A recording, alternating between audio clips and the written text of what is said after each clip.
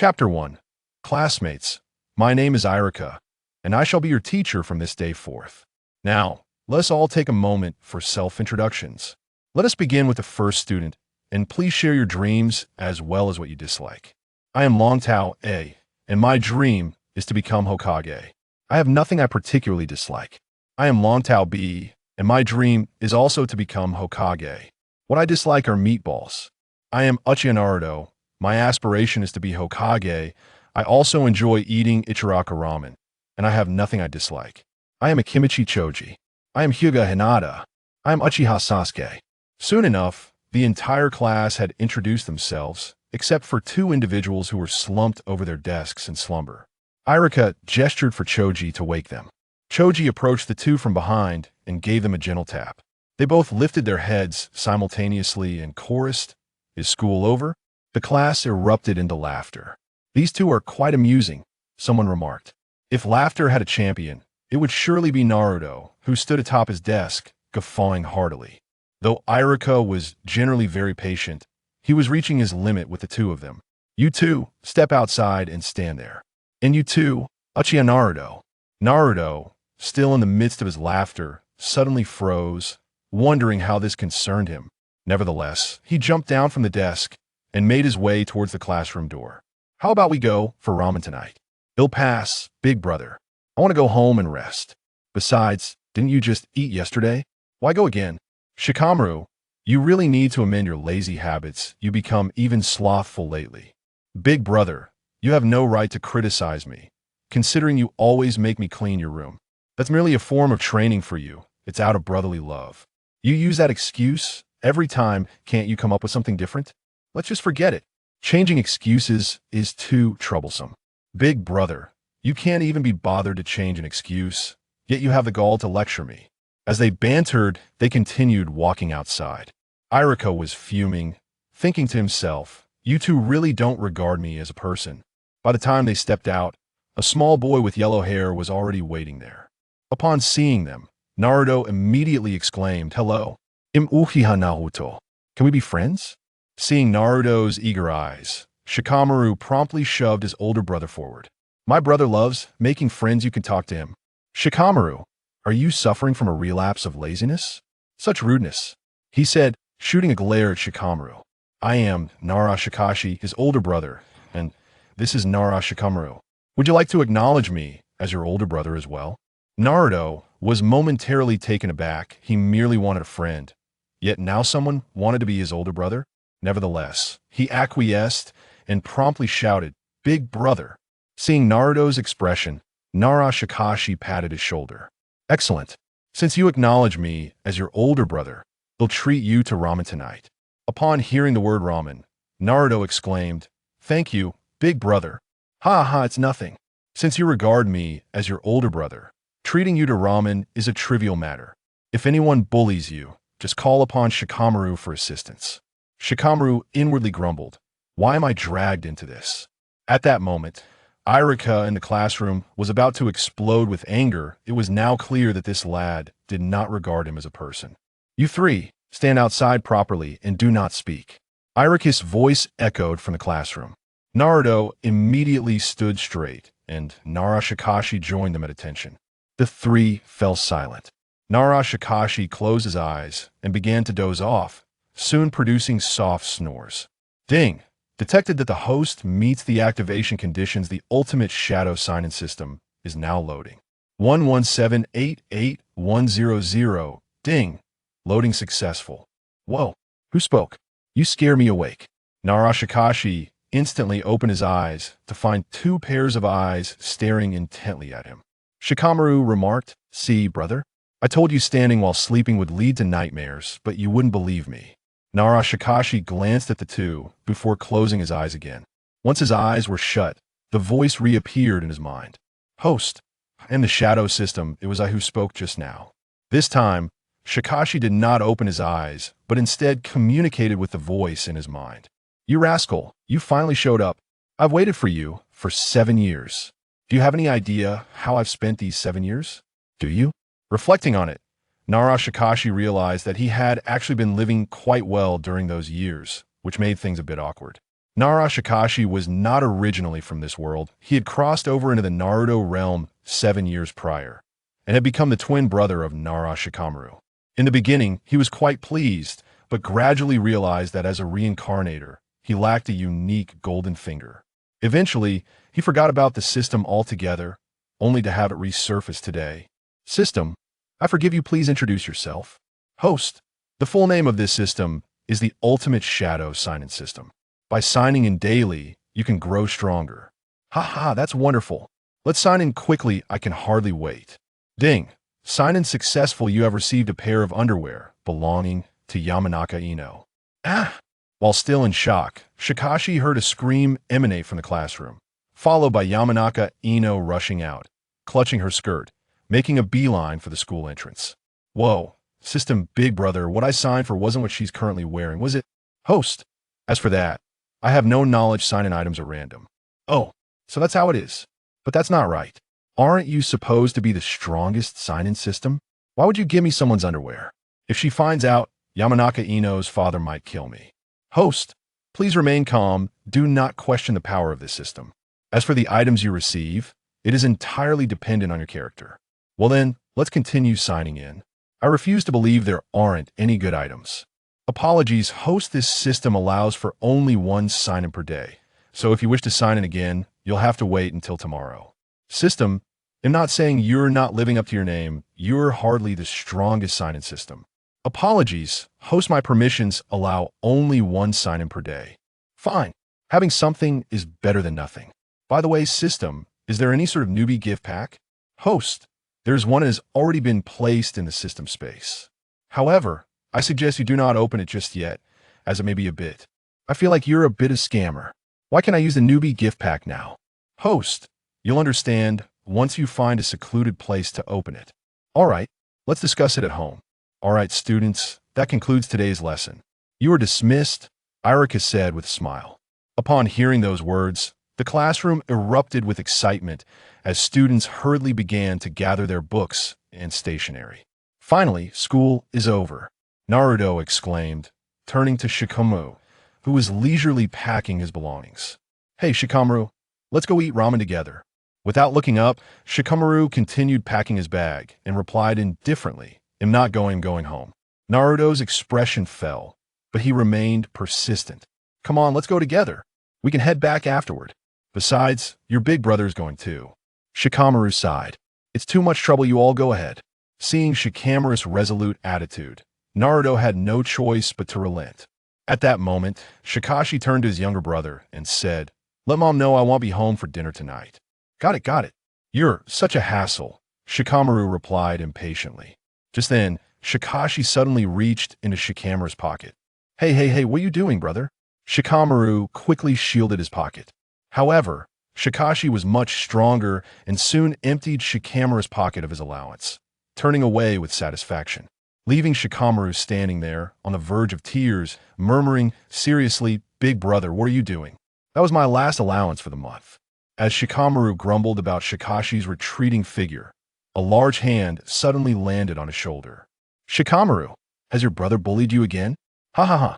It was a Kimichi Choji, holding a bag of chips and smiling at Shikamaru. Shikamaru shrugged. You could say that he's gone too far. Choji shook the bag of chips and asked, Don't be down, how about some chips to cheer you up? Shikamaru glanced at the chips and shook his head. Thanks, Choji, but I'm not a fan of chips. He'll be heading out now. With that, he quickly made his way toward the classroom door. Brother, why are you not afraid of me? Naruto inquired, voicing his bewilderment as they made their way to Ichiraka Ramen. His words betrayed a palpable sense of disappointment. The brightness of his eyes had dimmed, now reflecting an abyss of sorrow and solitude. Of course, Shikashi understood the reason behind Naruto's sentiment. It was all due to that old schemer, Shimura Danzo, who had been spreading malicious rumors, proclaiming Naruto to be a fox demon. Consequently, the villagers harbored nothing but hatred and disdain towards Naruto. Shikashi pondered, unable to fathom why the third Hokage remained indifferent to this matter. Was he not concerned that Naruto might succumb to darkness? With this thought, Shikashi furrowed his brow and gently shook his head. Then, he placed a hand on his chin, scrutinizing Naruto from head to toe.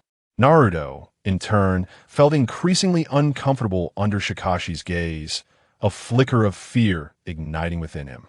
He dreaded that this newly acknowledged brother might treat him as others did. At that moment, Shikashi withdrew his gaze and spoke, "You are no different from a normal person. Why should I fear you?" Upon hearing this, Naruto's head drooped even lower, his spirits sinking further. He murmured, "But brother, they all call me a fox demon, everyone despises me." By the end of his statement, his voice had dwindled to almost a whisper.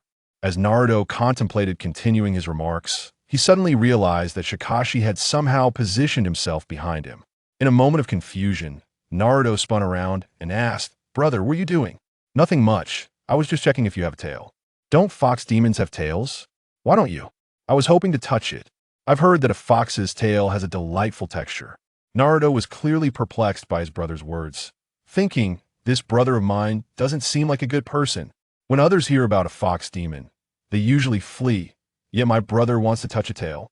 Nevertheless, Naruto felt a wave of joy after all. His brother did not distance himself due to the fox demon rumors. "All right, Naruto, let's go. We shall indulge in some ramen. The next time someone calls you a fox demon, simply tell them to visit the hospital. You have no tail, so how could you possibly be a fox demon?" With that, Shikashi headed towards Ichiraku Ramen. In truth, Shikashi's words were merely meant to comfort Naruto. He never anticipated that Naruto would frequently bring up the lack of a tail. At that moment, Shikashi was unaware that their interaction had been observed by a lecherous old man, none other than the most notorious pervert among the Hokage, Sarutobi Hizashi. "Ha ha, how amusing. Has Naruto begun to forge his own bonds? It seems promising. One serving of tonkatsu ramen, please." As Naruto entered Ichiraku Ramen, he called out loudly. Shikashi glanced at the menu hanging on the wall. "I'll have a bowl of miso ramen." "Certainly, please wait a moment." With that, the owner retreated to the kitchen. "Brother, why does it feel like you and Shikamaru are both rather lazy?" After saying this, Naruto fixated his large eyes on Shikashi. Shikashi shot Naruto a glance, but replied, "Perhaps it is due to our high intelligence. Our brains require considerable mental energy, so we tend to conserve it." At that moment, a crow flew overhead, prompting Naruto to retort, "Brother, is that really your excuse? Dare you be any more dismissive?" Ignoring Naruto's quip, Shikashi continued to daze, awaiting their ramen's arrival. In truth, Shikashi was not lying. Nara Shikaku had claimed he was the pinnacle of the Nara clan, and even conducted a test. Currently, Shikashi had no rivals within the Nara clan when it came to shogi. Before long, their ramen arrived. "Here are your bowls of ramen," the owner announced as he placed 2 large bowls on the table. "I'm about to dig in." With that, Naruto began to eat eagerly. Shikashi, however, lacked this habit and merely consumed his meal in silence. The owner seemed disappointed, as if not uttering the customary phrase was a sign of disrespect towards the ramen. Yet, everyone has different habits, and he chose not to comment. Once they finished their ramen, the two parted ways. Hiruzen, the Nara clan has crossed a line. They have engaged with the Jinchuriki. This is treason. Sarutobi Hizashi was still occupied with paperwork when he noticed his old comrade storming into the Hokage's office, demanding answers. The notion of treason seemed absurd. It was Danzo who was the traitor, not the Nara clan. Nevertheless, he reassured, "Danzo, watch your words. The Nara clan would never engage in such actions." The Umbu reported today's incident as merely a matter between 2 children. Do not slander their character. In truth, Shimura Danzo was aware that the idea of treason was preposterous. He merely sought to keep control over the Jinchuriki. "Hiruzen, hand over the Jinchuriki to me, and I promise to cultivate him into a blade for the village's protection." "Danzo, that is impossible. Do not harbor any intentions towards Naruto. I will not hand him over to you." Danzo roared, "Hiruzen, you will regret this." "Danzo, do not forget I am the Hokage." "You." The door slammed shut. As Shikashi stepped through the threshold of his home, he called out and back. Upon seeing her eldest son return, Shikashi's mother quickly approached, asking, "Son, you're back. How was school today?" "Not bad. It was quite simple. I remembered everything after the teacher explained it once." "My son is truly clever. she exclaimed, glancing at the father and younger brother engrossed in a game of shogi. Mother, I'm heading upstairs. I'm a bit tired. Oh, then go rest. Remember to wake up for school tomorrow. I will, mother. With that, he ascended the stairs, passing by his father and brother, who were still engaged in their game. Shikashi couldn't help but quip, two hopeless players. His remark elicited a visible annoyance from both men, yet they knew they could not match Shikashi's skill, validating his claim. Once in his room, Shikashi promptly opened his beginner's gift pack. Ding! Congratulations! Host has obtained 1 ghost shadow, 1 smoke blade, 1 swordsmanship manual. What the heck is a ghost shadow? System, come out and explain. Host, the ghost shadow is a product from Jackie-chan Adventures, allowing you to conceal yourself within your shadow. I remember now, this is indeed a valuable item. But doesn't it require a mask to summon? It is as follows, host. The adventures of Jackie-chan have concluded, and the Shadow Legion acquired by the host has been pilfered from that world by this system. Thus there is no need for a mask to summon them. Upon hearing the system's explanation, Lu Shur was at a loss for words and retorted, your reasoning is rather absurd. If that's the case, with so many traversers and individuals possessing such abilities, how do you explain that? The host replied, the number of shadows is, in fact, infinite, merely constrained by energy limits. This is why you perceive there to be so few. The shadow legions of other traversers are also extracted from the masks. As long as there is energy, one can summon them indefinitely. However, based on the energy conversion of this world, you can summon a maximum of 50, unless you can break certain shackles. Well, that's still quite a lot. By the way, what is that smoke knife? I don't recall hearing about it before. The host responded, it is a product from a poorly received anime, and I acquired it as well. You ought not to label it as a sign-in system. Thief system would be more fitting. However, he soon accepted this explanation, considering that he himself had traversed worlds, deeming such absurdities as entirely normal. Subsequently, Lu Shur produced the knife, which appeared as a staff sword, devoid of any adornments, resembling merely a wooden stick. As Lu Shur unsheathed the staff sword, he coughed violently, exclaiming, damn it, this is the smoke knife. The smoke is overwhelmingly dense. He swiftly sheathed the knife as his parents knocked on the door. Lu Shur, what's wrong? Why is there so much smoke emanating from your room? Is there a fire? Open the door quickly.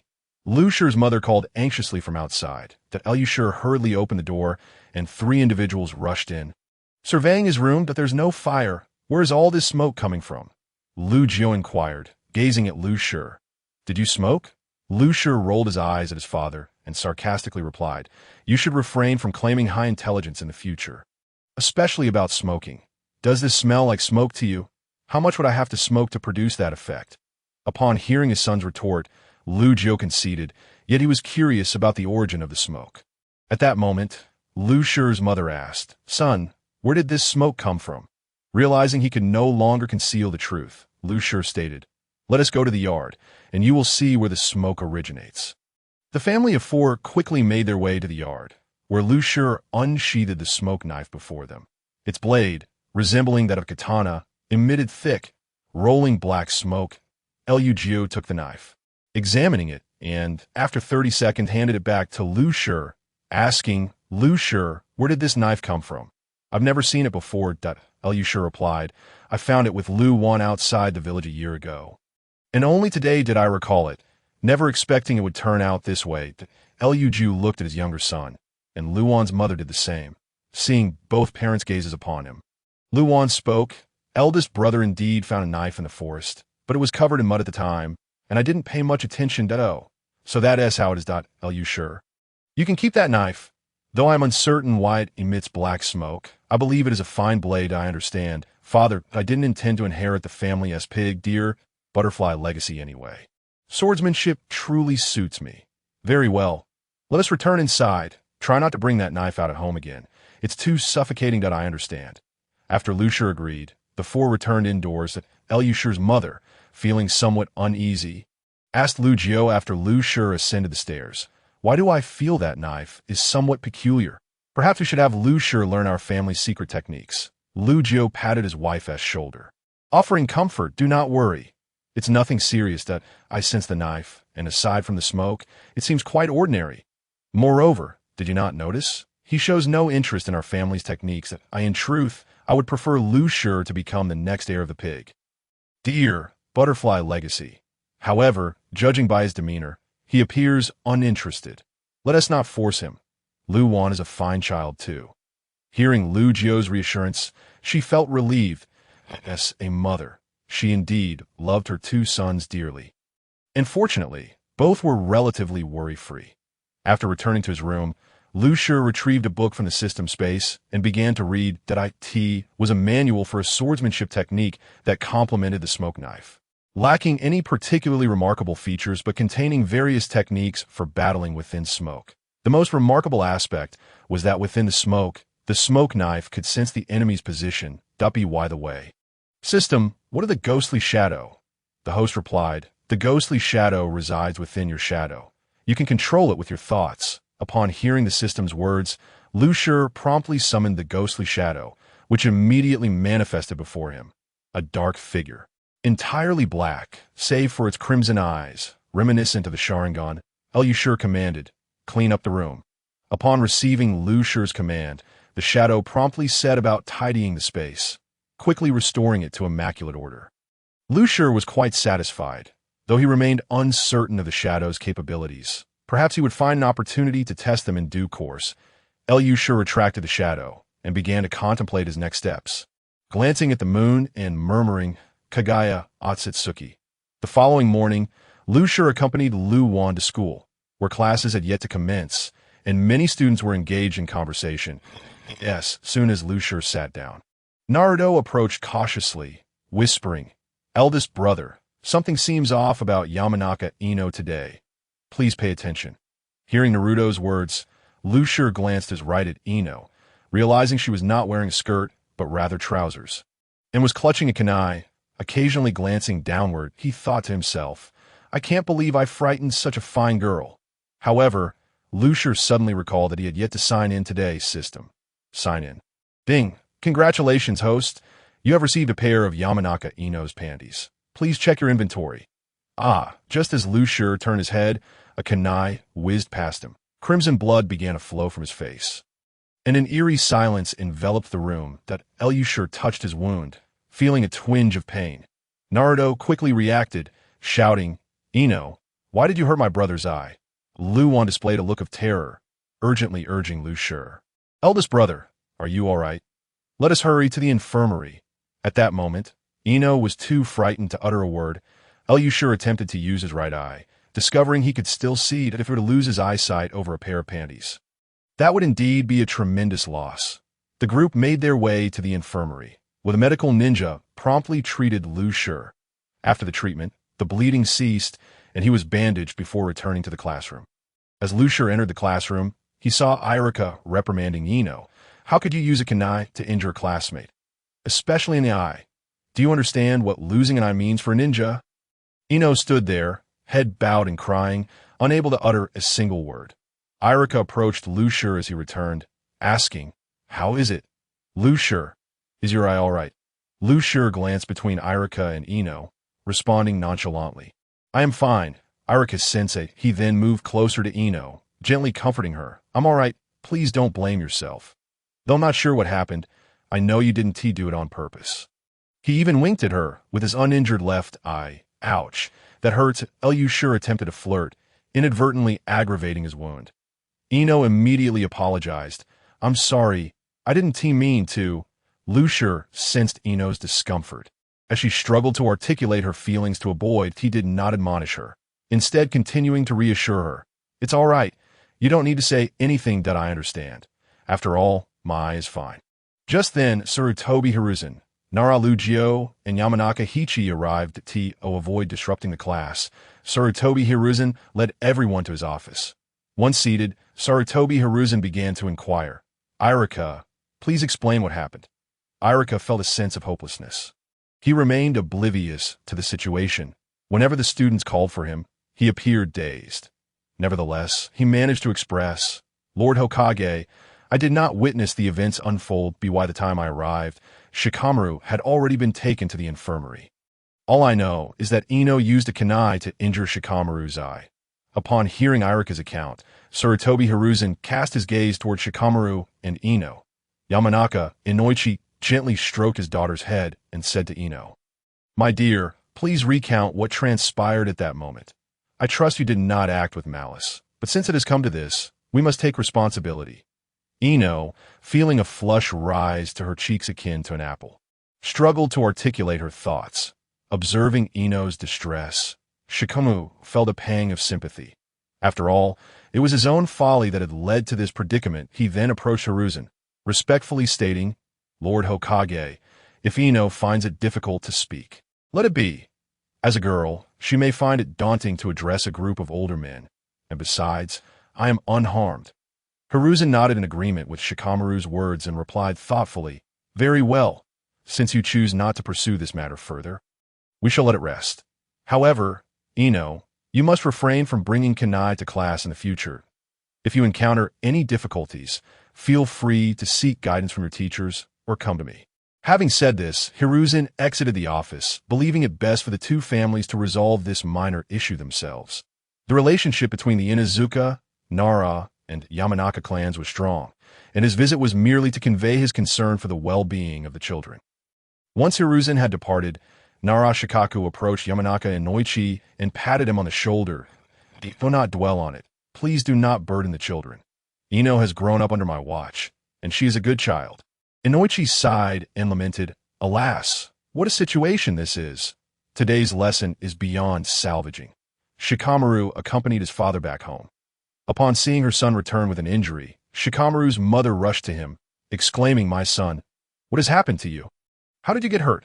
Her gaze then shifted anxiously to Shikaku, demanding, "What on earth is going on? Speak up." Shikaku, noticing his wife's distress, hurriedly recounted the entire series of events. After absorbing the details, she found herself at a loss. After all, Ino was a child she had watched grow up. Logically, she should not have behaved in such a manner. She resolved to have a serious discussion with Ino's mother when the opportunity arose. At that moment, Shikamaru offered his mother some comfort, saying, "Mom, please do not worry. I am truly fine. It's just a minor scrape. A couple of days of rest will suffice." Hearing her son's reassurances brought her some relief, though she remained unconvinced, pressing, "What about your eye? Is it truly unharmed?" "Oh, Mom, my eye is perfectly fine. I received treatment immediately after the injury, and the medical ninja assured me that it would heal within 2 days. There may be a tiny scar left, but don't you think a scar makes a man look even cooler? Just look at Dad. Doesn't he seem quite masculine with the scar?" With a playful wink, Shikamaru lightened the mood. Seeing her son in such good spirits finally allowed her to relax. She then shot a reproachful glance at Shikaku, chiding, "Humph. Just don't take after your father. That scar of his is hardly something to boast about. It was earned in defeat during a battle." Shikaku felt a bit sheepish at his wife's words, scratching his head in embarrassment. Not long after Shikamaru returned home, visitors arrived at the Nara household. Upon opening the door, he found familiar faces. "Uncle Inoichi, please come in." Shikamaru welcomed Ino and her family inside, just as Shikaku descended from upstairs. "Inoichi, why did you bring something with you?" Shikamaru noticed that Ino's family was carrying items. "I feel a bit awkward. After all, Ino injured Shikamaru, and as her father," Shikaku chuckled heartily, "we've known each other for years. This is but a trivial matter." Although Shikaku attempted to downplay the situation, Inoichi and his wife still felt a sense of guilt. While Shikamaru had not been seriously harmed, a scar was now a certainty. Just as Inoichi was about to speak again, another knock echoed at the door. Shikamaru opened it once more, revealing Akimichi Choji's family. Choji, stout and robust, stood beside his amiable mother, while his father, Choza, exuded warmth. "Uncle Choza, what brings you here? Please come in." Shikamaru courteously ushered the trio inside. Shikaku stood to greet Choza. "Choza, come in. Perfect timing. Inoichi is here as well. Let us have a gathering tonight. It's been ages since our 3 families have come together." Everyone readily agreed, as the 3 families frequently enjoyed meals together. Thus, the 3 capable mothers busied themselves in the kitchen. While little Ino assisted dutifully in the living room, Shikamaru, Shikadai, and Choji, the trio of friends, shared laughs over the antics of Naruto. As they recounted amusing tales about Naruto, their laughter filled the air. Meanwhile, Nara Shikaku, Yamanaka, Inoichi, and Akimichi Choza sat together, seriously discussing the development of the next generation of the Inuzuka no Manaka alliance. In truth, they understood that the so-called alliance was merely a means of mutual support, without powerful bloodlines. Their families had to unite to survive in the harsh world of ninjas. As the adults engaged in animated discussion, laughter erupted from a kitchen, where Ino was regaling everyone with amusing anecdotes from school, causing the mothers to chuckle heartily. The conversation regarding the new generation of the alliance deepened. Nara Shikaku stroked his chin, remarking, "Today's children possess immense potential, yet to achieve the synergy we share, they will need time to hone their skills." Yamanaka Inoichi nodded in agreement. Shikaku continued, "By the way, Inoichi Choza, I would like Shikadai to take the lead in this generation of the alliance." Both men appeared taken aback. Should it not be Shikamaru who stepped up? They had always viewed Shikamaru as the more suitable candidate. Perceiving their surprise, Shikaku explained, "Logically, it should indeed be Shikamaru who assumes my position, that he surpasses Shikadai in both potential and intellect. However, this child seems reluctant to take on the mantle." Shikaku sighed after voicing his concern. Inoichi inquired, "Shikaku, have you asked him why he is hesitant to take your place?" Upon hearing Inoichi's question, Shikaku glanced around, then leaned in, speaking cautiously. Shikamaru mentioned that having one of the alliance is sufficient, and he feels it is better if he is not too outstanding, that if he excels too much, it might make others uneasy, that he believes Shikadai is more suited for this alliance, and that teaming up with Choji and Ino would not benefit their growth. Choza and Inoichi exchanged puzzled looks, thinking to themselves, "We simply cannot comprehend the thoughts of these highly intelligent individuals." Choza glanced at his son, who was currently engrossed in explaining the intricacies of a kimchi barbecue to his friends. Yamanaka Inoichi pressed, "Shikaku, tell me honestly, what is Shikamaru's true potential?" Shikaku reflected on Shikamaru's abilities at the age of 5, recalling, "In shogi, I was no match for him. As for ninjutsu, he showed little interest, merely learning some of our Nara clan secret techniques. In terms of taijutsu, he could now take on 10 Shikadai." The two men were astonished. How could Shikamaru be so formidable at such a young age? Shikaku had not exaggerated. Shikamaru had been calling for a system upon his arrival in this world. But once he realized it was not forthcoming, he had given up and began training his taijutsu at the age of 4, initially believing Shikadai would control his output. However, after acquiring the system, he abandoned that thought. Just then, another knock resounded at the door. Shikadai stood up to answer it, opening the door to find Naruto curiously peeking inside, his expression a mix of shyness and eagerness. "I came to check on you, big brother," he said as Lu Shur noticed Naruto's arrival. He stood up and walked to the door. "Come in, Naruto." Just in time, Ino and Choji are here as well. Naruto hurriedly declined. "No, I just came to check on you, big brother. Since you have guests, I'll take my leave." With that, Naruto dashed away to Lu Shur's side, his hand halted in midair. He had wished to invite Naruto to share a meal. Before he could finish his thought, Naruto had already run off. Presently, Naruto was engulfed in self-doubt. After Lu Shur and the others returned, they resumed their discussion about the day's events at school. The three adults watched as Naruto sprinted away, all letting out a collective sigh. They were aware that Naruto was the son of Minato Namikaze, the hero, and it pained them to see him treated in such a manner. They felt a sense of coldness towards the third Hokage's actions, pondering how, should they meet a similar fate, their own children might be subjected to the same treatment.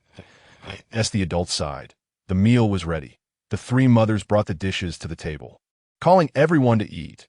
Upon hearing the call, everyone flocked to the dining table, which was laden with a feast, the aroma wafting through the air. Nara Shikaku cheerfully urged everyone, come, dig in." He then presented his prized wine. The feast commenced. During the meal, Akimichi Choji devoured his food with greasy fingers, constantly showering praises. Halfway through, Yamanaka Ino put down his cup and addressed Ino and the others. "While at school, please do not isolate Naruto. That child has suffered enough." Ino and the others nodded in agreement. After the meal, Lu Shur and the others retreated to the yard to enjoy the cool breeze, while the three mothers busied themselves with cleaning the dishes. The father settled on the porch, observing the playful children. Nara Shikaku slowly remarked, I hope this generation of Ino Shikacho can truly support and protect the Hidden Leaf Village. As dusk approached, the Ino and Akimichi families bid farewell, while the Nara family waved them off at the door. Once back home, Lucier returned to his room. 3 days later, Lucier and Shikamaru arrived at the school. Upon reaching the entrance of the Ninja Academy, Lucier silently recited in his mind, "System sign-in. Ding. Sign-in successful. Congratulations, host. You have gained a 0.1 increase in physique." Hearing the reward, Lucier felt relieved, internally exclaiming, "Thank goodness, the system has finally become reliable over these past 2 days." Although the rewards from the past 2 days were not particularly impressive, they were finally beneficial to him. As the two brothers entered the classroom, all eyes turned towards them. Initially, the others had difficulty distinguishing who was the older brother, but upon noticing the scar over Lucier's eye, they immediately recognized him. The brothers paid no mind to the gazes and went straight to their seats. Akimichi Choji approached to greet them. "Lucier, Shikamaru, you're here. Let me tell you something interesting. Naruto got punished again yesterday." Shikamaru remained silent, while Lucier, curious, asked Choji, "It's only been a few days since school started. How did Naruto get punished again?" Choji, munching on chips, replied, "Iruka-sensei taught everyone about chakra extraction yesterday, and Naruto couldn't grasp it, so he fell asleep, resulting in being punished by Iruka-sensei." Lucier was not particularly surprised by this. The influence of the Nine Tails was ever present in Naruto's life, making it normal for him to struggle with chakra extraction at the beginning. Just as they were discussing Naruto, he arrived, bursting into the classroom and rushing to Lucier. "Big brother, you're here. How's your eye?" Lucier sometimes envied Naruto's optimism, that if he were treated like Naruto, he would have surely raised the village of Konoha by the time he grew up. "My is fine. How about you? Have you learned anything from the teacher over the past 2 days?" Upon hearing this, Naruto's expression dimmed, and he stammered, "Big brother, I just can't learn chakra extraction from Iruka-sensei." Seeing Naruto in such a state, Lucier comforted him, "Don't worry, Naruto. This is just the beginning. In time, you will master it. I believe you can become an exceptional ninja." Upon hearing these words, Naruto's eyes brightened. "Really? Big brother, I knew you saw my potential, which is why you took me under your wing." The others found Naruto's words amusing, wondering how easily he was swayed by flattery. At that moment, Lucier glanced at his classmates. Hinata, Sasuke, Ino, and Kiba. Only 3 of the 12 little strong were left to graduate. Just then, Iruka entered the room, and the students quieted down. Iruka approached the podium and addressed the students. "Class, we will begin our lesson now. This morning will be a cultural class, and in the afternoon, we will have practical tests to assess your foundational skills." The mention of practical tests instantly excited the children, as they showed little interest in cultural lessons but were keen on combat assessments. As Iruka continued to speak, Lucier was hardly attentive. Flipping through the textbooks, his astonishment, he exclaimed internally, "What the heck?" Upon inspecting the cover, he confirmed it was indeed the school's textbook. Lucier began mentally critiquing. "If I didn't know that Sarutobi Hizashi wasn't a time traveler, I might think that the guy who constantly talks about understanding applause has also come from another world. This is a school textbook, a bona fide manual for pyramid schemes. The strongest Hokage, a master of ninjutsu, the creator of peace in Konoha, Sarutobi Hizashi sure has some audacity to write this." Time flew by, and noon arrived. Although this sentiment was shared only by Lucier and Shikamaru, who had spent the lesson sleeping in the training field, Iruka called out each student's name one by one to throw shuriken. "Sakura Haruno." Sakura picked up 3 shuriken and aimed at the target, hitting the bullseye with 1.6 points. Iruka shook his head, noting the disparity between the children from commoner families and those from prestigious clans. Hinata 0.9 points. She hit 2 bullseyes and nearly hit the 3rd. Shikamaru 0.9 points. Naruto 0.0 points. "Curse it, I'll definitely get full marks next time." Naruto grumbled as he returned to the crowd, causing everyone to chuckle at his words. Sasuke's Iruka called Sasuke's name. Sasuke strolled up with his hands in his pockets, tossing the shuriken without a glance, and returning to the group. Lucier found Sasuke's demeanor amusing, thinking, so the little bro awakened his aloofness at such a young age. Reflecting on Sasuke's early life, it seemed to revolve around being beaten up or on the verge of it. However, The Uchiha clan had not yet faced their downfall, though it appeared imminent. Lucia remembered that the Uchiha massacre occurred shortly after Sasuke began attending school. Yet he chose to focus on his own development, waiting for Tsunade's return point 10 points. Just as Irika announced Sasuke's score, Sakura erupted in excitement. That Elusher observed her infatuation with amusement. That Elusher, hearing his name called by Irika, Lucia stepped up, picked up 3 shuriken, and threw them. All 3 missed the target. Suddenly, a shadow appeared beneath Lucia's feet, lifting the shuriken from the ground and placing them back on the target. Hitting the bullseye, the onlookers gasped in astonishment. What the heck? Is this even possible? 0 points. Irika exclaimed angrily, this is blatant cheating. Does he think I'm blind? Nonetheless, Lucia paid no mind and returned to the crowd. Next, this time, Irika didn't even call out the name. He simply moved on to the next, perhaps out of frustration that in truth, Rushi had practiced throwing shuriken. Yet no matter how hard he tried, he saw no improvement. On one occasion, he nearly hit Shikamaru, who was hiding behind a tree, leaving Shikamaru so frightened that he refused to practice shuriken, throwing with his elder brother ever again, that he managed to dodge this time. But who could say whether he would be so fortunate next time? Although Rushi struggled with shuriken throwing, he excelled at the Nara clan's shadow binding technique, executing it with remarkable finesse, even without the need to form hand seals. After the shuriken practice, it was time for sparring. Irika began calling out names, specifically pairing Rushi with Shikamaru as a lesson. Rushi, Shikamaru, you're the first group. Rushi and Shikamaru exchanged glances, and Rushi winked at Shikamaru, who immediately understood. The two ascended to the stage and formed opposing hand seals. Just as Irika was about to declare the start, Shikamaru raised his hand and said, I forfeit. I can't beat my big brother. With that, they turned to leave, and Rushi remarked, this time you concede. Next time I'll concede. Perfect. Big brother, when will you be able to control shadows without forming hand seals? Why didn't you tell me? Rushi gently ruffled Shikamaru's spiky hair and replied, I'm still perfecting it. Once I refine it, I'll teach you. Primarily, I intend to surprise our father with our family's shadow binding technique. Once it is deployed, you can't move your hands freely. So, I've been experimenting with modifications. Just think about it. If you can bind an enemy and then throw shuriken at them, what would happen? Without a second thought, Shikamaru replied, Big brother, that's too cruel that if it were you, you might miss the target. If you keep missing, you might just scare the enemy to death. Alright, I know I'm not good at throwing shuriken, which is why I've been practicing swordsmanship, but frightening the enemy to death isn't such a bad idea. At that moment, Irika was like a boiling kettle. He had taught many students, but never imagined he would encounter such a peculiar pair of brothers. He then bellowed, Sasuke, you will spar with Rushi. And there will be no forfeiting. Irika's command took Rushi by surprise.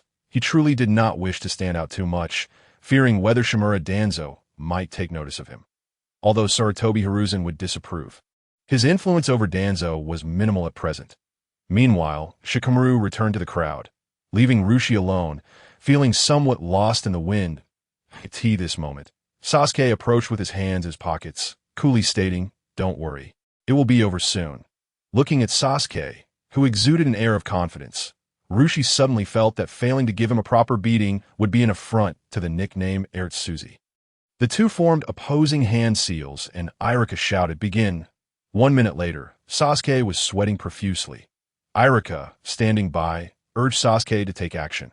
However, he suddenly noticed something beneath Sasuke's feet. Upon closer inspection, he realized that shadows were emanating from the ground behind Sasuke, weaving through the crowd, ultimately reaching Rushi's feet. When had he done that? Irika muttered to himself. Rushi reminded him, Irika-sensei, shouldn't you call it off? Do you really want me to throw shuriken at Sasuke? Realizing the gravity of the situation, Irika quickly declared, Rushi wins. Upon hearing this, Rushi released Sasuke and formed a gesture of reconciliation. However, Sasuke remained in a daze, unable to fathom how he had lost right after boasting. The match concluded, and both parties formed gestures of reconciliation. Irika gently nudged Sasuke back to reality. Sasuke, finally regaining his senses, returned Rushi's gesture and stumbled back to the crowd. The next match featured Inuzuka Kiba and Naruto.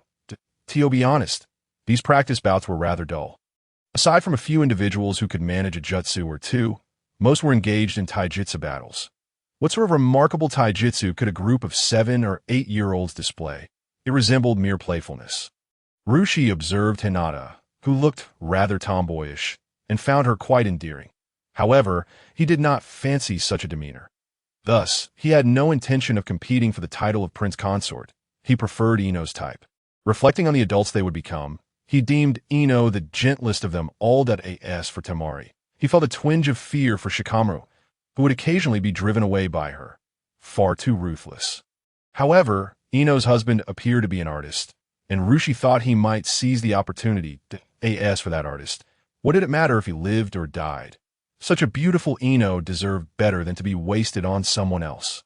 Without further ado, Rushi approached Ino and lightly touched her arm. Ino, who had been watching the competition, turned her head to find Rushi before her. "What is it, Rushi?" He pulled her to the back of the crowd. Although Ino was unaware of his intentions, she followed him nonetheless. Once they reached the rear, Rushi sighed and said, Ino, there are some things I've wanted to tell you for a long time, but today I finally have the courage to say them." Ino listened, somewhat bewildered, and asked, "Rushi, what's wrong? What do you want to tell me?"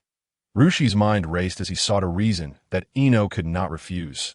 Suddenly, he recalled Granny Yamanka, an elder from the Yamanaka clan who had passed away the previous year, and a reason materialized in his mind.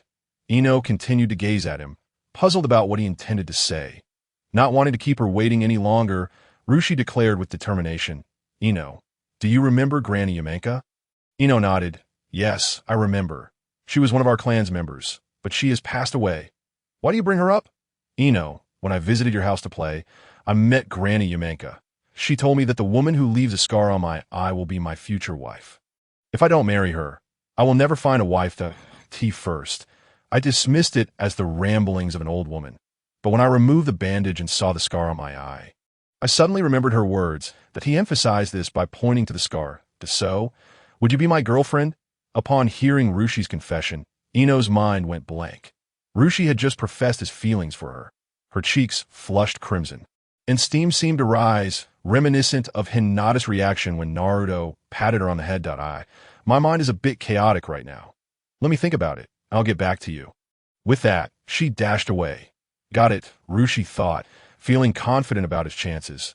The crowd remained engrossed in the competition, oblivious to the two in the back. It was only when Irika called for Ino that he noticed she was missing. Rushi quickly explained to Irika, "Irika-sensei, Ino wasn't feeling well," and returned to the classroom. Hearing Rushi's words, Irika did not suspect anything. After all, Ino had been acting strangely over the past few days. Soon, the competition concluded, and everyone returned to class. When they arrived, Ino sat alone in the classroom, her face slightly flushed. Irika inquired whether she needed to visit the infirmary, but she declined, simply stating, "I just need a moment to rest." School days were carefree, passing by day. Eventually, Ino agreed to date Rushi first. No one noticed anything amiss, but gradually, the peculiar behavior of the two became apparent. In recent days, Rushi no longer brought Naruto along for ramen, and no longer returned home with Shikamaru, but instead escorted Ino home first before heading back himself. Yamanaka Inoichi was the first to notice, subsequently informing his wife that Ino's mother then shared the news with Rushi's mother, who related to Nara Shikaku. Shikaku, in turn, spread the word. So, both families were informed. Although Yamanaka Inoichi felt a twinge of discomfort, he did not oppose the relationship. After all, if one day his daughter were to be abducted by some unknown blonde-haired boy, it would be better for her to end up with Rushi. That little rascal. Rushi had grown up under their watchful eyes, and they knew him well. Moreover, Rushi possessed immense potential, making him a fitting match for their daughter. In the flower shop of the Yamanaka family, Rushi was entertaining Ino with jokes. When Sun Wukong captured the 7 fairies, he actually went to steal peaches. Don't you think that's silly? Ha. If you were in his position, what would you do? Ino's unexpected question caught Rushi off guard. It was a question that could spell trouble. However, this does not pose a challenge for Lu Sherd. If it were me, I would certainly take the basket of the 7 fairies first. Otherwise, how could one steal peaches? That's a lie. I don't believe it. After saying this, Jingyi began to arrange the flowers. Lu Sherd understood that Jingyi was not angry, so he too rose to assist her. Noticing Lu Sherd lending a hand, Jing Yi inquired. Lu Shi, are you truly okay with having those three help deliver the flowers? Lu Shi, unfazed, replied, what problem could there possibly be? Ding Xi is too plump. Shikamaru is too lazy. Naruto is too idle. It's just right for them to get some exercise. Jing Yi chuckled softly. And what about you? Of course, I'm simply too fond of you, accompanying you and arranging these flowers. Oh dear, that is quite cheesy, she retorted, playfully hitting Lu Shi.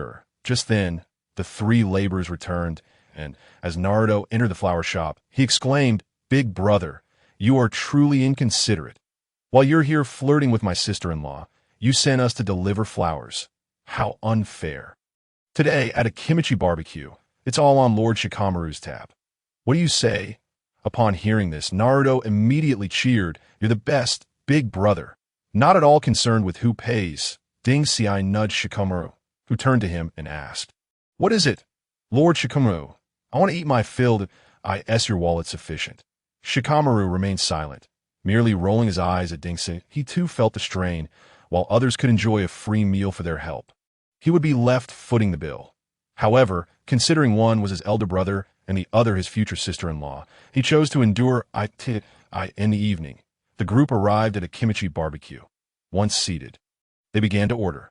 After placing their orders, Lu Shi turned to Ding Xi and asked, Ding Xi, could you fetch some barbecue seasoning? When we have some leisure time, we can go camping and perhaps even hunting. Ding Xi pondered for a moment and nodded. Sure, just let me know when you plan to camp. Soon, the barbecue was served and everyone began grilling it. Lu Shi, once the meat was ready, placed it on Jing Ye's plate. Her little face remained flushed throughout the evening, primarily because Naruto insisted on calling her sister Dash in Dashlaw. Lu Shi observed Naruto devouring his food with a twinge of sympathy, realizing that perhaps Naruto's true love was not ramen, but merely the affordability of it, which had become a habit for him. This wretched ninja world. This wretched Sarutobi Hizashi. Before long, they finished their meal. Being children, they abstained from alcohol. After leaving the restaurant, they parted ways, with Naruto and Ding Xi heading in a different direction. The Inuzuka, Nara, and Akimichi clans lived in close proximity, so the four of them returned home together. After escorting Jing Yi home, Lu Shi accompanied Shikamaru back. Upon their return, they found their father, Lugio, along with Yamenka Inoichi and Akimichi Dingzwa, engaged in what appeared to be a serious discussion. The three men paused their conversation upon spotting the brothers and greeted them. Hello. Uncle Inoichi, Uncle Dingzwa. Hello. Hello. Did you two just return from a gathering? Yamenka Inoichi inquired. Yes, Uncle Inoichi, we just dropped Jing Yi off, Lu Shi replied, which pleased Inoichi tea that moment. Lugio addressed the two. You two may head to your rooms. We have matters to discuss. Hearing their father's words, the brothers promptly ascended the stairs, but just as they turned, Yamenka Inoichi called out, Lu Shi, stay behind. I have something to ask you as well.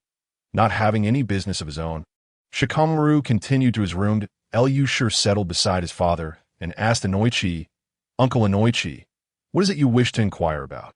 If it concerns Jing Yi, I assure you I will treat her well. Inoichi smiled faintly before his expression turned serious as he began. It is not about that. I have faith in your character. What I wish to know is your perspective on the Uchiha clan. Lu Shi was taken aback, wondering why this was being brought up at such a moment, that he organized his thoughts and then asked the three men, is the village planning to take action against the Uchiha? Inoichi and Dingzwa were startled, contemplating how he had come to know this, while Lugio remained unfazed, recognizing that his son's intellect surpassed that of the Nara clan. Seeing the expressions on the faces of the others confirmed to Lu Shi that he was correct. So he continued, the third Hokage has grown old and somewhat muddled. After all, the Uchiha are still part of the village, if I am not mistaken. The village intends to exterminate the Uchiha clan this time. Lugio was somewhat astonished, never expecting his son to deduce so much at this juncture. Akimichi Dingzwa spoke up. Lu Shi, if you were Hokage, what would you do? Without hesitation, Lu Shi responded, eliminate a faction, win over another, and sow discord among the rest. The three pondered Lu Shi's words deeply. Observing their contemplative expressions, Lu Shi added, however, the third Hokage will not act in such a manner, Lugio inquired. Why is that? Shimura Danzo, Lu Shi stated succinctly. Upon hearing this, the three men were momentarily puzzled. While they were aware of Danzo's biases against the Uchiha, they could not grasp the extent of his animosity. Lu Shi then began to explain, there are numerous reasons for this situation. First, let's discuss why Danzo harbors such hatred for the Uchiha. The three straightened up in their seats at this revelation. However, Lu Shi did not speak immediately. Instead, he stood and stepped outside to release a shadow ninja. You keep watch. Notify me if anyone approaches. The three were left wondering what Lu Shi was up to. Assuming he was merely checking for outsiders. Returning to the living room, Lu Shi resumed his seat beside his father. The three men awaited his continuation in silence. Danzo's animosity towards the Uchiha partly stems from the ideologies inherited from his mentor. The second Hokage despised the Uchiha due to their connection to the death of the first Hokage, fearing the emergence of another Uchiha Madara. The three's mouths dropped open in astonishment. These matters were village secrets, and Lu Shi was but a child. How could he be so knowledgeable? Ignoring their shock, Lu Shi pressed on. Yet, the Uchiha have already been marginalized within the village, so why does the village persist in its relentless pursuit? Don't you find it odd?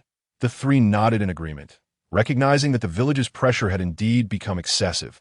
This led to a discussion about Danzo, whose lifelong ambition was to become Hokage. Yet, did he possess the requisite strength? At this point, Lujo interjected, the strength of the Hokage's advisor is rather ordinary. His capabilities are akin to that of an elite jonin. Precisely, lacking strength yet aspiring to be Hokage. What would you do if you were in his position? Lu Shi countered. The three began to contemplate Lu Shi's question, realizing that without strength, the only option would be Lu Jio gazed at Lu Shi incredulously.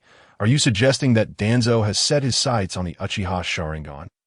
Upon hearing this, Inoichi and Dingzwa also came to the same realization, staring at Lu Shi in disbelief.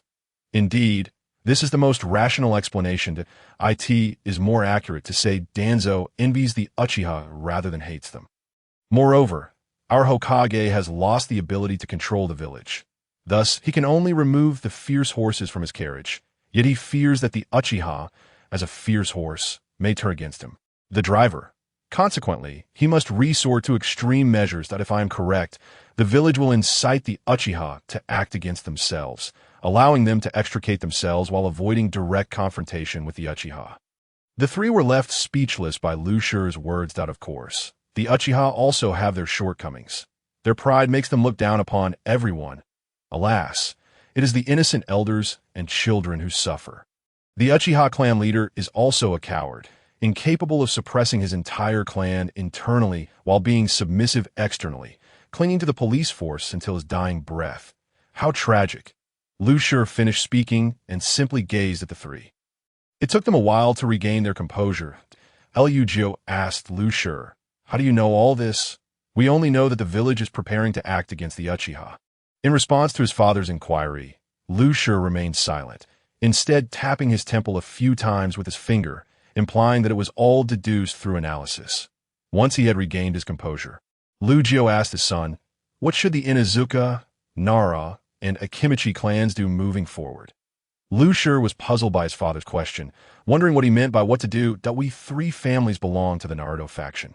Sarutobi Hizashi will not take action against us. I am aware that the Hokage will not target us, but I am referring to our three families, Inuzuka, Nara, and Akimichi. After the Uchiha clan's annihilation, how should we proceed with our affairs? Should we continue as we have in the past? Nara Jiko added. After contemplating for a moment, Nara Shikashi said, my suggestion is to gradually resign from the position of the Jonin class leader. The other two were taken aback by Shikashi's words. The three families relied on one Jonin class leader to hold their ground.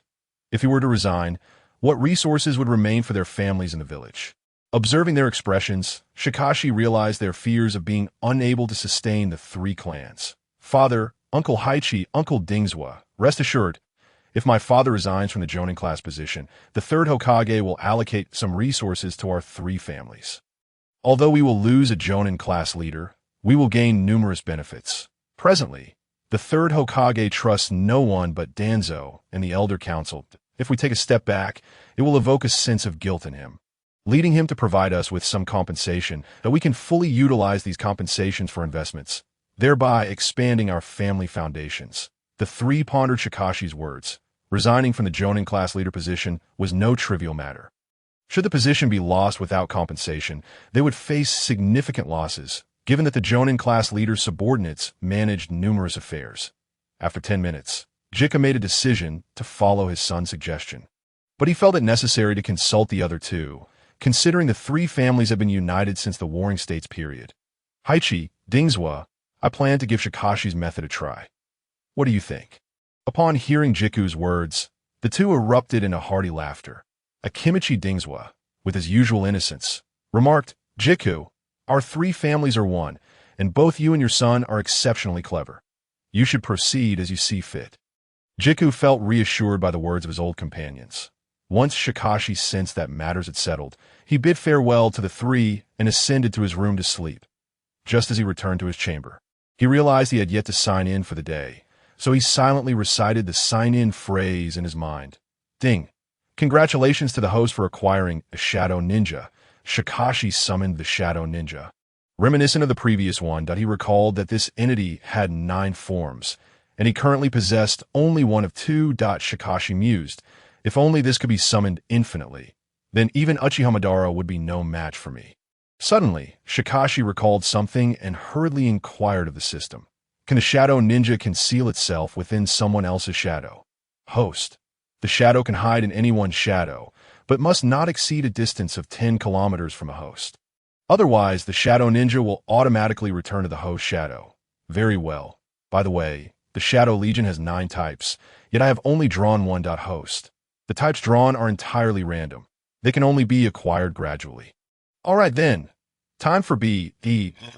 As Shikashi drifted off to sleep, others were already stirring up trouble for him. Hizashi, leave Nara Shikashi to me. I promise to train him into a sharp blade to protect Konoha. Sarutobi Hizashi gazed at his old companion, speechless. Danzo, have you been drinking? Danzo, somewhat confused by Hizashi's inquiry, paid it no mind and continued, Hizashi, that Nara Shikashi has developed a technique without hand seals, making him a perfect fit for my root organization. Danzo, don't harbor such delusions. Nara Shikashi is the young clan leader of the Nara clan. He cannot join your root, that you'd best not have designs on him, otherwise your root will lose its purpose. Hizashi, you will regret this. Danzo, do not forget that I am the Hokage. Quickly resolve the Uchiha situation and do not meddle with that child. With that, the door slammed as Danzo departed. Sarutobi Hizashi retrieved a crystal ball. A minute later, he remarked, this pure will is quite impressive. Ding. Sign-in successful. Congratulations to the host for gaining a 0.1 increase in physique. Alas, what a worthless system this is. Why must I receive such trash? At the school gate, Shikashi felt somewhat dejected. He truly dared not sign in near Ino, fearing he might inadvertently give her a 3-way panty curse. Today, Shikashi had deliberately brought the smoke blade, as they had physical training class. After all, this blade would eventually be exposed. It was better to reveal it sooner rather than later. IT was not an extraordinary weapon, merely a blade that emitted black smoke. Few in their class practiced with swords. Most preferred kunai as their weapon of choice. Nara Shikamaru eyed his brother's blade with trepidation, not out of fear of being cut, but rather of being suffocated by the smoke. The amount of smoke it produced was akin to that of a large chimney. While it may not kill, it could certainly choke. Soon, the two entered the classroom. Upon spotting Shikashi, Naruto rushed over to greet him. Hey, big brother, you're here? Oh, by the way, Naruto, would you like to grab ramen together tonight? Sure, I haven't been to Ichiraka Ramen in days. Just as he finished speaking, Naruto noticed the blade in Shikamaru's hands. Big brother, is this your weapon? Can I take a look? Without hesitation, Shikashi handed the blade over. Primarily to tease him, as Naruto drew the blade, Shikamaru promptly turned to leave the classroom, and Shikashi took a few steps back. Oblivious to their movements, Naruto unsheathed the blade, only to be met with a plume of choking smoke that quickly filled the classroom. At that moment, Irika entered. What's on fire? Everyone out! Irika shouted from the classroom door. Shikashi felt it was about time, sheathing the blade, as Naruto looked bewildered at the commotion, thinking the smoke was not suffocating at all. Little did he know, only the wielder of the blade was immune to the black smoke. Once Shikashi returned the blade to its sheath, Naruto immediately began to cough. Cough, cough, big brother, what kind of blade is this? 10 minutes later, Iruka looked at Shikashi with exasperation. Not only did the boy walk an unusual path, but even his weapon was unconventional. All right, everyone, back to class. Shikashi, you are forbidden from using that blade in the classroom from now on. Do you understand? I understand, Teacher Iruka. Acknowledging his mistake, Shikashi obediently admitted his fault. The morning proceeded as usual with the brainwashing of the Fire Nation, and during lunch, many gathered around Shikashi, intrigued by the blade. Numerous boys found it incredibly cool. Just imagine battling with a smoking weapon. It sounded so thrilling, albeit regrettable that it was prohibited in the classroom. They seemed to have forgotten about the morning's incident. Ino picked up the blade and examined it before asking, Shikashi, where did you get this blade? It feels quite special. Listening to Ino's question, Shikashi recounted the story of its acquisition, with Shikamaru corroborating his account. Ino appeared somewhat uninterested in bladed weapons. After a brief inspection, she returned it to Shikashi in the afternoon.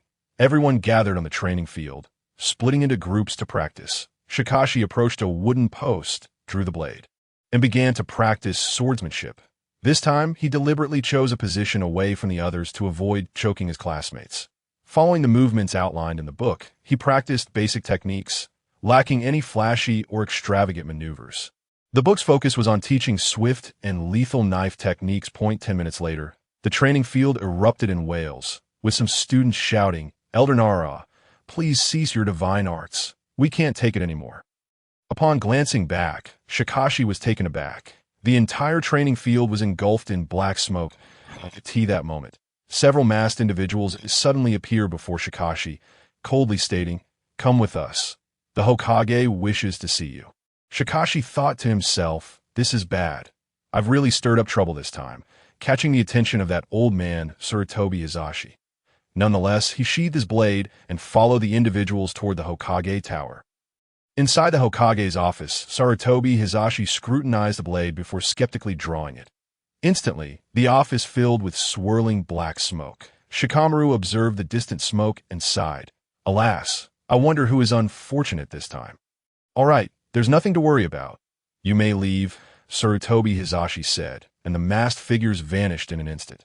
With a broad smile, Sarutobi Hizashi turned to Shikashi and inquired, where did this blade come from? Sigh. Shikashi felt a deep sense of frustration. Why is it that everyone poses this question only to reiterate their previous statements? Sarutobi Hiruzen harbored no doubts. He had known Nara Shikamaru since birth, and the boy had never left the village during these years. These children merely played in the forest outside the village. He had scrutinized the blade earlier, and indeed, it was sharper than an ordinary ninja sword. Furthermore, wielding this blade rendered one impervious to the smoke. Beyond that, there was little of note as for perceiving the situation within the smoke. Sarutobi Hiruzen had truly paid it no mind. He returned the blade to Shikamaru and remarked, this knife is quite impressive, but refrain from using it at school in the future. Understood, Hokage-sama. If there is nothing else, I shall take my leave. Go ahead, train diligently. After Shikamaru departed, Sarutobi Hiruzen addressed the others nearby. Investigate that forest. If you find anything, bring it back. Yes. Though no one was visible, a response was heard. When Shikamaru returned to school, the black smoke had mostly dissipated. Upon seeing Shikamaru's return, the others gazed in terror at the knife he held.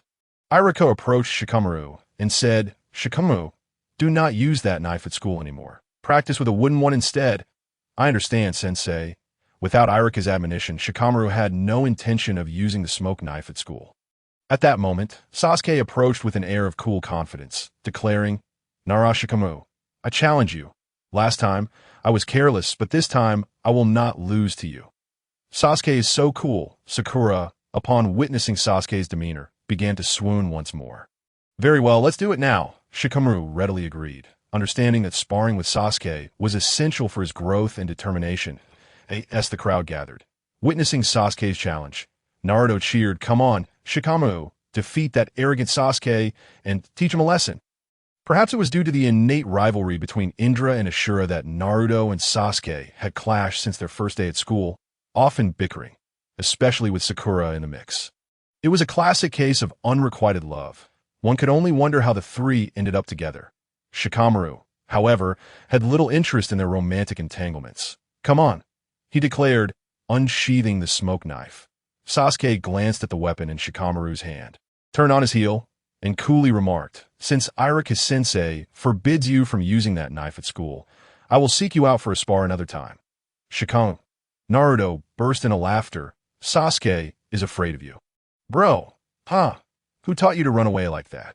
In the Konoha forest, a group of children gathered around a fire, grilling meat, the afternoon breeze wafting a pleasant ambience. "Hinata, why are you dazed? Let's join them." At that moment, Hinata was indeed watching Naruto bicker with Sasuke when Ino pulled her toward the barbecue grill. Shikamaru was busy grilling meat, marveling at the prowess of the children in the ninja world. Capable of hunting at the tender age of 7, in his former world, who would dare hunt wild animals? Such an act would be deemed a severe crime. However, today they had encountered no game. The meat Shikamaru grilled was all brought from home, particularly from Choji, who had brought enough for 20 people. Choji, the seasoning from your Akimichi clan, is truly delightful. While grilling, Shikamaru complimented the seasoning Choji had brought. Hearing the praise, Choji beamed with pride. "Of course, our Akimichi clan's grilling seasoning is second to none in the ninja realm."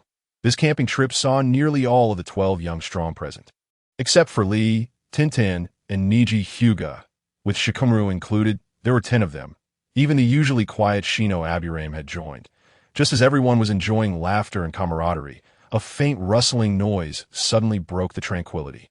Shino released insects to investigate, and moments later, his expression shifted slightly. Something seems to be approaching. The group immediately became alert. At that moment, a wild boar emerged from the bushes, its body marked with several wounds, glaring fiercely at them. "How pitiful," Hinata observed. "It looks injured." Naruto was the first to rush forward, declaring, "Don't worry, I'll protect everyone." The others rolled their eyes in unison, internally scoffing. "Do you even know your own strength?" Just then, 3 ninjas adorned with the Konoha forehead protector appeared beside them. "This wild boar is our mission. It accidentally escaped from us." Upon realizing they were ninjas from their own village, the group relaxed. Naruto addressed the trio, "Since it's your mission, you can take care of it. We still want to enjoy our barbecue." The 3, upon hearing Naruto's words, charged toward the boar without hesitation. 3 minutes later, they successfully subdued the boar and took it away. Shikamaru observed the entire scene, noting that these 3 were clearly civilian ninjas, unwilling to use explosive tags. A single explosive tag could have resolved the situation easily. However, given the cost of such tags, which could amount to thousands of ryo, they likely wouldn't earn enough from a single mission to afford them, thus resorting to hand-to-hand combat to handle the boar. After this brief interlude, the barbecue was ready, and everyone formed a circle to feast. An hour later, "I'm so full." "Bro, can we go camping more often?" Shikamaru patted Naruto on the shoulder. "No problem. We can come once a month. Can we not come more often?" Naruto asked, looking at Shikamaru. The group chuckled at Naruto's words, their laughter devoid of mockery, simply sharing in the amusement. Only Shikamaru understood Naruto's intent. His meager allowance would hardly suffice for frequent barbecues, hence his desire for regular gatherings. Moreover, Shikamaru recognized a commendable trait in Naruto: his unwillingness to take advantage of others. Each of them had brought something to contribute. After all, no one could guarantee a successful hunt. Thus, Shikamaru had brought a considerable amount of deer meat, while Choji not only brought seasonings, but also some marinated meat. Naruto, noticing that everyone had contributed, had specifically bought some drinks, and Shikamaru observed that Naruto's wallet was nearly empty. The fact that he could still purchase drinks with so little money spoke volumes about Naruto's character. "As long as it doesn't interfere with training, coming often is fine," Shikamaru stated. Yes, I will definitely train hard, bro." The group erupted in another round of laughter, considering Naruto's training pace. If he managed to train once every few months, it would be quite remarkable. They then spent some time sharing their dreams. Naruto's aspiration was to be recognized by everyone, while Kiba's dream was for the ninja world to raise ninja dogs. When it came to Sakura, she stammered and struggled to articulate her thoughts, her gaze fixated on Sasuke. However, when it was Shikamaru's turn, he fell silent. Having lived in this world for 7 years, he had never contemplated the matter of dreams. Unifying the ninja world? That seemed far too troublesome. Governance was a complicated affair. Then Shikamaru uttered a response that took everyone by surprise. I want to grow up quickly and bring Ino home to avoid any long nights filled with dreams. If that painter were to whisk Ino away, I would be at a great loss. Upon hearing this, Ino's face flushed crimson, and she quickly ran away, followed by Hinata and Sakura. One should not underestimate the understanding of 7-year-old children.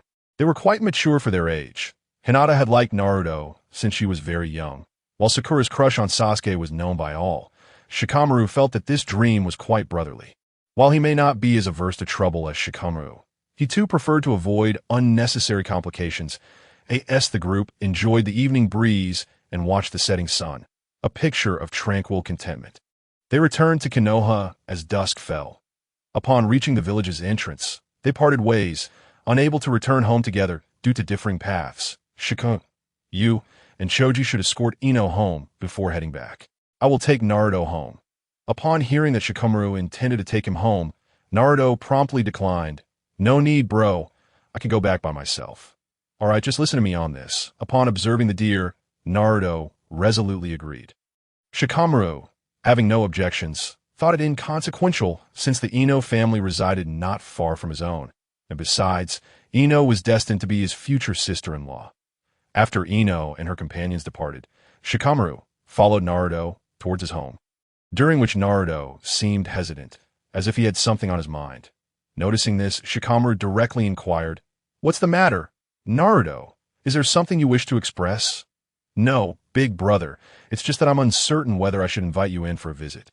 My home is rather chaotic, and I feel a bit embarrassed to mention it," Naruto replied. Shikamaru chuckled lightly and said, "Let's not go in today. I'll come and visit you during the day sometime. Today, let us just consider it a casual introduction." "All right, big brother, when you come, I'll treat you to ramen," Naruto exclaimed, flashing a bright smile. Soon, they arrived at Naruto's residence. "Big brother, I've arrived. You may head back now." At that moment, Shikamaru retrieved several bills from his wallet, preparing to hand them to Naruto. "Why are you standing so far away? This is money, not an explosive tag," Naruto exclaimed as he stepped back in surprise. Shikamaru, taken aback, was left unsure whether to laugh or cry. Naruto approached, tears welling in his eyes, and said, "Big brother, I cannot accept this." "Who said it's free? This is a loan. Repay me once you become Hokage." "I firmly believe you will become Hokage. Just imagine, you as Hokage and I as your creditor. How cool would that be?" Shikamaru's words elicited laughter from Naruto.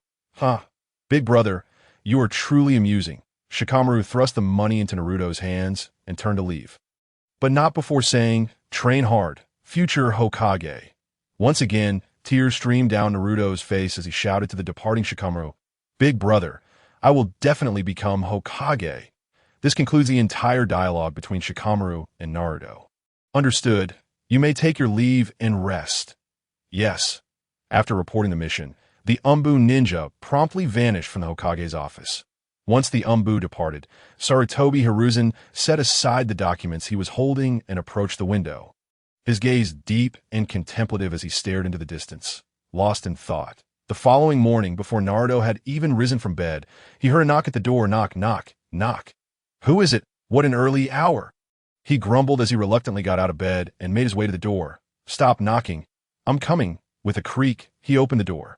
"Who is it? Why so early?" Upon opening the door, Naruto was about to say a few more words when he was taken aback to find the third Hokage standing outside. Immediately, Naruto's excitement surged. "Grandpa Hokage, what brings you here? Come in." Sarutobi Hizashi entered with a gentle expression. Noticing that the room remained as disheveled as ever, observing the scattered instant noodles, a twinge of discomfort crossed his mind as he pondered, "Was my previous approach misguided?" Though these thoughts crossed his mind, he displayed no signs of them on his face. "Why did you come so early, Hokage-sama? Is there something you need?" Naruto interrupted Hiruzan's internal musings. With a kind demeanor, Hiruzan replied, "Naruto, I came to check on you and see how you've been doing. I also wanted to ask if you've made any friends at school." This was merely a ruse to engage Naruto, who was rather simple-minded. Had Shikamaru been present, he would have undoubtedly mocked the situation, knowing that Naruto frequented the restroom multiple times a day. However, upon hearing Hiruzen's words, Naruto's enthusiasm ignited, and he began to recount his school experiences, predominantly mentioning Shikamaru, how he first recognized him as a little brother, followed by the events with Ino, and culminating with the incident of Shikamaru lending him money yesterday, detailing every aspect. After 10 minutes of recounting, Naruto finally concluded his tale. Hiruzen listened intently, deep in thought, ultimately concluding that aside from some early romantic inclinations, Shikamaru was indeed an exemplary youth. Naruto, in addition to checking on you, I also brought some living expenses, as you are now attending school and making friends. Your expenses will naturally increase. Henceforth, your allowance will be doubled. Upon hearing this, Naruto erupted with joy and immediately expressed his gratitude to Hiruzen. Thank you, Grandpa Hokage. Thank you. After leaving some money with Naruto, Hiruzen returned to the Hokage office, only to be astounded. Had he not spotted the crystal ball on his desk, he would have thought he had entered the wrong room, and Umbu Ninja stood before Hiruzen, bowing respectfully. Hokage-sama, we have retrieved all the ninja tools from that forest. We have inspected them thoroughly and found nothing unusual. Hiruzen regarded the ninja with an expression akin to disbelief and commanded, if there are no issues, take them away. These tools will be for your use. The Umbu Ninja, bewildered, thought to himself, did I make a mistake? These tools are utterly unusable. Nevertheless, he complied, and just as he was about to depart with the items, a large black cat suddenly emerged from among the ninja tools. Startling Hiruzen, the cat leaped onto the desk, knocking over the beloved crystal ball, prompting the Umbu Ninja to spring into action. As chaos erupted in the Hokage office, Shikamaru had already arrived at the school entrance. System check-in, ding. Congratulations, the host has acquired one shadow ninja. Shikamaru contemplated that this reward was quite satisfactory, as he now had 3 shadow ninjas at his disposal. Shikamaru entered the classroom. Noticing that most students had already arrived, but Naruto was notably absent today. Just as Shikamaru was about to head to his seat, the self-proclaimed cool guy, Uchiha Sasuke, appeared before him, standing silently with his hands in his pockets. Gazing at Shikamaru exchanged looks with his brother before circumventing Sasuke and taking his seat. Sasuke, feeling disregarded, followed Shikamaru to his desk.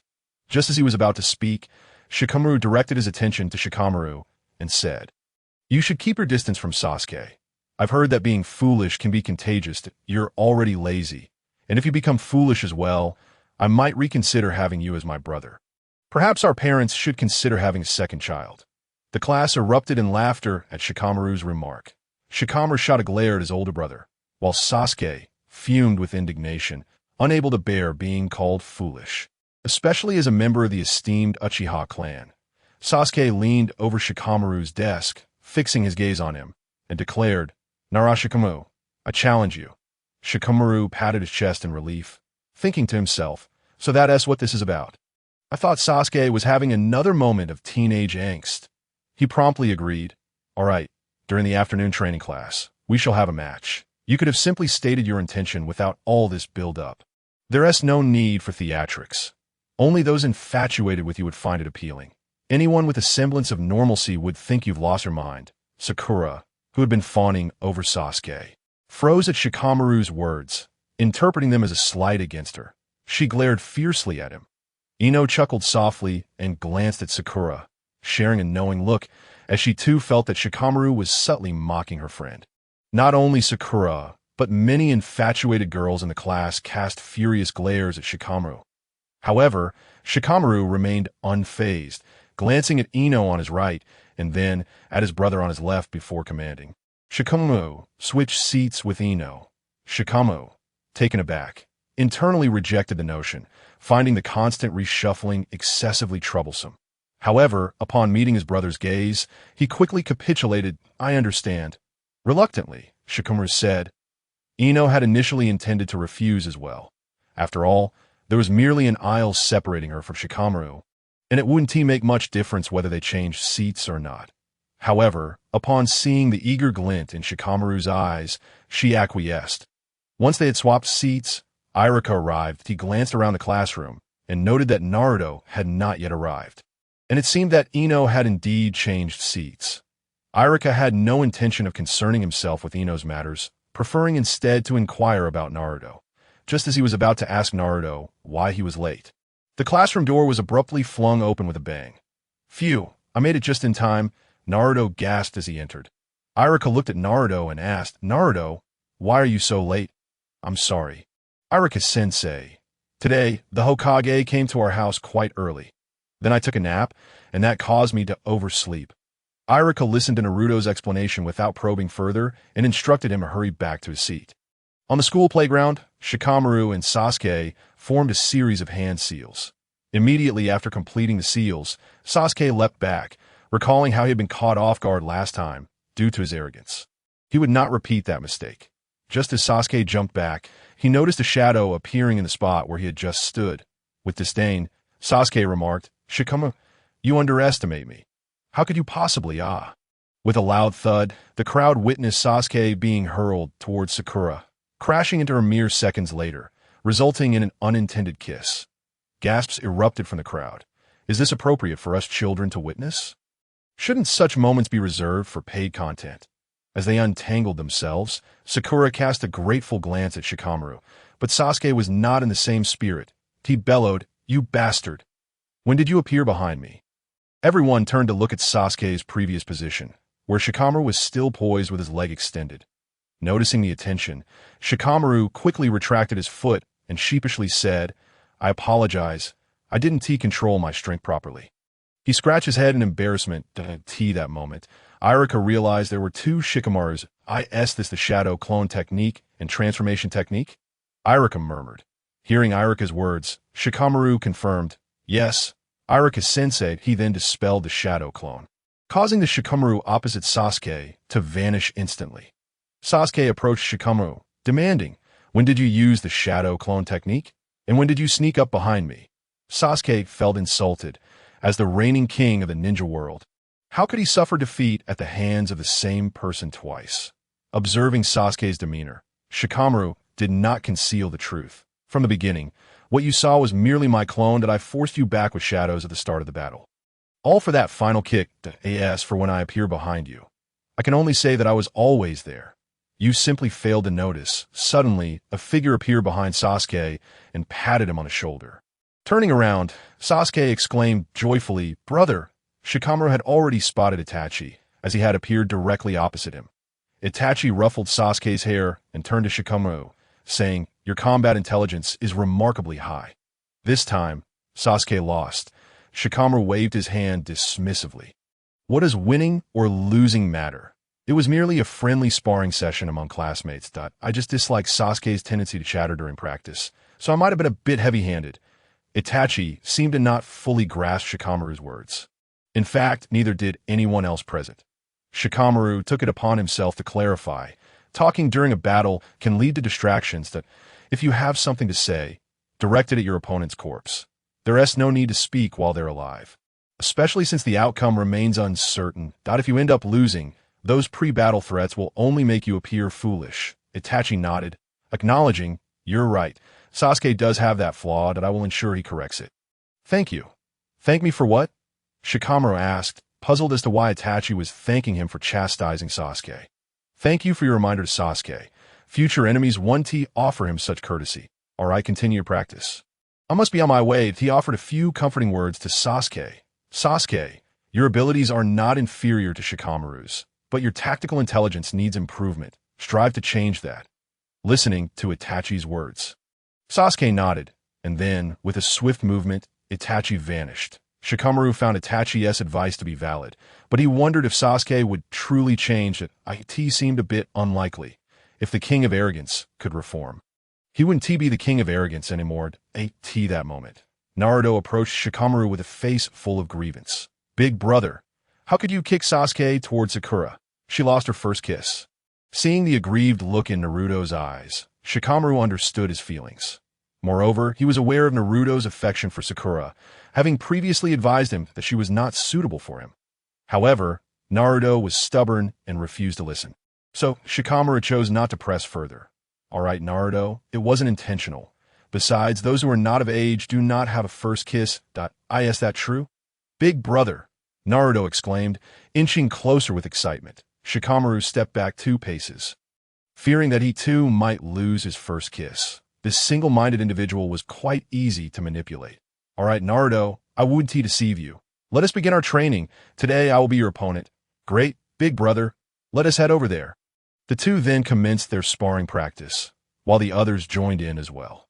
Only Sasuke remained, lost in thought. Sakura, however, was in high spirits, training with more diligence than usual. Observing the panting Naruto, Shikamaru sensed that this so-called chosen one was somewhat enigmatic.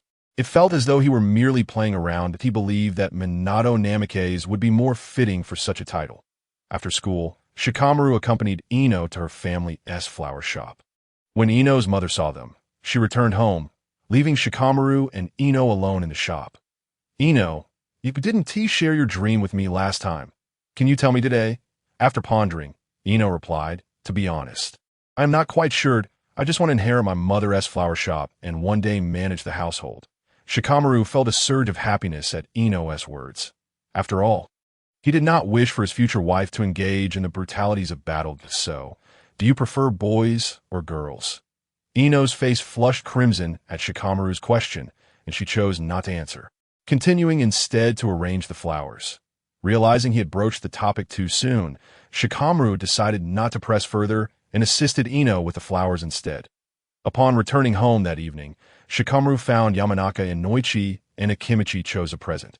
After greeting them, he prepared to head upstairs. Just as he turned, he heard his father call out, Shikamaru, don't wander around tomorrow. Stay at school with your brother. Shikamaru nodded in agreement. Once in his room, Shikamaru deduced the implication of his father's words. The village was planning to take action against the Uchiha clan tomorrow. He felt compelled to act. He could not allow Danzo Shimura to gain the upper hand. If he desired the Sharingan, then Shikamaru would ensure its destruction. Besides, with the individuals gone, they deserved a proper burial. Even if the eyes were damaged, it was far better than having them harvested. Students, you will all be returning later this evening.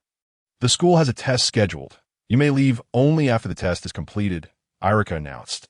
Many students began to grumble in response. Why can't we have the test in the morning instead of waiting until the evening? Listening to the complaints, Irika could only attempt to soothe them, as he himself was unaware of the timing of the test. Shikamaru remained silent, as he knew that Itachi, the devoted son, was preparing to take action. Irika-sensei, I need to use the restroom. Go ahead, just return quickly. The test will begin soon. Understood, teacher. Shikamaru made his way to a secluded spot and summoned the shadow ninjas. You all head to the Uchiha district and destroy the eyes of the deceased. Ensure you are not detected. Upon receiving their orders, the 3 shadow ninjas vanished instantaneously into the darkness. Elusher had previously assessed these shadowy figures. Although they lacked independent thought, they executed their master's commands unconditionally. He also discerned that they seemed to share a connection with his own consciousness. Whenever Lusher wished it, they would know. This assurance allowed him to confidently delegate tasks to them. Upon his return, the others had already commenced preparations for the test, which remained a written examination. He contemplated uttering, "Do you dare to be any more perfunctory?" but decided against it, thinking to himself that the test was merely a pretext and did not warrant excessive seriousness. At that moment, the Uchiha clan's territory was filled with lamentations, though it quickly fell silent. In a shadowy corner, a few pairs of crimson eyes fixated intently on the corpse's point 3 hours later. Shimura Danzo, accompanied by the Umbu and Root ninjas, arrived at the Uchiha clan's domain. He furiously discovered that not a single complete Sharingan remained intact. They had all been destroyed. In a fit of rage, Danzo exclaimed, "The malevolent Uchiha Itachi has brazenly disregarded our agreement." At that moment, Sasuke was also spotted by the Umbu, who escorted him toward the hospital that on the rooftop of the Hokage building. Itachi stood silently facing Sarutobi Hizashi, who gazed out at the Uchiha territory. Go, Itachi. The village will take good care of Sasuke. Rest assured. Hiruzen reassured him, I shall attend to my responsibilities, and you, third Hokage, must keep a close watch on Shimura Danzo. If he dares to lay a hand on Sasuke, all prior agreements will be rendered null and void. After delivering this declaration, the devoted son departed from the Hokage office. Soon after, Danzo barged into the Hokage's office. Hiruzen, Itachi has gone too far. He has destroyed all the Sharingan. Hand Sasuke over to me. I will personally train him. Hiruzen, taken aback by this revelation, realized it deviated from their prior agreement. Hadn't Itachi vowed only to take his parents' Sharingan? Why then, had the others been destroyed?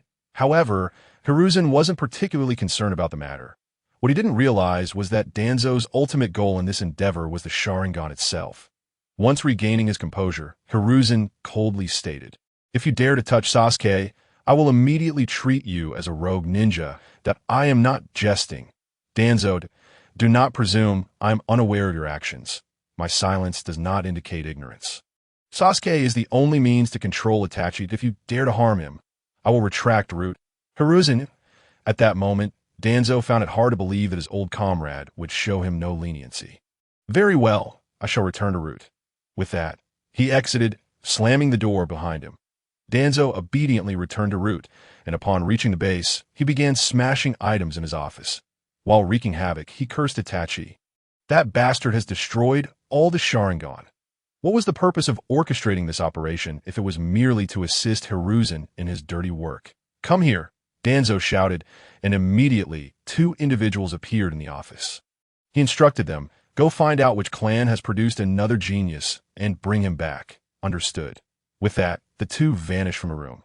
The following morning, Konoha was abuzz with news of the Uchiha massacre, and discussions erupted among the villagers. However, the major clans remained notably silent, as they were privy to some information. A.S. Lushur made his way to school. He overheard many discussing the Uchiha incident. Reflecting inwardly, he lamented, "Such a tragedy. The Uchiha, a clan that has existed since the Warring States period, has become a political sacrifice. Senju Tobirama is not as virtuous as he appears. Just look at his disciples and those 2 elders from the council, who monopolized the most lucrative positions in Konoha. As for Danzo, he is no better than a rat in a filthy gutter. Sarutobi Hiruzen is merely a coward. System, sign in, ding. Sign in successful. You have obtained a pair of all-purpose glasses." Lushur was taken aback. Previously, he had drawn items to enhance his physique or shadow ninjas. What then were these all-purpose glasses? System, what are these all-purpose glasses? They sound impressive. Host, the all-purpose glasses are a high-tech product that not only prevents Jinjutsu, but also reveals disguises and possesses tracking capabilities. However, these effects only apply when worn by the host. To others, they appear to be ordinary glasses. "Incredible!" exclaimed Lushur. He then retrieved the glasses, which featured round lenses. Donning them, he felt a sophisticated aura emanate from him. Shikamaru, curious about the glasses his older brother had produced from seemingly nowhere, inquired, "Where did you get those goggles?" Lushur placed the glasses on and proceeded toward school without answering Shikamaru, primarily because explaining their origin would be too extraordinary. Fortunately, Shikamaru did not press further, sensing his brother's reluctance to divulge. Upon arriving in the classroom, Lushur noticed many students had already gathered, yet Naruto was absent, lost in thought that it was indeed a rare sight to see Naruto so pensive. Lushur approached him and gently tapped his shoulder. "What's wrong? It's unusual to see you so quiet." "Big brother, you're here. I heard about the Uchiha incident this morning and couldn't help but worry about Sasuke." At that moment, Lushur truly felt that Naruto harbored genuine affection for Sasuke, while Hinata and Sakura were mere distractions. Though he thought this way, he reassured Naruto, "Do not fret. Sasuke will be fine. He will return in a few days. If you're concerned, you can visit him in the evening." Naruto nodded in agreement. As Lushur returned to his seat, he observed Ino and Hinata engaged in conversation. He chose not to interrupt the 2 girls and instead began to doze off, a habit that his classmates had long since grown accustomed to. What perplexed everyone was that despite Lushur sleeping through class, he consistently achieved the highest scores on exams, leaving his peers feeling somewhat embarrassed that a week later, Sasuke was discharged from the hospital and returned to school. The following day marked the weekend, and everyone planned to go camping together. Initially, Lushur worried that Sasuke might opt out considering his fragile mental state. However, through Naruto's relentless persuasion, Sasuke ultimately agreed, much to Naruto's delight. Early the next morning, The group gathered at the village gate. Hinata, Ino, and Sakura meticulously checked their supplies, anxious about overlooking anything. Meanwhile, Shiko yawned and complained about the early meeting time. Upon entering the forest campsite, Choji eagerly pulled out snacks to devour. Subsequently, everyone collaborated to set up tents, start a fire, and prepare meals. Relishing this rare moment of leisure, by 10 in the morning, Lucier commenced grilling meat, as he was the only one skilled in this endeavor. As for Choji, he was simply a glutton. Sasuke, I must tell you, I've been training diligently with my brother every day and have become quite formidable. Sasuke, unperturbed, merely replied, Idiot, Lucier couldn't fathom what Hinata saw in Naruto. This fool was either fawning over Sakura or clinging to Sasuke. Shino and Kiba had taken their ninkin to hunt, leaving the rest to chat. Observing his friends, Lucier felt a warmth in his heart. This was what a normal childhood should be like, and it would be even better without the specter of war. Just then, 3 figures sprinted toward them, and Lucier recognized them. The remaining trio of the 12 young ninjas, Tenten, Lee, and Niji Hyuga. Upon seeing Niji, Hinata immediately called out, Niji and I. The others greeted him warmly, though Niji remained somewhat aloof. Since we know each other, why not join us? We're camping, and we have more than enough food. The trio felt somewhat bashful, but ultimately accepted the invitation.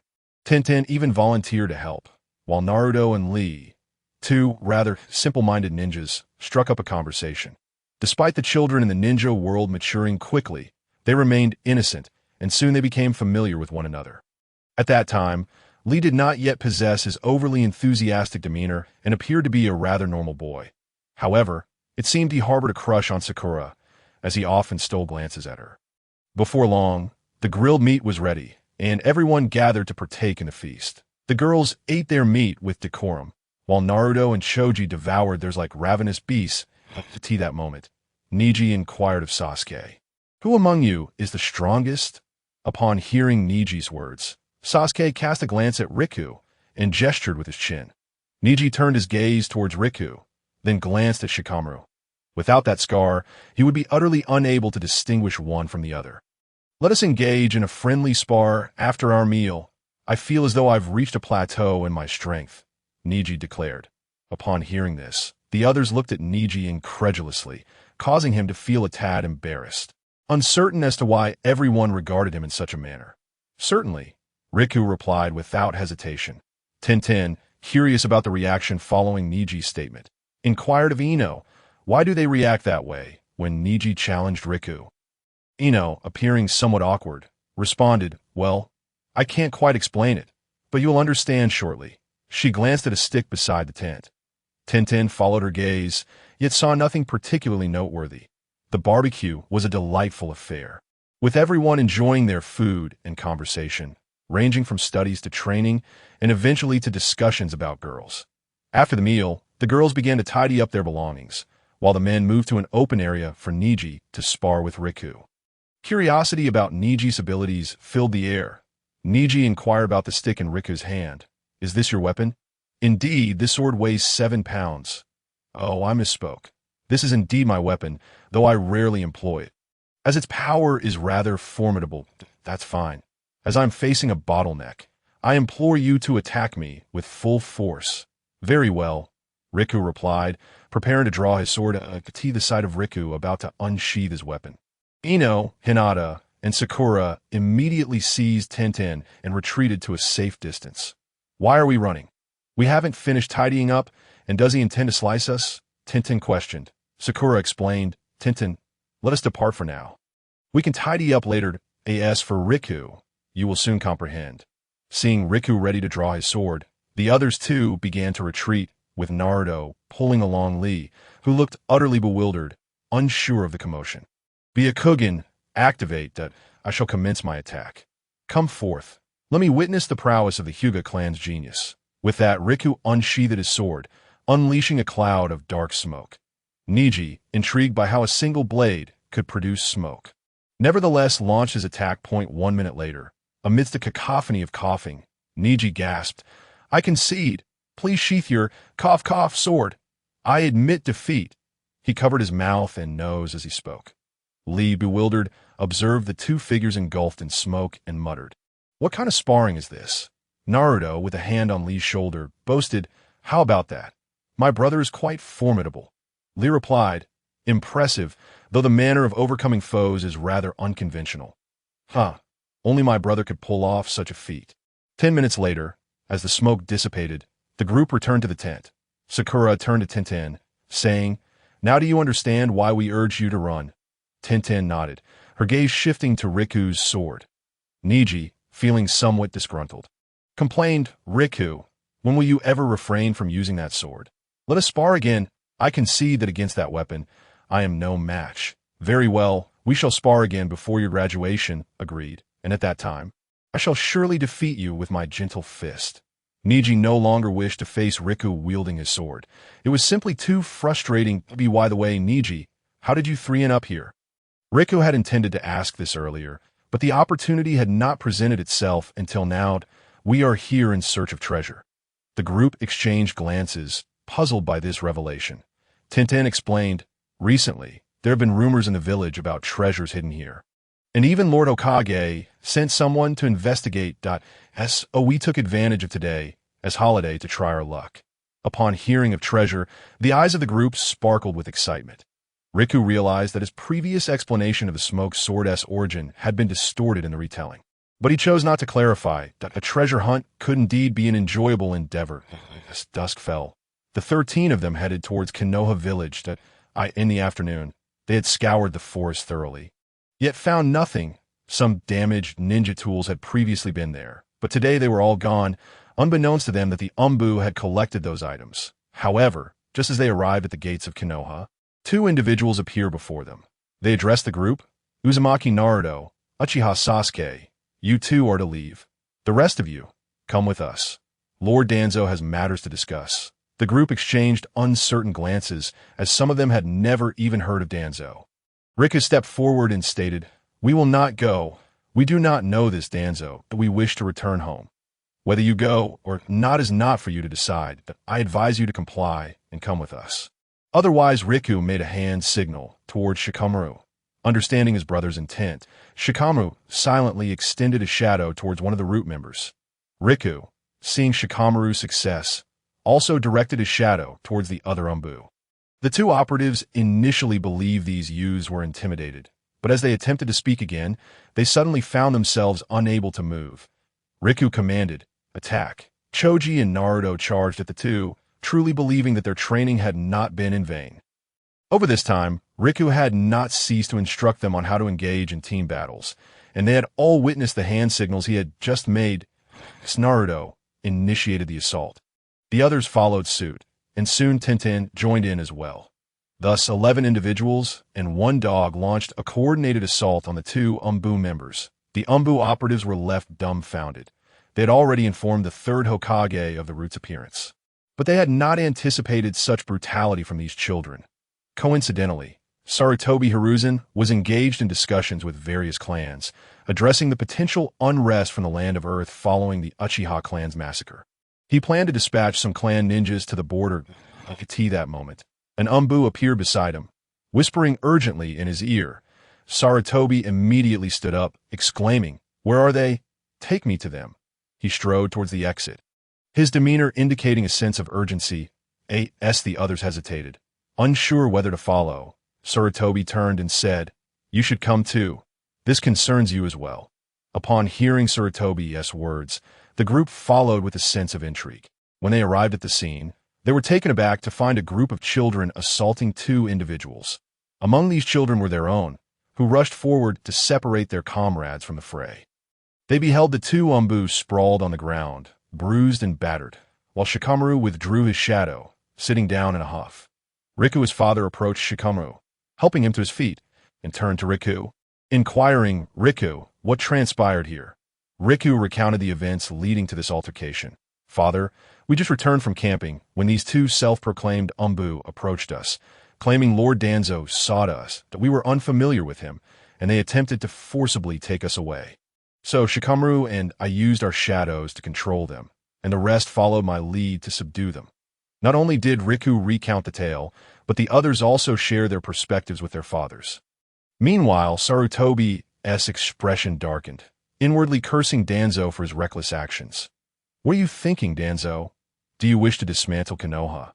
If these children were to be taken to root, it would only sow seeds of rebellion among their families. Not all are as submissive as Uchiha Fugaku. While these clans pledge allegiance to Konoha, abducting their heirs into the Umbu will certainly provoke them. They care not for your identity upon hearing their children's words. The faces of those individuals darkened, for they were acutely aware of the true nature of the roots. The ninjas there could hardly be regarded as human, observing the expressions of the crowd. Sarutobi Hiruzen promptly spoke to ease their concerns. Let us first return the children home today.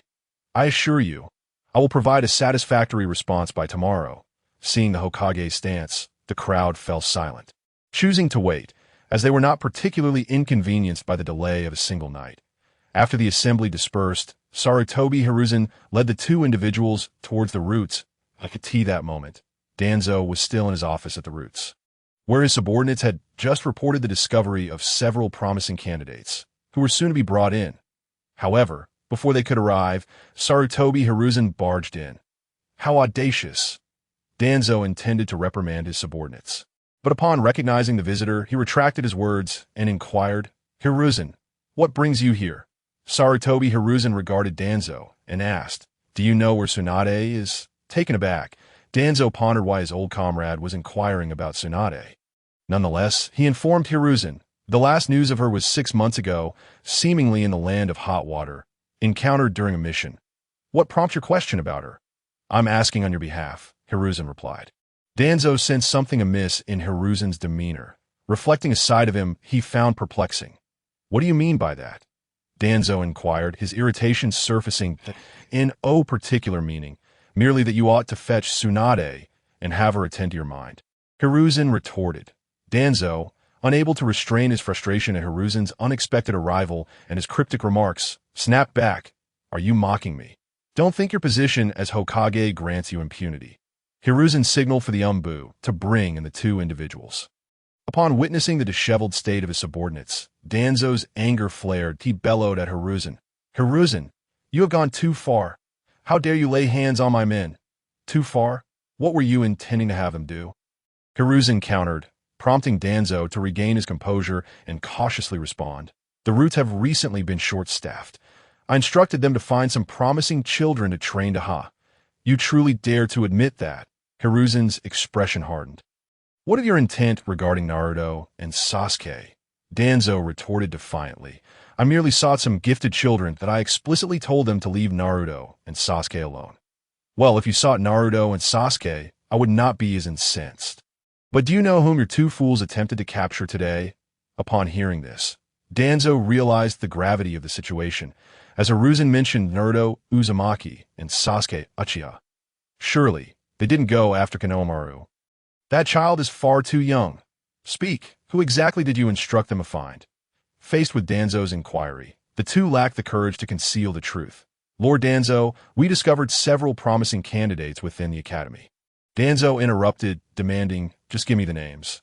Very well, the candidates include Hyuganiji Tenten, Nara Shikamo, Akimichi Choji, Inazuka Kiba, Yamanaka Ino, Yamanaka Shino, and suddenly Danzo flung a cup from the table, striking one of the individuals on the head. Enough, you fools. I asked for potential children, not trouble. If you bring those children here, the roots will face annihilation tomorrow. Do you comprehend? They are all future clan leaders, undoubtedly gifted, but are they within your reach? If you were to touch even one, you would be endangering all of Konoha's clans. How did I end up with such imbeciles? Danzo's tirade left him seething with fury. If it were merely to engage with a single individual, it would be one matter, but involving all the clans of Konoha, it felt as if he were inviting his own demise. Hiruzen, observing Danzo's reaction, felt a sense of relief. It appeared that this was not Danzo's intention. Should he genuinely harbor such thoughts, he would have to eliminate the roots for the sake of Konoha. Regardless, this matter is ultimately your doing. Danzo, that I must provide those individuals with an explanation. I have nothing to compensate them with. Danzo replied, feigning innocence, unwilling to part with his resources. Hiruzen smirked, having anticipated Danzo's response. Very well. In that case, you can manage the roots funding for the latter half of the year. Hiruzen, you are being unreasonable. I cannot accept such a demand. Danzo, you must understand the magnitude of this situation. I have already shown considerable leniency. Do not test my patience. Faced with Hiruzen's unwavering stance, Danzo had no choice but to concede. Fine, I will accept the condition. But I require some medical supplies. Hiruzen pondered briefly before ultimately agreeing, not wishing to pressure his old comrade too severely. All right, you may obtain them from Tsukuba. With that, Hiruzen departed from the root space, accompanied by the Umbu. Come forth, Danzo called, and immediately two individuals appeared before him. Dispose of these two fools and investigate who brought them in. I have had enough of these dimwits. The two on their knees attempted to plead for mercy, but were swiftly incapacitated by Danzo's guards and removed. Useless, utterly useless. Had I the capacity to recruit those children to the roots, I would already be Hokage. While Danzo fumed in the roots, Hiruzen maintained a relatively pleasant demeanor. In truth, he was not overly concerned about the money. His primary aim was to keep Danzo in check. Danzo was a weapon in his hand, and he needed to temper its lethality to avoid self-harm. That evening, at Nara Shikamaru's residence, Shikamaru, what do you think is going on? Shikamaru contemplated briefly before responding to his father. I believe this is likely a misunderstanding. Although the Hokage's assistant wields significant power, he is not foolish enough to sever ties with so many clans. Doing so would only complicate his aspirations of becoming Hokage. Narajika nodded. Such a hassle. You all continue your discussion. I shall retire upstairs for a rest. Observing his son, Jiku felt exasperated. Shikamaru was far too lethargic and found everything bothersome. Just as he considered sending Shikamaru upstairs to rest, Shikamaru called out, Mother, Shikamaru said at school that you are a troublesome woman. I think you ought to have a word with him. Me? Shikamaru's mother, upon hearing her son's remarks, promptly descended the stairs with a serious expression. Shikamaru, come with me. I need to discuss something with you. Shikamaru glanced at his father, who immediately turned away. Come upstairs with me. Reluctantly, Shikamaru followed his mother, casting a glance at his elder brother. But Shikamaru paid him no mind. After his wife and younger son departed, Jiku turned to Shikamaru and asked, Is it truly wise to put your brother in such a position? Shikamaru waved his hand dismissively. Do not worry. It will be fine. Shikamaru is far too lazy. A little discipline from mother will do him good. All right then. By the way, how do you think the Hokage will handle this situation? What else can he do? Offer some benefits. Either ninjutsu or shops, but it certainly won't include any forbidden techniques. The highest would be A-rank ninjutsu. By the way, if it involves shops, you should keep them. As for ninjutsu, let it be. Those techniques are unsuitable for our Nara clan. Additionally, I have nearly compiled the method to control shadows without hand seals. In a few days, I will teach it to Shikamaru, so he can fight with greater freedom. Is that so? Splendid. With that, I will have another means of attack during battles. Just as Jiku was elated, his demeanor shifted to seriousness. Shikamaru, there is something I have long wanted to ask you. After all, you are far more mature than your peers. I would like to hear your thoughts on this matter. Shikamaru, perceiving the gravity of his father's expression, surmised his father's intent and straightforwardly replied, As for the position of the Nara clan leader, let Shikamaru take it. Although that fellow may be somewhat indolent, he is undeniably dependable. While our Nara clan may not be a grand lineage, we still boast over 100 members, truth be told. I harbor a strong aversion to this undertaking. Nara Shikaku listened attentively to the words of his eldest son, nodding in satisfaction. For the next generation's clan leader is bound to be the next generation's incarnation of the boar, deer, and butterfly.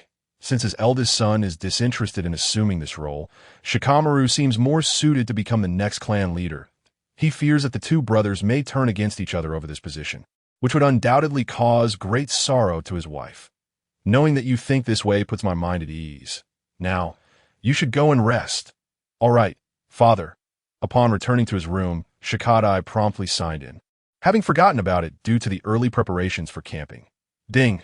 Sign in successful. Congratulations to the host for receiving a bald eagle with golden talons. What is this? Another animal. Host, the bald eagle with golden talons is an exceptionally large bird of prey. As an adult, it can even carry two grown individuals while flying and possesses a remarkably long lifespan, making it a perfect spiritual beast for you. After hearing the system's introduction, Shikadai eagerly summoned the majestic raptor.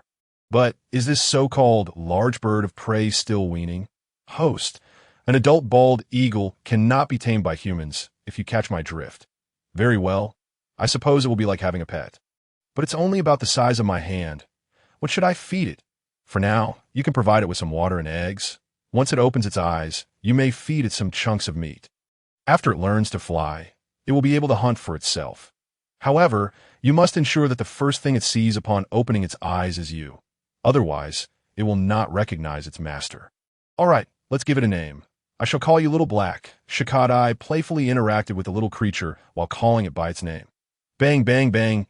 Outside the village of Kanahigakure, Shikadai fervently hacked at the trees with a wooden sword. Shikamaru, what has happened to my elder brother? He seems to be training with unprecedented diligence lately. I don't know, but I have also noticed that he has been exceptionally dedicated to his training. Hearing the conversation between Naruto and Shikamaru, Choji approached them and inquired, shouldn't we also strive to train harder? At this rate, by the time we graduate, Shikadai might even possess the strength of a Chunin.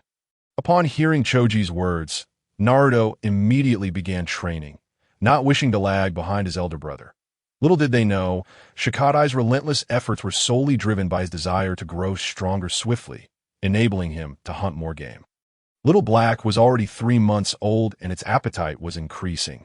Shikadai's allowance was nearly insufficient to sustain it, and he feared that, in due time, he might starve the bald eagle bestowed upon him by the system. As Shikadai diligently practiced, he suddenly heard someone calling his name. Shikadai, stop your training for now and come eat. Turning around, he discovered Ino and Hinata. Shikadai set down his wooden sword and approached Ino. Ino, what brings you here? Upon seeing Shikadai drenched in sweat, Ino kindly wiped his forehead and produced a lunchbox. I went to your house looking for you, and Uncle Shikaka mentioned you were training here. I thought you must not have brought any food, so I came to deliver your lunch. She concluded with a sweet smile. Just then, a small chubby hand reached for the lunchbox from behind Shikadai.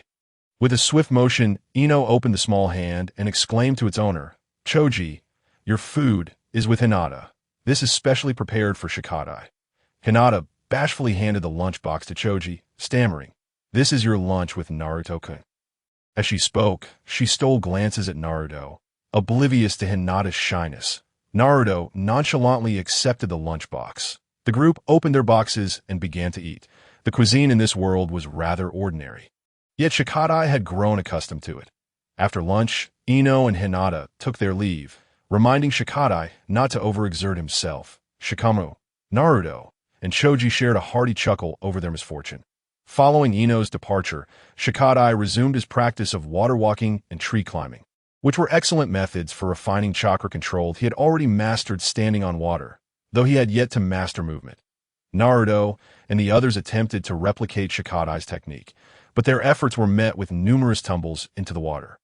After practicing water walking and tree climbing, Shikadai began training in the body flicker technique.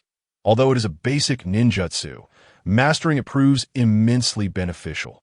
The legendary Hanzo of the Salamander gained his moniker through his unparalleled proficiency in the body flicker technique and swordsmanship.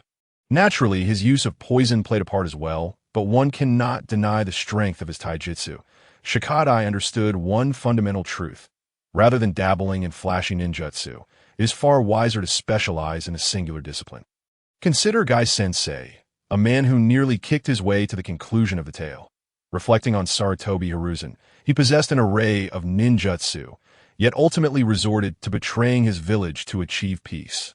Shikadai called out to his 3 companions who were enjoying a soak. All right, let us conclude today's training here. It's time to head back. Upon hearing Shikadai's words, Naruto scrambled ashore and complained, Big brother, how come you can master water walking and tree climbing so quickly? Why can't I learn it? Am I really that foolish? Naruto bombarded Shikadai with a trio of questions. Shikadai patiently explained the reasons to Naruto. You are too impatient. First, you must calm your mind before attempting to practice. Did you not notice that Choji and Shikamaru also failed? Shikamaru's lack of focus and Choji's preoccupation with food won't lead to success. The 3 listened attentively to Shikadai's analysis, committing his words to memory. It would be one thing if all their friends were indifferent, but the presence of a particularly dedicated individual among them instilled a sense of urgency. In the evening, upon returning home, Shikadai found that his mother had prepared dinner. However, his father had yet to return, likely due to a mission. After the three finished their meal, Shikadai brought a large piece of meat back to his room. The moment Little Black saw him, it emitted a series of gurgling sounds, which were not the rumblings of hunger, but rather the calls of the bald eagle. Shikadai approached Little Black, placing the meat before it, and watched as the creature began to feast. Little Black had grown to 30 centimeters in length, its feathers fully developed, yet it had yet to learn to fly. The family was aware of Shikadai's pet, but his parents did not pay it much mind, as children often enjoy keeping pets. After all, Inazuka Kiba had a ninja dog perched atop his head every day. While attending school, Shikadai had asked his mother to care for Little Black, but the eagle would only consume the food Shikadai provided, refusing anything offered by others. Thus, Shikadai would set aside the meat for lunch each morning, fearing that Little Black might go hungry. During this period, Shikadai's training was exceptionally rigorous, inspiring his friends to join in his efforts. Consequently, everyone began to engage in their own quests for improvement, much to Irika's satisfaction. Even the underperforming Naruto made significant progress. Throughout this time, Shikadai encountered Gai-sensei, Kakashi, and others. Although Kakashi had abandoned the sword techniques of the Hitaki clan, he nonetheless imparted a few skills to Shikadai. The swordsmanship of the Hitaki clan bore many similarities to Shikadai's own training, emphasizing speed and the principle of striking to kill. Furthermore, Shikadai's swordsmanship, when combined with the smoke blade, appeared all the more enigmatic, with angles of attack that were particularly elusive. Nevertheless, Shikadai felt a tinge of frustration, as he had not drawn any shadow ninjas for quite some time, delaying his plans to assemble a shadow army. Just imagine, controlling an enemy, and then having numerous shadow ninjas emerge from the shadows. Wouldn't that terrify them? The only downside was that these shadow ninjas possessed average strength, akin to that of Chunin. But they were sufficient for ambushes and could not be killed, in certain respects. One could say that these shadow ninjas bore a resemblance to ordinary ninjas, characterized by high offense and low defense. Should he manage to summon ninjas of 9 distinct forms, Shikadai would have no fear of any single combat scenario. After all, facing a group in a one-on-one duel brings a sense of joy. Moreover, not long ago, Lu Shur had placed a shadow ninja within the ranks of Danzo, alleviating any fears of this old trickster employing underhanded tactics. Time flies, and in the blink of an eye. Lu Shur has spent 11 years in the world of Hokage on the training grounds of Konoha. 2 figures, one clad in black and the other in white, are engaged in combat. The 8 trigrams 16 palms, followed by the 8 trigrams 32 palms, and the smoke blade's 10 consecutive slashes. In an instant, the boy in white is struck by the back of the black-clad boy's blade, sent flying backwards. Ha ha! My elder brother has won. I told you so. He is the strongest. The crowd regards Naruto with expressions of incredulity, as if to say, it was not you who won. Why the excitement? Today marks Niji's graduation day, and Lu Shur has fulfilled his earlier promise, sparring with Niji without the use of the smoke blade. Tion watches Niji soar through the air with a worried expression, then turns to Lee and says, "Is Niji all right? This guy Lu Shur has grown stronger." Lee nods in agreement. "Indeed, I thought it would at most end in a tie. I never anticipated it would conclude so swiftly." However, Lu Shur used the back of the blade just now, so Niji should be fine. Just as Lee finishes his sentence, Niji stands up that he approaches Lu Shur, and though somewhat reluctant, he concedes, "You have WONIT seams without the smoke blade. I am no match for you." Yash, this is the essence of youth. Having worthy goals to pursue ignites the spirit of youth. Upon hearing this, Tion instinctively steps aside, recognizing the voice of Teacher Guy. Sometimes, Guy's exuberance alongside Lee makes her, as a girl, feel particularly awkward. Youth is a process of striving and competing. No one can remain in first place forever. Niji, you are a genius, but do not let that title confine you. Continue to strive. I believe you will surpass me, but I shall also keep pushing forward. Lu Shur offers Niji a motivational boost, unwilling to see him disheartened. What Lu Shur said is truly magnificent. This is what youth is all about. Lee and Guy exclaim in unison. They then embrace each other, weeping profusely, while Tian face bombs, thinking, "These two fools. Fear not, Lu Shi. I shall not be defeated by a single loss. From this day forth, you shall be my goal to surpass.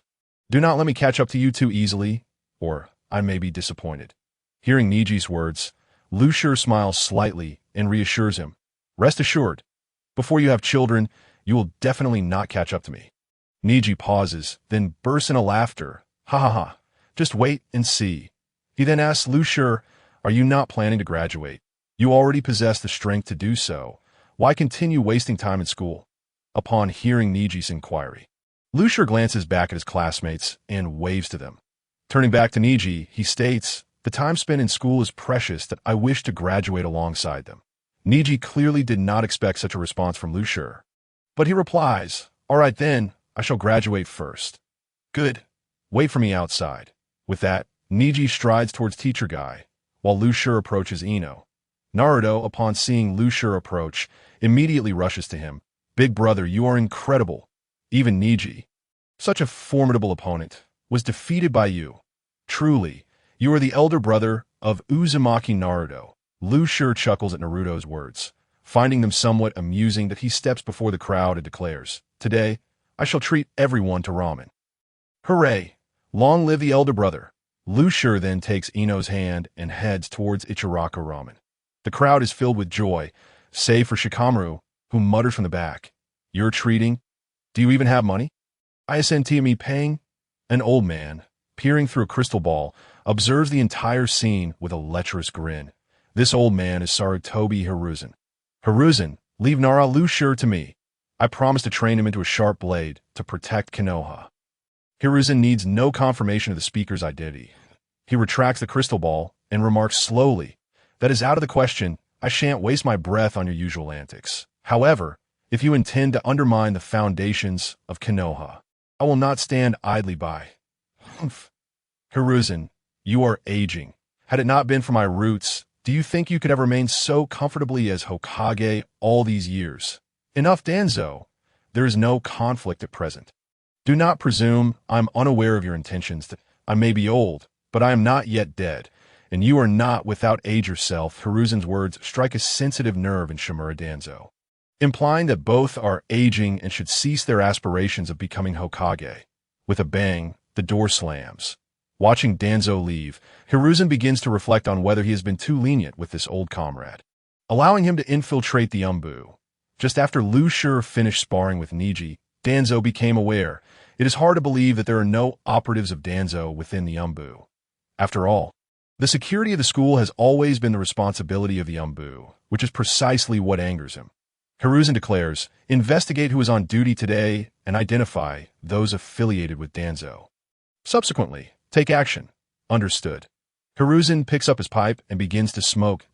In the evening, upon returning home, Lu Shi receives a report from the Shadow Ninja regarding the day's events. Danzo is truly relentless. Lu Shi had initially thought that Danzo had ceased to harbor any ill intentions towards him. Thus he had no plans to take action, considering it a fitting opportunity for Sasuke to settle the score. However, since this old trickster has resumed making moves against him, he can no longer afford to wait passively and must take the initiative. Lu Shi then issues a command to the Shadow Ninja, who vanishes into the darkness in an instant. The roots. Danzo continues to curse. "Hiruzen, you will regret this. I should have been made Hokage long ago. For only I can lead the village towards Awu." Suddenly, Danzo feels a sharp pain in his lower regions, involuntarily crying out. Hearing Danzo shout, the Umbu swiftly rush in. "Lord Danzo, what happened to you?" Two ninjas rush to Danzo's side, only to witness a scene that shatters their worldview. Danzo is sprawled over the table, clutching his injured groin, blood seeping from the area.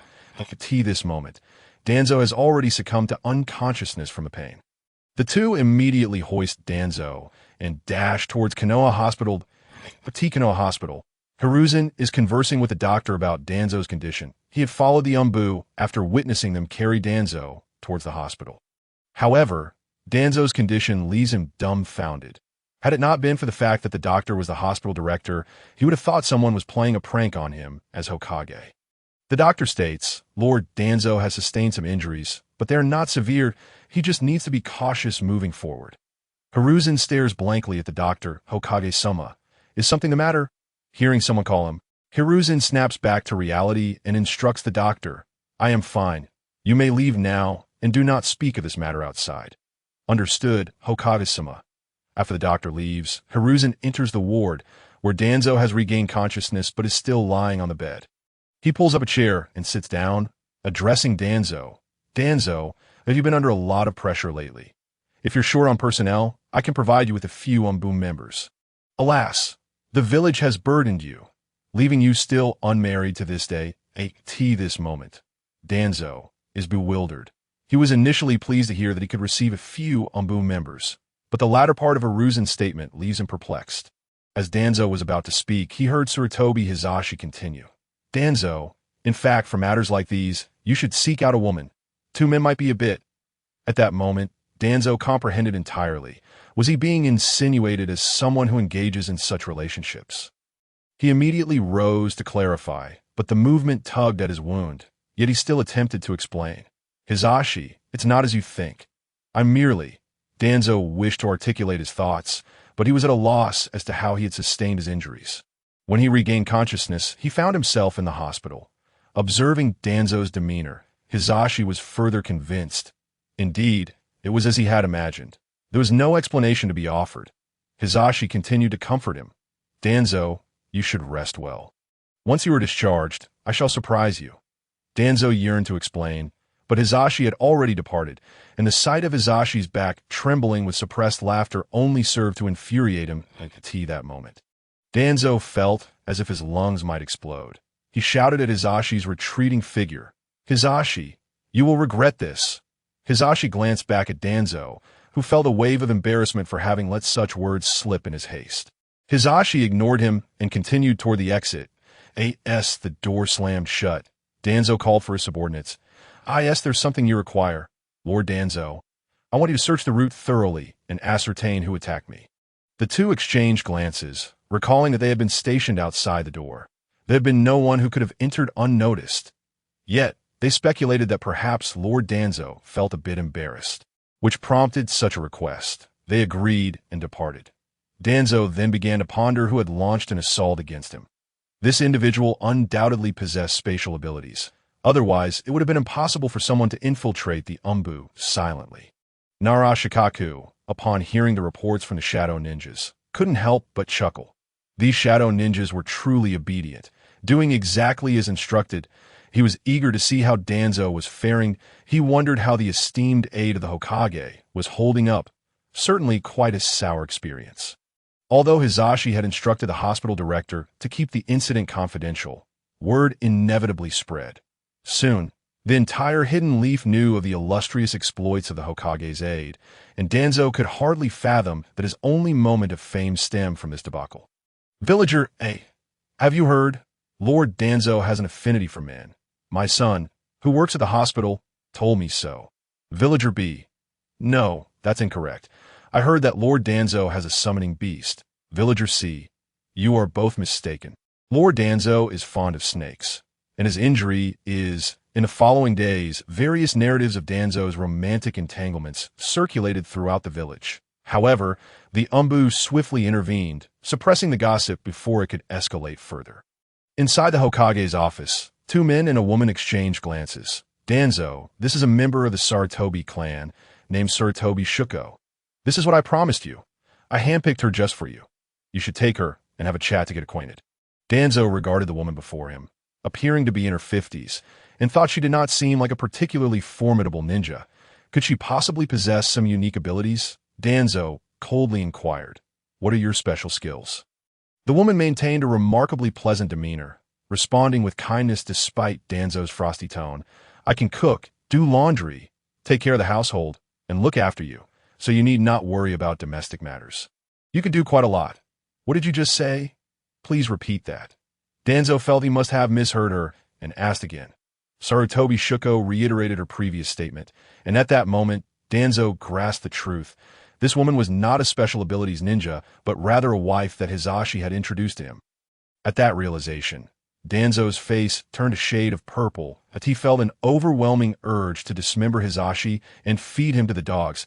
He had initially believed Hizashi would send him someone with extraordinary powers. Instead, he found himself, the esteemed aide to the Hokage, being offered a prospective spouse. With a scowl, he turned to leave, his demeanor darkening. Danzo, consider this. Shuko is truly a wonderful person, and she will not bring you harm. Upon hearing Hizashi's words, Danzo nearly stumbled, hastily exiting the Hokage building. Hizashi cast an awkward glance at Sarutobi Shuko, feeling embarrassed that he had brought her only to have Danzo respond in such a manner. Danzo returned to his office accompanied by his subordinates. Upon entering, he noticed his chair, which had a hole beneath it, causing him to feel uneasy. Why hasn't the chair been replaced? Upon witnessing Danzo's fury, his subordinate quickly fetched a new chair and removed the old one. As Danzo sat down, he instantly sprang back up, inspecting the chair thoroughly before moving his desk slightly. Finally, he settled down and inquired of the two, "Has there been any unusual activity in the village lately?" The pair exchanged glances before responding. "Nothing significant. Merely some rumors circulating about you, my lord, but the Umbu has already dealt with it." Danzo was taken aback. How could there be rumors about him? What are they saying about me? 10 minutes later, Danzo was on the verge of exploding. He admitted that he, Shimura Danzo, had a poor reputation, but surely the rumors couldn't be this outrageous. 3 days later, at Nara Shikaku's residence, many villagers, including members of the Nara clan, gathered. "Nara clan leader, you must take care of that hawk of yours. It has already snatched 2 of my calves." "Indeed." Nara clan leader, "Not only did it take my calves, but it has also stolen numerous livestock from my farm. You must intervene. The deer farm of our Nara clan has also been visited by that black hawk several times. While losing food isn't a major issue, the deer go into a frenzy every time they see it. Could you have Shikaku rein it in?" After 10 minutes, the villagers finally expressed all their grievances. The Nara clan members were well aware that the black hawk belonged to Shikaku. Initially, they found the hawk quite impressive. However, no one anticipated that within just a few years, it would become a menace to the Hidden Leaf. Had the relationship between the Nara clan and the villagers not been amicable, they would have likely sought to post a mission to deal with the creature. Shikaku hastily addressed the crowd. "Everyone, I will compensate for your losses, and I will ensure that the Black Hawk is restrained. I sincerely apologize." He then bowed deeply to the villagers. Observing Shikaku's humility, the villagers quickly acquiesced. After all, Shikaku held a status in the village far beyond their own. If he acknowledged his fault, those who continued to press the matter would only bring misfortune upon themselves. Once the villagers departed, Shikamaru and Choji returned, with Choji carrying BHG as Shikaku entered the courtyard. He called out to the Black Hawk perched on the wooden post. "Hey, Black Hawk, I brought you some treats." He then placed the bag Choji had carried onto the platform. This was a specially crafted 3-tiered structure for the hawk. The top level served as its resting place. The middle level was for sleeping, and the bottom level was designated for feeding. Upon seeing Shikaku return, the Black Hawk swooped down and began to feed, relishing the treats specially prepared for it. The Black Hawk had developed the ability to hunt on its own, yet Shikaku still ensured it received occasional snacks. The wingspan of the Black Hawk had now reached 5 meters, though it was still not fully grown. Hawks mature slowly, and it would likely take a few more years before Shikaku could ride this magnificent creature.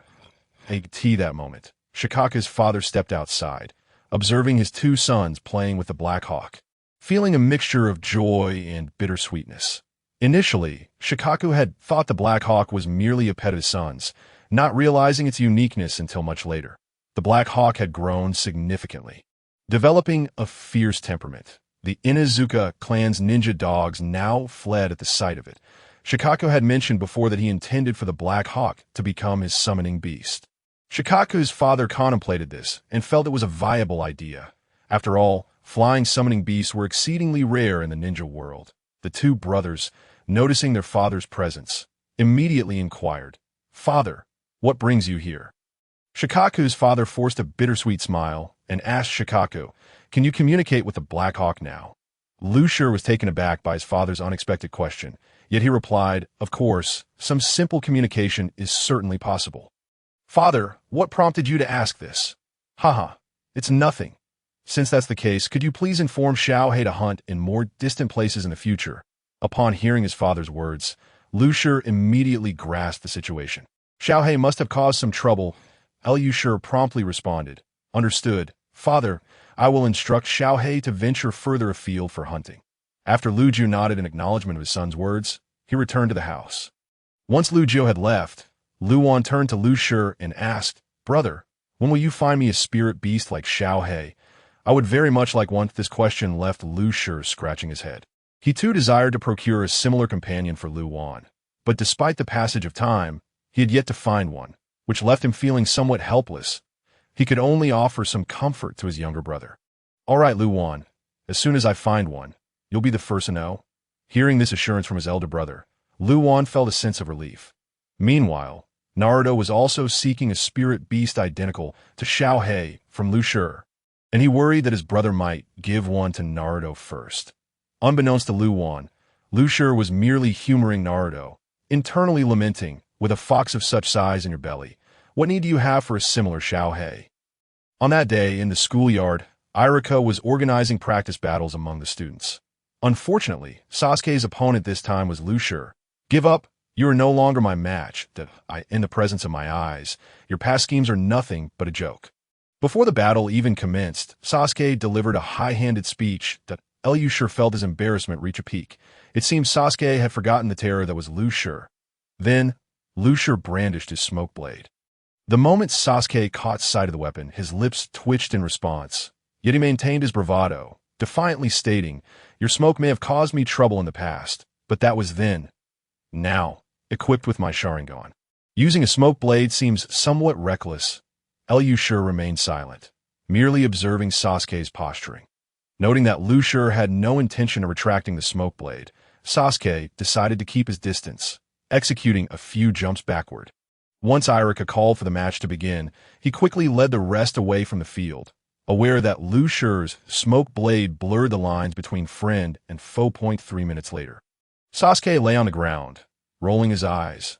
Onlookers witnessed him casting a great fireball and throwing a few shurikens, but after that, everything was obscured by black smoke. Sakura rushed to Sasuke's side, lifting him up and anxiously asking, "Sasuke, wake up! What's wrong?" Seeing Sasuke's pitiful state broke Sakura's heart. She wanted to say something, but hesitated to mention Lu Shur, as Lu Shur was no pushover like Naruto. Irika also turned to Lu Shur, curious about what had transpired with Sasuke. Lu Shur glanced at Sasuke, then at Irika, and shrugged, saying, "Irika-sensei, I didn't even touch Sasuke." After he cast the great fireball, he held his breath until he fainted. It's simply a case of oxygen deprivation. He'll be fine after some rest. Upon hearing Lu Shur's explanation, everyone was momentarily stunned. "That's too amusing. He knocked himself out," they muttered. Irika resigned, thinking, well, Sasuke is graduating anyway. He can endure this. Soon enough, Sasuke regained consciousness, feeling somewhat embarrassed at the sight of everyone around him. Just a moment ago, he had been boasting, only to be swiftly humbled. However, no one mocked Sasuke, for when it came to facing Lu Shur, they might not fare any better than he did. Only Naruto attempted to tease Sasuke, but was promptly reprimanded by Sakura.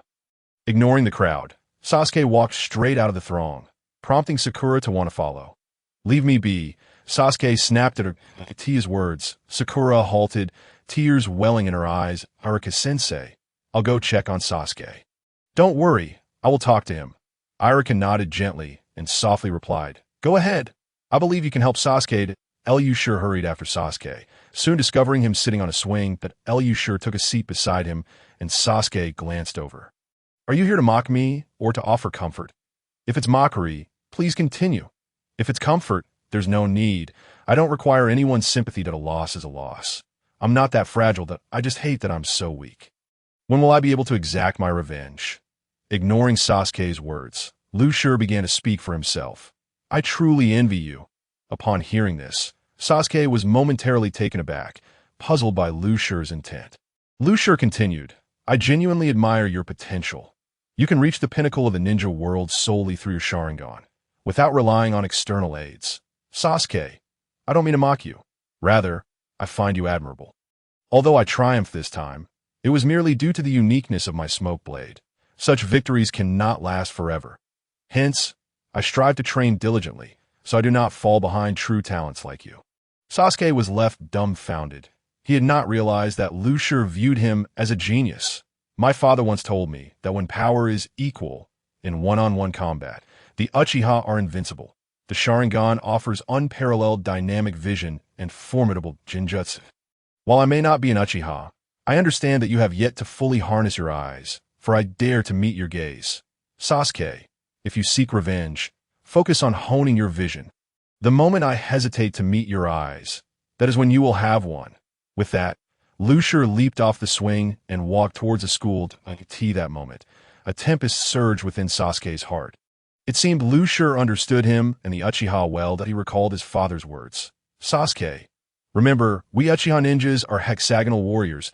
We must master swordsmanship, taijutsu, genjutsu, and ninjutsu, ensuring our enemies dare not meet our gaze. Upon Lu Shi's return, he found everyone engaged in training. Iruka approached him, inquiring, Lu Shi, how is Sasuke? Lu Shi beamed at Iruka and replied, rest assured, Iruka-sensei, Sasuke will recover by tomorrow. Iruka felt reassured by Lu Shi's words. All right, Lu Shi, now that Sasuke is fine, you should begin your training as well. Of course, sensei. After school, Sasuke hurriedly raced towards the Uchiha compound. Upon entering, he dashed to his father's former room. After rummaging through the place, he finally uncovered a few ninjutsu scrolls and 2 training notebooks. He picked up the first notebook, his father's, and hesitated before the second, which belonged to Itachi, the person he loathed most. Yet he ultimately decided to take it and began reading it intently. The next morning, Lu Shi arrived at school. System, sign in, ding. Congratulations to the host for obtaining a female, golden-headed, jade-clawed white hawk. Wow, after signing in for so long, I finally received another one. This time, I can finally give it to Lu W. And Lu Shi placed the young creature into his backpack and turned to Lu Wan, who appeared lost in thought. Lu Wan, I went out this morning and brought you a gift. Upon hearing this, Lu Wan displayed little reaction. His interest was solely in Xiaohei. However, when he saw his brother pull the young hawk from his bag, his eyes sparkled with excitement. Gently accepting the fledgling, he exclaimed, brother, is this a relative of Xiaohei? Indeed, I specifically want to get this for you. If you find it troublesome, you can get it to Naruto first. Upon hearing this, Lu Wan clutched the young hawk and dashed home, exclaiming, brother, please ask Iruka-sensei for a leave of absence for me, that I'll be late. I need to take it home first. This Lu Shi gazed at his younger brother. A sense of amusement washed over him. It was no small feat to elicit such an expression from a brother who typically shunned trouble. Maru burst into the house with great zeal, only to find their parents engaged in conversation. Upon seeing Lu Maru's sudden entrance, they hastily retreated to their respective rooms, with the couple following suit upstairs. Moments later, they discovered a small fledgling perched upon Lu Maru's bed, the little creature chirping incessantly. Lu Jiu rubbed his forehead in exasperation and lamented, what a calamity! Another one has arrived at this rate. I truly wonder if I can sustain this household. Maru's mother cast him a disapproving glance. Just then, Lu Maru emerged from Lu Shi's room, cradling a bird's nest, one that Lu Shi had fashioned for Xiaohei. Returning to his own room, Lu Maru gently placed the fledgling within the nest and turned to his mother, saying, Mother, I'm off to school now. Could you please feed it something in my absence? With that, he dashed away in a flurry. The couple exchanged a knowing glance, a resigned smile gracing their lips, by the time Lu Maru arrived at school. Classes had already commenced. However, Lu Shi had forewarned Lu Maru about this situation, so Iruka merely directed him back to his seat to continue listening to the lesson. Now, let us delve into the will of fire. Underneath the table, Lu Shi held Ino's small hand, leaning over to observe her, which made Ino feel slightly bashful, prompting her to roll her eyes at him. During lunchtime, Lu Maru's peers learned about his new pet. Akin to Xiaohei, and envy permeated the atmosphere. Only Naruto appeared somewhat displeased, approaching Lu Shi to complain, Hey, when will you get me one? I really want a Xiaohei too. All right, Naruto, I'll definitely get you one next time. This one is for Lumaru, as it will keep him company. Otherwise, Xiaohei might feel lonely. How about this? To make it up to you, I'll treat you to ramen tonight. Upon hearing ramen, Naruto's grievances vanished into thin air. The girls, however, seemed uninterested in birds of prey like Xiaohei, preferring instead the charm of adorable little animals, leaving them uninvolved in the discussion. Today, the classroom buzzed with excitement as everyone conversed about the impending graduation assessment. Indeed, Lu Shi and his classmates had spent 5 years at the academy, and today marked their graduation day. Ino, who will be your team leader after graduation? Although Lu Shi was already aware of the answer. He asked Ino, merely to tease her. Ino replied, "Actually, I don't know, but I wish to be on the same team as you did." Lu Shi affectionately ruffled her hair and said, "I also wish to be on the same team." However, the selections for Team Pig, Deer, and Butterfly have already been finalized, so I cannot be with you. Hearing this, Ino felt a twinge of disappointment, but still managed to smile at Lu Shi that it's all right. Ino, whenever I have free time, I will accompany you on missions. Upon hearing Lu Shi's words, Ino beamed with joy. Okay, but you mustn't lie.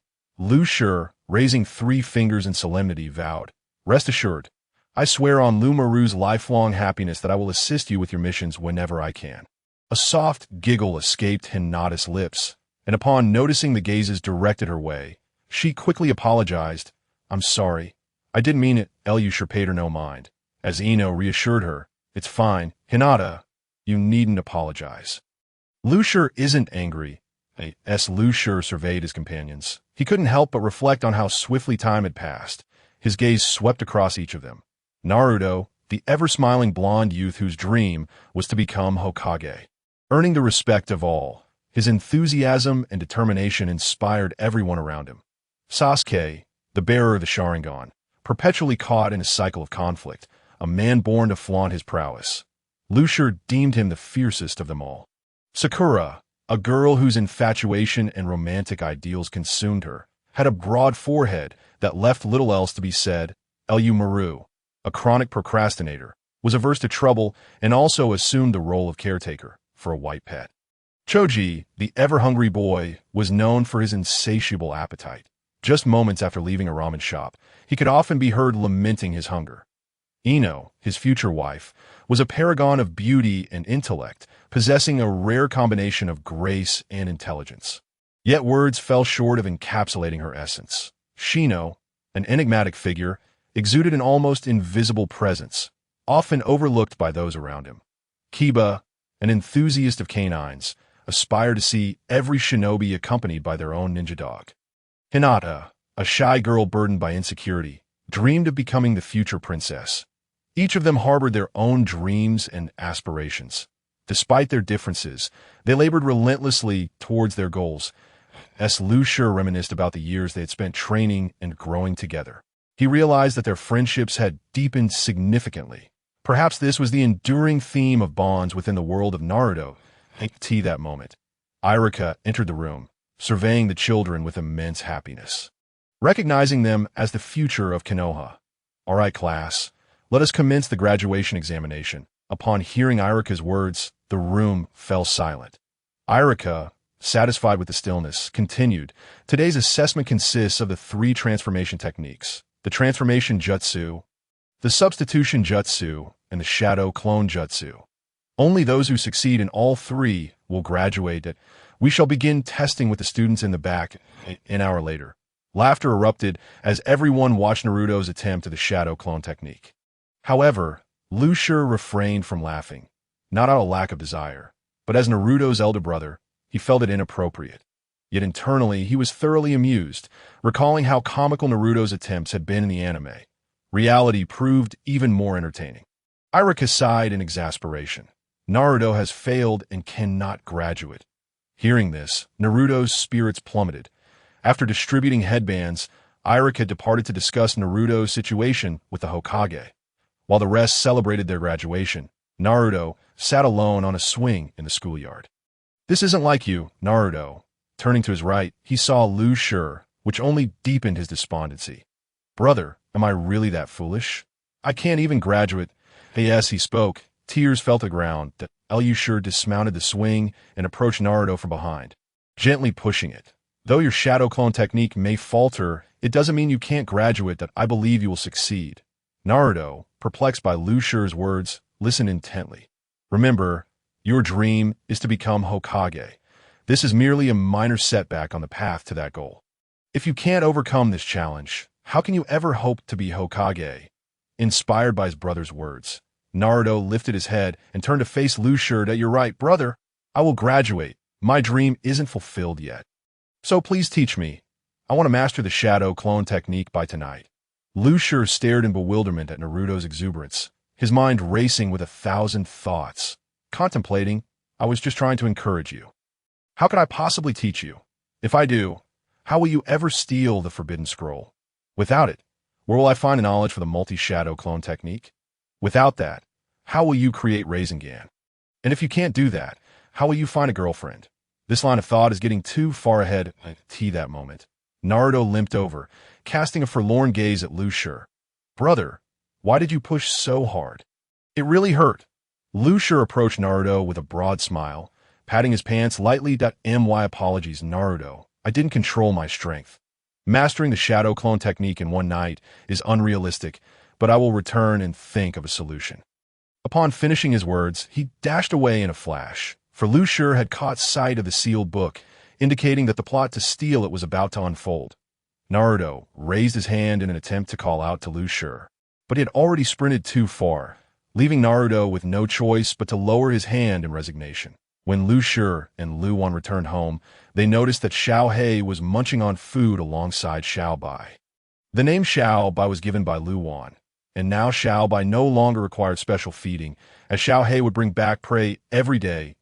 Liu Shi mused that Xiao Hei seemed to enjoy the nurturing process. Though having a companion was certainly a plus, as the two brothers stepped through the door, they were greeted by a table laden with food. Upon seeing her sons had returned, their mother promptly exclaimed, "Come over and eat. I prepared this feast to celebrate your graduation." Ate tea that moment. Lu Jiu also descended from upstairs. After finishing their meal, their mother began to tidy up, while the trio of father and sons engaged in conversation about their post-graduation plans. Liu Shi, have you considered what you intend to do after graduation? Indeed, in 2 years, I plan to marry Liu Jiu Lu Wan. Cough cough, that is not what I meant. I was inquiring whether you wish to undertake missions independently or join the Umbu. The Hokage has mentioned to me several times his desire for you to join the Umbu. Liu Shi pondered for a moment. Currently, the Umbu is filled with all sorts of characters, including those aligned with Danzo and the Elders, and anyone can command the Umbu. Although the Umbu offers decent conditions, it is not the opportune moment to join if I form my own team. I can spend more time with Ino and cultivate our relationship. In a year and a half, that old coot Sarutobi will be sent off by his own disciple. With this thought in mind, Liu Shi addressed his father.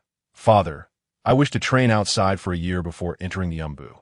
Considering Liu Shi's choice, Liu Jiu reflected on how both of his sons were increasingly lazy and likely uninterested in the multitude of tasks within the Umbu.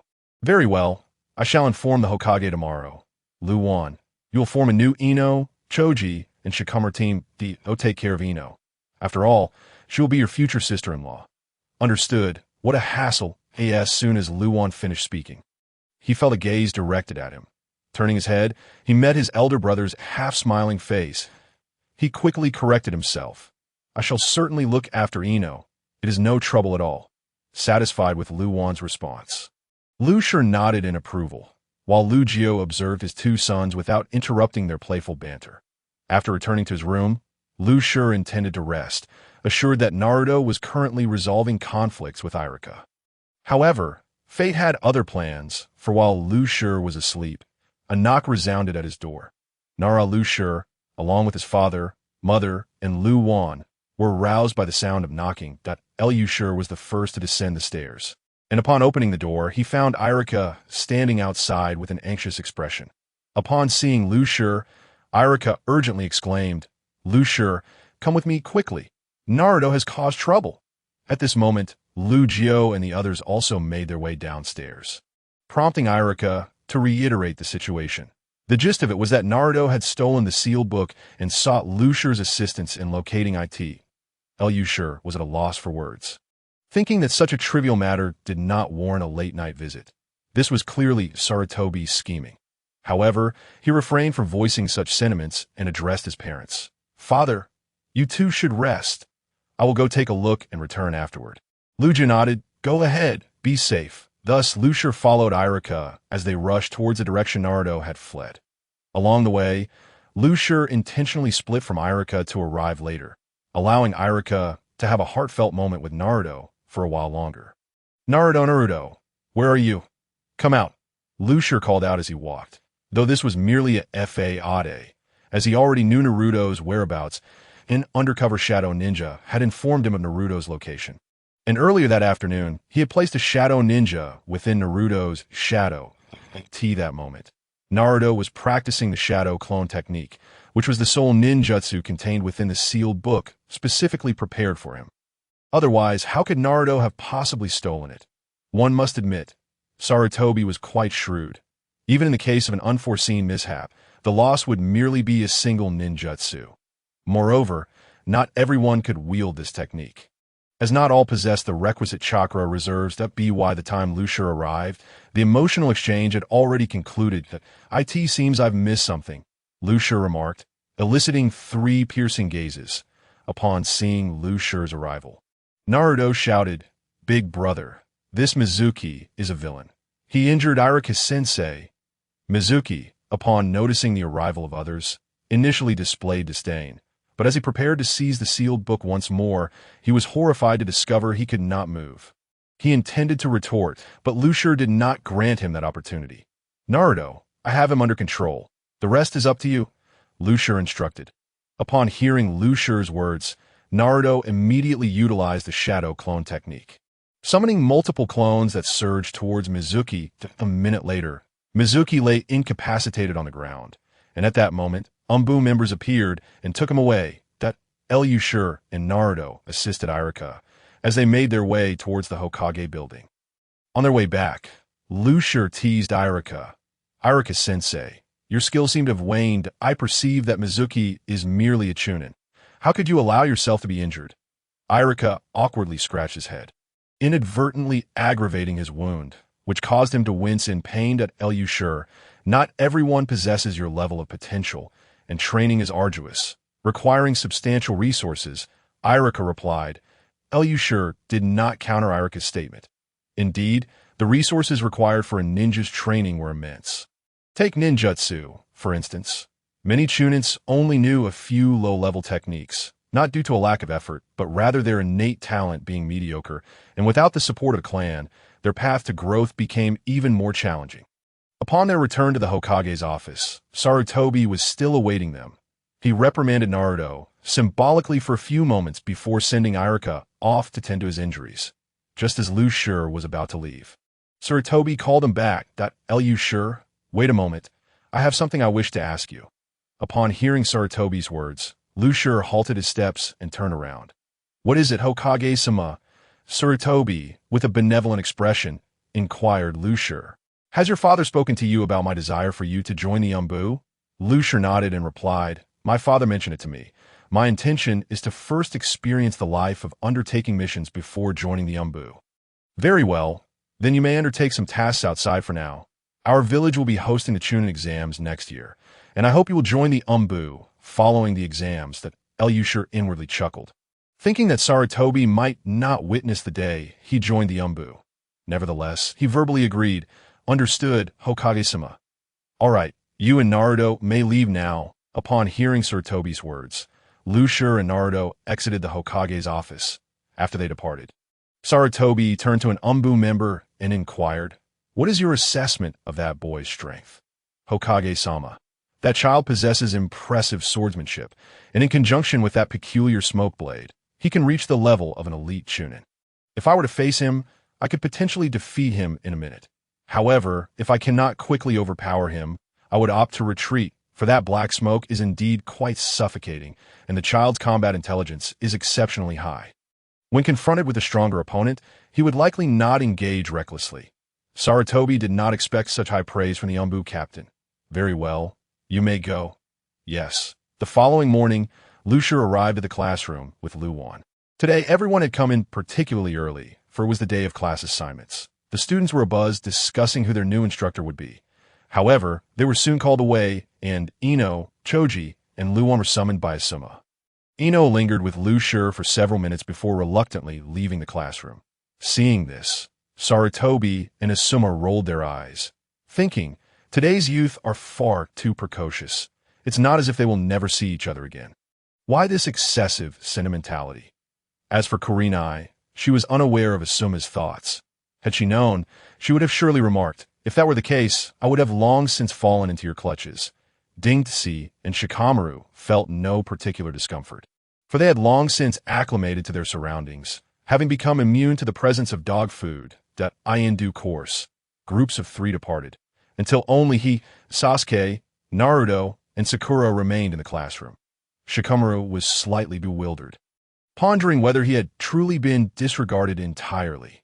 Meanwhile, Naruto continued to ramble on about their team leader, but the trio paid him no mind, with only Sasuke interjecting with a dismissive idiot in response.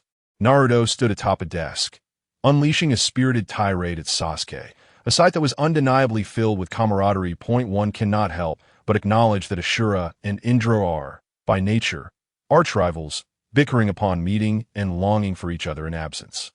Shikamaru, however, was disinterested and promptly laid his head down on the desk to sleep.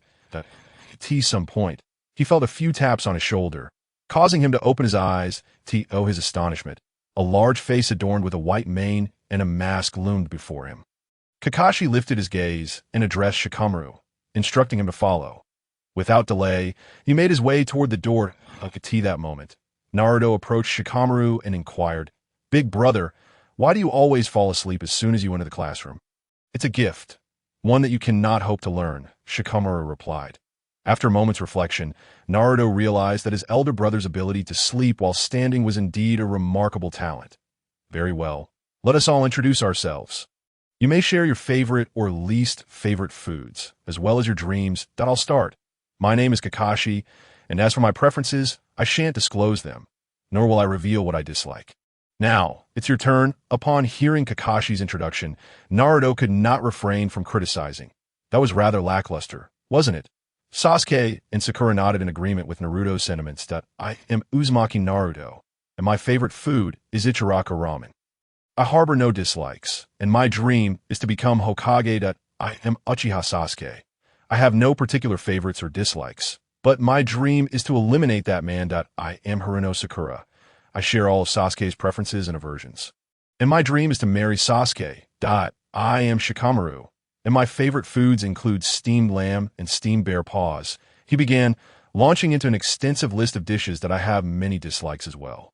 But just state your dream, Kakashi interjected, wary of Shikamaru's lengthy monologue. I have numerous dreams. The first is to grow up quickly and marry Ino. The second is to acquire great wealth, to alleviate financial burdens. And my 47th dream is to see peace in the ninja world. Enough with the daydreaming. Time's up. Dismissed. We will reconvene here tomorrow morning. A friendly reminder. Do not eat. With that, Kakashi swiftly departed, anxious to avoid further lengthy revelations from Shikamaru. After Kakashi's exit, the 4 made their way toward the village, where Naruto queried Shikamaru, Big brother, why did Kakashi-sensei warn us against eating? Just an old trick. Ignore him. You must eat, and eat well, preferably bringing some back with you, though do so discreetly. Sasuke and the others were puzzled by Shikamaru's reasoning, yet knowing him to be the wisest of the group, they were inclined to trust his judgment. Upon returning home, Shikamaru found that Shikaku had already arrived. While removing his shoes, he asked, How did Asuma-sensei fare? Did he tell you not to eat in the morning? Indeed. Were you all advised similarly? Shikamaru took a seat before Shikaku and replied, Yes, Kakashi-sensei mentioned the same. Truly a tiresome routine. Brother, do you have any insider information? None to share, but I recommend that you eat well in the morning. Also, I will be dining out with Ino shortly, so inform her mother that I do not require a meal. Upon hearing his brother's nonchalant tone, Shikamaru perceived him to be excessively lazy, leading him to retort, What a lazy response! Is it so exhausting to utter a few more words, after reprimanding his younger brother? Shikamaru ascended to rest, leaving Shikaku bewildered and disoriented in the wind. Later that evening, outside Ino's family's flower shop, Shikamaru assisted Ino in closing the shop, then took her hand and headed toward Ichiraku Ramen. As they walked, they engaged in lively conversation, with Shikamaru specifically advising her to eat well in the morning. Though uncertain of his reasoning, Ino unconditionally trusted Shikamaru. The following morning, the four gathered at their designated meeting spot. Shikamaru was the last to arrive, aware that Kakashi would not appear so early. Upon arrival, he inquired of the others, "Have you eaten?" The trio nodded in affirmation. "Good, then. Since Kakashi-sensei is not here yet, find a place to rest." The others were perplexed by Shikamaru's words, only to witness him produce a blanket and lay it on the ground. Thus began Shikamaru's extraordinary talent for slumber. Uncertain of how much time had passed, he was roused in the same manner as before, by the same large face, adorned with the same mask. Shikamaru sat up, stretching, and remarked, "Kakashi-sensei, have you lost your way on the path of life?" Kakashi was taken aback. Had he not been asleep? How could Shikamaru know what he had just said, especially considering the distance from which he had spoken? Yet, Kakashi dismissed the matter and addressed the four. "Today, we shall conduct a test, the objective of which is to seize the bells." As he produced 3 bells, displaying them before the trio, he then secured them at his waist. Naruto, eyeing the bells, asked Kakashi-sensei, "With 3 bells for 4 of us, how do we seize them?" "That is precisely what I am about to explain. There are only 3 bells, and only those who manage to obtain one will successfully graduate. Should you fail to seize a bell, you shall return to the academy to repeat the year." The trio was taken aback by Kakashi's arrangement. How could mere freshly graduated students hope to snatch bells from an elite jonin? Kakashi disregarded their reaction and continued, "You may employ any means necessary. However, if you lack the resolve to eliminate me, you will not be able to acquire a bell. You have 10 minutes to prepare." "Teacher, could we possibly adopt a different approach?" Kakashi looked at Shikamaru, intrigued, and inquired, "And how would you propose to alter the approach?" "Kakashi-sensei, you are an elite jonin. Seizing anything from you is nearly impossible. Instead, why not give us the bells and then attempt to reclaim them one by one? If you manage to retrieve all 3 bells, we will all return to the academy to repeat the year. What do you think?" Kakashi pondered this for a moment. "Very well. Let us proceed as you suggested." With that, he removed the bells from his waist and tossed them to Shikamaru. Shikamaru caught the bells and distributed them among the trio, instructing them to safeguard them well, for they were theirs. "Ha! We've won! Hooray!" exclaimed Naruto, his naive yet bright eyes fixed on Shikamaru, oblivious to his brother's intent. Sasuke, however, quickly grasped the situation and turned to Kakashi, who, at that moment, was filled with exasperation, realizing he had been outmaneuvered. Nonetheless, by his own standards, the group had indeed achieved victory. Kakashi refrained from being dishonest, and instead posed a question to the four.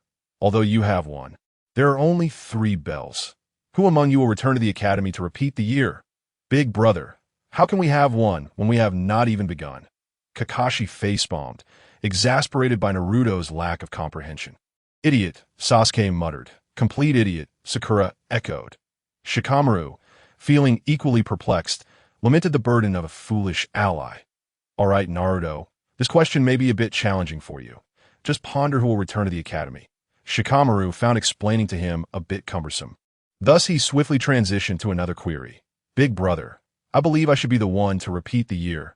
I am the slowest of us all." Following suit, Sasuke and Sakura expressed similar sentiments.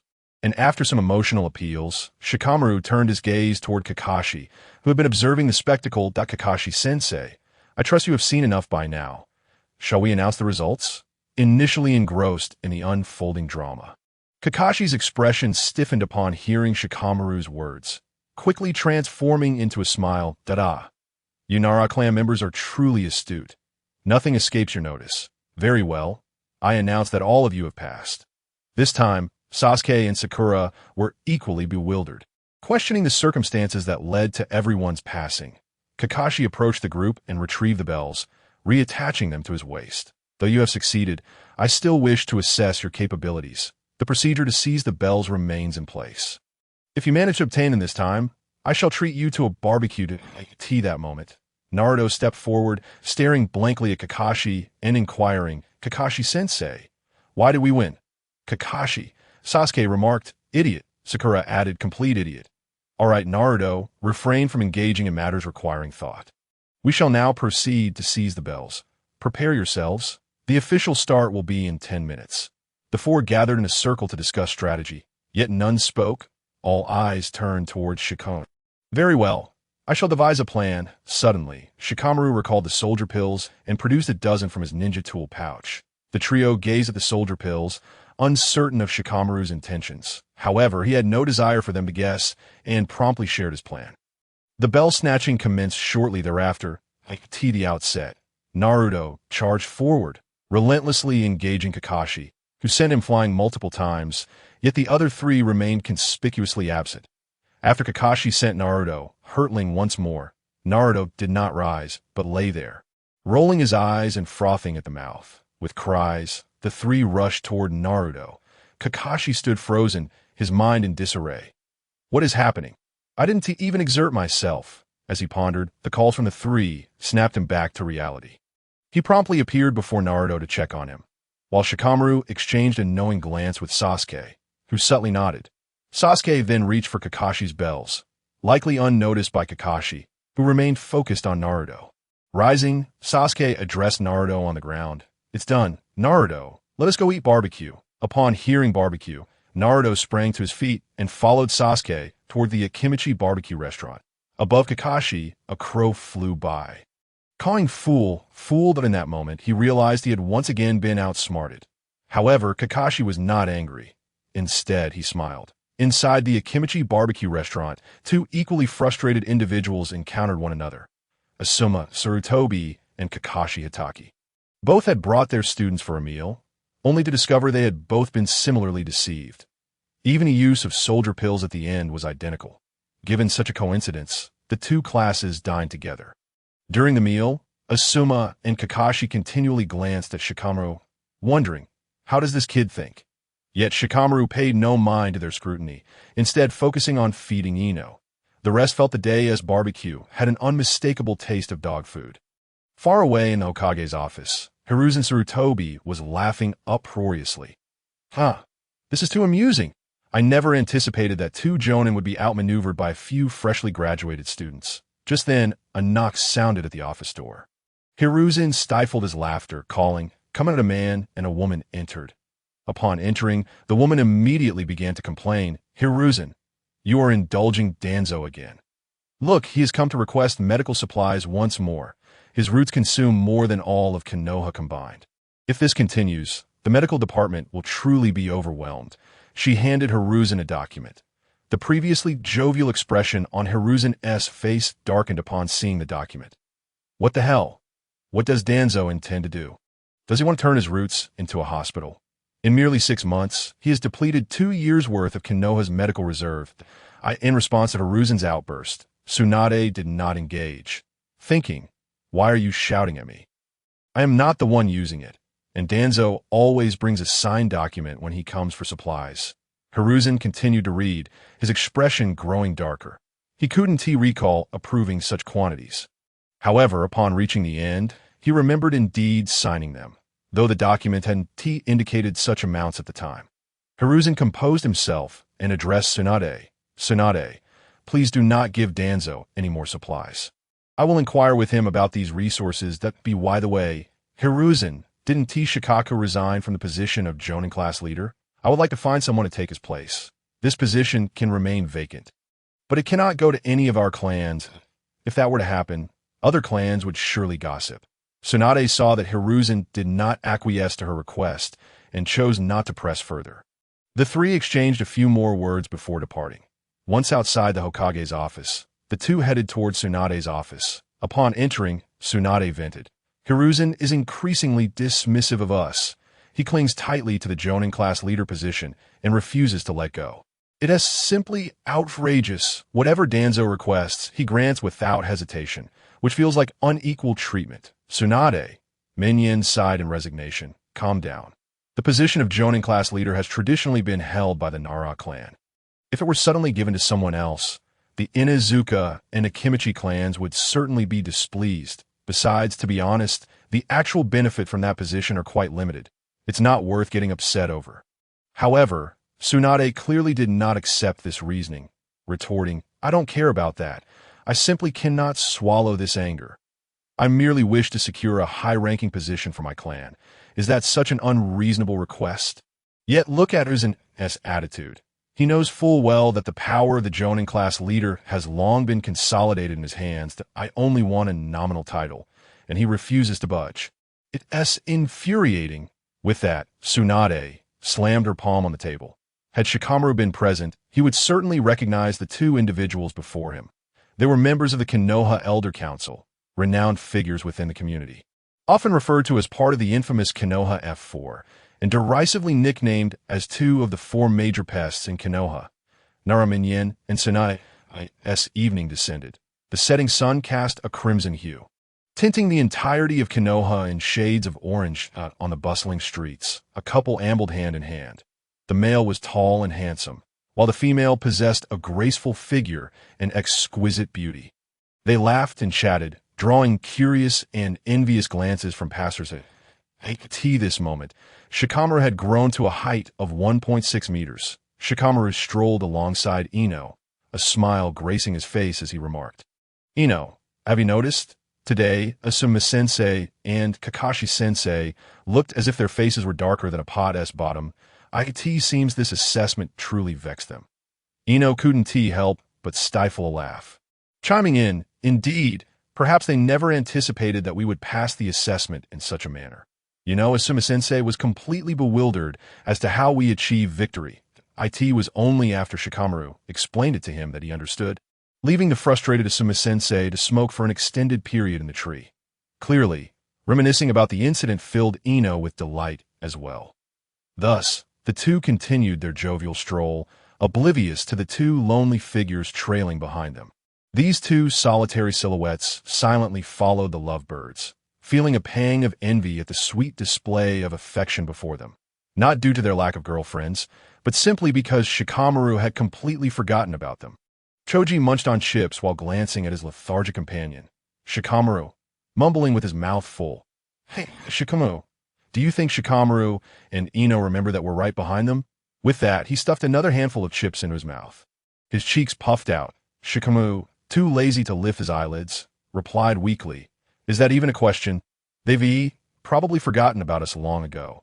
Choji swallowed his food, blinking his little eyes at Shikamaru with a grin. Hee, as expected of my bro. You know your unreliable brother the best. Shikamaru crossed his arms, an expression of resignation etched on his face as he remarked, Forget it. Who could blame him for being so utterly captivated by Ino at the moment? However, he continued, Speaking of which, didn't we just finish our meal? Why are you still snacking? Dingji, feeling a bit embarrassed, replied, This is just a post-meal snack. Shikamaru paid no mind to Dingji's choice of snacks, and the two continued on their way. Before long, Shikamaru arrived at Ino's doorstep. After watching her enter, he intended to head home, but upon turning around, he exclaimed, What the hell? How did you two get here? Shikamaru looked at his brother with an air of helplessness, realizing that he had forgotten he was trailing behind him, and even more surprisingly, had completely overlooked the gathering. Brother, you really are something else. Forgetting about us entirely, it dawned on Shikamaru that they had all come from the same barbecue restaurant, and the rest had slipped his mind.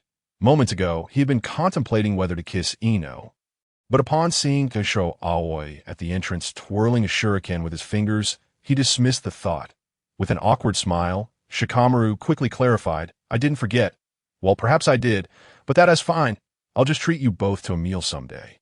As my younger brother and friend, wouldn't you want me to be happy? The two were taken aback by Shikamaru's admission, yet they chose not to dwell on the matter. Once home, Shikamaru ascended to his room to rest. As he entered, he noticed a shadowy ninja lurking in the corner. The ninja handed him a notebook along with 2 sheets of paper. Upon glancing at them, Shikamaru's hands trembled with anger. That bastard Danzo was conducting human experiments, and the data indicated they involved adults. The papers contained profiles of him and Ino, detailing a plan to first control Ino and then coerce Shikamaru. It seems Danzo, is still fixated on me. Shikamaru thought to himself. He hadn't showcased any remarkable abilities over the years. What was so special about his shadow manipulation technique? He pondered about the origin of those adults, wondering if anyone had gone missing without a trace. Although Danzo hadn't troubled him in recent years, the moment he dared to target Ino, there would be consequences. A respectable young man emerging from the rabbit's den. What should he do in such a situation? Naturally, he would retaliate. Great figures have taught us. Strike the first blow to avoid 100 retaliations. Shikamaru quietly contemplated the original narrative. He had watched Naruto many years ago, but he recalled that Danzo's arm had been modified by Orochimaru prior to his defection. Why was he still conducting human experiments now?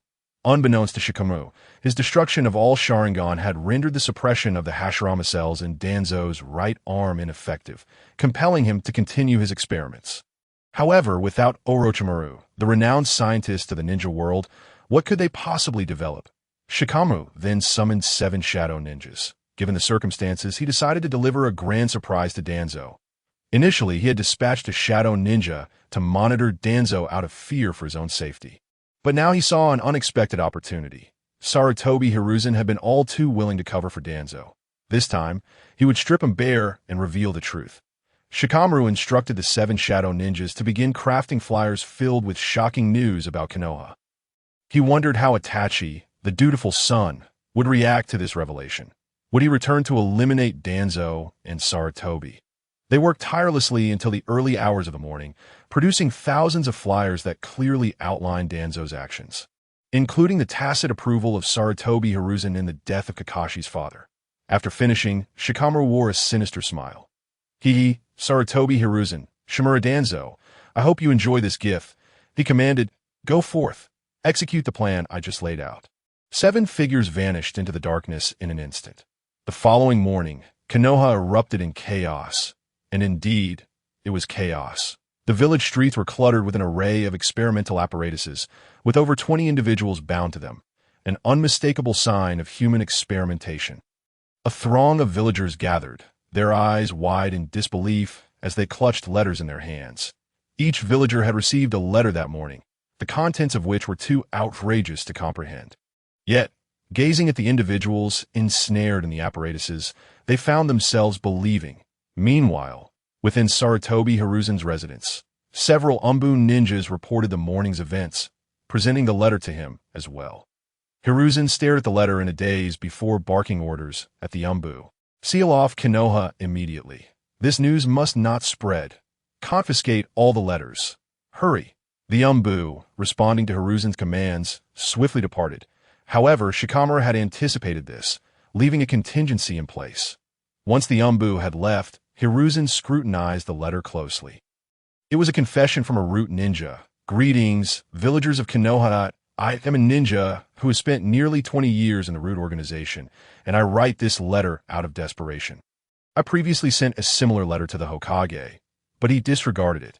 The root has initiated a massive purge, and I am aware that my exposure is imminent, hence I wish to do something before I perish. I still remember what Danzo said when he recruited me. You possess considerable strength. Would you like to join my root to protect Konoha? It was this very line that led me to accept his offer. However, once I joined, I realized it was far from what I had expected. Danzo commanded us to abduct orphans from the orphanage, training them to become mere tools of war. Prevent them from leaking information. He even implanted roots in their tongues. Initially, I accepted these actions for the sake of Konoha, but as Danzo's orders grew increasingly absurd, I began to question whether Root truly existed to safeguard Konoha. Was this organization truly established to protect our village? We hunted down the Uchiha genius Shursui. We spread rumors that led to the demise of Kakashi's father. We threatened the heads of minor clans to surrender their prodigies. We abducted village children for human experimentation. We assassinated those who refused to join Root. The incidents are too numerous to count. However, in recent years, Danzo has become increasingly deranged. His right arm has become more unstable, and he has resorted to desperate human experimentation in search of a solution. Recently, I uncovered a monumental secret, the true reason behind the Uchiha massacre. Ironically, the Uchiha were exterminated because Danzo required their Sharingan to suppress his right arm. The most absurd part is that our Hokage has tacitly approved of Danzo's actions. Although the Uchiha were slaughtered, Danzo still failed to acquire the Sharingan he desired, forcing him to continue his experiments.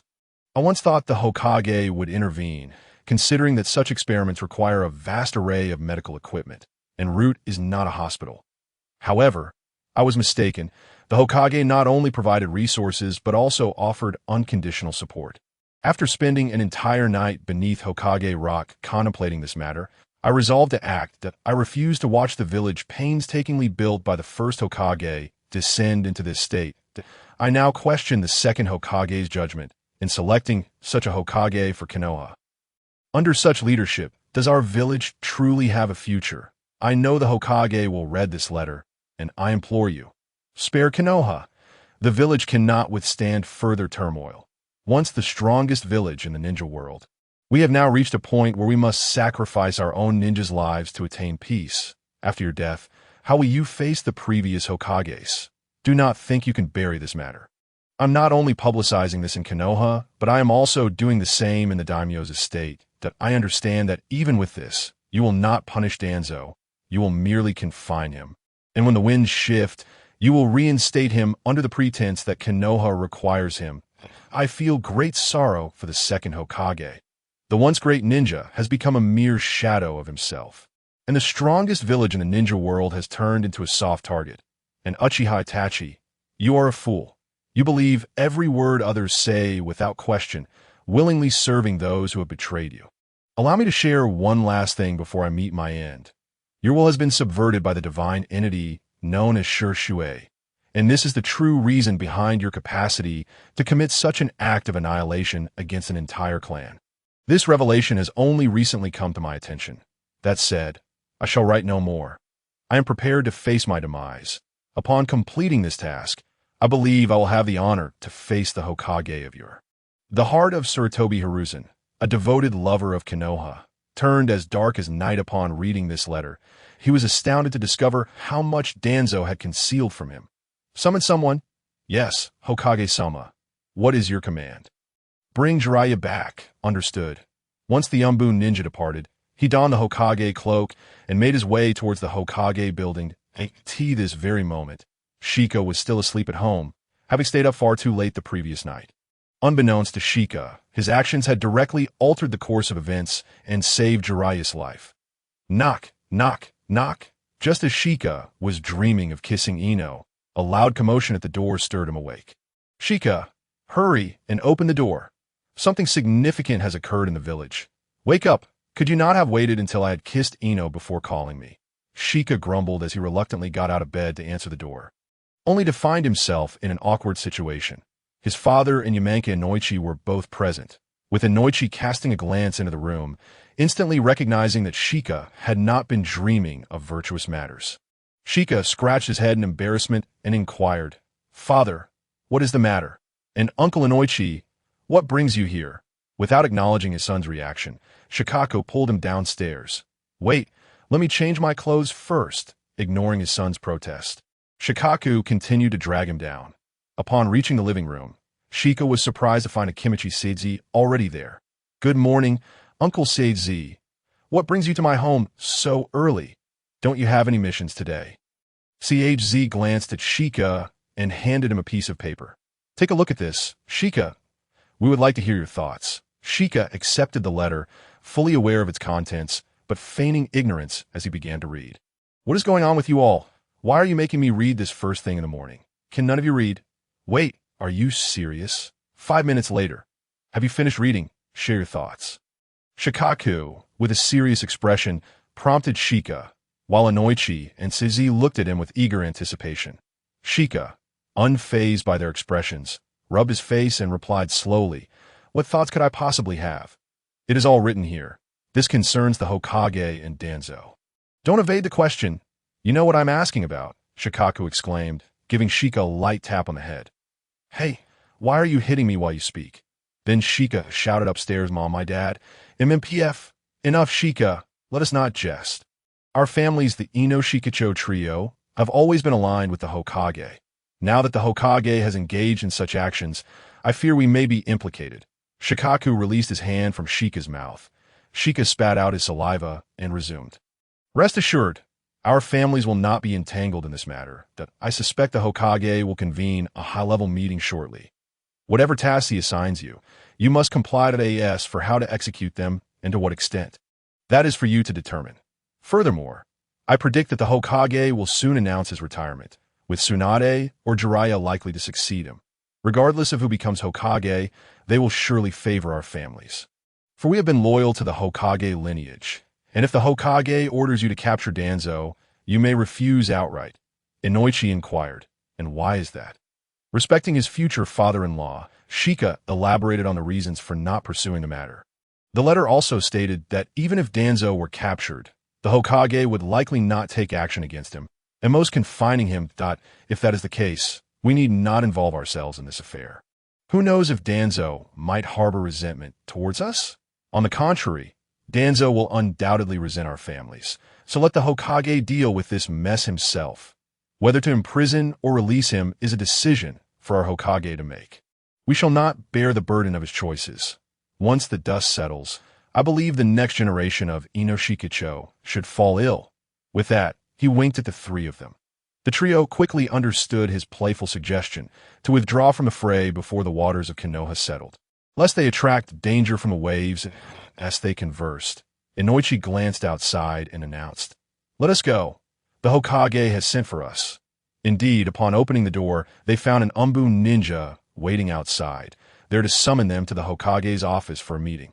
After the three departed, Shika began to contemplate the event ahead. He had never intended to intervene too much in the storyline. With Naruto, the child of prophecy, around, what need was there for him to save the shinobi world? When faced with peril, simply barricade the doors and let Naruto handle the adversaries. The enemies would soon find themselves weeping and repentant under Naruto's influence, ultimately joining their ranks. A perfect scenario. Had it not been for his own revelations regarding Ino, he would not have taken such actions.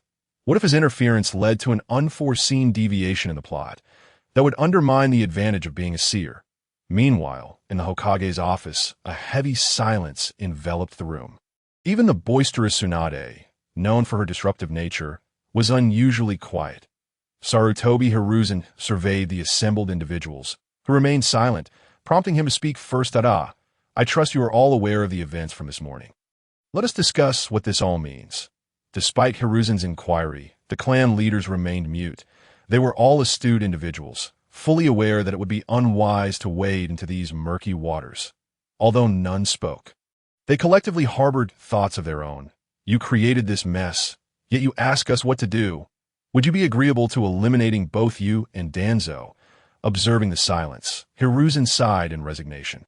For the next few days, I ask you all to bear the burden of ensuring the village's safety. I must meet with the daimyo to report on the situation in the village. As for Danzo, let us confine him for now. In unison, the eyes of the assembled leaders turned toward Hiruzen, silently acknowledging the contents of the letter. It seemed that this individual truly understood the Hokage's predicament. Hiruzen recalled the letter and quickly clarified, "That is not my intention. I mean to confine him for the time being. Upon my return, we will address the matter further. I will not show favoritism towards Danzo." The gathered leaders thought to themselves, "We trust you as much as we trust a ghost, you cunning old man." After the meeting concluded, Hiruzen turned to Tsunade and remarked, "Tsunade, I have been considering the vacancy of the Nin class leader position for some time. It would not do to leave it unfilled. I propose that a member of your clan take over." Tsunade immediately stood up, vehemently refusing. "No, I have reconsidered. None in my clan possess the requisite abilities. They should train for a few more years before assuming such a role." While verbally rejecting the offer, Tsunade silently cursed Hiruzen. "You scoundrel, only now do you remember me. Whoever takes that position is nothing but a fool, merely serving as a shield for you." Seeing Tsunade's refusal, Hiruzen chose not to press further. After all, she was an old comrade, deserving of some leniency. Yet Hiruzen lamented internally, "When it comes to employing talent, I have yet to find a reliable candidate." In the root base, Danzo was in a furious rage. Incompetence, a bunch of useless fools. How could so many items be stealthily removed? Who is this person? How do they know so much? I do not recall any such formidable ninja en route. If I had such geniuses, I would not be targeting those clan ninjas. In a fit of rage, Danzo smashed everything in his office, leaving only one chair intact. After venting his frustrations, he turned to his two subordinates and asked, "Have you determined who is responsible for this?" One trembling subordinate replied, "Lord Danzo, the root members have been dispatched to capture the experimental subjects.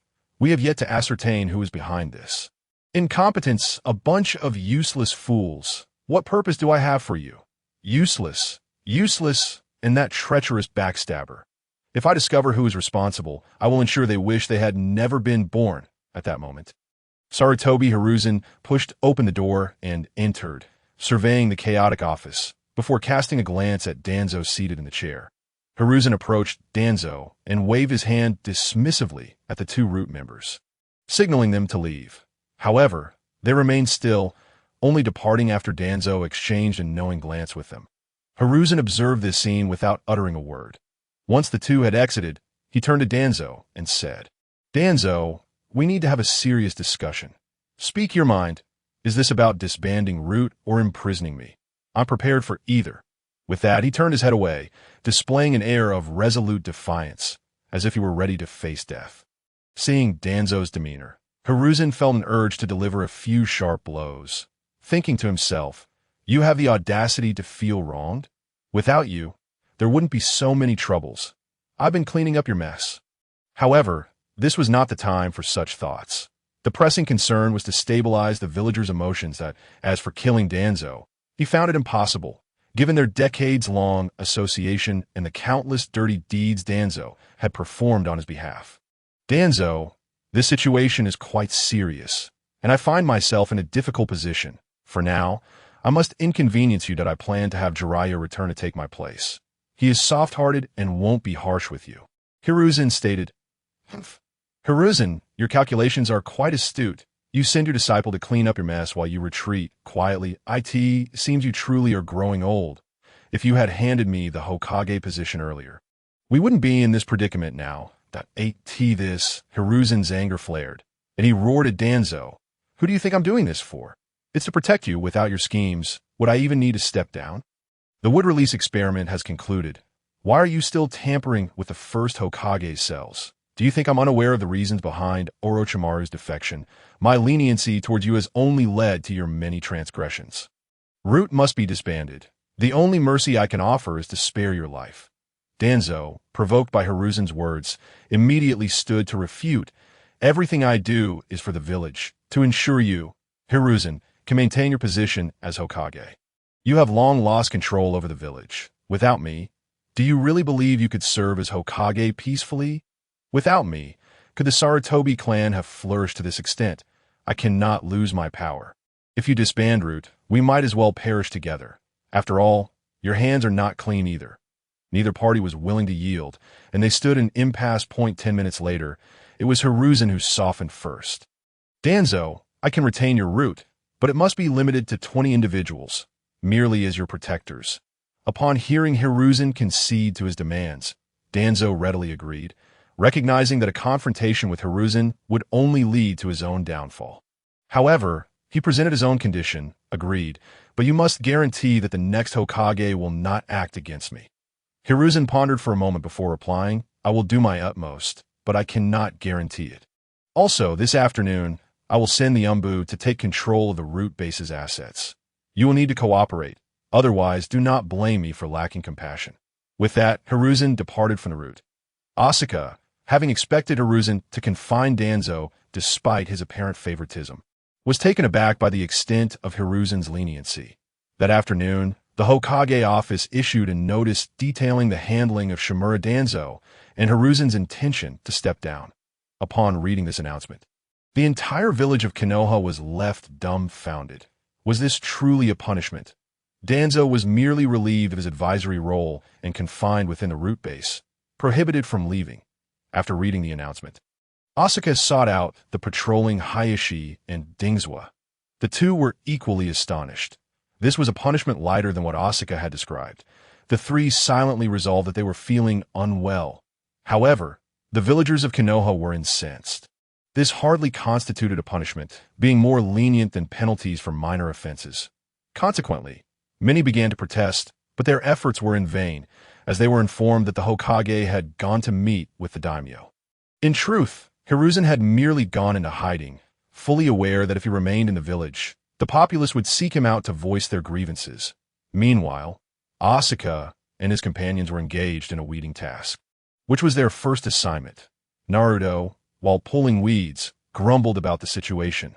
Kakashi, rather than engrossed in his usual reading, appeared lost in thought, having received a letter that morning. Upon reading its contents, he found it hard to believe that his esteemed Hokage had been capable of such actions, killing his own father for the sake of a Hokage position. Asuka noticed Kakashi's troubled demeanor, but chose not to offer consolation, recognizing that such matters must be confronted individually. Just then, a wild boar burst forth from the forest. Pursued by 3 individuals, Asuka quickly drew his smoke blade and charged at the boar. When he was still 30 meters away, a massive black eagle swooped overhead, accompanied by a piercing cry. Little Black dove down, striking the boar with its talons, pinning it to the ground while attacking its eyes with its beak. By the time the others arrived, the boar was lifeless. Asuka looked at the formidable Little Black with pride and patted its wings. At his current height, he could only reach Little Black's wings, which had grown to over 4 meters tall, with a wingspan exceeding 10 meters. He couldn't help but marvel at the sheer size of creatures in this two-dimensional world. Just then, Ino approached Asuka and asked, "Asuka, are you on mission?" Asuka wiped his hands on his clothes and took Ino's hand, saying, "Yes, we are assigned to weed today. What about you? Is this the boar you were chasing?" "Indeed, we lost track of it for just a moment, but thankfully Little Black was there. It's truly impressive now," Ino replied, glancing at Little Black, who had become quite familiar to her after many days of feeding it alongside Asuka. At that moment, another bird call echoed through the air, and they turned to see Little White.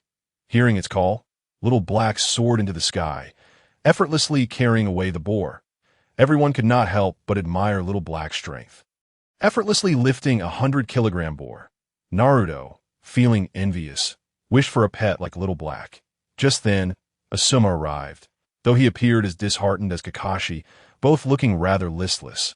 Asuma naturally appeared older, and the cigarette he held only accentuated his weary demeanor.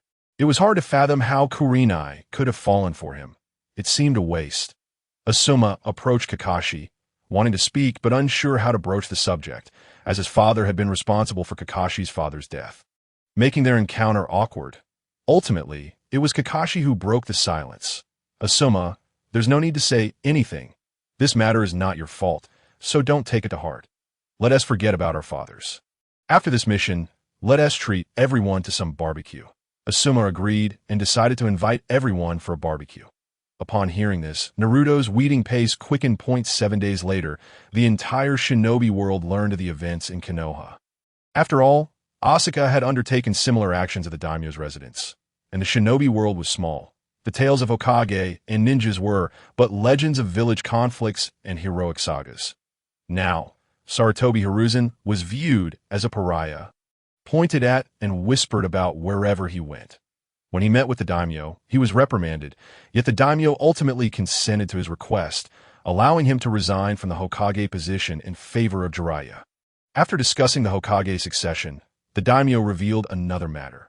"Hokage, I plan to begin reducing Konoha's military funding next year." The daimyo's words detonated in Hiruzen's mind. He quickly implored, "Daimyo, that cannot be. If military funding is cut, many ninjas in Konoha will struggle to survive." Survive? Do you think I'm a fool, Hokage? The ones who will struggle to survive are your Sarutobi clan. Do you really think I am unaware of Konoha's affairs? Each year, most of the military budget ends up in the hands of the Sarutobi, Nara, Yamanaka, and Shimura clans. You want to tell you how little actually reaches the lower ranks. Originally, I had no intention of meddling your thoughts, for you of the Hidden Leaf have valiantly shielded me from adversaries. However, your actions have deeply disheartened me. Furthermore, it appears your village possesses an abundance of wealth, enough to indulge in human experimentation. Should I present you with evidence of this? I, Sarutobi Hiruzen, found myself at a loss for words in response to the daimyo's accusations, yet the military budget must not be curtailed. Such a course would plunge the leaf into chaos. Gritting my teeth, I managed to assert, "Daimyo, I have indeed committed certain transgressions." "Many transgressions," the daimyo interjected, augmenting my admission. With a heavy heart, I continued, "Yes, I have erred greatly, but the military budget cannot be reduced." Such a decision would lead to turmoil, not only in the leaf, but in other villages as well. That moment, a courtier of the daimyo entered, approached him, whispered a few words, and then exited. The daimyo regarded me with a languid expression and remarked, "Hokage, I have overestimated your limits and underestimated your affection for Shimura Danzo. Enough of this. You may return, if you can safeguard the land of fire. Do so. If not, I shall simply appoint another village." After all, the funds could be allocated to anyone. I was left utterly bewildered. Would it come over the daimyo? Why this sudden shift? I wished to voice more, but was interrupted by the daimyo. "Hokage, refrain from further words. I shall no longer place my trust in you. Although I do not interfere with the governance of your village, your handling of Danzo has truly opened my eyes. Enough. Return to your duties and see to your own affairs."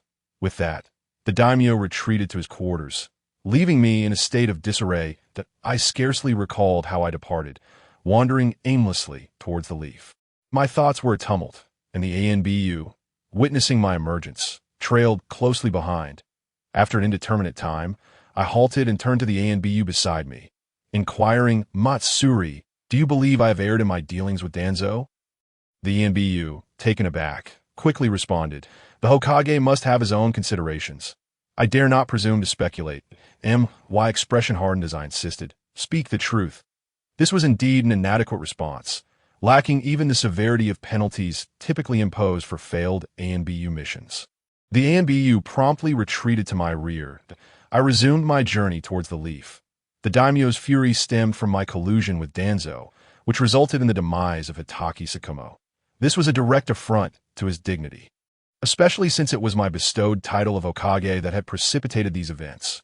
Moreover, the threats posed by Danzo had never escaped the daimyo's memory. Thus, he seized this opportunity to ensure I would impose a fitting punishment upon Danzo, making it clear who truly held dominion over the land of fire. Within the Akatsuki's base, Itachi stood in stunned silence, holding a letter that had profoundly shaken him, despite his desire to disbelieve its contents. The use of Tsukuyomi revealed the truth. He had indeed been subjected to it once. As he reread the letter, he found its assertions accurate, yet his mind urged him to reject them. Conflicting emotions intertwined, leading him to shed tears for only the second time in his life. The first being upon the death of his parents. At this juncture, Tsunageki rejoiced, sensing an opportunity at hand. Reikage promptly convened the higher echelons of the village to deliberate on a declaration of war against the leaf. The meeting room was filled with the village's elite. "Ahem, you have all seen the letter, correct?" The assembly nodded in affirmation. Reikage continued, "Since you are all informed, allow me to share my thoughts. The leaf is more vulnerable now than ever. Therefore, I propose we wage war against them. What are your opinions?" The gathered leaders pondered the proposal's merits and drawbacks. It was then that Chiyo rose to address Reikage, stating, "Lord Kazekage, I posit that this is not an opportune moment for conflict. Our resources are insufficient to sustain a war against the leaf. If we are to engage, it would be prudent to wait a year until the daimyo allocates the military budget before confronting the leaf. Otherwise, should we become embroiled in a protracted struggle, Tsunageki may very well face defeat." Reikage rested his chin on his hands, contemplating Chiyo's words. Indeed, she raised a valid concern. They lacked the capacity for an immediate victory over the leaf. He lowered his hands and addressed the assembly. "Let us commence preparations for war. Next year, it is the leaf's turn to host the Chunin exams, is it not? We shall strike during the exams, with Gaara participating to eliminate as many of their prodigies as possible, that we will then seize the opportunity to eliminate Sarutobi Hizashi and initiate our conflict. Maki, your priority is to gather supplies forthwith." At this juncture, a Tsunageki ninja stood, affirming, "Understood, Lord Kazekage, I shall attend to it immediately post-meeting." Reikage regarded his subordinate with increasing satisfaction, for he was one of the few elite shinobi in Tsunageki and a trusted ally.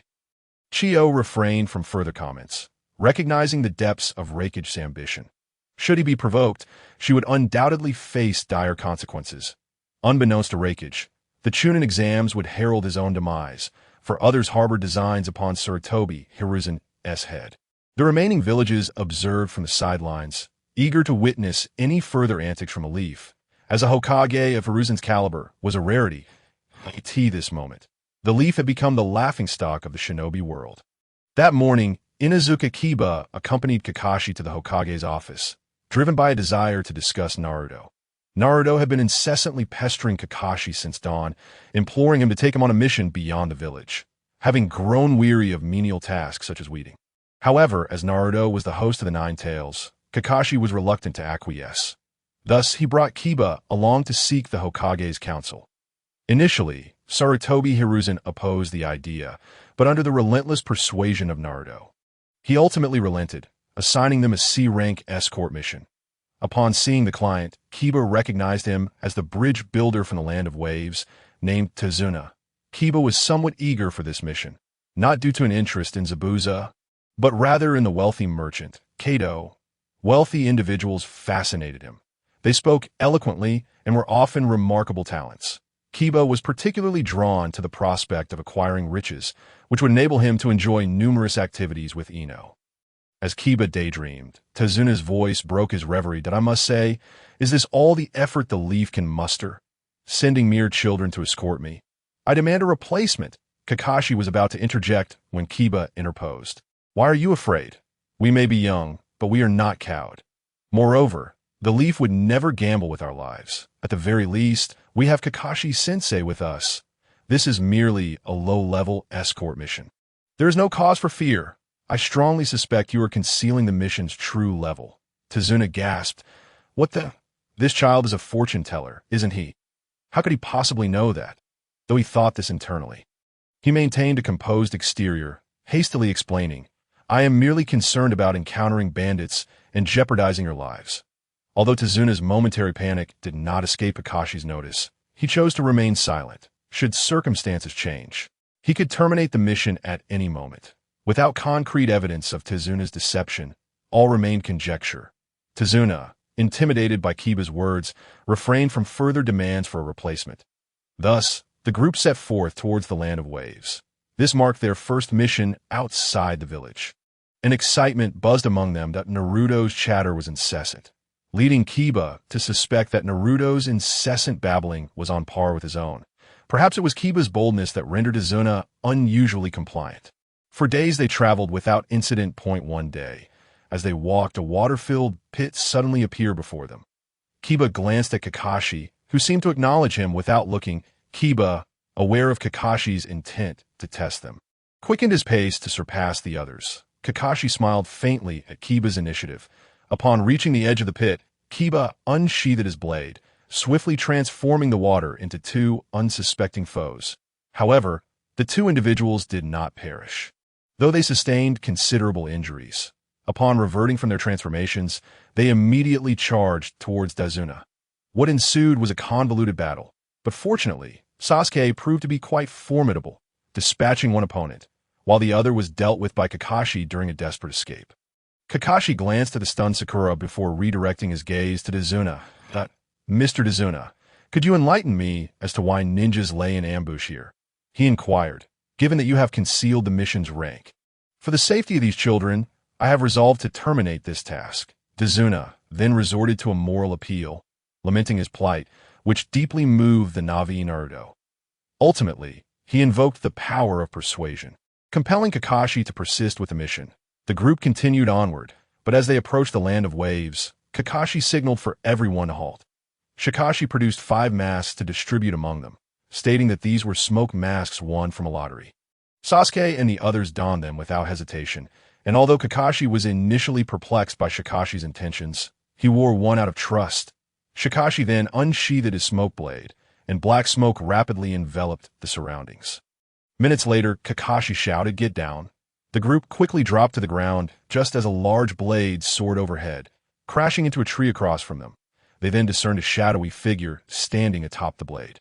At that moment, the figure spoke. "I thought it was someone else. Turns out it's the copy ninja from Konoha. Can you put the blade away, you scoundrel?" Kakashi recognized the individual immediately, but seizing the opportunity, he refrained from banter and unleashed Raikiri. Zabuza Momochi felt unjustly treated, thinking he and T even begun to fight before being overwhelmed. Realizing he had to eliminate the young ninja first, he quickly sought the key to victory. But Kakashi wouldn't grant him that chance. The two clashed amidst the smoke, their techniques echoing in the air. 10 minutes later, Kakashi called out, "Shikashi, put the blade away." Another 10 minutes passed, and, as the smoke cleared, the group beheld Zabuza lying on the ground, frothing at the mouth, a hole pierced through his chest by Kakashi's attack, uncertain if he would survive. Suddenly, countless shurikens flew towards Zabuza, prompting the team to leap aside. They then saw a figure leap in front of Zabuza. Shikashi recognized this as Zabuza's accomplice, and Haku spoke, "I'm part of the pursuit unit from the Mist Village, tracking Zabuza. May I take him away to face justice?" Kakashi, aware that the Mist Village indeed had such an organization dedicated to hunting rogue ninjas, permitted Haku to take Zabuza. After Haku departed, Kakashi resumed guiding the group toward the Land of Waves. Along the way, he glanced at Shikashi's smoke blade and inquired, "How did you acquire this blade? It is quite distinctive." Shikashi then recounted the origin of the smoke blade. Kakashi nodded, addressing Shikashi, "This blade is powerful. Yet it has significant drawbacks, particularly in windy conditions, where its effectiveness diminishes. Additionally, in open plains, the smoke disperses quickly, reducing its potency. If it weren't for the forest setting, I doubt I could have easily overcome Zabuza. Moreover, the masks you provided are made from a unique material that entirely blocks the smoke." Noticing Kakashi was about to pose further questions, Shikashi swiftly interjected, "Kakashi-sensei, isn't that the sea over there?" Kakashi glanced in the direction Shikashi pointed, and the azure waters came into view. Soon, they arrived at the Land of Waves, which appeared desolate. Though Konoha had its shadows, it was still capable of sustaining its inhabitants. However, the Land of Waves resembled a refugee camp. The group settled in Dazuna's home, preparing to guard him as he commenced bridge construction the following day, after which they would return home that evening. In Kato's office, several shadowy figures were seen moving boxes filled with money. Kato's amassed wealth, while Kato and his subordinates lay unconscious, having been subdued by the shadow ninjas. What fate awaited Kato upon awakening remained unknown. The next morning, the group arrived at the bridge construction site, where Shikashi and the others stood guard at the bridgehead. Dazuna felt considerably more at ease, as Kato had not returned to cause trouble since hiring ninjas. Little did Dazuna know, Kato had no chance of causing further disruption.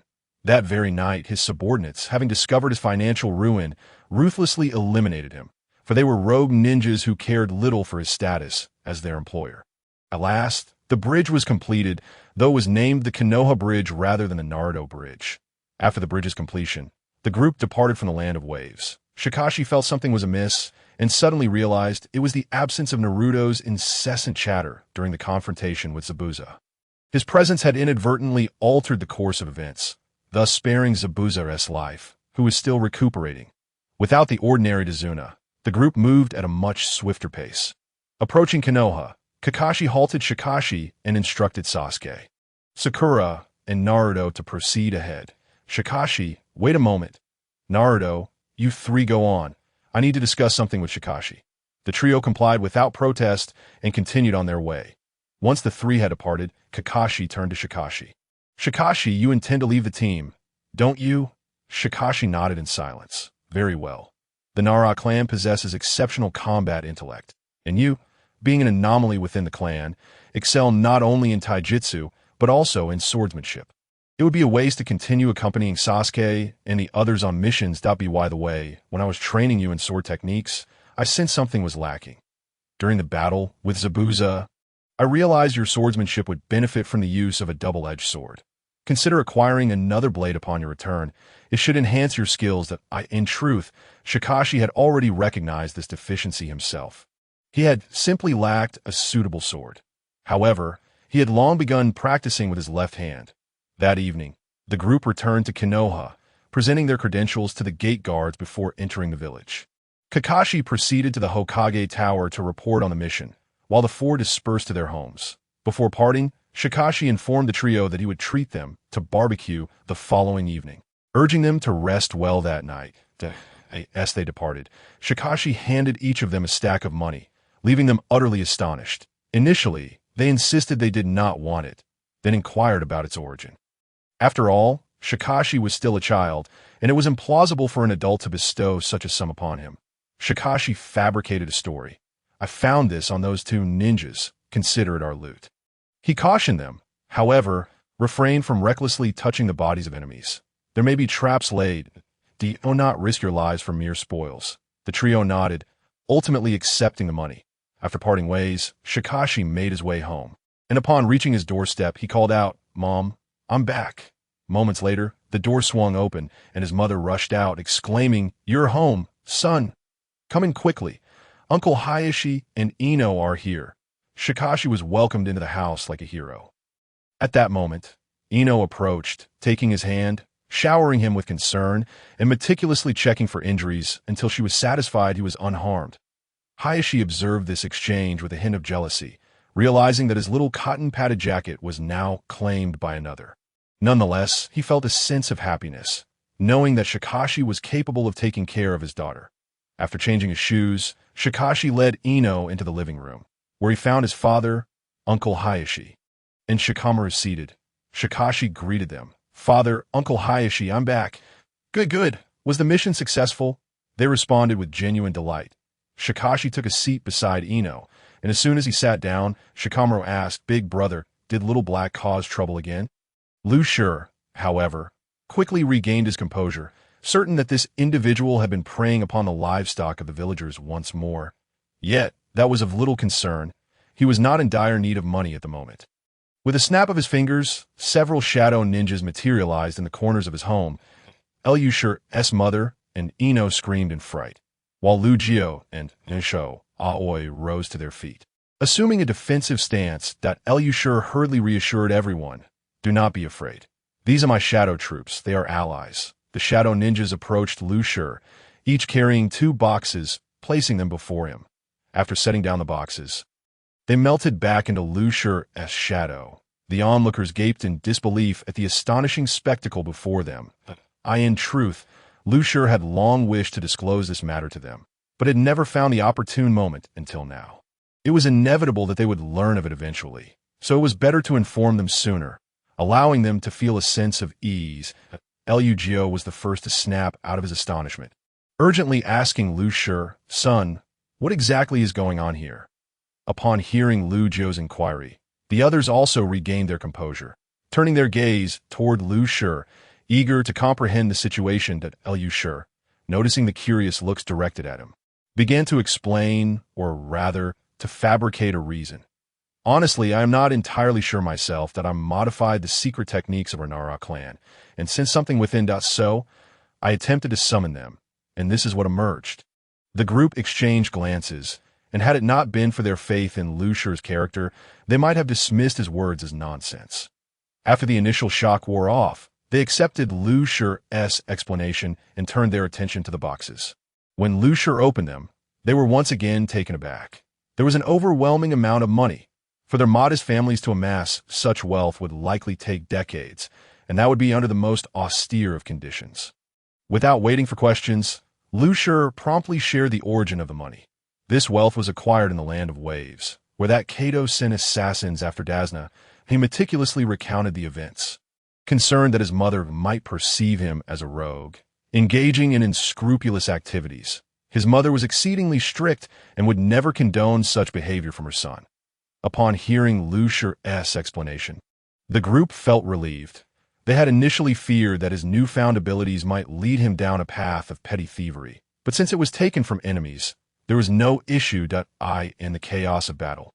The Inoshikicho trio often collected spoils from their foes. This was a common practice in the ninja world, as long as the innocent were spared. After all, being a ninja was a profession, one that required sustenance. Lu Jio then proposed a gathering for the Inoshikicho families, to which everyone readily agreed. Abimu Shikamaru was sent to invite the Akimichi family, while Lu Shur and Ino went to summon Ino's mother.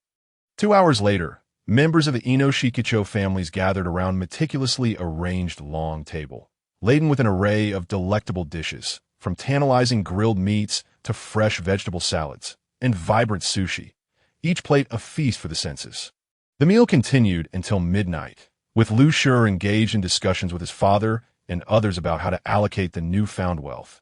Meanwhile, CHG and Shikamaru were engrossed in studying the shadow ninjas, while Ino assisted in the kitchen. "Father, I plan to divide this money into 3 portions. One for our family's daily expenses, another to help establish some enterprises for the Ino Shikicho families, though not without interest. Of course, you understand the principle of 1 grain of rice in favor, 1 grain in enmity. I do not wish to cause discord over money with our kin." The trio nodded in agreement, recognizing the validity of Lu Shi's reasoning. Human nature often leads to discontent not from scarcity, but from inequity, not from poverty, but from unease. The remaining portion I intend to save as a dowry for In.Chi, who had been drinking water. Suddenly sprayed it all over Lu Jio's face. Cough, cough. "My apologies, Lu Jio. I didn't mean to. I just didn't expect Lu Shi to be preparing a dowry at such a young age. What a remarkable child." After pondering for a moment, Siji could only manage a simple, "That's wonderful." Lu Jio, unfazed, felt a bit awkward himself, thinking, how old are you to be preparing a dowry? Besides, Ino's father is still around. Yamashiro, aoi. However, remained calm, his reaction to Lu Shi's words contrasting with that of the other two. Instead, he felt a sense of joy, thinking that this young lad was already saving for a dowry, and that when Ino eventually married, she would be quite well dash off in the kitchen. Ino, overhearing Lu Shi's words, felt her cheeks flush with a rosy HU. Siji looked at his son, feeling the need for a little education, thinking, look at you. All you do is eat. Your peer is already planning for his future, while I might be waiting longer for grandchildren. As he studied the shadow ninjas, Seichi felt a chill run down his spine and turned to see his father watching him.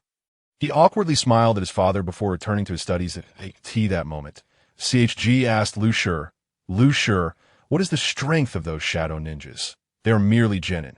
Their abilities are quite weak, but they cannot die and can respawn infinitely without requiring chakra. The others found the ninjas somewhat lacking in power, yet the ability to respawn infinitely compensated for their weakness. Moreover, Lu Shi himself was no slouch. Among his peers, he was virtually invincible. After tidying up, the families took their leave. As they departed, Lu Shi whispered a few words to Ino, causing her face to turn crimson. The adults erupted in laughter. Upon returning to his room, Lu Shi began searching for paper and pen, writing, Ino, I miss you. He then entrusted the note to a shadow ninja. Ino, upon arriving home, rushed to her room and was startled to see a shadow ninja materialize before her. However, she quickly realized it was sent by Lu Shi, and the ninja handed her the note. Seeing the contents of the note, Ino chuckled softly and replied, I miss you too, before passing the note back to the shadow ninja. The ninja vanished into the darkness once more. Thus began their exclusive correspondence, akin to a private chat, which continued until dawn. The next morning, in the Hokage's office, Kakashi reported on a recent mission he had intended to do so the previous day. But with Sarutobi Hizashi absent, he had to come early to present his findings. Sarutobi listened intently to the accounts of the mission. Finally, Kakashi posed a question that had been troubling him. Hokage-sama, why did you include Haruno Sakura in the team? Without her, Team 7 would have been an exceptionally well-rounded squad, with a strategist and primary attacker, complemented by Sasuke's Jinjutsu and Naruto's unpredictable talents. A perfect blend. Sarutobi set down his pipe, approached the window, and gazed out at the village of Konoha, addressing Kakashi. Kakashi, that child Lu Shi is only with you temporarily, although he has been concealing his talents these past few years. I am aware that he possesses the strength of a CH Need. I have long wished to recruit him into the Umbu, but he has declined, stating he wishes to complete missions outside for a while before considering joining. However, I know he is merely placating me. He has no intention of joining the Umbu, especially not while I am Hokage. Kakashi, do you think I'm failing as Hokage? Kakashi, with his signature blank expression, glanced at Sarutobi's back, contemplating before responding, Hokage-sama, that child has inherited the high intelligence of the Nara clan, and I've heard he is the smartest in their history. His way of thinking may differ from that of ordinary children. I believe you should try having an open and honest conversation with him. He will understand. Alas, let's hope so. By the way, do you know who taught Sasuke that ninjutsu? Hokage-sama.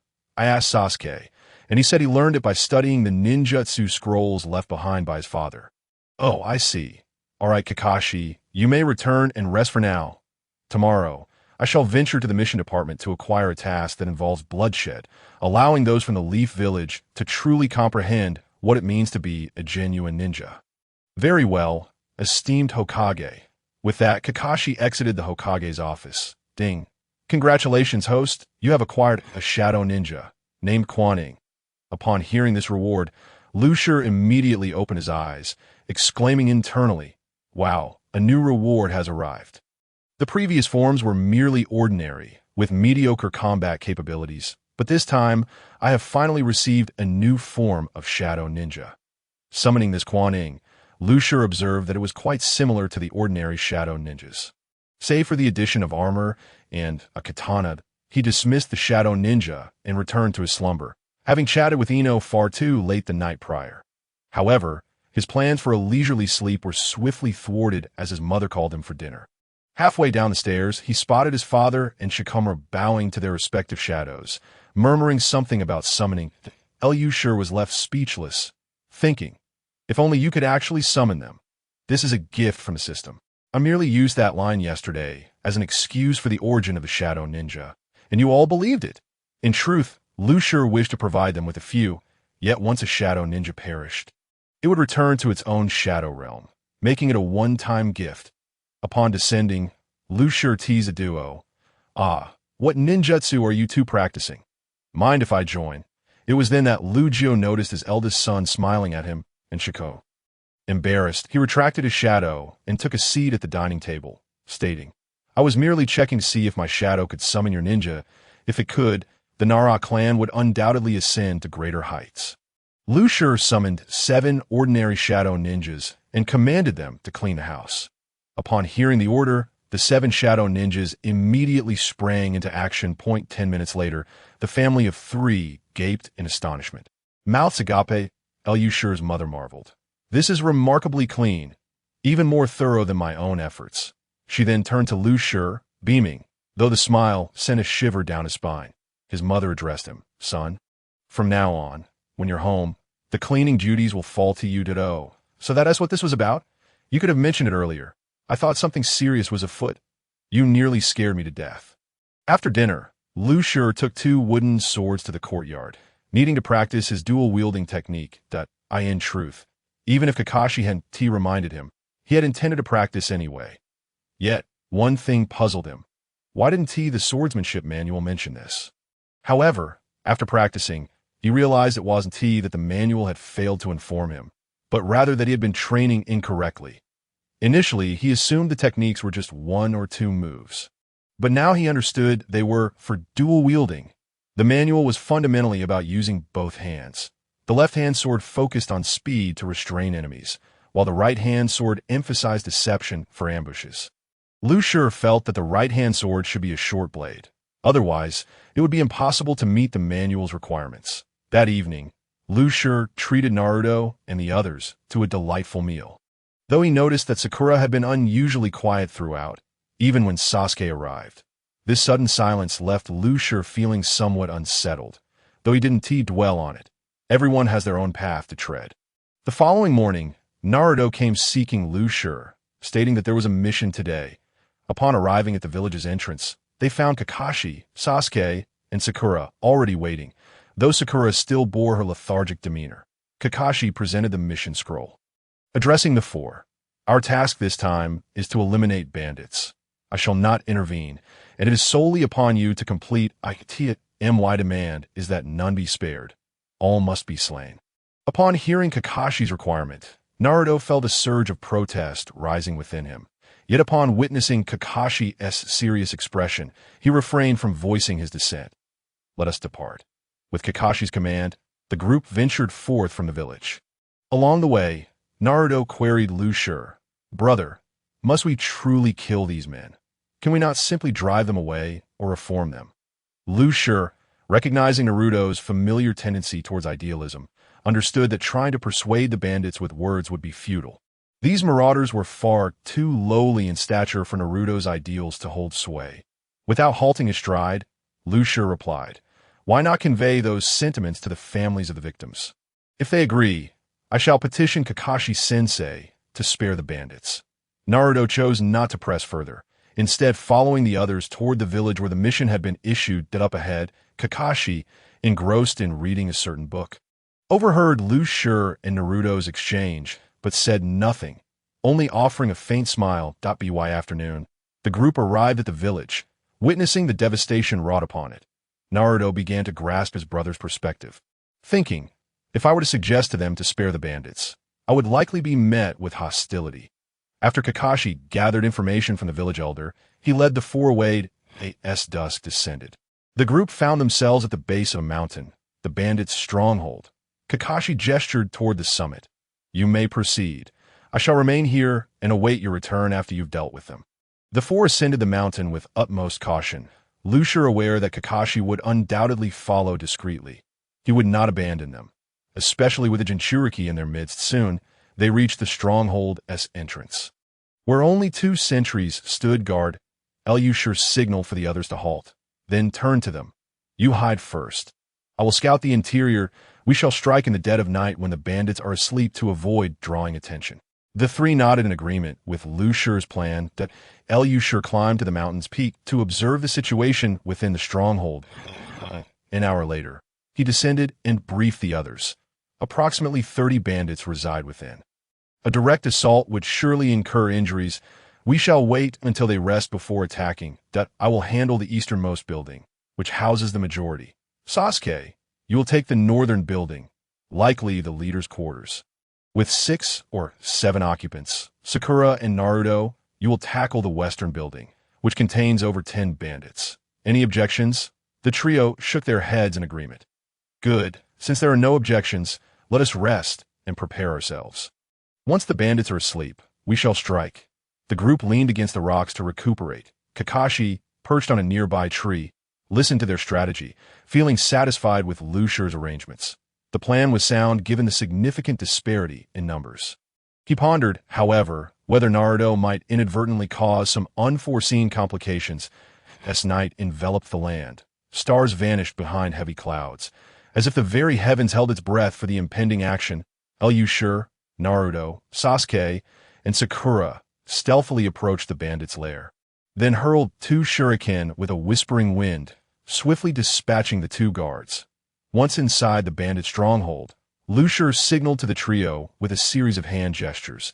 They instantly moved towards their designated targets. Lu Shi, responsible for the largest group in the eastern building, slipped inside like a shadow, silently entering the room where the bandits lay sprawled in slumber. Summoning the shadow ninjas, he commanded them to execute their task. Like reapers, the shadow ninjas moved with silent precision, extinguishing the lives of the unsuspecting bandits without screams or struggles. For them, perhaps this was a stroke of fortune. Just as Lu Shi concluded his task, a disturbance arose from the western building. The anticipated stealthy assassination was abruptly shattered by the sounds of a fierce scuffle. Realizing that trouble had erupted on Naruto's side, Lu Shi retracted his shadow ninjas and swiftly made his way toward the commotion, knowing that revealing his trump card was not yet prudent. Sakura and Naruto had already infiltrated the western quarters, but perhaps due to nerves, Sakura accidentally knocked over a bandit-s weapon, the clattering noise piercing the stillness of the night and immediately alerting the bandits. A group of bandits was abruptly roused from their slumber, seizing their weapons as they directed their gaze towards the 2 figures before them. Sakura and Naruto could only brandish their kunai in defiance, and the atmosphere was charged with impending conflict. By the time Kakashi arrived, the 2 had already engaged in a fierce skirmish with the bandits. Without hesitation, he drew his short blade and charged at the marauders, his presence flitting across the battlefield like a specter, with each appearance heralding the fall of yet another bandit.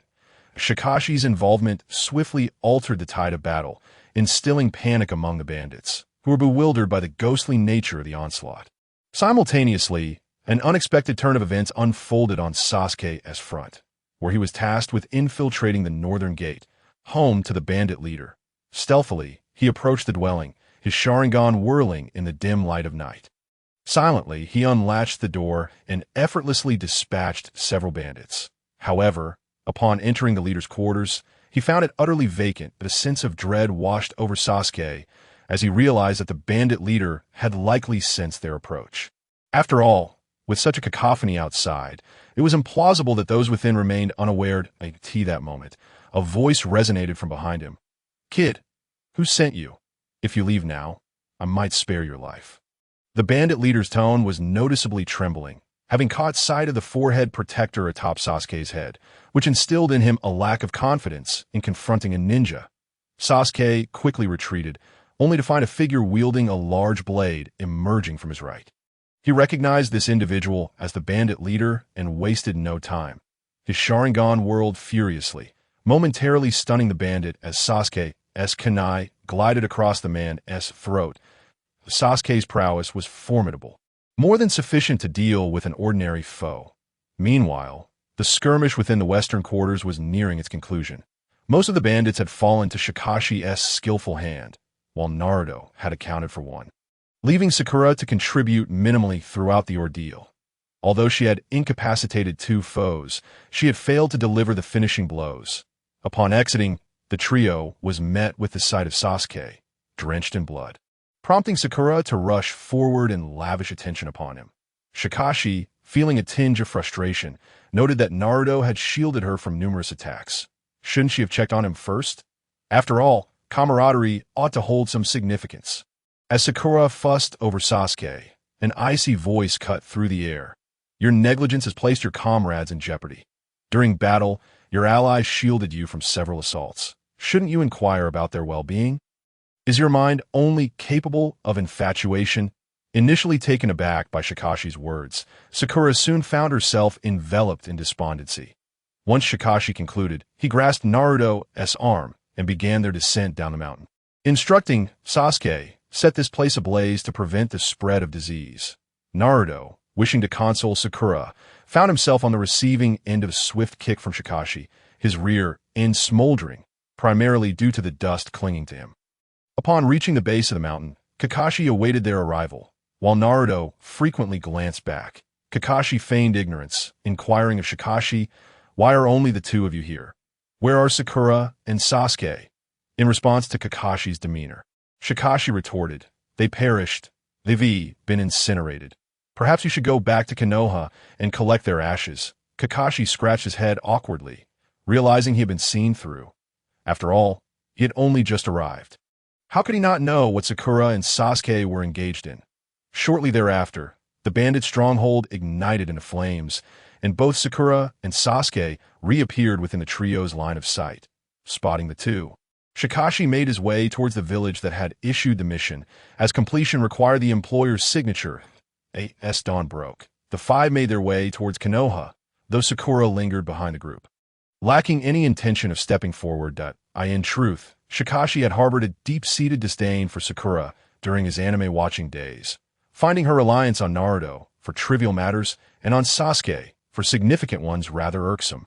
Though things improved slightly in later arcs, since his transmigration, he had refrained from targeting Sakura, opting not to view her through a tinted lens, recognizing that everyone had their own choices and that interference was unnecessary.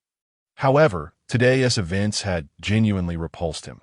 Had Sakura belonged to another village, he might have wished her demise. That by midday, the group arrived at the outskirts of Konoha, greeted by the vigilant gatekeepers upon entering the village. Kakashi led the four towards the Hokage Tower. Initially intending to return home, Kakashi was informed by Kakashi that Sarutobi Hizashi sought him for a matter of importance. After all, wouldn't it be better to spend time with Ino rather than an old man? After a brief exchange with Sakura, who departed homeward, the others remained oblivious to the content of their conversation, choosing not to pry. Within the Hokage's office, Kakashi recounted the mission's details before leaning closer to Sarutobi. Whispering something into his ear, Kakashi surmised that Kakashi had likely relayed his comments regarding Sakura to the Hokage at that moment. A young boy, perhaps 7 or 8 years of age, adorned with a lengthy scarf, burst through the door exclaiming, "Grandpa, I'm here to defeat you." However, he immediately tripped over his own scarf, crashing to the floor. Kakashi recognized the boy instantly. the grandson of Sarutobi, Konohamaru. As Konohamaru looked up, bewildered, he wondered why he had fallen when he had come to challenge his grandfather. Spotting Naruto nearby, he accused, "Did you trip me?"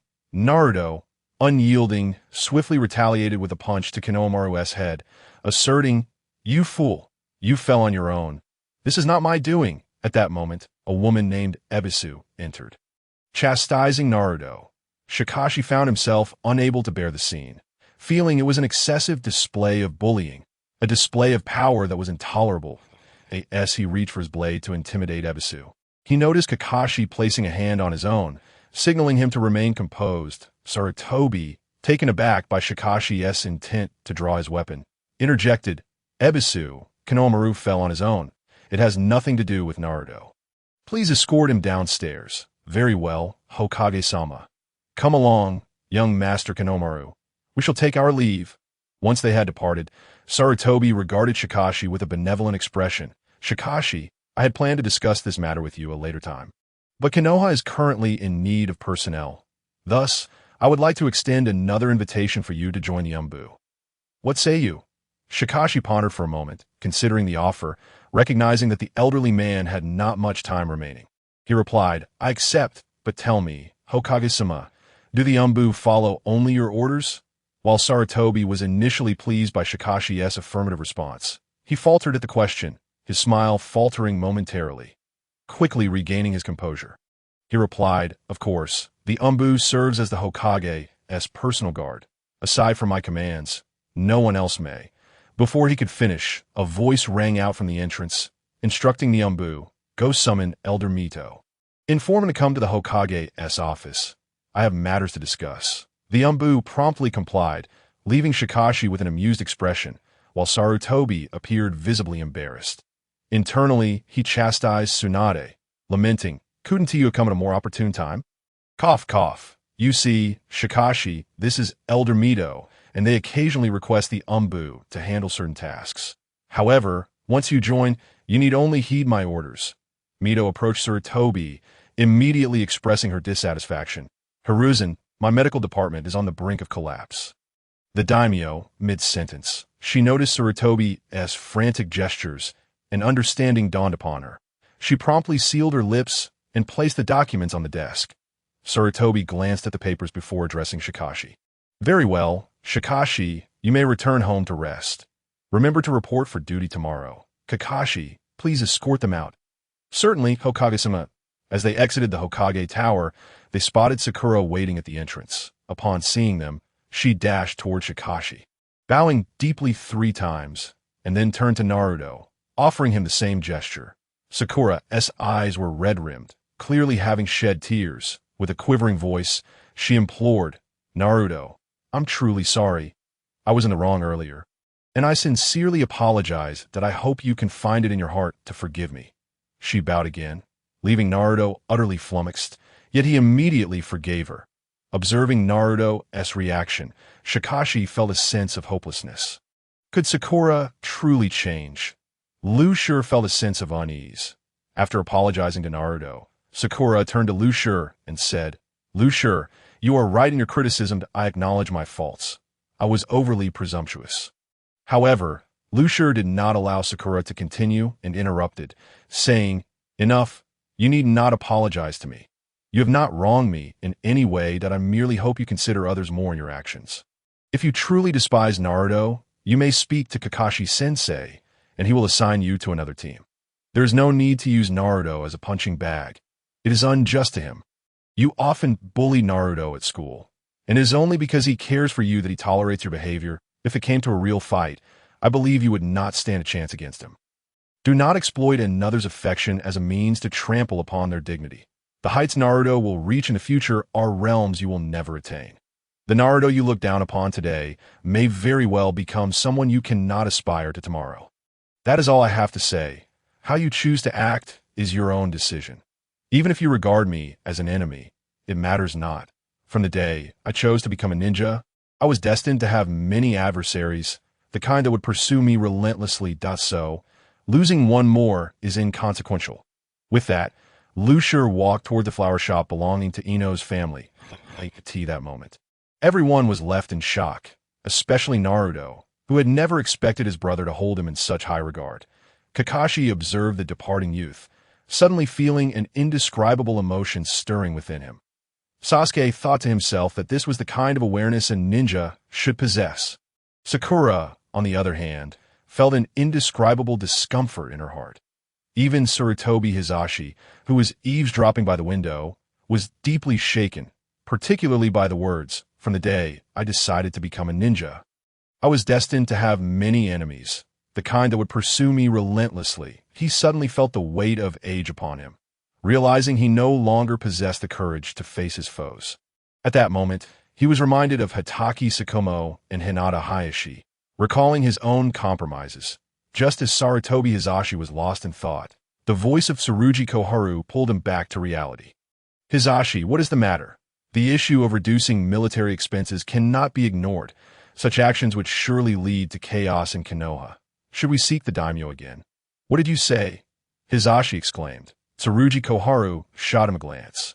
Thinking to herself, "I wasted my breath." Nevertheless, she reiterated her previous statement. "Koharu, I fear the daimyo will not change his mind unless Tsunade herself intervenes, but she has not returned in years, and I doubt she will. Perhaps we should wait for Jiraiya to come back." Inside the Ino family flower shop, bursts of laughter emanated from within, drawing the attention of passers-by. "Allow me to recount the tale of Uchiha Madara and Senju Hashirama." "All right, Lucier, save that for next time. I need a moment to breathe. Your story about the Ninja World Dance King nearly had me in stitches. Does Uchiha Madara truly wield the ability to perform the Thomas spin and effortlessly uproot willows? How can I possibly believe that? Ino, you must trust me. Do you not believe that Uchiha Madara would surely ask, 'Would you like to dance? In a fight?' Fine, I believe you. By the way, let me treat you to a meal today to celebrate your joining the Umbu." "All right, I shall go deliver some flowers first and come back to fetch you." With that, Lucier dashed out of the flower shop. The next morning, Lucier reported to the Umbu, where she was greeted by a woman wearing a mask. Obscuring her features, this woman led Lucier to a rack filled with masks. "Choose one, then think of a code name to report to logistics and collect your equipment. Afterward, report to Lord Hokage. He has a mission for you." Having given her instructions, the woman turned and left. Lucier examined the masks, but found none to her liking. After a prolonged selection, she finally chose an eagle-headed mask. Once she received her equipment from logistics, she promptly changed into it and adopted the code named Black Hawk. After leaving logistics, Lucier made her way to the Hokage's office. Just before arriving, someone tapped her on the shoulder from behind. Turning around, she found it was Tsurugi Koharu. As Lucier was about to inquire about the matter, Kohara handed her a folder and, using an authoritative tone, commanded, "Take this document to the hospital director." With that, she strode away, as if commanding a subordinate.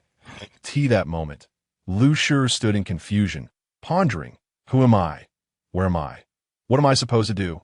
Moments later, Lucier casually tossed the document into a nearby trash bin and continued towards the Hokage's office, muttering, "What are you thinking, trying to command me?" Upon entering the Hokage's office, she found 3 others present. "Just in time, Lucier, let me introduce you. These are your teammates for the mission to Tsunaji created AS for the rest. You'll get to know each other on the way." Just then, Tsurugi Koharu burst into the Hokage's office, exclaiming, "Who was that Umbu member? Who gave them the audacity to throw away my document?" All eyes turned towards Lucier, including Sarutobi Hizashi's. That Lucier, unflinching, replied, "If you wanted the document delivered, you should have gone yourself. Do you not have legs? I am Umbu, not a mere errand runner." The 3 Umbu members could not help but exclaim, "What a warrior!" They certainly did not dare speak to an elder in such a manner. Koharu's expression darkened. She had not anticipated that a newly joined Umbu member would dare to openly defy her order. "What is your attitude?" she reprimanded. Lucier met Koharu's glare with unwavering resolve. Responding in a flippant tone, "I am a member of the Umbu, and my duty is to execute the tasks assigned by Lord Hokage, not to run errands for you." Koharu scoffed. "Who do you think you are? An Umbu member daring to be insolent before me." A flicker of disdain crossed Lucier's eyes. "I respect every elder, but respect does not equate to unconditional obedience. My mission is to protect the village, not to engage in trivial matters. The other occupants of the Hokage's office began to murmur among themselves, admiring Lu Shi's courage while expressing dissatisfaction with Koharu's arrogance. They thought, what is wrong with the Umbu? Is the Umbu reliant on your family's resources? Of course, these thoughts remained unspoken. Koharu's fury intensified. You are challenging my authority. Lu Shi calmly retorted. No, I am merely upholding my responsibilities as an Umbu member. Finally, Sarutobi Hizashi interjected, directing his gaze towards Koharu. Koharu, Lu Shi is correct. The role of an Umbu member is to carry out significant missions, not to deliver documents. Let this matter end here. If the medical department is overwhelmed, you can request a few individuals from Minyan. Koharu's expression soured further. She had not expected Hizashi to refrain from supporting her, yet his words were not to be ignored. She shot Lu Shi a fierce glare before turning to leave the office. After Koharu departed, Sarutobi Hizashi pulled out a document and handed it to a man wearing a fox mask. Fox, you must retrieve this intelligence. Our intelligence personnel have invested significant resources to acquire it, but it has been discovered by Sunagakure, which has heightened their scrutiny of incoming and outgoing personnel. In light of the circumstances, the action team has had to leave the intelligence scroll at a safe house, and they request the village to send someone to retrieve it. Therefore, you must exercise utmost caution on your journey. Lu Shi couldn't help but scoff at these individuals, thinking them exceedingly foolish. Why not simply check the intelligence scroll and send someone back to relay the information? Instead of resorting to a scroll, they deserve to face consequences. However, there was an upside to this approach. If the operatives perished, the intelligence would remain intact, allowing the team to continue their mission. With this in mind, Lu Shi interjected, Lord Hokage, it really need not be so complicated. I could take Little Black with me and have it back before dawn. 4 individuals are far too conspicuous and easily noticed. Upon hearing this, Sarutobi Hizashi's eyes lit up. He found the suggestion quite promising and was familiar with Little Black. Had he not feared that Lu Shi would distance herself from him, he would have requested Little Black for himself. A flying mount was a rarity in the entire ninja world. Hizashi contemplated the operation's proceedings in his mind, and after running through the possibilities, he concluded that Lu Shi's plan indeed offered a higher chance of success than sending 4 individuals together. Very well, let Lu Shi handle this alone. Fox, hand the document to Lu Shi. However, you must also be on standby at the border for backup to ensure everything goes smoothly. Understood, Lord Hokage. The man in the fox mask then passed the document to Lu Shi. As she examined it, she felt a twinge of apprehension. After all, the safe house was situated within Sunagakure. Was it truly secure? Yet, having spoken her mind, she could not retract her words that I have reviewed the document. Lord Hokage, I will prepare and set off. All right, you may go and make your preparations. I shall instruct the fox to rendezvous with you at the border. Should anyone pursue you, make your way to the border outpost, where there are many people. Very well, Lord Hokage. After stepping out of the Hokage's office, Lu Shi made his way home, needing to prepare and collect Xiao Wei, as well as provisions for him. For in this mission, Xiao Wei was the main force. There was, in fact, another method, that of sending shadow ninjas to retrieve it. However, now was not the time to reveal one's trump card, and while the shadow ninjas were competent in battle, their skills in espionage left much to be desired, and they could not share vision with Lu Shi. If anything went awry, it could be disastrous. He had learned this the hard way when he had commanded the shadow ninjas to sabotage the Uchiha Sharingan. One relied on direct orders, while the other depended on mental control, which proved ineffective over long distances. Furthermore, the Shadow Realm lacked air, rendering it inaccessible to Lu Shi except in dire circumstances, when he could only remain for 2 minutes. Upon arriving home, Lu Shi briefed his father before setting off with Xiao Wei. Curiosity piqued him regarding how Xiao Wei, with such a large physique, could take flight from standstill. Yet, considering this was the world of anime, he quickly reconciled his thoughts. Lu Jin gazed at his eldest son with pride, pleased that his fledgling was finally embarking on a journey to conquer the skies.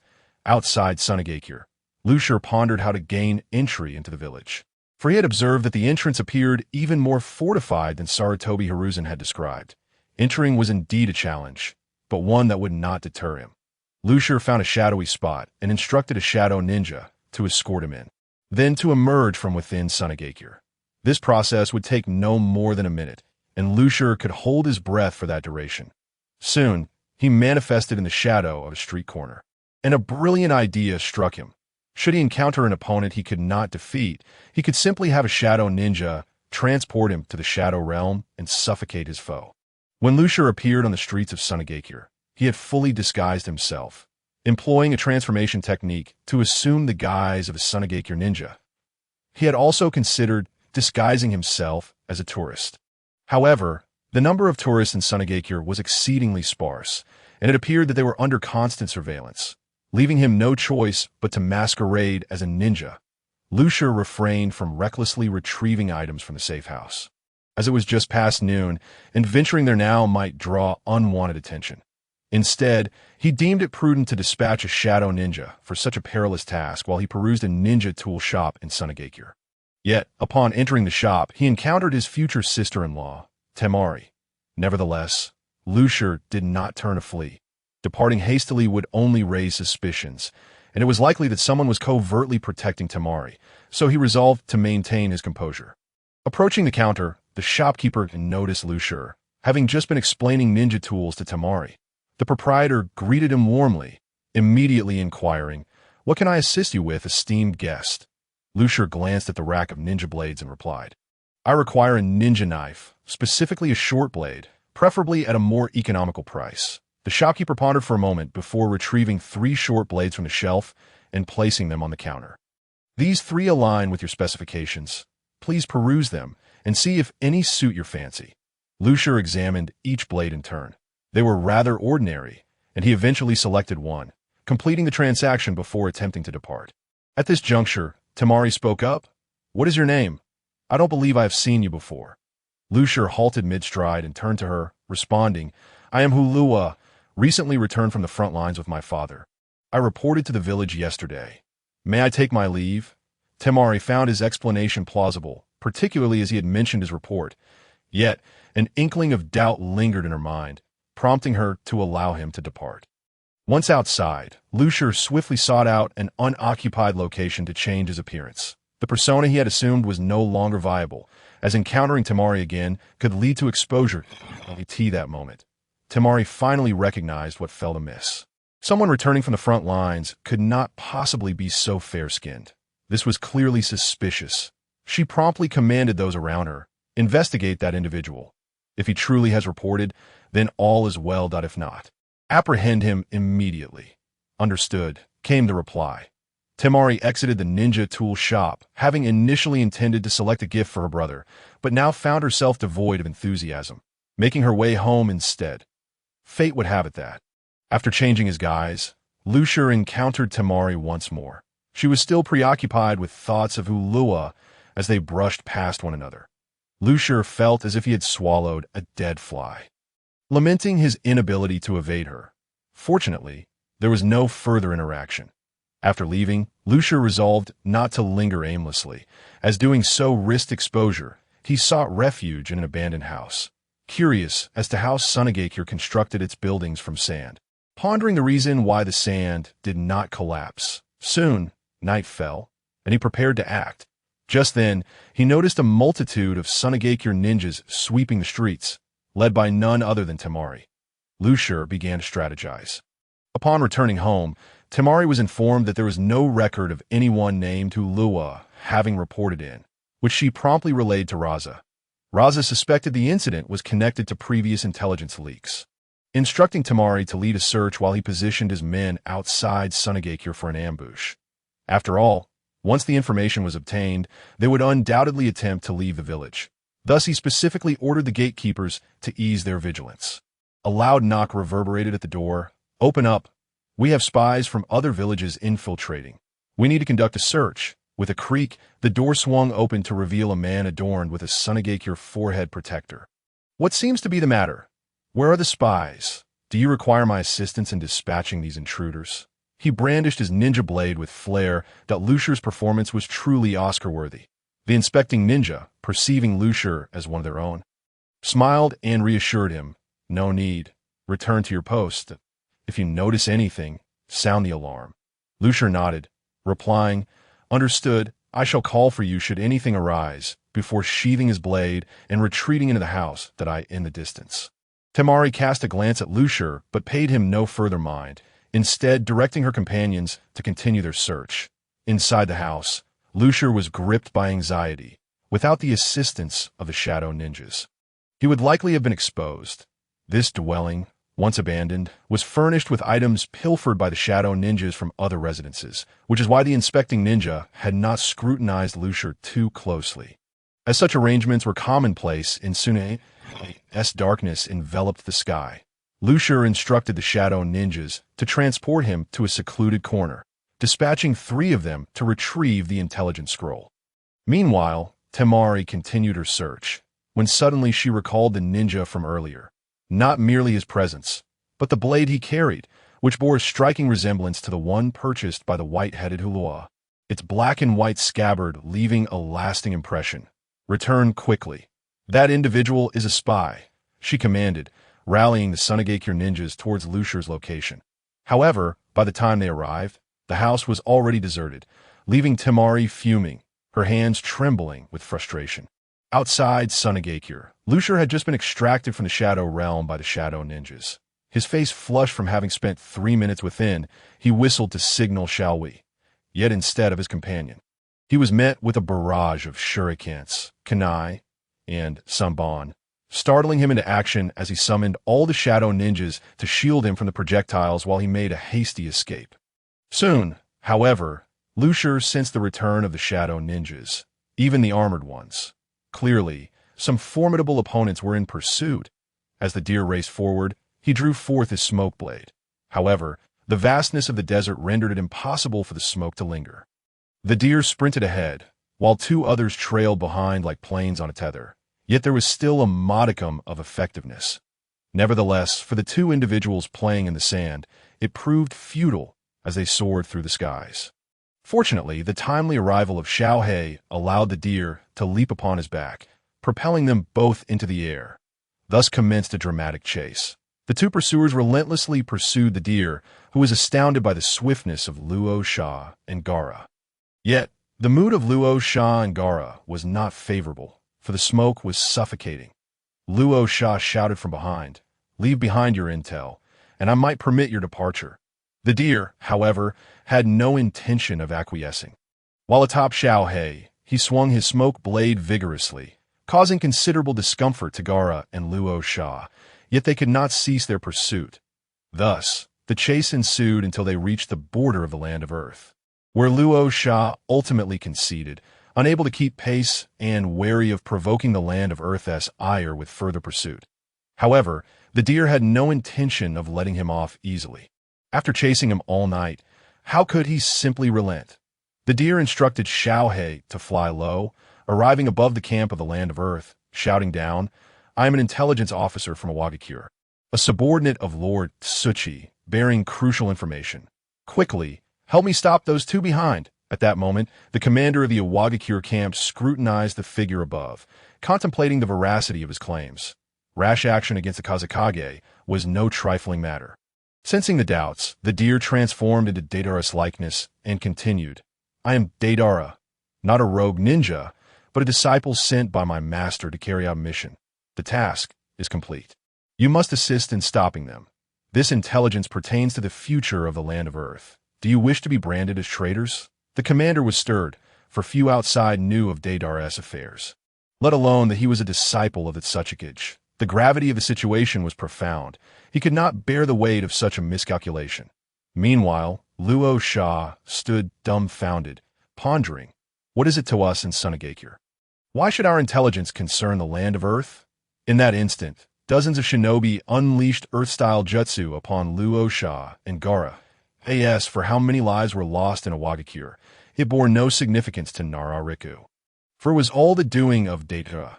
After flying a considerable distance over the land of Earth, Xiaohei turned towards Kanahagakure, pausing briefly to rest.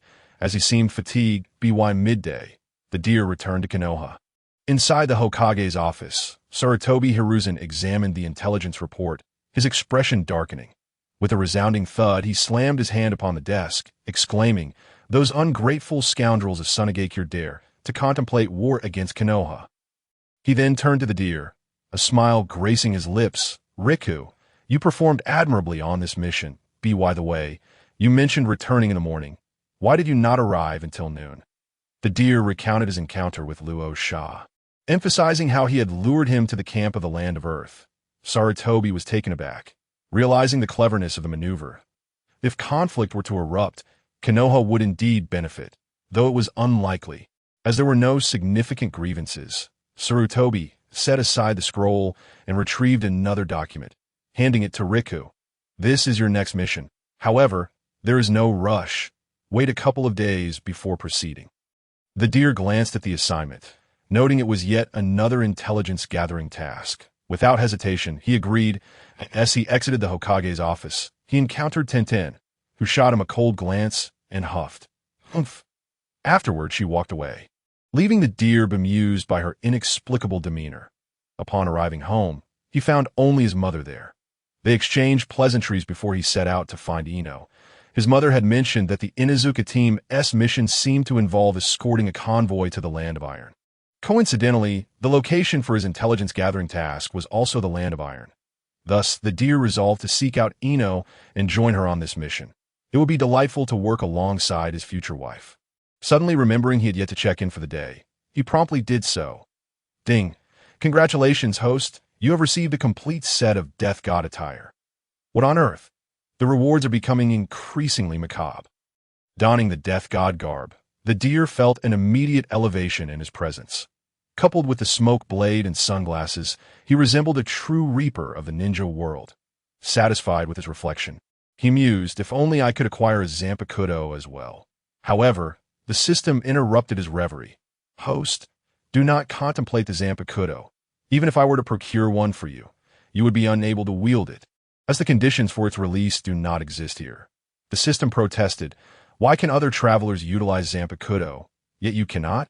"Oh well, it appears this system lacks the qualifications to obtain a Zanpakuto." Came the response. "So, you mean to say it exists, but I am unworthy?" The host remarked, "All systems fall under the jurisdiction of the Interdimensional Management Bureau. As for our capabilities, it is also their responsibility. Hence useless. Why don't you dare confront the Management Bureau? If you did, perhaps I could, at the age of 7, defeat Uchiha Madara, kick Hashirama Senju, and effortlessly vanquish Otsutsuki. Then at 10, unify the ninja world and live a shameless life with Ino." The system remained silent as the deer prepared his belongings and set off. In truth, he merely entertained such thoughts. Being overwhelmingly powerful lacked intrigue, and he preferred the gradual path to strength this time. The deer chose not to bring Xiao Hei, deeming it unnecessary. The mission timeline was ample, and upon completion, Sarutobi would undoubtedly assign him further tasks. He had no desire to be treated as a mere pack animal by Sarutobi. By evening, the deer caught up with the Inuzuka team. Asuma, surprised to see him, had heard that the deer had gone to Sunagakure and was astonished by his swift return. Upon meeting, the deer took Ino's hand. Inquiring with concern, "Ino, are you tired? Would you like me to carry you? Are you hungry? Shall we eat something?" Ino playfully punched him with her small fist, feigning annoyance. "I'm not that weak. Stop saying such things. There are others watching." The deer glanced around and replied. "Who is watching?" Shikamaru rolled his eyes at his older brother, retorting, "Big brother, enough already. We're full from all this dog food. TC, single dogs don't eat dog food. What else do you expect?" Ino couldn't help but laugh at the deer's banter. That moment, Asuma addressed Shikamaru. "Go inform the merchant convoy that we are nearing the forest. It will soon be dark, and traveling at night is unsafe. Let us rest here for the night." "Understood, Asuma-sensei." After Shikamaru departed, the others began to assess their surroundings. As evening fell, following dinner, Asuma began assigning duties. "Shikamaru, Choji, Ino, you'll take the first half of the night watch. I'll take the second half. Stay alert." The trio responded in unison. "Understood, Asuma-sensei." The deer chose not to intervene in Asuma's arrangements, recognizing the value in allowing them to develop their skills, which would benefit them in the future.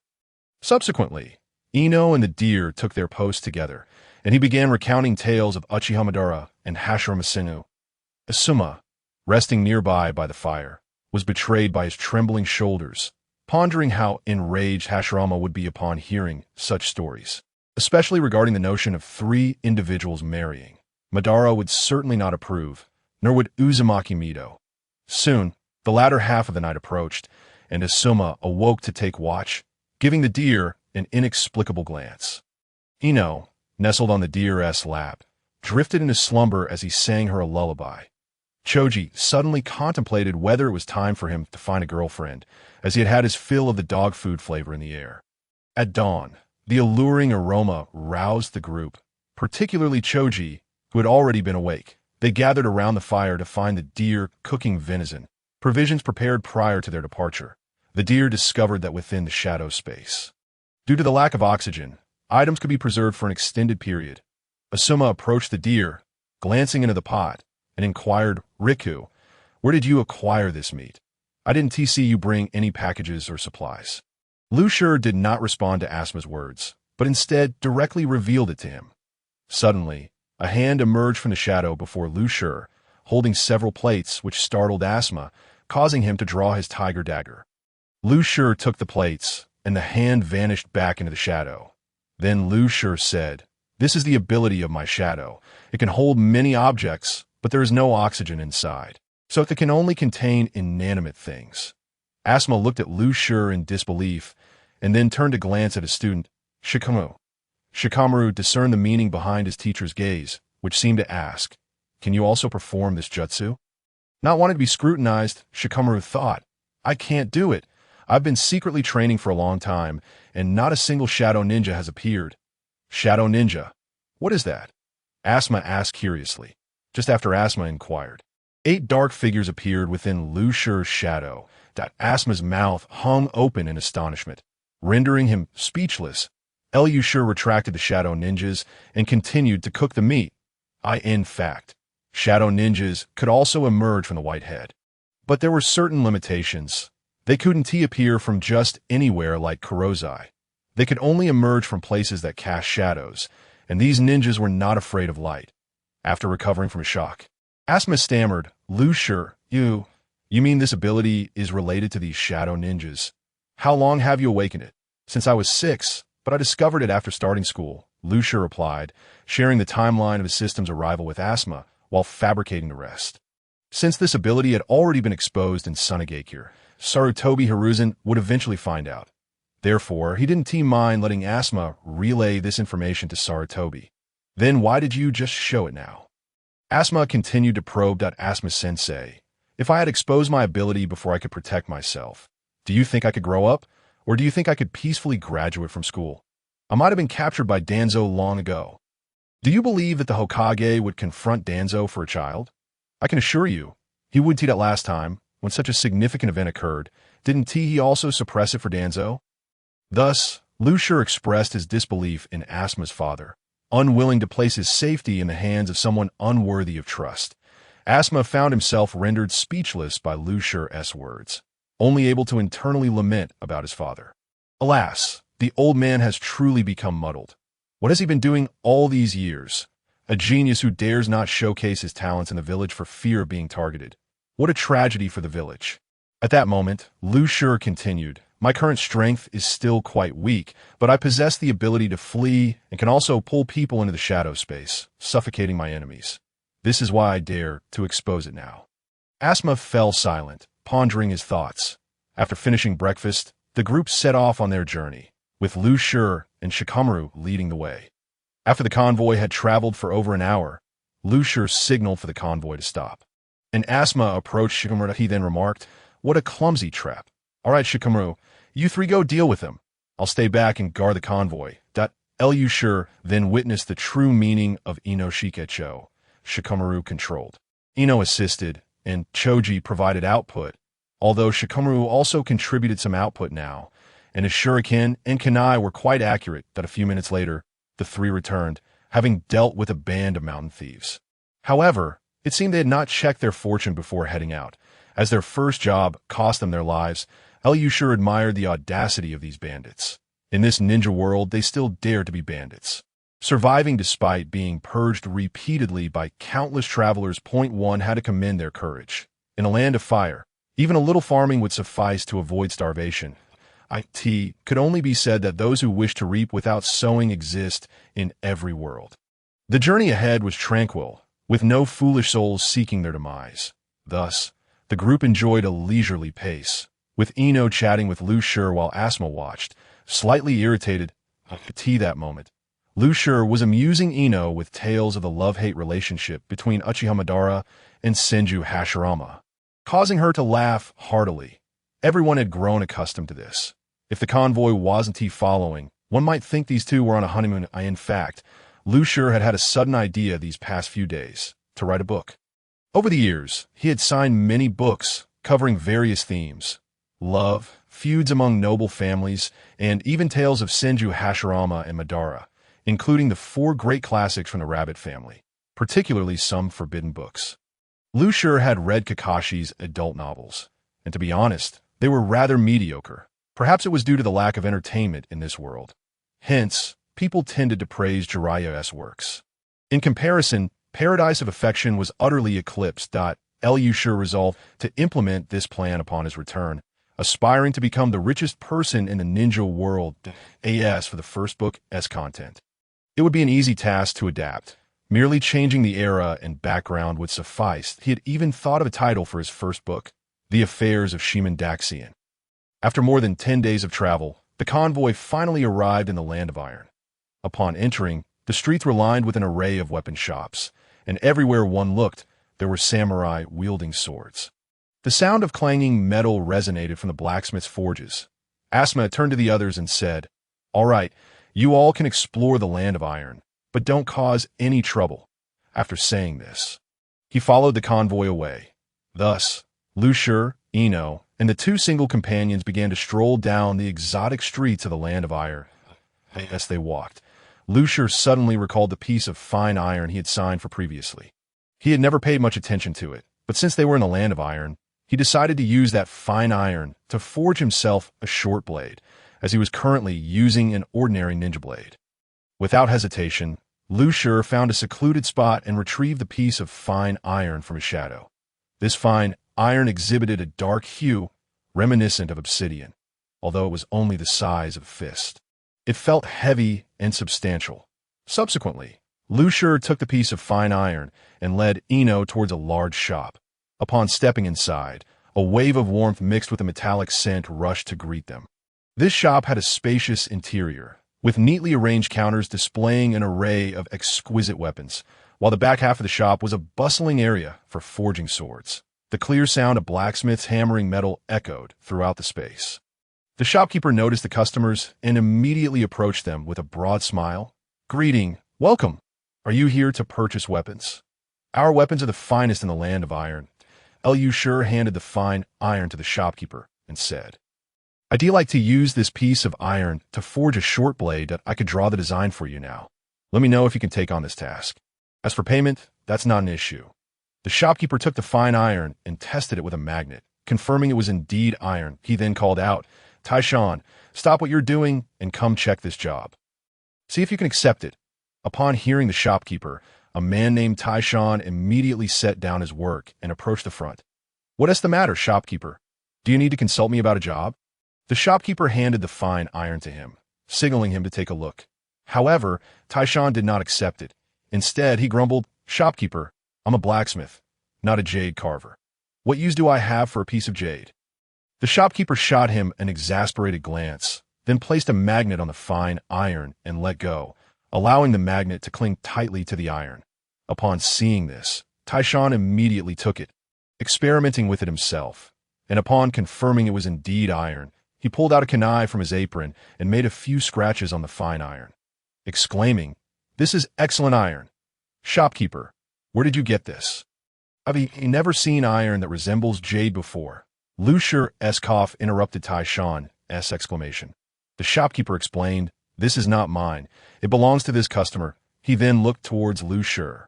Taishan approached Lu Shi, sizing him up, and asked, "Do you have more of this iron, sir?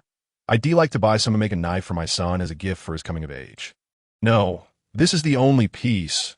I acquired it in Sunagakure, where I heard they discovered an iron mine filled with this kind of iron. If you wish, you may go there to take a look. However, if you intend to make a purchase, You must act swiftly. For reasons unknown, they seem to be reclaiming the iron or they have sold, and I cannot ascertain whether you will still be able to acquire it." Upon witnessing the blacksmith's demeanor, Lu Shi immediately recognized the quality of the iron, and an idea sparked in his mind, prompting him to begin crafting. Should the other villages learn that Suna village possesses such iron, they would undoubtedly covet it. But what if Suna village refuses to sell? What then? Merely contemplating this stirred excitement within him like a tea that moment. The shopkeeper interrupted Tai Shan's musings. "All right, Tai Shan, do not dwell on it. If Suna village possesses such iron, it will surely be released eventually. For now, focus on whether you can undertake this task." The proprietor, though feeling helpless, understood that a blacksmith encountering quality iron is more exhilarating than a groom seeing his bride. Tai Shan glanced at the iron in his hand and resolutely stated, "Very well, give me 10 days, and I assure you I will forge a weapon that will astonish the Iron Country." Lu Shi then sketched an outline of his desired design, which was rather unembellished. A simple straight sword, akin to the Tang broadsword but shorter, measuring 70 centimeters in total length. This was crafted according to Lu Shi's anticipated height. The smoke sword would be 95 centimeters, while the short sword would be 70 centimeters, both being straight swords with cutting edges, perfectly complementing his swordsmanship. The appearance was also quite plain, resembling the smoke sword, both sharing the same staff-like appearance. Observing this, the old blacksmith felt a pang of regret, believing such simplicity did not do justice to the blade. Yet, since the customer had requested it, he could only comply. That Lu Shi perceived the blacksmith's thoughts and said, "A sword is a weapon, not a work of art. An overly ornate appearance serves no purpose." Upon hearing this, Tai Shan found the reasoning sound and ceased to be troubled, taking the fine iron to commence his forge. After negotiating the price with the owner, Lu Shi exited the shop. He had tasks yet to complete. It was not feasible to remain idle. As Lu Shi stepped out, Asuma returned. Noticing the group exiting the weapons shop, he inquired, "Are you looking to purchase ninja tools? This place may not stock them. They primarily carry ninja swords that if you wish to buy, it would be better to return to the village," Shikamaru clarified. "Asuma-sensei, we are not purchasing ninja tools. My brother needs a short sword that he practices with dual blades, and currently he is short one, so we have come to the Iron Country to forge a .oic. We may need to stay here for a while. The custom ninja tools from Konoha were supposed to be ready, but there have been some delays, so we will be here for a few days." The group paid little mind to the situation. Having just completed a mission, a few days in the Iron Country sounded pleasant. "Asuma-sensei, you all should find accommodations first. Before my arrival, Lord Hokage assigned me a task, and I must step out for a moment." "All right, go ahead. If you need assistance, just call for me." "Understood." Before leaving, Lu Shi pulled Ino aside and concealed the shadow ninja within her shadow, which left her quite astonished. Lu Shi explained that the shadow ninja could not only protect her, but would also help him locate them upon his return. After giving his instructions, Lu Shi set out for intelligence gathering. Though he felt that Sarutobi Hizashi was being unnecessarily cautious, why not allow Asuma to bring back the items effortlessly instead of complicating matters? Quickly, 10 days passed, and today was the day he would retrieve his sword. The ninja tools ordered by Konoha had been prepared the day before. Therefore, Asuma led the Inoshikicho trio ahead. Before leaving, he told Lu Shi to catch up with them after collecting his sword, as a convoy would not travel quickly. Upon arriving at the shop, Lu Shi found it surrounded by a throng of people. Overhearing someone inside saying, "Lord Sakamoto, I truly cannot give you this sword." The shopkeeper spoke anxiously, his face a canvas of helplessness and fear. "This was pre-ordered by a customer. If I give it to you, how will I explain it to them? Moreover, there is only one piece of this iron, procured by that customer from Suna village." Sakamoto Nikiki scoffed coldly, his eyes gleaming with an undeniable arrogance. "Whatever sword I, Sakamoto Nikiki, desire, I shall possess. When they arrive, simply tell them that I have claimed this blade. Besides, have I not already compensated you?" His words dripped with confidence in his power, as if wealth and authority could resolve any predicament.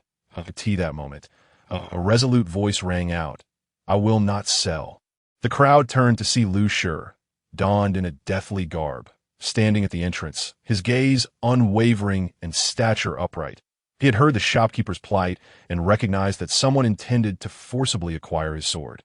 Prompting his proclamation of "I will not sell," his presence parted the crowd, and he strode into the shop, snatching the short sword from Sakamoto Nikiki's grasp, an unmistakable challenge to his authority. Enraged, Sakamoto Nikiki's face twisted into a snarl as he swiftly unsheathed his sword to strike at Lu Shi. In an instant, Lu Shi vanished into the street, with Sakamoto hot on his heels, demanding, "Hand over that sword, and I may spare you." Lu Shi chuckled. "Is this how samurai behave? Robbing in broad daylight and claiming to spare me? How shameless!" Among the onlookers were samurai who felt Sakamoto Nikiki had brought disgrace upon their kind. The sword is a samurai's life. How could one conduct themselves in such a dishonorable manner? However, due to the Sakamoto family's esteemed reputation in the Iron Country, no one dared voice their disdain, choosing instead to silently scorn him. Sakamoto Nikiki, incensed by Lu Shi's words, lunged at him with renewed vigor. Lu Shi, too, drew his short sword, eager to assess its quality. The blade appeared as a bottomless ink pool, exuding an air of mystery. Its surface gleamed like a mirror, reflecting nothing yet capturing the user's silhouette. Though forged of iron, it shimmered with a luster akin to jade. Such a fine blade, since you covet it so dearly, let it be your demise, Lu Shi declared, charging at Sakamoto Nikiki. The two engaged in a fierce duel on the street. Despite Lu Shi's commendable swordsmanship, he was merely a child, while Sakamoto Nikiki, over 30, possessed a considerable advantage in strength. As Sakamoto intensified his assault, Lu Shi gradually found himself at a disadvantage. This was Lu Shi's first encounter with a samurai in combat. And indeed, they possessed a distinctive prowess that allowed them to secure a place in the world of ninjas. However, Lu Shi was not one to be outmatched. He was a ninja, and his goal was to eliminate his adversary. He began issuing orders to the Shadow Ninja. While engaging in combat, Sakamoto Nikiki taunted, "Boy, continue your arrogance. You wish for me to perish by that sword. Why do I not see you doing so?" With a sudden sound, a samurai sword emerged from Sakamoto Nikiki's shadow, piercing through his thigh, resulting in a cacophony of agonized cries that, "Ah, my leg." He collapsed, clutching his injured limb. Seizing the opportunity, Lu Shi drove his sword through Sakamoto Nikiki's heart. Concluding the battle, looking down at the lifeless body, he remarked, "See, you have indeed perished by this sword, as I promised." The surrounding crowd fell into silence, questioning the integrity of his words. However, they could hardly fathom that Lu Shi had dared to deliver a fatal blow to Sakamoto Nikiki. In the distance, two figures clad in red, cloud-patterned cloaks observed the scene unfold. Lu Shi remained oblivious to their presence. Had he recognized them, he would have identified them as Itachi and Kisame from the Akatsuki organization. Kisame turned to Itachi, inquiring, "Another genius has emerged from Konoha. Did you notice the sword within that shadow?" "Huh. What did you say?" Itachi, lost in thought regarding Lu Shi's earlier remarks, failed to hear Kisame's question. "Itachi, what were you pondering just now?" Kisame, deciding to abandon his previous inquiry, posed a new question. Itachi, gazing at Lu Shi in the distance, replied, "I am acquainted with that child. He is a classmate of my brother. He once mentioned that my brother speaks too much. Why not address the enemy's corpse directly? Thus, witnessing his recent actions reminds me of the past. What an intriguing young lad. Well then, Itachi, we ought to return. The leader is pressing us." The two leaped from the rooftop, heading towards the land of rain. Meanwhile, after settling the payment, Lu Shi was approached by a throng of samurai rushing towards him. One warrior shouted as he ran, "Where has there been a murder?" Soon, the samurai arrived before Lu Shi, and upon seeing them, the shopkeeper dashed out, exclaiming, "General Mitsuhashi, I have something to discuss." Sanchuan approached the owner of the weapon shop and inquired, "Do you have anything to say? And who is responsible for this person's death?" The weapon shop owner gestured animatedly while speaking to Sanchuan, repeatedly pointing at Lu Shi in the process. Unbeknownst to the owner, Lu Shi was fully aware of the defense being made on his behalf. Lu Shi felt a sense of gratitude toward this individual, who, in such dire circumstances, bravely advocated for him, potentially inviting retribution from the infamous Sakamoto family. A few minutes later, Sanchuan approached Lu Shi and said, "May I see that knife?" Without hesitation, Lu Shi handed the knife over to San Chuan. Confident in his integrity, as the manga depicted him as a noble warrior, a fine blade indeed. No wonder Sakamoto Nakai sought to seize it, remarked San Chuan as he returned the knife to Lu Shi, advising him, "You should leave the land of iron at once. The Sakamoto family will not let this go unpunished, but you ninjas are swift. They won't be able to catch you." Lu Shi expressed his gratitude as he accepted the knife, saying, "Thank you for the warning that I intended to leave after retrieving my blade." He then gestured toward the weapon shop owner, stating to San Chuan, "Inform the Sakamoto family that if they seek vengeance, they can come for me. Should they harm any innocent, I shall ensure the complete annihilation of the Sakamoto clan." "Ha. I will relay this to the Sakamoto family. You need not worry, Boss Murakami. His background is more formidable than you realize, and the Sakamoto family would not dare to act against him." "Then all is well. I shall take my leave," San Chuan urged. "Very well. I understand. You must depart quickly. The Sakamoto family will soon learn of this matter." Although San Chuan's tone suggested urgency, Lu Shi understood it was for his own good, prompting him to head toward Konoha. After a day of relentless pursuit, Lu Shi finally caught up with the convoy by evening. Upon his arrival, they were consuming soldiers' rations. Ding Xi immediately clung to Lu Shi's leg, lamenting, "Lu Shi, you've finally returned. I've nearly lost my stomach from eating these soldiers' rations for 2 days. Hurry and make me some venison." Asuma, observing his student, felt a mix of exasperation and amusement, noting how Ding Xi treated the rations as mere snacks, yet still claimed to be hungry. Lu Shi brushed Ding Xi's hand aside and approached Ino, asking, "Did you miss me?" "Ugh. Hurry and make venison. I dislike soldiers' rations." "All right, it won't take long," Lu Shi replied as he retrieved pots and pans to prepare the venison. Ding Xi felt a pang of envy, realizing the disparity between his request and Ino's. Nevertheless, the prospect of food overshadowed any jealousy. Soon, the group was relishing the deliciously fried venison, with Lu Shi intentionally preparing 3 servings for Ding Xi. As they dined and conversed, Asuma inquired, "Has anything noteworthy occurred in the past few days?" "Not particularly. Aside from me taking a life, it seems the land of iron has been uneventful," Lu Shi replied nonchalantly. "Oh, you mentioned you killed someone. Wait, you just said you took a life," Asuma began, only to realize something was amiss. "Indeed, someone attempted to steal my knife, and I ended up killing him. General San Chuan was present and later assured me I bore no responsibility. After which I came to find you," Lu Shi explained. Shikamu, Ding Xi, and Ino recognized this as typical of Lu Shi, knowing well that he despised anyone attempting to take his possessions, especially Shikamaru, who was acutely aware of his older brother's possessiveness. Anyone attempting to rob him was essentially courting disaster. Asuma pondered for a moment and concluded that there was nothing inherently wrong with Lu Shi's actions. In the ninja world, those who sought to steal were often met with fatal consequences. "What was the name of the person you killed?" he casually inquired. "Sakamoto Nakai," Lu Shi stated. As soon as the name left his lips, Asuma's mind exploded with realization. He was all too familiar with that surname, having acquired his ninja tools from the Sakamoto Trading Company. He regretted not having stayed an additional day, as Lu Shi had just slain the young lord of the Sakamoto clan, a family with significant business dealings with Konoha. After confirming the name again, Asuma felt certain that this was indeed the Sakamoto family's young lord. It seemed he would need to inform Lu Jio about this. It was curious how Lu Shi presented himself so differently in and out of the village. At that moment, 6 samurai approached them, quickly closing the distance. The leading man addressed the group. "Who among you is responsible for the death of our young Lord Sakamoto? Step forward, and I shall grant you a swift end." Asuma prepared to explain, but Lu Shi interjected, stepping forward to address the samurai. "Noble warrior, the person you seek is my companion."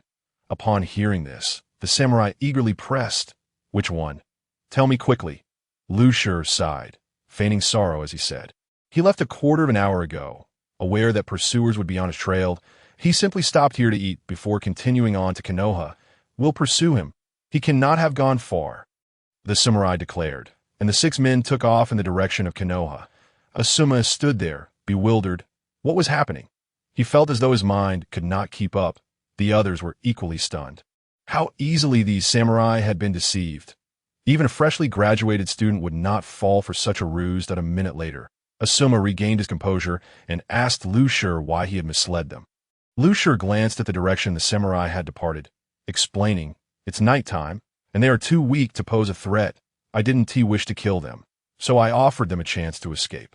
If they dare return seeking vengeance, I would not hesitate to send them on their way." Asuma regarded Lu Shi, suddenly feeling that this child was unfamiliar to him. The boy who once wore a perpetual smile seemed to have matured overnight into a true ninja. In truth, Lu Shi had not matured all at once. He simply wished to avoid endangering his family's safety. This was the ninja world, where kindness was often a liability, yet he was not one to indiscriminately take innocent lives. Which was why he allowed the samurai to escape. Early the next morning, before dawn broke, the shadow ninja issued a warning, and the group immediately rose to their feet. They gazed toward the land of iron, where several figures slowly emerged on the horizon, drawing nearer. Soon, two groups converged, and Lu Shi recognized the newcomers as yet another band of samurai, numbering over 10 this time. Neither side spoke, and the atmosphere grew tense. From among the samurai, one stepped forward, appearing less like a samurai and more like a commoner, as he scanned the group before settling his gaze on Lu Shi, pointing excitedly. "It's him. He is the one who killed the young Lord Sakamoto." The leading samurai drew his sword, addressing Lu Shi. "Since you have slain the young Lord Sakamoto, you shall die here." Asuma was ready for battle. Regardless of the circumstances, he could not allow anyone to kill a Konoha citizen in his presence. Just as the samurai was about to strike, several hands emerged from the shadows, grasping at his feet and pulling him into the darkness. Perhaps taken by surprise, the leading samurai struggled momentarily before vanishing without a trace. Chaos erupted among the samurai. Their leader, a revered figure of the Sakamoto family, had disappeared without a fight. Fearful for their lives, the remaining samurai scattered like birds taking flight.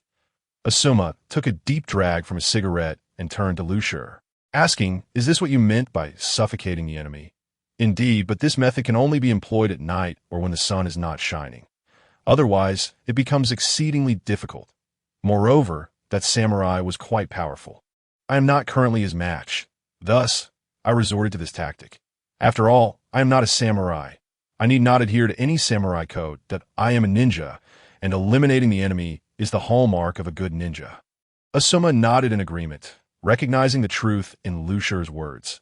At its core, the ninja way was about accomplishing missions by any means necessary, without concern for honor. Shikamaru, meanwhile, felt a pang of envy.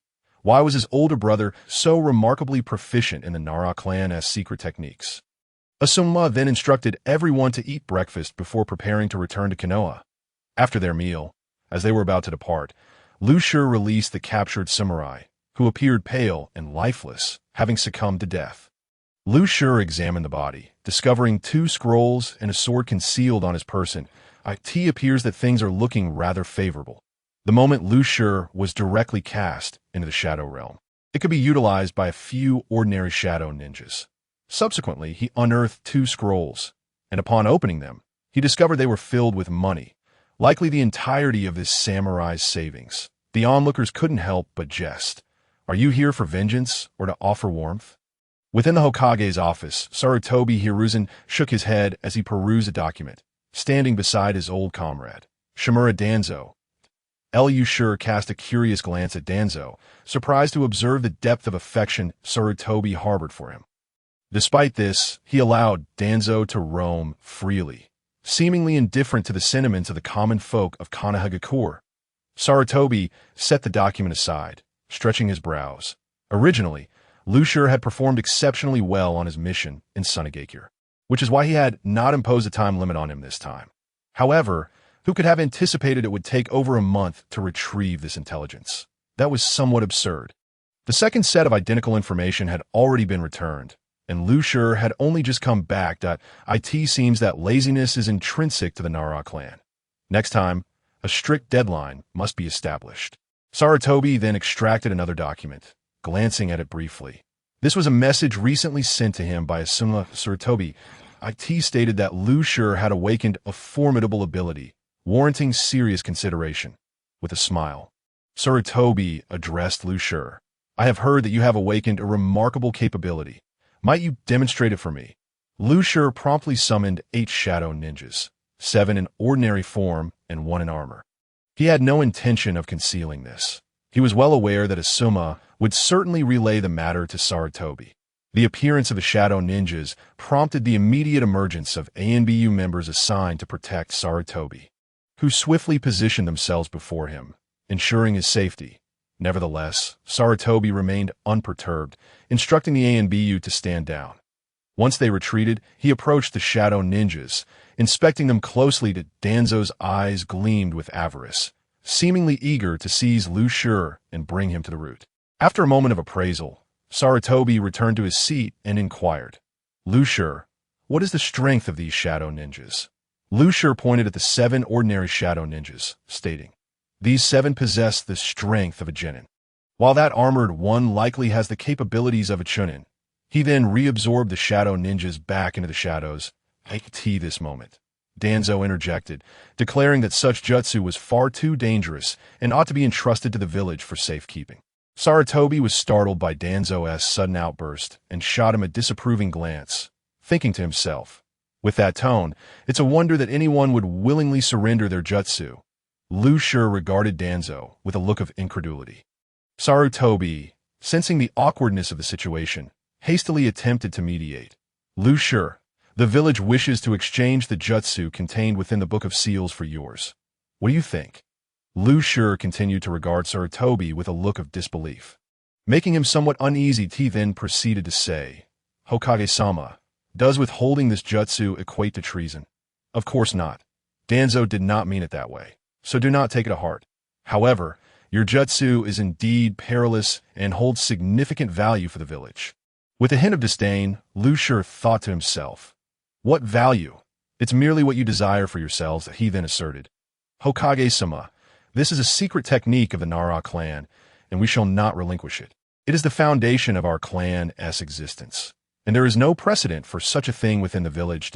If Hokage-sama can persuade all clans to surrender their secret techniques, then we may consider it.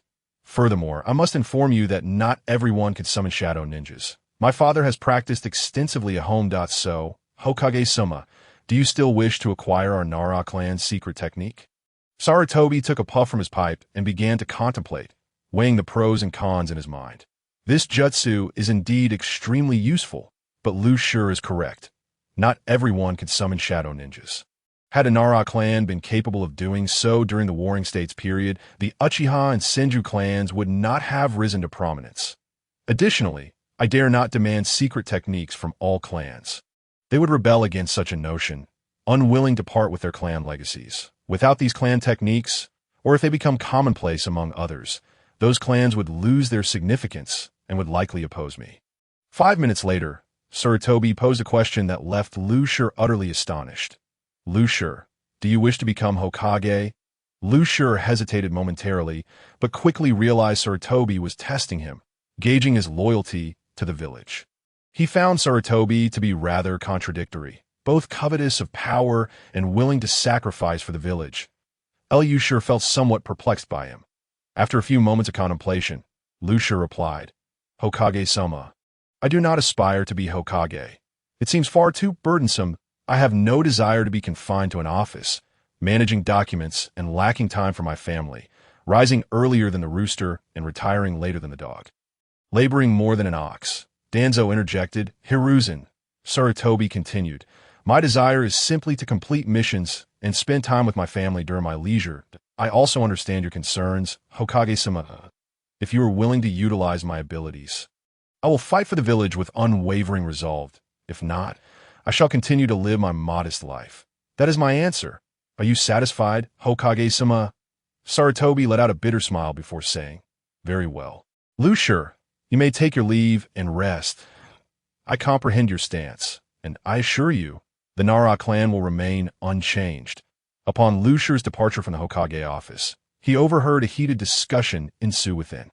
Hiruzen, you should detain him and extract that secret technique through interrogation. If all else fails, you can hand him over to me. I guarantee to shape him into a blade that will safeguard Konohagakure. Danzo, do not mistake me for a fool. I am well aware of your intentions that I warn you. Do not provoke that child. He is not nearly as agreeable as Liu Jie, as he spoke. Sarutobi produced a document and handed it to Danzo. After examining it thoroughly, Danzo asked, Hiruzen, he truly killed Sakamoto Nakatsuki? Will the Sakamoto Trading Company continue to do business with us? That is of little consequence. The land of irons trading companies are not limited to the Sakamoto family alone. Now, I have an important task for you. Should you accomplish it, I can restore your authority over Root. After stating this, Sarutobi produced another document to hand to Danzo. Once Danzo perused the document, he heard Sarutobi say, Ensure this matter is executed flawlessly. I have consulted with some seasoned miners, and they have informed me that the rarer the mineral, the more exceptional its properties. If we arm our leaf shinobi with such weapons, they would be capable of facing 10 foes alone, thus alleviating your concerns regarding the size of the root. Danzo replied, I understand, Hiruzen, that I promised to bring those minerals back to Kanagacore. However, the weapons forged from such minerals must be prioritized for root. Agreed. Upon hearing Sarutobi's affirmation, Danzo exited the Hokage office. Once Liu Shi returned home, he recounted the events to his father, Nara. Nara expressed satisfaction with his son's approach, for he was not of the same disposition as Fugaku. Though he was a staunch supporter of the Hokage, he would not sacrifice his family's interests for the Hokage's sake. After returning to his room, Liu Shi began to write that, in truth, it was not so much writing as it was transcribing. Altering certain backgrounds and details, he particularly summoned the 7 Shadow Ninjas, for they were not only capable of combat, but could also assist with various tasks. 3 days later, the tale of the esteemed Shimin was completed. Now Liu Shi needed to delve into the matter of publishing. As there were no publishing houses in Kanagacore, he would have to venture to the Land of Fire's capital. Then he allowed Xiaohei to lead him to the Deming Mansion. Within a bookshop in Deming Mansion, the proprietor was engrossed in reading the manuscript of the affairs of the great official of Shimin, drooling over it, particularly because this book featured illustrations. Suddenly, the proprietor slammed the table and exclaimed, Now this is a fine book. What on earth is Intimate Paradise? It pales in comparison to this. He turned to Liu Shi and declared, Sir, we shall take your book. Name your price, and I shall not haggle. Liu Shi extended 3 fingers and leisurely replied, I desire 30% of the net profits. Agreed. I shall settle accounts with you every 3 months. How does that sound? Sir, I have no objections, and when it comes to the signature, please use the name Muging Yoyu Wangzi. Understood, sir. The proprietor readily consented, as he had no qualms about whose name was written. All that mattered was earning money. Liu Shi then discussed the publication of his subsequent works with a bookshop owner, who promised that as long as this book sold well, they would handle all of Liu Shi's future publications. A month later, The Affairs of the Great Official of Shimin was released and became an instant bestseller, much to the delight of the bookshop owner in a corner of the ninja world. A white-haired man with a lecherous expression observed the affairs of the great official of Shimin. Suddenly, he began to mutter to himself, Mugging Yu Wangzi. Who is this? How dare he encroach upon this sage's territory? Yet, this book is remarkably well written. Just as the old man summoned me back, I must seek out this person. He continued to peruse the book, drooling with glee. Ah, how fortunate the great official of Shimin is. If only Tsunade could be this gentle. This lecherous man was none other than Jiraiya, famously known as the perverted sage. During this time, Liu Shi completed his second book, titled The Temptation of Returning to the Village, and had it sent to the bookshop. Life had been quite comfortable for Liu Shi during this period. Yes, it was not wartime. The Umbu had fewer perilous missions, mostly involving intelligence gathering. However, trouble was looming today. Inside the Hokage's office, Liu Shi recognized that these samurai had come for him that moment. A man in his 50s spoke up, Hokage-sama, you cannot shield the murderer. This man has killed my son, and I must bring him back to face justice before my son's spirit. Sarutobi Hiruzen glanced at Liu Shi and then at the head of the Sakamoto clan before responding, That is impossible. Liu Shi has committed no wrongdoing. Your son was killed while attempting to seize someone else's possessions. He can only blame his own inadequacy. The Sakamoto clan leader trembled with rage, unable to articulate his thoughts. Deep down, he understood that Sarutobi Hiruzen would not acquiesce to his demands. Yet, the fact that this ninja had slain his only son left him unwilling to concede. He lamented, "Why did you have to rob a ninja? Those ninjas survive by killing. How could a pampered young master hope to contend with them?" Regaining his composure, Sakamoto Tohei glared menacingly at Lu Shi, saying, "You are Nara Lu Shi, are you not? Do not think that Konoha can protect you. I will see to it that you do not leave the village, and your companions should tread carefully. I will have the Bounty Association hunt you down one by one, making you regret your actions." With that, he stormed out, turning back to Sarutobi Hizashi to declare, "Hokage, from today onward, our Sakamoto Trading Company will cease all dealings with Konoha. Make sure to settle the outstanding payments promptly." After the samurai departed, Lu Shi turned to Sarutobi Hizashi and said, "Hokage-sama, I would like to take a few days off to attend to some matters. Go ahead. If you require assistance, select a few members from Yambu." Sarutobi Hizashi recognized Lu Shi's intentions and did not attempt to dissuade him. Even if Lu Shi chose not to act, he would have dispatched someone regardless. Did he truly believe that being Hokage rendered him invulnerable to threats? "No need. I can manage alone." After Lu Shi left, he returned home. With the samurai just departed, it was not the opportune moment to strike. Doing so in Konoha would lead to misunderstandings in the evening. Lu Shi briefed his father before departing in a forest within Konoha. A group of samurai were dining, with Sakamoto Zai cursing vehemently. "Damn Konoha! How dare they protect the murderer? They truly do not regard our Sakamoto clan with any respect. Upon my return, I shall unite with the other trading companies. Konoha shall never." A samurai's blade pierced through Sakamoto Zai's body, the tip emerging from his chest. Sakamoto Zai looked on in terror at the sword that had impaled him. The remaining samurai stood abruptly, gazing in disbelief at the shadow behind Sakamoto Zai. That moment, a voice reached their ears. "I never intended to wipe you all out. You have forced my hand. You should never have threatened my friends. Since you have chosen this path, you shall meet your demise." The group turned to see Lu Shi approaching, flanked by 7 cloaked ninjas. They hastily drew their swords. Lu Shi stepped forward, casting a glance at Sakamoto Zai, who was now speechless, his eyes pleading as if to say, "Save me." Ignoring Sakamoto Zai, who was beyond saving, Lu Shi addressed the samurai. "Will you accompany him in death or depart?" The samurai surged forward, swords drawn. Lu Shi recognized that these men were Sakamoto Zai's loyal subordinates, willing to share his fate. One could not help but admire their loyalty. With their choice made, Lu Shi no longer hesitated. He drew his twin blades and charged at the samurai. Engaging in combat with them proved to be quite entertaining. Minutes later, aside from the samurai, still fighting Lu Shi, the rest lay dead. Battling these seemingly immortal shadow ninjas would challenge anyone, let alone these relatively weak samurai. Soon, the last samurai fell to Lu Shi's blade. Lu Shi whistled, and Xiaohei swooped down, allowing Lu Shi to mount its back. They then soared towards the Land of Iron. After a day and night of flight, they finally arrived in the Land of Iron by evening.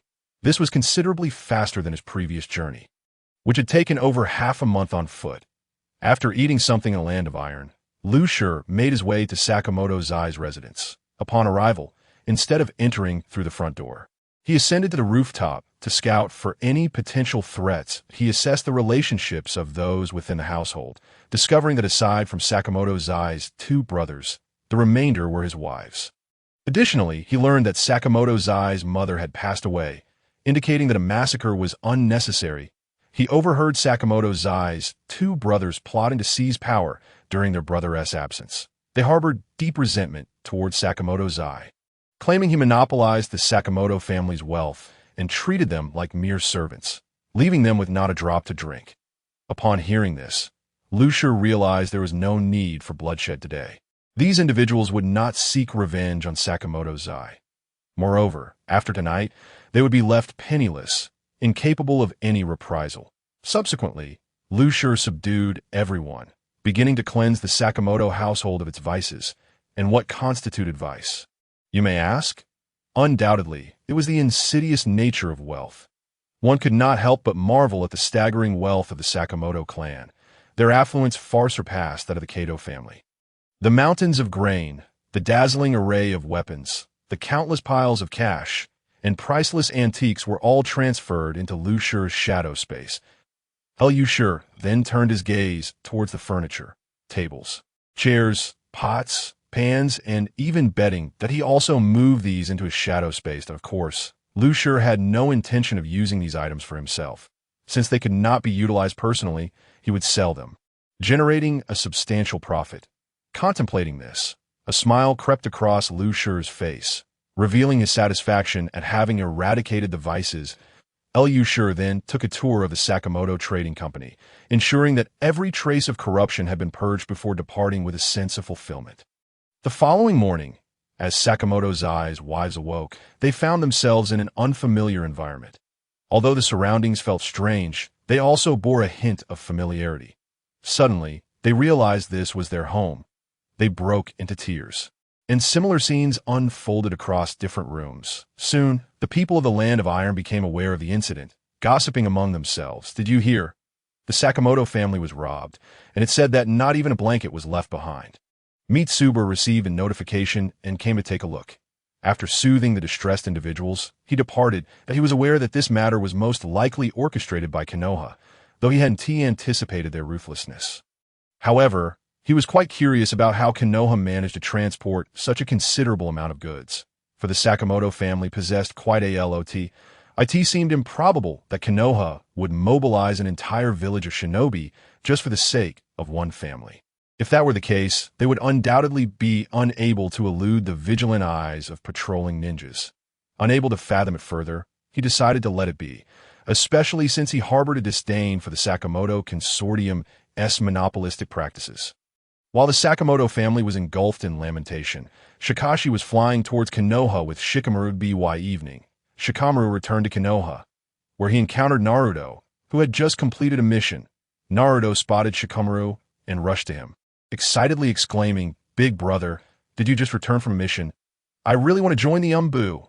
Kakashi approached, ruffling Naruto's hair as he said, "Naruto, your skills are not yet sufficient for the Umbu. If you wish to join, you must catch up with Shikamaru. That is the only way you can become a part of it. Is that so? All right, I will work hard." Kakashi had grown accustomed to Naruto's gullibility. "Kakashi-sensei, did you just finish a mission?" Kakashi nodded. "Yes, we just completed a C-rank mission, so I plan to treat them to ramen." "Shikamaru, did you just get back?" "Indeed. How about I treat you all to barbecue today? I just earned a substantial amount of money." Upon hearing that Shikamaru had made a considerable sum, Naruto's eyes sparkled with excitement as he inquired, "Big brother, did you undertake an S-rank mission?" "No, I merely completed a relatively unique task." "Well, I will tell you about it later. For now, go find Asuma-sensei and have him bring Ino and the others over. Today I'll be treating." "Yay, I'm going right now." With that, Naruto dashed off, and Kakashi chuckled at his enthusiasm. Inside the Akimichi barbecue restaurant, Shikamaru, Kakashi, Naruto, Sasuke, Sakura, Asuma, Shikamaru, Ino, and Choji gathered around the table for their second-class reunion. As they savored the barbecue, they shared stories about their respective missions and training progress. Naruto animatedly recounted his recent task, frequently teasing Sasuke. Sasuke, in turn, listened quietly, interjecting occasionally, mostly to counter Naruto. Sakura, however, spoke little. After being chastised by Shikamaru that day, she felt she had matured considerably. Asuma and Shikamaru discussed tactics and strategies while Choji devoured his food, occasionally sharing light-hearted anecdotes that enlivened the atmosphere.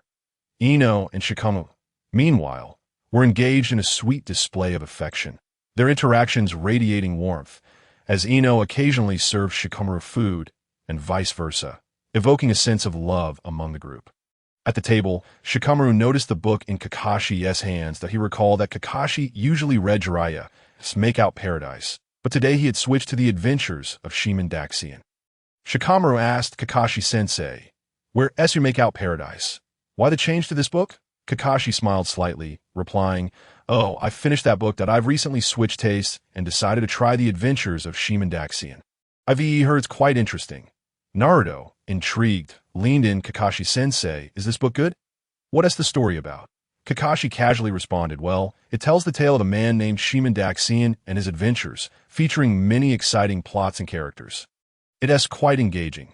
Sasuke frowned slightly, seeming disinterested in such literature. Sakura, however, was curious about Kakashi's reading preferences and asked, Kakashi-sensei, is there anything particularly special about this book?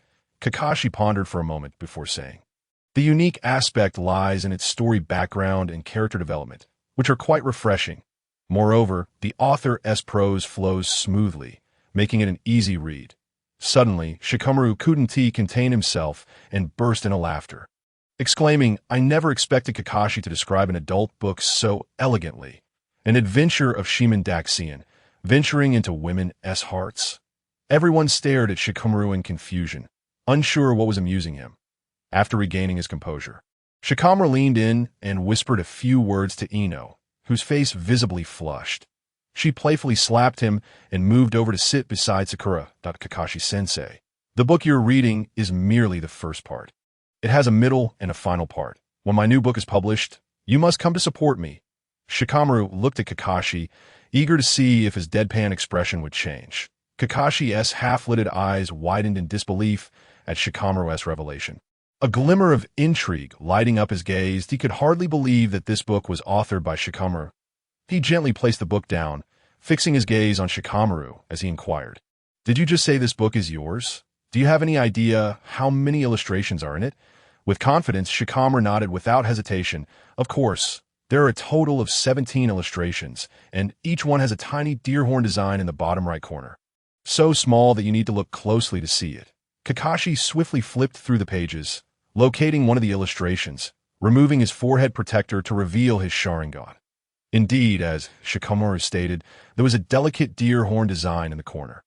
This confirmed that the book was genuinely Shikamaru's work. Kakashi's reaction made Shikamaru think, "Wow, you're using your Sharingan to examine an adult book." If Obito knew, he'd probably lose his mind. Kakashi then transformed, his face adorned with a sycophantic smile as he shifted closer to Shikamaru. He placed his hand on Shikamaru's shoulder, speaking in a soft, coaxing tone, "Shikamaru, since this book is yours, when will you start writing the other two parts? How about this? Can you let me have a peek at the drafts? I promise I won't leak anything." However, faced with Kakashi's request, Shikamaru didn't hesitate to shake his head resolutely. "No way.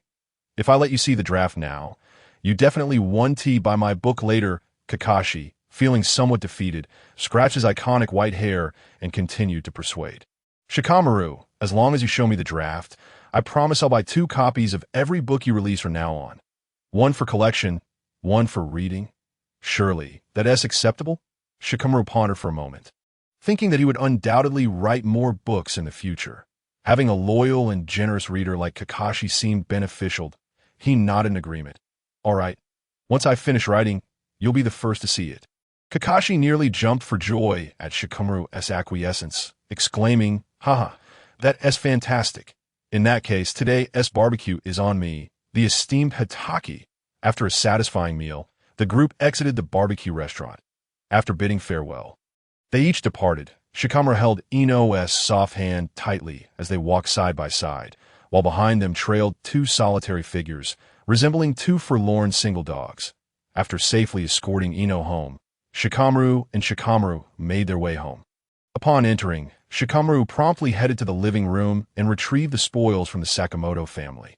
When his parents laid eyes on the money, astonishment washed over their faces, mouths agape as if they could fit an egg inside. Wondering, who did our son rob this time? Noticing his mother's expression, Shikamaru hastily recounted the events that transpired with Sakamoto. In conclusion, he emphasized that his actions were entirely to prevent any opportunity for retaliation from the Sakamoto family. After listening to their son's explanation, Shikamaru's parents exchanged glances and ultimately expressed their understanding and support for his actions. Once everything was settled, Shikamaru ascended the stairs, feeling slightly weary and ready to enjoy a good night's sleep. After all, the relentless journeying over the past few days has indeed left me somewhat exhausted. "Xiaohei, what journey are you talking about? You've merely been riding on my back." The following morning, sunlight streamed through the window, illuminating the room, yet Lucia remained in slumber. Suddenly, he felt a gentle pressure on his shoulder. With bleary eyes, Lucia slowly opened them, only to be met by the sight of a large face clad in a mask, so close that he could almost feel the other's breath. The unexpected apparition startled Lucia, causing him to jolt upright in bed. "What on earth are you doing here?" he exclaimed, his heart racing from the fright. The masked visage revealed a hint of embarrassment and apology. It was Kakashi. Ruffling his hair, Kakashi sheepishly remarked, "Hee, I just wanted to check if you had started writing your book. Why, you sure couldn't help but feel a wave of exasperation." Internally muttering, Kakashi is far too obsessed. Instead of seeking a girlfriend to engage in romance during this prime time, he insists on reading adult literature. With his handsome appearance, what type of girl could he possibly fail to attract? As these thoughts swirled in his mind, Lucier hastily donned his clothes and sat up in bed. After tidying his hair, he addressed Kakashi, "Kakashi-sensei, you know I have numerous tasks to attend to, so I can only spare a little time to write." Kakashi nodded in understanding, but added, "All right. However, if you encounter any less significant tasks, feel free to hand them over to me, and I shall take care of them, allowing you more time to write." With that, he winked at Lucier shot Kakashi an irritated glance, thinking to himself how far this guy would go just to indulge in adult literature. After Kakashi departed, Lucier quickly finished his breakfast and made his way to the umbu. These past few days had nearly driven him to madness. Kakashi appeared like a specter, consistently materializing without warning. Each time, he would urge Lucier to hastily produce his writing. Initially, Lucier attempted to resist, reasoning with Kakashi about his busy schedule, but Kakashi remained undeterred, persistently pressuring him for updates. Faced with such relentless persistence, Lucier felt utterly outmatched. He could only request a few days off from Sarutobi Hizashi to finish the matters concerning Shimura Danzo. When Lucier applied for leave, he discovered that Hizashi was also engrossed in the affairs of Shimura Danzo. One could not deny that Jiraiya had truly absorbed the teachings of his mentor. On that sunlit day, with a gentle breeze wafting through, Lucier finally completed the last two installments of Shimura Danzo saga. Just as he finished, Kakashi appeared, and Lucier handed over the manuscript, emphasizing, "Kakashi-sensei, you must keep this manuscript a secret. No one else can know I wrote it." Kakashi solemnly nodded, assuring him he would uphold this promise. During lunch that day, the conversation between Lucier and Kakashi regarding the novel went unnoticed by those around them. Everyone was engrossed in their own discussions, laughter filling the room. Thus, Lucier was not overly concerned about others potentially revealing this secret. His caution stemmed from the peculiarity of the character names within the novel. Names such as Shimin Fei, Shimura Jinlian, Mito Binger, and Zhuangqin Chunmei were all too distinctive. Should they become aware that it was he who penned it, it would undoubtedly result in complications that Lucier couldn't help but imagine what would transpire if Sarutobi Hizashi, that old fellow, discovered he was the author. Meanwhile, Kakashi was perched in a tree, reading the manuscript. Suddenly, a large hand unexpectedly reached from behind, snatching the manuscript away. Kakashi was taken aback, realizing only then how silently someone could approach him without detection. He quickly turned around to find a figure with similarly white hair standing there. Clutching the manuscript, eyes glued to the text, with drool almost escaping his lips, it was none other than Jiraiya. "Jiraiya, do you find this amusing?" Kakashi said, exasperation evident on his face. Jiraiya waved dismissively, replying, "I never expected the moody prince of Konoha would be you. I must admit, your writing skills are catching up to mine. Let me borrow this for a couple of days. I'll return it once I'm done." With that, he tucked the manuscript into his robes. Just as Kakashi intended to protest, Jiraiya had already dashed away, leaving Kakashi feeling quite aggrieved. Here he was fervently urging for updates, only to have the manuscript snatched away. In the Hokage's office, Sarutobi Hizashi was perusing the affairs of Shimura Danzo, growing increasingly uneasy as the surname felt remarkably familiar. Just as he contemplated calling someone to investigate the author, the office window swung open, and he immediately knew it was Jiraiya, as he was the only one who would enter without using the door. Jiraiya leaped into the office, spotting his teacher engrossed in the same book, but he teased, "Old man, you read this kind of stuff too? But yours is outdated. That's merely the first part, while I possess the manuscript for the last two installments. Care to take a look?" With that, he brandished the manuscripts playfully. Hiruzan's face darkened. Just as he was about to call for an investigation into the author, the perpetrator had revealed himself. He then unleashed a tirade upon Jiraiya. "Jiraiya, are you trying to drive me to my grave? What kind of nonsense are you writing? If the content is bad enough, at least the names are downright disgraceful. Shimura Danzo, you've made me lose face. 20 minutes later, after expending his frustration, Jiraiya appeared utterly bewildered, wondering what he had done to deserve such a scolding upon his return. Once Hiruzen had vented his anger, he turned to discuss serious matters, as he had indeed summoned Jiraiya for a reason. Jiraiya, you've heard about the Village S situation. Haven to you? The daimyo intends to cut military funding, which is why I need you to bring Tsunade back. Only she can change the daimyo's mind. After the Chunin exams, I wish for you to succeed me as the 5th Hokage. Jiraiya was taken aback by the abrupt shift in conversation. One moment he was being scolded, and the next he was being offered the position of Hokage. Regaining his composure, Jiraiya promptly refused, stating, "Old man, you know me well. I am not suited to be Hokage. If you seek a successor, it should be Tsunade, not me. Please, let me off the hook. I truly cannot handle this Hokage position." Hiruzen's irritation flared further upon hearing Jiraiya's refusal, yet he maintained a calm demeanor as he replied, "Jiraiya, the village is genuinely in trouble, and the call for my resignation is growing louder among the villagers. Moreover, Tsunade is not likely to return, and if she does come back, I would gladly support her as Hokage. It is my fault she has lost hope in the village." After saying this, Hiruzen appeared to age considerably in an instant. Observing his teacher's demeanor, Jiraiya felt a pang of sympathy. However, he remained reluctant to become Hokage and stated, "After the Chunin exams, I will go find Tsunade. I will ensure she becomes Hokage." With that, Jiraiya leaped through the window, eager to escape any further reprimands. Yet, just as he had made a short distance, an indignant voice boomed from behind. Sarutobi Hizashi stood at the window, bellowing, "You rascal, Jiraiya!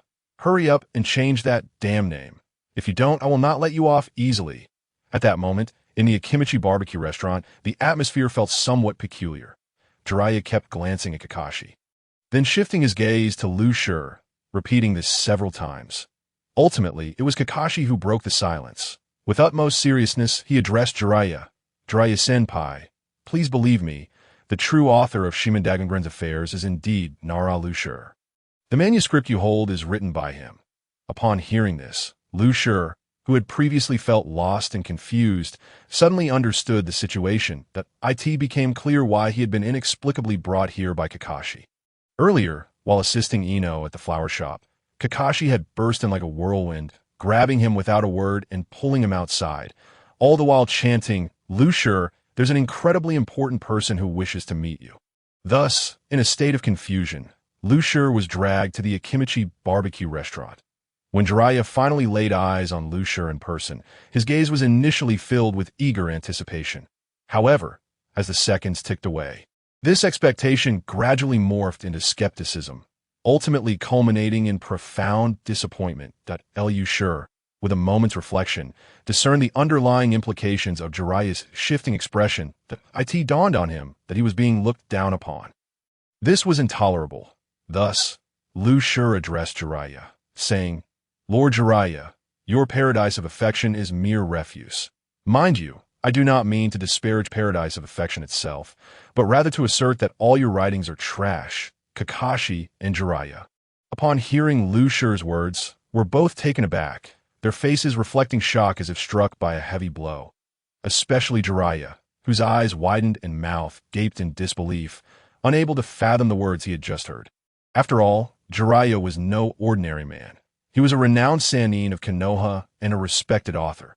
While he had faced differing opinions on his works before, no one had ever so bluntly dismissed his books, even going so far as to label them as garbage. At that moment, Jiraiya felt an overwhelming urge to land a couple of punches on Lu Shi's face.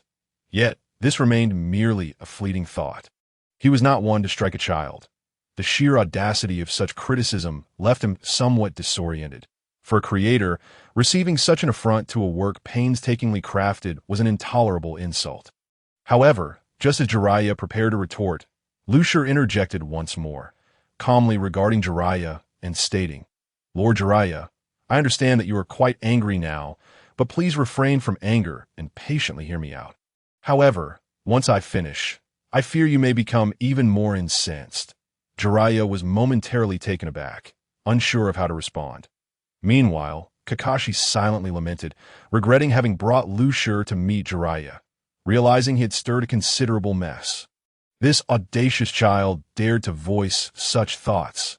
At that moment, silence engulfed the trio. Both Jiraiya and Kakashi pondered what Lu Shi would say next. Taking a deep breath, Lu Shi continued, "Lord Jiraiya, to be candid, I have perused your Paradise of Affection. However, to speak plainly, it hardly qualifies as a book. At best, it resembles a mere diary. Moreover, as I meticulously flipped through this diary, all that met my gaze were two words: voyeurism." Jiraiya's eyes widened in disbelief as he stared at the boy before him, a tempest of emotions surging within him. He had never anticipated that such a youthful child could possess such keen insight and profound understanding. Lu Shi then expounded, "When you portray women, you must strive to refine your prose. Avoid resorting to crude and simplistic phrases such as big and white to describe them. Such descriptions evoke images not of women, but rather of plump, white buns. Furthermore, you must cultivate a unique ability to possess discerning eyes that penetrate beyond mere appearances. However, let me be clear, this does not imply that you should resort to voyeurism to appreciate the beauty of women." At this point, Jiraiya was left utterly flabbergasted, his mouth agape as he stuttered, "You can't be suggesting Byakugan, can you? But where on earth would I acquire Byakugan?" Realizing Jiraiya had clearly misunderstood his intent, Lu Shi quickly shook his head and corrected him. "Lord Jiraiya, I am not referring to the special ocular technique known as Byakugan. My intention is for you to develop an eye capable of discerning beauty without resorting to improper means, such as voyeurism. Should you remain unable to alter this perception and approach, then the works you produce shall likely forever be classified as lowly rogue diaries." Under Lu Shi's modern vocabulary, Jiraiya found himself in a fog. He sensed the merit in Lu Shi's words, yet felt something was amiss. Lu Shi's underlying motive was to prompt Jiraiya to mentor Naruto, believing that if Jiraiya felt inferior in writing, he would actively seek guidance, thus enabling Lu Shi to propose his own conditions. As events unfolded as Lu Shi had anticipated, Jiraiya, after recovering from his shock, inquired, "Your name is Lu Shi, correct? I wish to ask, is Paradise of Affection truly that dreadful?" Lu Shi replied, "Lord Jiraiya, I do not wish to discourage you, but that book is indeed mediocre. Your readership is drawn solely by the explicit content, which appeals to those with base tastes. Should a book emerge that is both explicit and nuanced, they would undoubtedly prefer it." Kakashi sensed that Lu Shi was subtly insinuating something about him, though he had no evidence to at that moment. The barbecue was served, and the three engaged in lively conversation, the atmosphere growing warm. Lu Shi then imparted numerous writing techniques to Jiraiya, but of course, these were merely improvised. He had no real experience, being merely a literary copyist. Jiraiya, perhaps somewhat inebriated from the discussions on writing, embraced Lu Shi with a tipsy grin, declaring, "If you ever need anything, just tell me. There's nothing that I, Jiraiya the sage, cannot accomplish." Upon hearing this, Lu Shi instantly perked up. For this was the moment he had been waiting for, that he shared Naruto's situation with Jiraiya, hoping he could mentor him for a while, mentioning that Naruto currently lacked a powerful offensive technique and expressing his desire for Jiraiya to teach Naruto the Rasengan. Lu Shi wished for Naruto to connect with Jiraiya sooner, alleviating his burdens, particularly emotional ones. With Lu Shi as an elder brother figure, Naruto would no longer face starvation. Jiraiya, somewhat incoherently, acquiesced to Lu Shi's request. In truth, Lu Shi was aware that Jiraiya was not truly intoxicated. He suspected Jiraiya was feigning drunkenness to avoid footing the bill. After leaving the Akimichi barbecue, Lu Shi parted ways with Kakashi. As for Jiraiya, he continued to play the role of a drunken man on Kakashi's back. Just as Lu Shi vanished around a street corner, Jiraiya jumped down from Kakashi's back. Kakashi regarded Jiraiya and asked, "Lord Jiraiya, what do you think of that child?" Jiraiya ran a hand through his white hair and replied, "That child is exceptionally clever. He is fully aware of my pretense of drunkenness, but has not exposed me. Instead, he has taken advantage of my facade to negotiate benefits for Naruto. He is a remarkable child. By the way, Kakashi, is he particularly close to Naruto?" Kakashi pondered for a moment and responded, "Lord Jiraiya, Lu Shi shares a special bond with Naruto, that I inquired with Sasuke and learned that Naruto has been bullied since childhood, while Lucier has never mistreated him. After they began school, Lucier even took on the role of an older brother to Naruto. Recently, he even reprimanded Sakura on Naruto's behalf. The words he spoke were quite shocking. Listening to Kakashi's account, Jiraiya grew curious about what Lucier had said that could evoke such fervor from an elite jonin like Kakashi. A minute later, Jiraiya murmured to himself, "From the day I became a ninja, it was destined that I would acquire many enemies, and there would be many who would seek my demise, so one more does not matter." Jiraiya mused that the child's temperament bore a resemblance to Orochimaru's, though Lucier was far less cold-blooded. In the meeting room of Sunagakure, Raza was in a fit of rage. The village had inexplicably become home to a multitude of spies. Initially, Raza had paid little heed. After all, Sunagakure had spies in other villages as well, and this was no grave issue. However, he soon recognized that something was amiss. The spies were increasing in number, transitioning from stealthy to brazen. These individuals inquired at the shops within Sunagakure about the availability of ore, but the owners informed them that to acquire ore, one must seek the Kazekage, as such strategic resources were controlled by the Kazekage.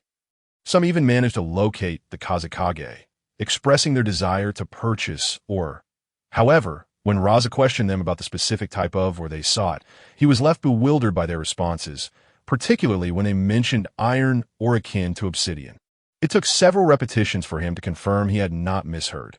After dispatching these individuals, they did not vacate Sunagakure, instead continuing to inquire about the elusive black iron ore, since they posed no immediate threat to Sunagakure. Raza felt constrained in his response. Any overly aggressive action might precipitate a confrontation with several villages. Just as the situation with the spies remained unresolved, Raza received a message from the daimyo of the Land of Wind, demanding 300 pounds of refined black iron, which left him in despair. Where was he to procure such a resource? One cannot simply dye iron, can they? In the conference room of Sunagakure, Raza was inquiring with the intelligence department. Have the matters been clarified? The official responsible for intelligence, upon hearing Raza's question, immediately stood up and responded. It has been clarified. That piece of black refined iron was indeed extracted by Nara Shikashi from Kanehagakure, and furthermore, that blade has received affirmation from Mifune, possessing strength that can indeed rival the 7 legendary swords of the Mist Village. Additionally, he was the one who infiltrated the village and appropriated the intelligence. Everyone in Konoha is aware that he has 2 enormous ninja eagles, one of which is the very one you saw, Wind Shadow. Raza fell into contemplation and continued to inquire. Is it possible that this refined iron truly originates from our Land of Wind? Upon this utterance, the assembly was struck with astonishment, with some unable to comprehend the Wind Shadow's implications. Nonetheless, they all pondered internally, given that so much turmoil has arisen due to this iron. Why would he willingly shoulder the blame? Ignoring the murmurs around him, Raza proceeded. The timing of Nara Shikashi's visit to Sunagakure aligns perfectly with his journey to the Land of Iron to forge weapons. It is highly probable that this refined iron was smuggled from our village, though we currently remain unaware of who exactly sold it to him. Another possibility is that our miners mistook this iron or for a type of jade, and thus extracted it, ultimately leading to its acquisition by Shikashi. The people of Sunagakure suddenly found Raza's assertions to carry weight. After the meeting, I shall dispatch personnel to inspect every mine. Everyone must ensure the village's security, and if necessary, expel any intruders. Those who resist shall be dealt with lethally. Following the conclusion of the meeting, Raza returned to his office, where he discovered Temari was also present, paying her no mind.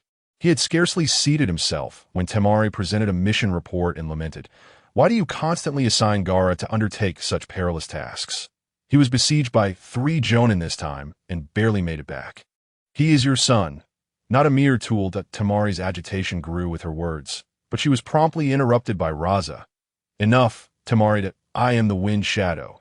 The welfare of the village supersedes all else. Furthermore, a few jonin cannot pose a threat to Gaara. Take this document to him and inform him that this pertains to the individual who escaped last time. He should seize the opportunity to eliminate him during the Chunin exams." Temari accepted the document. Her teeth clenched in frustration, particularly as Nara Shikashi had appeared before her twice last time, and she had failed to see through his disguise, the mere thought of the name Shikashi now ignited her ire. The forthcoming actions of Sunagakure appeared somewhat like burying one's head in the sand. While proclaiming the absence of such, they dispatched shinobi to various mines and expelled those who purchased the ore. This piqued the interest of other villages, especially Danzo, who had resided in the desert underbelly of the Land of Wind for an extended period, precisely due to the matter of this ore. Finally, Sunagakure was taking action. Not only Konoha, but also the Land of Lightning and the Land of Earth dispatched shinobi, having received intelligence from the Land of Iron. Particularly upon learning that weapons forged from this iron could attain the caliber of the 7 legendary swords of the mist. Their eyes gleamed with greed. No village could resist such temptation, nor would they permit Sunagakure to possess such an advantage. Should these weapons be mass-produced, it would pose a significant threat to the other villages. Thus, mere days later, the iron mines of Sunagakure were assailed almost simultaneously, and news of these events swiftly returned to the village. Upon receiving the notification, Raza immediately led Sunagakure's shinobi to the mines for support. However, upon arrival, Raza found himself at a loss. Gazing at the miners, utterly bewildered, they were unharmed. It was merely the guarding shinobi who had been bound. Once they were freed, Raza inquired of the miners what had transpired. One miner, trembling, replied, "Lord Wind Shadow, after those individuals dealt with the shinobi, they gathered us together and inquired whether we had collected a type of or resembling black jade.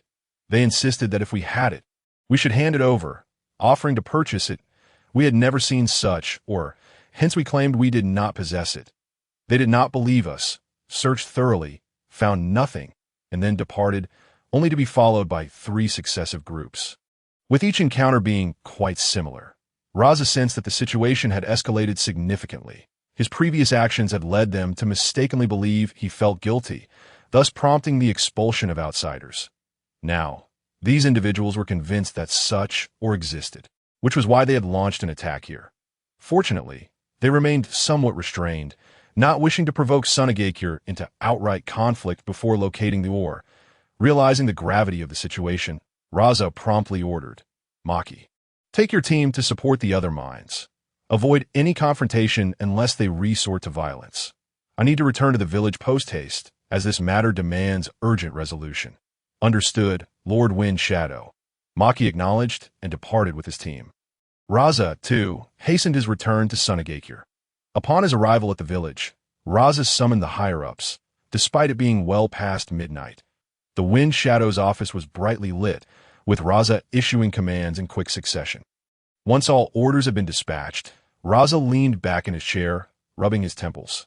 Addressing Chiyo, he remarked, "Elder Chiyo, I have come to a realization. I have been ensnared in a scheme by Konoha."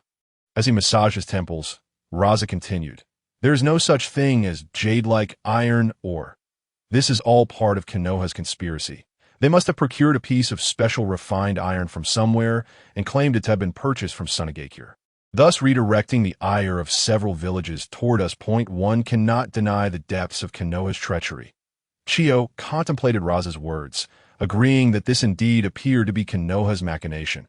They must have discovered Sunagakure's intentions to wage war against them, thus devising this tactic. Yet, certain aspects remain perplexing. If it is indeed Konoha's scheme, why would they send their own people to seek out this, or is it merely to obfuscate the situation, as Sunagakure grappled with incessant troubles? The book The Temptation of Returning to the Village was published. Unlike the previous release concerning the tales of the notorious Shiman, this time the buyers were predominantly women rather than men. On its first day, the sales of The Temptation of Returning to the Village exceeded those of Shiman's tales. Little did Shikashi know that if he were aware, he would surely exclaim, "Women's money is indeed easy to earn." At this juncture, Jiraiya had begun to engage with Naruto, with Shikashi desiring an early meeting between the destined master and apprentice. 2 days later, Konoha received a letter of condemnation and protest from Sunagakure, essentially stating that Konoha had spread rumors, causing considerable trouble for Sunagakure, and demanded a clear explanation from Konoha. Should this not be provided, a war between the 2 villages could ensue. Upon reading this, Sarutobi Hizashi was taken aback. When had he ever spread rumors? He then summoned Shikashi to his office. Upon Shikashi's arrival, Hiruzen was smoking But upon seeing Shikashi, he donned a kind smile and inquired, "Shikashi, how are you adapting to your role in the Umbu?" "Quite well. The work in the Umbu suits me perfectly, Hokage-sama." "Is there a reason you summoned me?" Shikashi felt somewhat uneasy under Hiruzen's gaze and directly asked about the purpose of his summons. Upon hearing this, Hiruzen's expression turned serious. He handed Shikashi the letter from Tsunade. As Shikashi read the contents, he struggled to suppress laughter, but managed to maintain his composure. He then placed a short blade on Hiruzen's desk. "Hokage-sama, please take a look. This is the very blade forged from that iron.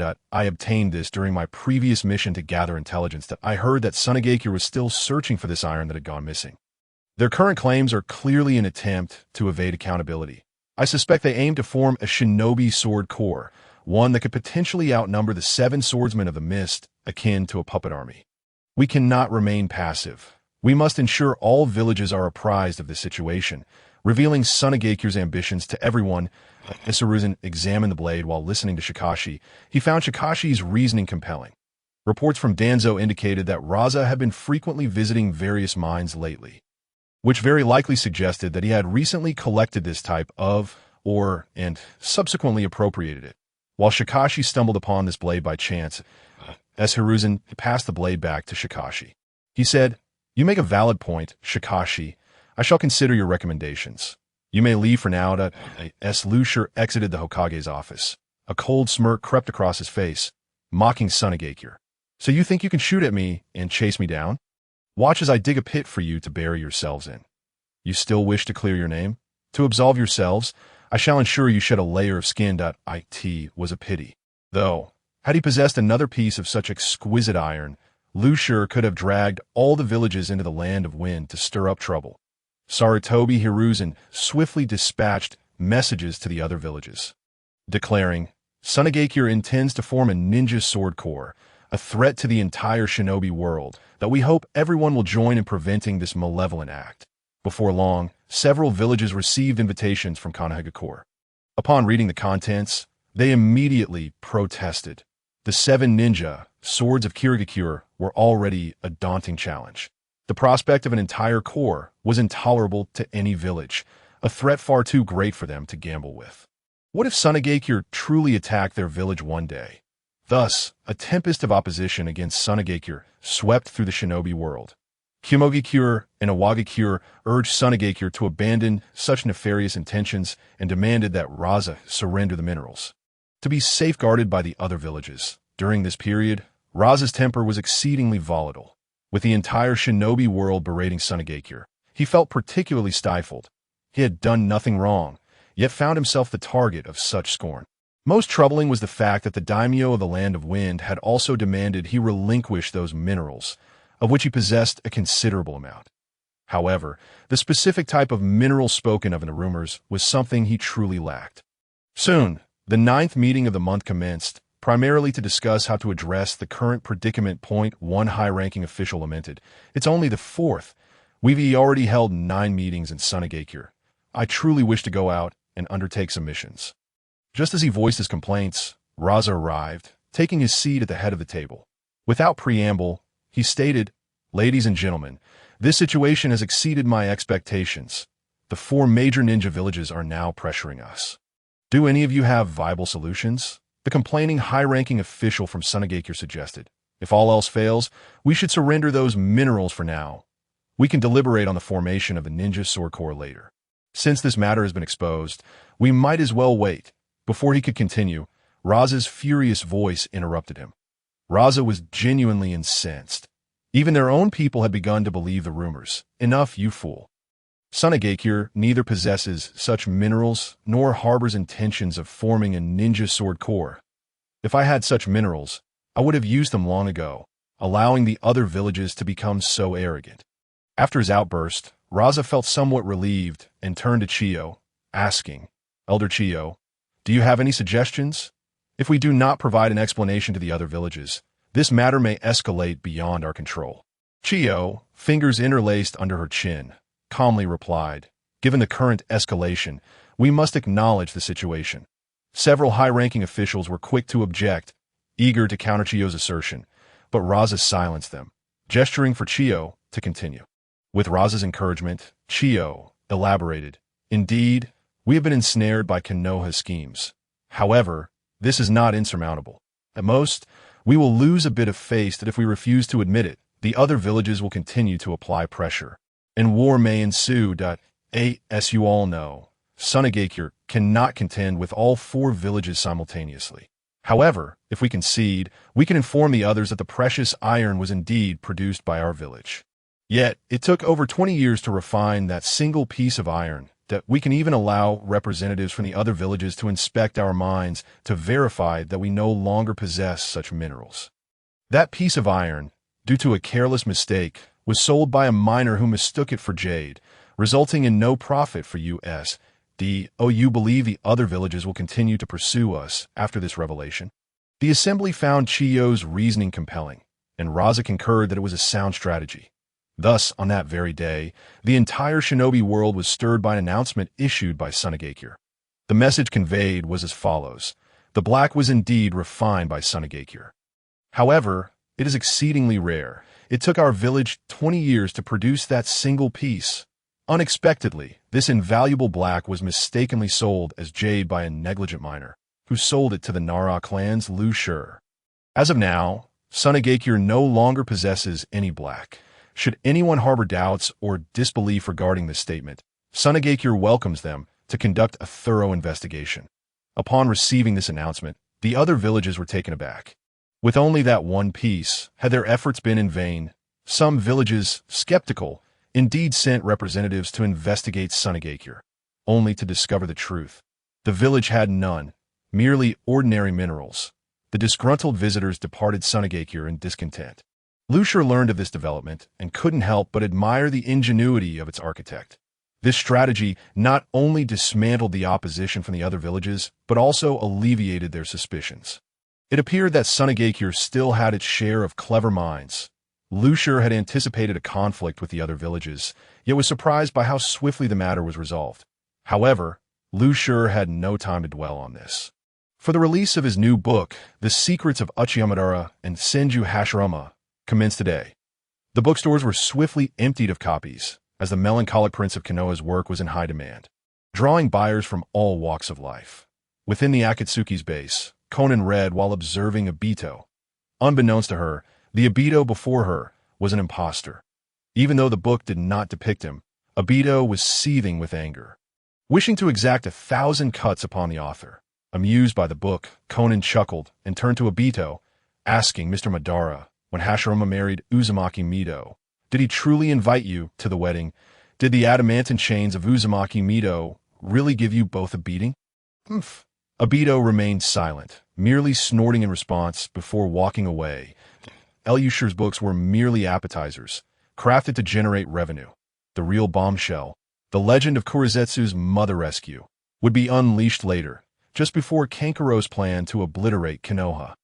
That would surely be a source of amusement that Elushur even devised names for the protagonists: Uzumaki Shinmen, Uchiha Dog, Nanshao Sha, and Huang Mao Yin. Naturally, the saviors would be Naruto and Sasuke, albeit under different names and identities, tasked with wreaking havoc upon other villages. This book would undoubtedly incite Obito's suspicions regarding Kurizetsu, a time traveler. Lu Shur would not easily allow Kurizetsu to rescue Otsutsuki Kagaya. According to the world's corrective forces, Kagaya would undoubtedly be rescued. That was beyond Lu Shur's control. However, he would not permit Kurizetsu to achieve such an outcome without difficulty. Even Sasuke purchased a copy, eager to see how Uchiha Madara was portrayed. Upon reading it, even the king of pretentiousness Sasuke found himself laughing uncontrollably. Alas, Jiraiya bore the brunt of Sarutobi Hiruzen's ire in the office once more, as he was the sole author in Konoha. Consequently, he bore the blame for Lu Shur's mischief. "Jiraiya, do you not wish to drive me to an early death so I may inherit the title of Hokage? If you desire to be Hokage, I can abdicate right now. You need not provoke me, so did I in the past. Your fabrications were tolerable, but now you dare to besmirch the first Hokage. I long to take you to his grave and personally see you meet him." At that moment, Jiraiya was utterly bewildered, pondering. Who am I? Where am I? Why am I being scolded again? It was only when he glimpsed the book in Sarutobi Hizashi's hands, titled The Secrets of Uchiha Madara and Senju Hashirama, that he comprehended the reason for his chastisement. He wished to explain himself. However, Lucier had previously instructed him to keep the book's authorship a secret, leaving him to endure in silence. Once Sarutobi Hizashi finished berating Jiraiya, he ordered him to leave. Before departing, Jiraiya surreptitiously took the book with him. Sarutobi Hizashi bellowed at the window, "Damn you, Jiraiya! I haven't finished reading yet. Could you not buy a copy for yourself?" Regrettably, he immediately regretted his outburst, considering how it might be perceived by others that in a nearby gambling house, a lucrative target in the shinobi world, was indulging in games of chance, while the subordinate Shizen was engrossed in a book, oblivious to the cacophony of gambling around her. Tsunade suddenly felt that something was amiss. It seemed Shizen had not urged her to stop gambling today. She turned to find Shizen deeply absorbed in her reading. Tsunade snatched the book from her hands and glanced through a few pages. Shizen, having been robbed of her book, immediately attempted to reclaim it. However, upon meeting Tsunade's gaze, she relented. Tsunade, seemingly indifferent, casually flipped through the pages before her. However, after merely flipping through a few pages, faint veins began to surface on her smooth forehead, as if they were about to burst. At last, she could no longer endure it. With a fierce gesture, she slammed the book down onto the table and abruptly stood up, striding towards the exit of the casino. At that moment, Tsunade had completely lost any desire to continue gambling, primarily because she had run out of money. As she walked, she muttered curses under her breath. That despicable Jiraiya! How dare he concoct such nonsense about my grandfather? The day I encounter you, I'll make sure to break every single one of your ribs. Let you witness my might. Meanwhile, far away in Konohagakure, Jiraiya sat leisurely on a bench, engrossed in the book detailing the undeniable secrets between Uchiha Madara and Senju Hashirama. Suddenly, an unanticipated chill crept up from behind his neck, causing him to involuntarily shiver. Jiraiya turned his head in puzzlement, only to find no one there. Nonetheless, a vague sense of unease welled up within him. Furrowing his brow, he muttered softly, "How peculiar! Why do I feel as though I am being watched by someone terrifying? Surely, no one wishes to do me harm. Or do they?" Shaking his head, Jiraiya dismissed these distracting thoughts and resumed reading. This author has a commendable writing style, but can the scenario of 3 individuals marrying simultaneously truly lead to happiness? Quite intriguing indeed, he mused to himself. At that very moment, Rushi lay comfortably on his own sofa, resembling a salted fish devoid of dreams, utterly motionless. Rushi suddenly felt a loss of direction, now that he had earned enough money. He found himself yearning for retirement and a leisurely life. If only his mother knew, she would surely have ensured him a complete childhood. In a training ground in Konohagakure, Naruto and Rushi were about to engage in a spar. Initially, Rushi had declined the challenge, believing Naruto to be too inexperienced, far from the level of a meatball maniac. Even if Naruto were to reach that level, Rushi felt he could manage. However, Jiraiya expressed a desire to witness Naruto's strength. Regardless of the outcome, he would mentor Naruto. For the sake of his little brother, Rushi finally acquiesced. Observing that both were ready, Jiraiya first addressed Shikamaru. "Shikamaru, your intellect and strategy are your most formidable weapons.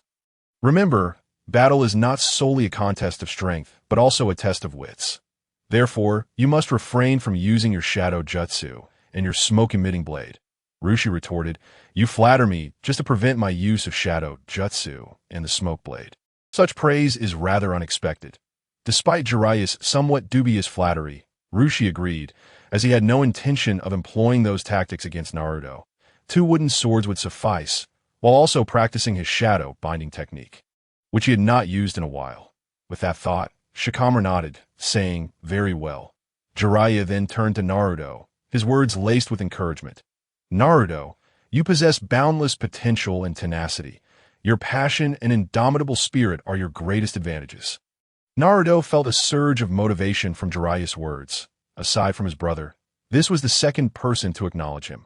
Clenching his fists, determination ignited in his eyes, and Jiraiya nodded in satisfaction, pleased with this spirit. Begin. With Jiraiya's command, the practical training commenced. Jiraiya pondered, Naruto, this is where I can assist you. Let me see what you are capable of. On the training ground, Rushi swiftly drew 2 wooden swords, while Naruto charged at him with the fervor of a scion. Ah! Naruto's cries echoed through the training area, prompting Jiraiya to shut his eyes and turn his head away. That I slash, I stab. I stab, I slash, slash, slash, slash, stab, stab, stab. Unable to watch any longer, Jiraiya called out, All right, Rushi, stop. Naruto has suffered enough. Cease this at once. Hearing Jiraiya's words, Rushi halted, finding Naruto sprawled on the ground, foaming at the mouth. Not from injury, but from pain, a deliberate act on Rushi's part. Whether in sparring or combat, Naruto favored a headstrong approach. He was not yet a meatball maniac, and such recklessness could easily lead to injury. Moreover, Naruto had charged alone without employing the shadow clone technique, which led Rushi to teach him a lesson. Jiraiya assisted Naruto to his feet and led him to rest beneath a tree. 10 minutes later, Naruto had recovered, and one could not deny his remarkable resilience as the main character. Observing Naruto's restored vigor, Jiraiya remarked, Naruto, truthfully, I was deceived by your enthusiasm. I expected you to endure for at least a few minutes, yet you collapsed almost immediately. You do yourself a disservice with such a lack of endurance. Once he had regained his strength, Jiraiya encouraged them to continue sparring. Naruto hesitated, glancing at Rushi. Jiraiya discerned Naruto's thoughts and added, This time, Rushi will forego using dual swords. You may employ multiple shadow clones. Rushi thought, Jiraiya is willing to sacrifice his pride to allow Naruto a chance at victory. Why not suggest I stand still?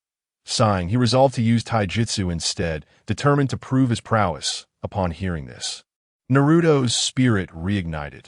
Thus began the second round of their match. This time, Naruto summoned 12 clones, demonstrating the astonishing chakra reserves of the Uzumaki clan. Soon, their battle unfolded, with Rushi skillfully controlling the rhythm of the fight through his shadow imitation technique. The shadows moved like living beings, binding and attacking at will, making it difficult for Naruto to close in. Naruto relied on his shadow clone technique to create multiple clones, attempting to confuse Rushi and find an opening. However, Rushi's taijutsu was equally formidable, dispatching clone after clone. Jiraiya observed quietly, his gaze now one of approval, and began offering Naruto advice. Naruto, have the clones grab his legs. Hold on his legs and go for the groin. Oh no. He slipped away. Quickly surround him. This time combine a leg grab with a chokehold. Then strike his eyes with your shadow. Have the clones block his shadow. Oh, you fool. Why must you stop to listen to me? Jiraiya's words sent a chill down Rushi's spine. How could the legendary Sannin of Konoha impart such unrefined tactics to Naruto? In a moment of distraction, Rushi located Naruto's true form and ensnared him with shadow binding. All right, the match is over. Naruto has lost once again. Upon hearing Jiraiya's declaration, Rushi released Naruto. Naruto, somewhat disgruntled, exclaimed, Perverted sage, it's all your fault. If you hadn't interrupted me, I would have one. Jiraiya chose to ignore Naruto's inexplicable confidence. Rushi cast a disdainful look at Jiraiya, making him feel somewhat embarrassed. He had been overly animated. Moreover, the techniques he had suggested were indeed unsuitable for a spar. Fortunately, Jiraiya possessed a thick skin and opted to overlook Rushi's gaze. Clearing his throat, Jiraiya stated, Ahem, both of you performed admirably this time. Especially you. Rushi, I did not expect your taijutsu to be so impressive. Simply continue your training. He then turned to Naruto, saying, As for you, foolish one, tomorrow I will teach you some fundamental combat techniques. You are simply too weak. I have restricted Rushi to this extent, yet you still cannot prevail. You are far from my level in the past. Rushi shot a disdainful glance at Jiraiya, thinking, if I had not read the original story, I might have believed your words, you laggard. Back then, you were just as inept as Naruto, often on the receiving end of beatings from Orochimaru and Tsunade. Jiraiya then adopted a serious demeanor, saying, Rushi, there are some harsh truths I must share with you. Noticing Jiraiya's tone, Rushi also grew serious that, Jiraiya-sama, please feel free to share your thoughts. I am eager to hear your advice. Without hesitation, Jiraiya stated, Rushi, whether in strength or combat intelligence, you surpass your peers. and you possess ample means to ensure your survival. As a ninja, you are remarkably well-rounded, yet therein lies your flaw. You lack the desire to become a true powerhouse. Consequently, you are missing that crucial element of courage that arises from placing oneself in peril. When you face genuine adversaries in the future, I fear you may suffer for it. After pondering for a moment, Rushi found Jiraiya's words held a degree of truth. However, it was not suitable for him. And then he turned to Jiraiya and said, Lord Jiraiya, you're absolutely correct, but this statement does not apply to me. I have never been a ninja who survives by brute force. In my understanding, there is no concept of strong or weak. There is only the distinction between living and dying. As for me, I will employ every means at my disposal to send my enemies to their demise. Jiraiya observed Lu Shi, perhaps having overestimated the limits of this young man. After resting for several days, Lu Shi was summoned to the Hokage's office that day. Sarutobi Hizashi, with a smile, handed Lu Shi a letter, instructing him, find Tsunade and deliver this letter to her. If you cannot locate her, return promptly. Do not repeat the experience of the Iron Country, where you were gone for over a month. Lu Shi was somewhat astonished. Isn't it Jiraiya who is supposed to find Tsunade? Why has it fallen to me this time? After a moment of surprise, he accepted the letter and inquired, Understood, Hokage-sama, but I have no idea where Tsunade-sama is. Where should I deliver this letter? Go inquire at the information department. They should have the latest news about Tsunade, and be sure to take along her portrait. After hearing Sarutobi Hiruzan's words, Lu Shi exited the Hokage's office, utterly perplexed as to why he was tasked with delivering a letter to Tsunade. This mission was clearly more suited to Jiraiya. After collecting the information, Lu Shi returned home to inform his mother that he was on a mission, so she wouldn't worry. This time, Lu Shi decided against bringing Xiaohei along, although having Xiaohei would save him a lot of travel.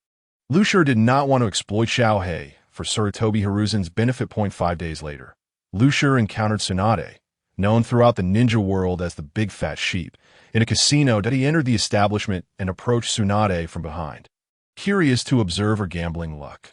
Watching as Tsunade lost her final chips, Lu Shi thought it remarkable that she was still unharmed, relying solely on her seemingly cursed luck of perpetual loss. Otherwise, she would have long been captured and forced into servitude. Ordinary individuals could hardly afford to maintain such a spendthrift woman. Tsunade turned a glance at Lu Shi and asked, Do you have any money? Lu Shi replied, I'm perplexed. What is happening? Do I know you?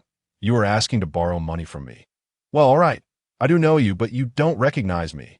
After a brief internal struggle, Lu Shi placed 2 stacks of money on the table. Over the next hour, he continued to bring out more money until he had lost everything he had on him, and the 3 of them finally exited the casino together as soon as they were outside. Tsunade inquired, Did you come to find me? Lu Shi did not respond, but handed her the letter, stating, Tsunade-sama, this is a letter from Hokage-sama that I was instructed to deliver to you. Tsunade took the letter and ripped it open without even glancing at it. Lu Shi turned to leave, having fulfilled his duty. The rest was not his concern. Just as he was about to turn away, Tsunade asked, How did you find me? And why do you know who I am? Lu Shi pondered briefly before responding, I have seen a portrait of you, Tsunade-sama. As for how I found you, Jiraiya informed me, saying that I should look for you in a casino, as you are a person who will never win. Therefore, I gave you money, to see if it aligned with what Lord Jiraiya said. Lu Shi certainly could not admit that he had read the original story. His motive for giving Tsunade money was simply to witness the true prowess of the Big Fat Sheep of the ninja world. Moreover, by placing the blame on Jiraiya, he felt no burden of conscience. That scoundrel Jiraiya, how dare he speak of me in such a manner? I'll make sure to break his bones later. Hey, kid, what else did Jiraiya say about me? Lu Shi thought for a moment before answering. Lord Jiraiya referred to you as the Big Fat Sheep of the ninja world, a philanthropist at the casino, a spendthrift, lacking in common sense, and suggested that you should use your medical ninjutsu to treat your brain, perhaps to drain some of the water from it. Maybe then you would still have a chance. At that moment, Shizen clung tightly to the furious Tsunade. That Jiraiya, I will make him pay for such insolence. How dare he utter such words about me? I swear he is courting disaster. In an izakaya, Lu Shi was dining, while Tsunade was drinking heartily. After taking a large swig, Tsunade set her cup down and remarked, "I can hardly believe that Lugio's child has grown so much. Young man, how about embarking on a journey through the ninja world with me?" Upon hearing this, Shizen immediately shot a warning glance at Lu Shi, signaling him not to agree, as both of them relied on borrowed money to survive. With one more person, living would become even more difficult. That Lu Shi, of course, noticed Shizen's hint. Even without her warning, he would have declined. What kind of madness would lead him to agree to travel with Tsunade, a spendthrift, when he could enjoy a comfortable life at home? Reflecting on this, Lu Shi politely rejected her, saying, "I think I'll pass. Traveling is not suitable for me. I prefer to stay in Konoha." Occasionally assisting Ino in selling flowers, undertaking a few missions from time to time, and leisurely reading the books of my esteemed senior Jiraiya, that I heard that his next book is already in the works. Titled The Years of Senju Tobarama and Uchiha Madara. Suddenly, Tsunade's cup shattered in her hand, causing Lu Shi to immediately close his mouth. In truth, Lu Shi's provocation of Tsunade had a purpose. He wanted to see if she could return to Konoha ahead of schedule and push Sarutobi Hizashi off the stage, thus sparing him from constantly encountering that old face. Soon, Tsunade became inebriated, truly inebriated, not feigning it like Jiraiya. Lu Shi produced a scroll and handed it to Shizen, saying, "There is some money in here for you. Keep it for your daily expenses, and make sure Tsunade-sama doesn't find out, or she will undoubtedly use it for gambling. That if one day the illustrious Sannin of Konoha, the princess of the Land of Fire, were to find herself sleeping on the streets, it would be quite a disgrace. Well, my duty here is complete. I must return to Konoha." Shizen accepted the scroll, unsure of how to respond. While she was still gathering her thoughts, Lu Shi had already departed. The scroll contained approximately 1 million, a trivial sum for Lu Shi at this point. His motive for providing the money was simple. Shizen was struggling alongside Tsunade, often going hungry and occasionally evading creditors, making her life as a beautiful young woman seem akin to fleeing from disaster. If this money was not squandered on gambling, it could be put to better use on the day Sarutobi Hizashi fell victim to Orochimaru. Hokage-sama, that is the entirety of the proceedings. After treating Tsunade-sama to a drink, I returned to the village to Hokage-sama. Can this money be reimbursed? Listening to Lu Shi's report, Sarutobi Hizashi initially appeared quite satisfied. However, he nearly lost his composure at the last statement. Thankfully, he managed to maintain his composure as he retrieved 2 bills from his drawer and handed them to Lu Shi, stating, "Of course, you may keep this money. There is no need to return the rest." Lu Shi did not accept it, feeling a bit embarrassed as he replied, "Hokage-sama, Tsunade-sama, this drink cost me 13,000 ryo. Shouldn't I at least? What kind of drink did Tsunade have that was so expensive?" "Never mind, it's fine," Sarutobi Hizashi replied, somewhat surprised, his voice rising a few pitches. Nevertheless, he accepted the expense, as Tsunade was indeed his apprentice. With the money in hand, Lu Shi returned home in high spirits. In truth, he did not need the money, but he simply did not want Sarutobi Hizashi to take advantage of him. That a week had passed since his sparring session with Naruto, and today Lu Shi was on a break. Thus, he donned his casual attire, intending to visit Ino, as they had not shared a meal together in several days due to her ongoing missions. However, as soon as Lu Shi stepped outside, he spotted Jiraiya in his yard, engrossed in reading a lavishly bound book titled The Affairs of Shimin Dazai, drooling with delight. Curious about Jiraiya's presence, Lu Shi asked, "Lord Jiraiya, what brings you here? And please refrain from reading such books in my home. If my mother catches you, she will surely chase you away, thinking you are a pervert." Upon hearing someone speak, Jiraiya put away the book and turned to Lu Shi, looking somewhat embarrassed as he replied, "I just came from Yambu. I heard you were off today, so I came to find you. That I had intended to knock on your door, but I overheard you mention wanting to see Ino. So I decided to wait for you here to... Is there something you need from me, Lord Jiraiya?" Lu Shi, suspecting Jiraiya's intentions, directly inquired, as he still needed to find Ino. Jiraiya grasped Lu Shi's hand and pulled him along, explaining, "I specifically came to find you. Today, Fukusaku Sage sent me a message, saying that the great sage wishes to meet you. So here I am." Upon hearing Jiraiya's words, Lu Shi began to recollect the great sage Jiraiya mentioned. It must be Fukusaku. That old frog. What could this old fellow possibly want with him? Nevertheless, it didn't matter. He was not an enemy. Thus, Lucia agreed to meet the old frog. All right, when shall we set off? Upon hearing the call of the deer, Jiraiya escorted him to a secluded location, where he summoned a diminutive toad. After exchanging a few words with the toad, it vanished in a puff of white smoke. Jiraiya approached the deer, placing his right hand on its shoulder, and advised, "Dear, shortly, the Mayabaka mountain will transport us. Do not resist." All right, I understand. After 30 seconds, a sensation of weightlessness enveloped them, indicating that someone was employing the reverse summoning technique to take them to Mayabaka mountain. In the blink of an eye, the scenery shifted dramatically. "Jiraiya, you have arrived," a voice called out. The deer turned to the source of the voice, only to find no one present. Jiraiya, pressing the deer's head downwards, revealed an elderly toad with a goatee at its feet. "Goodness, how did you get so close? Aren't you afraid of being stepped on?" The deer exclaimed, taking a few steps back. Upon hearing this, the toad's forehead was adorned with numerous dark lines. Jiraiya immediately intervened. "All right, dear, allow me to introduce you. This is Sage Shinso, a high-ranking member of Mayabaka Mountain and an assistant to the great sage." Realizing his faux pas, the deer quickly apologized. "I'm terribly sorry. I was just startled to find a talking toad at my feet." The explanation only exacerbated the dark lines on Shinsuke's forehead. Jiraiya hastily corrected him. "Dear, you must refer to this esteemed individual as Sage Shinsuke. Otherwise, it would be quite impolite." The deer promptly adjusted his address. "Sage Shinsuke, my apologies. It's just that I've never encountered a talking toad before, and I got a bit carried away." Sage Shinsuke chose to ignore the deer's comment and turned to Jiraiya, saying, "Let us proceed. That individual has been awaiting your arrival." Jiraiya felt a twinge of embarrassment, not expecting the deer's sharp tongue.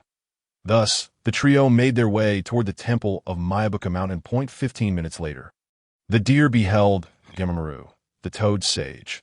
Observing Gamamaru's demeanor, the deer sensed a hint of foreboding, as if he were about to receive an audience with the sage of six paths. "Who are you?" A voice, laden with age, emanated from Gamamaru's mouth.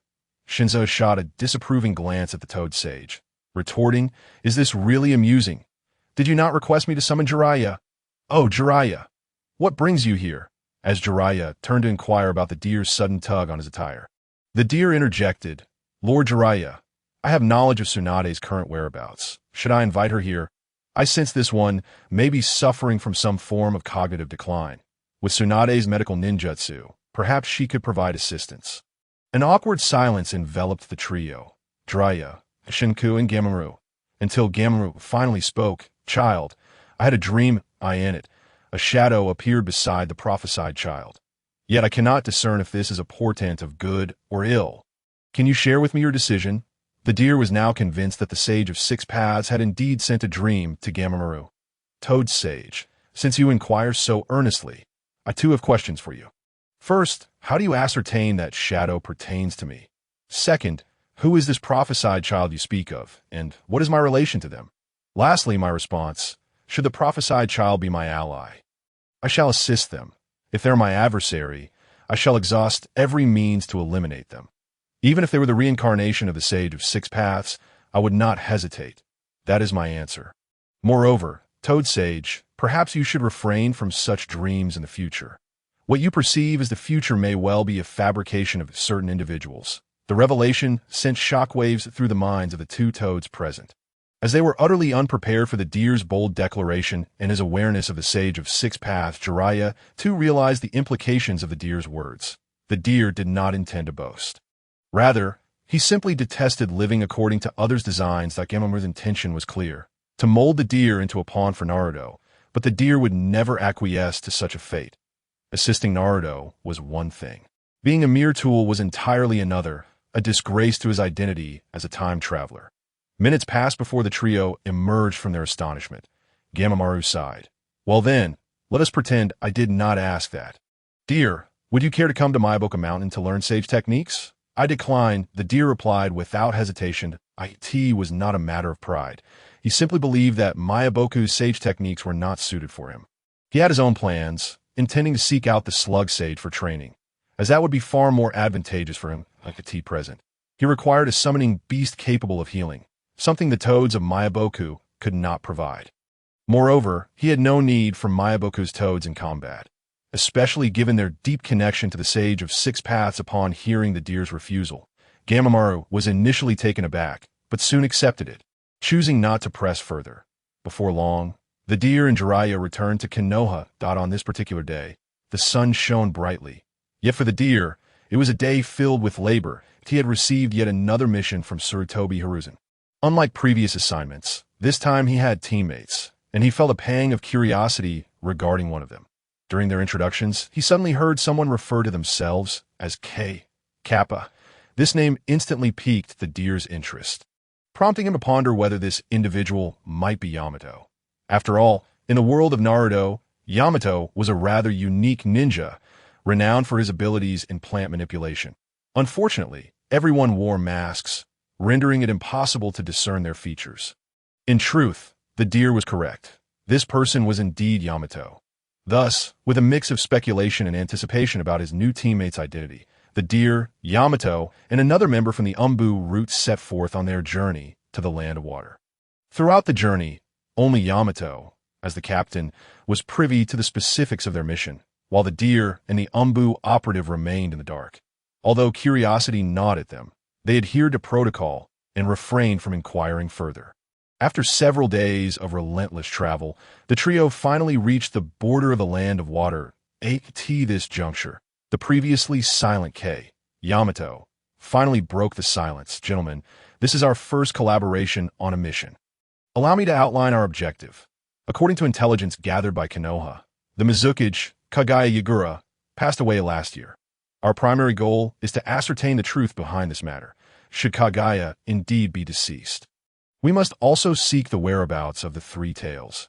After delivering this information, Yamato's gaze swept over the deer and the other team member, seemingly assessing their reactions. It was then that the deer proposed. Captain K, perhaps we should split our efforts. You and the other two should search for the Three Tails while I investigate the Mizukage village alone. Given my capabilities, operating independently would enhance both agility and concealment, thus increasing the likelihood of success. This way, we can optimize efficiency while ensuring the smooth progression of our mission. What do you think? Yamato furrowed his brow, contemplating for a moment before responding. Very well. Let us proceed with this arrangement. Black Hawk, you shall be responsible for gathering intelligence. Exercise utmost caution. Do not expose your whereabouts. Meanwhile, I will accompany Purple Pig to search for the Three Tails. Remember, we have only 1 month. Regardless of whether we succeed in obtaining useful information, we must reconvene at this location on time. Should one party fail to return within the allotted time, the other must not linger but return to the village to report to Lord Hokage. Understood? The deer nodded in acknowledgement and then set off in a designated direction. The distance to the Mizukage village was considerable, and traversing the sea was inevitable. Thus, he needed to secure a boat and disguise himself, for he was currently clad in Umbu attire. Entering the Land of Water in such garb would undoubtedly be perilous. The deer stored his Umbu clothing in a shadow space and donned a set of tattered wanderer-esque attire. Letting his hair down, satisfied with his new appearance, he secured his previously acquired weapon at his waist, and thus, a dashing and formidable warrior materialized out of thin air, after indulging in a moment of self-admiration. Lucier reigned in his playful spirit and made his way toward the dock, seeking a vessel bound for the Land of Water. Before long, he encountered 3 boats, yet each of the boatmen hesitated to venture to the Land of Water. Having heard ominous tales of its treacherous nature, where many who journeyed there never returned, Lucier, however, was not one to dally. He promptly showcased his wealth, and in light of his generosity, one boatman agreed to transport him, albeit only to a small island situated a kilometer from the Land of Water. 4 days later, Lucier once again set foot on solid ground, feeling an overwhelming sense of security in his stride. Upon disembarking, he did not rush into the city, as his appearance starkly contrasted with the inhabitants of the Land of Water. Thus, he resolved to alter his appearance once more. The warrior guise was merely a ruse for the boatman's eyes. Even as a wandering warrior, he would attract undue attention in the Land of Water. 7 days later, Lucier finally arrived in Mist-Hidden Village, where he had adopted the quintessential visage of a native, sharp teeth and an oddly shaped countenance, mirroring those of the Land of Water. As he traversed the streets of mist-hidden village, he observed the residents' vacant gazes, devoid of hope, resembling mere shells of their former selves. Elusher could not help but admire Obito's ruthless efficiency. This fellow had truly decimated mist-hidden village. Yet it was understandable, for the death of Nara Rin had indeed been linked to this village. Keeping his head down to avoid drawing attention, Elusher sought refuge in a shadowed corner, instructing the Shadow Ninjas to gather intelligence that night. Just as the Shadow Ninjas vanished, a voice called out, "ISNT that Lord Terumi Mei, she is so beautiful." Upon hearing the remark, Elusher stood to take a glance, confirming that it was indeed Terumi Mei. After exchanging pleasantries with the villagers, she proceeded toward the Mizukage Tower. With little spectacle to behold, Elusher returned to his previous hiding spot, awaiting the arrival of nightfall. He chose an unoccupied house as his temporary abode. The notion of a guest house was out of the question, as outsiders were rarely welcomed here, resulting in a particularly desolate commercial atmosphere. Soon, several Shadow Ninjas returned. Bearing documents, Elusher tucked away 2 valuable pieces while instructing the others to return the rest, lest they be discovered. However, the following morning, trouble arose. Mist-Hidden Village was under lockdown. This predicament stemmed from events that transpired an hour prior, when Terumi Mei, having risen early to retrieve documents, noticed signs of tampering. Upon inspecting the filing cabinet, she discovered that 2 pieces of intelligence were missing. The cabinet was located in the Mizukage's office. It lacked substantial security, given that outsiders typically could not access the Mizukage Tower. Terumi Mei summoned AO and several trusted high-ranking officials, relaying the situation. Everyone unanimously agreed to place Mist-Hidden Village under lockdown to ascertain the identity of the intruder. The incident involving Kagaya Yagura was too embarrassing to allow outsiders to learn of it. Elusher too became aware of the lockdown in Mist-Hidden Village. Fleeing at this juncture would only serve to draw attention to himself. Yet, he miscalculated one factor. Mist-Hidden Village had a Byakugan user, and he had already been marked. "Lord Mizukage, I have identified a suspicious individual," AO reported upon entering the Mizukage's office, initially intending to gather more intelligence. Elusher suddenly noticed a significant decrease in foot traffic, and he resolved that regardless of whether he could acquire additional intelligence that day, he would return with what he had. After surveying his surroundings, Elusher discerned that he was indeed being watched. That it appeared that misfortune had befallen him. AO discovered Elusher during the search, primarily due to his substantial chakra reserves. Although not yet at Naruto's extraordinary level, Elusher's chakra surpassed that of an average Chunin, even exceeding that of Kakashi. Consequently, AO quickly pinpointed Elusher's location. After numerous twists and turns, the inhabitants of Mist-Hidden Village lost track of Elusher. And even AO failed to notice how Elusher had vanished. Search thoroughly in the vicinity. That individual must be close by. He cannot have escaped. That I shall inform the Mizukage, AO declared, sprinting toward the Mizukage Tower, initially perceiving this as a straightforward task, only to find the suspect to be quite elusive. Regrettably, AO now wished he had kept his Byakugan activated throughout. "Lord Mizukage, the individual has escaped," AO exclaimed before even stepping fully into the Mizukage's office. However, upon pushing the door open, he was met with a room full of people. Terumi Mei, having overheard AO, felt a surge of curiosity. After all, AO had brought 10 individuals with him. How could they let an enemy slip away? Yet, this was not the moment for assigning blame. Terumi Mei gestured for AO to wait as she and a few subordinates rummaged through the filing cabinet. Before long, Terumi Mei and her team uncovered some sand, which was unmistakably not of their land of water, resembling sand from a desert instead. "AO, do you notice anything unusual about this sand? I stumbled upon it by chance. Logically, this cabinet should not contain sand," Terumi Mei remarked, handing the collected sand to AO. Took the sand, scrutinizing it closely, and after examining its shape, he confidently replied, "Lord Mizukage, this is not our coastal sand. It bears a closer resemblance to sand from the Land of Wind. I visited the Land of Wind with my father when I was a child, and I believe these grains are likely from there." Terumi Mei nodded in agreement with AO's assessment, then shared her own conclusion. "I hold the same belief. However, we lack concrete evidence to accuse them. Moreover, having just assumed the role of Mizukage, I have numerous responsibilities and cannot afford to sour relations with the Land of Wind.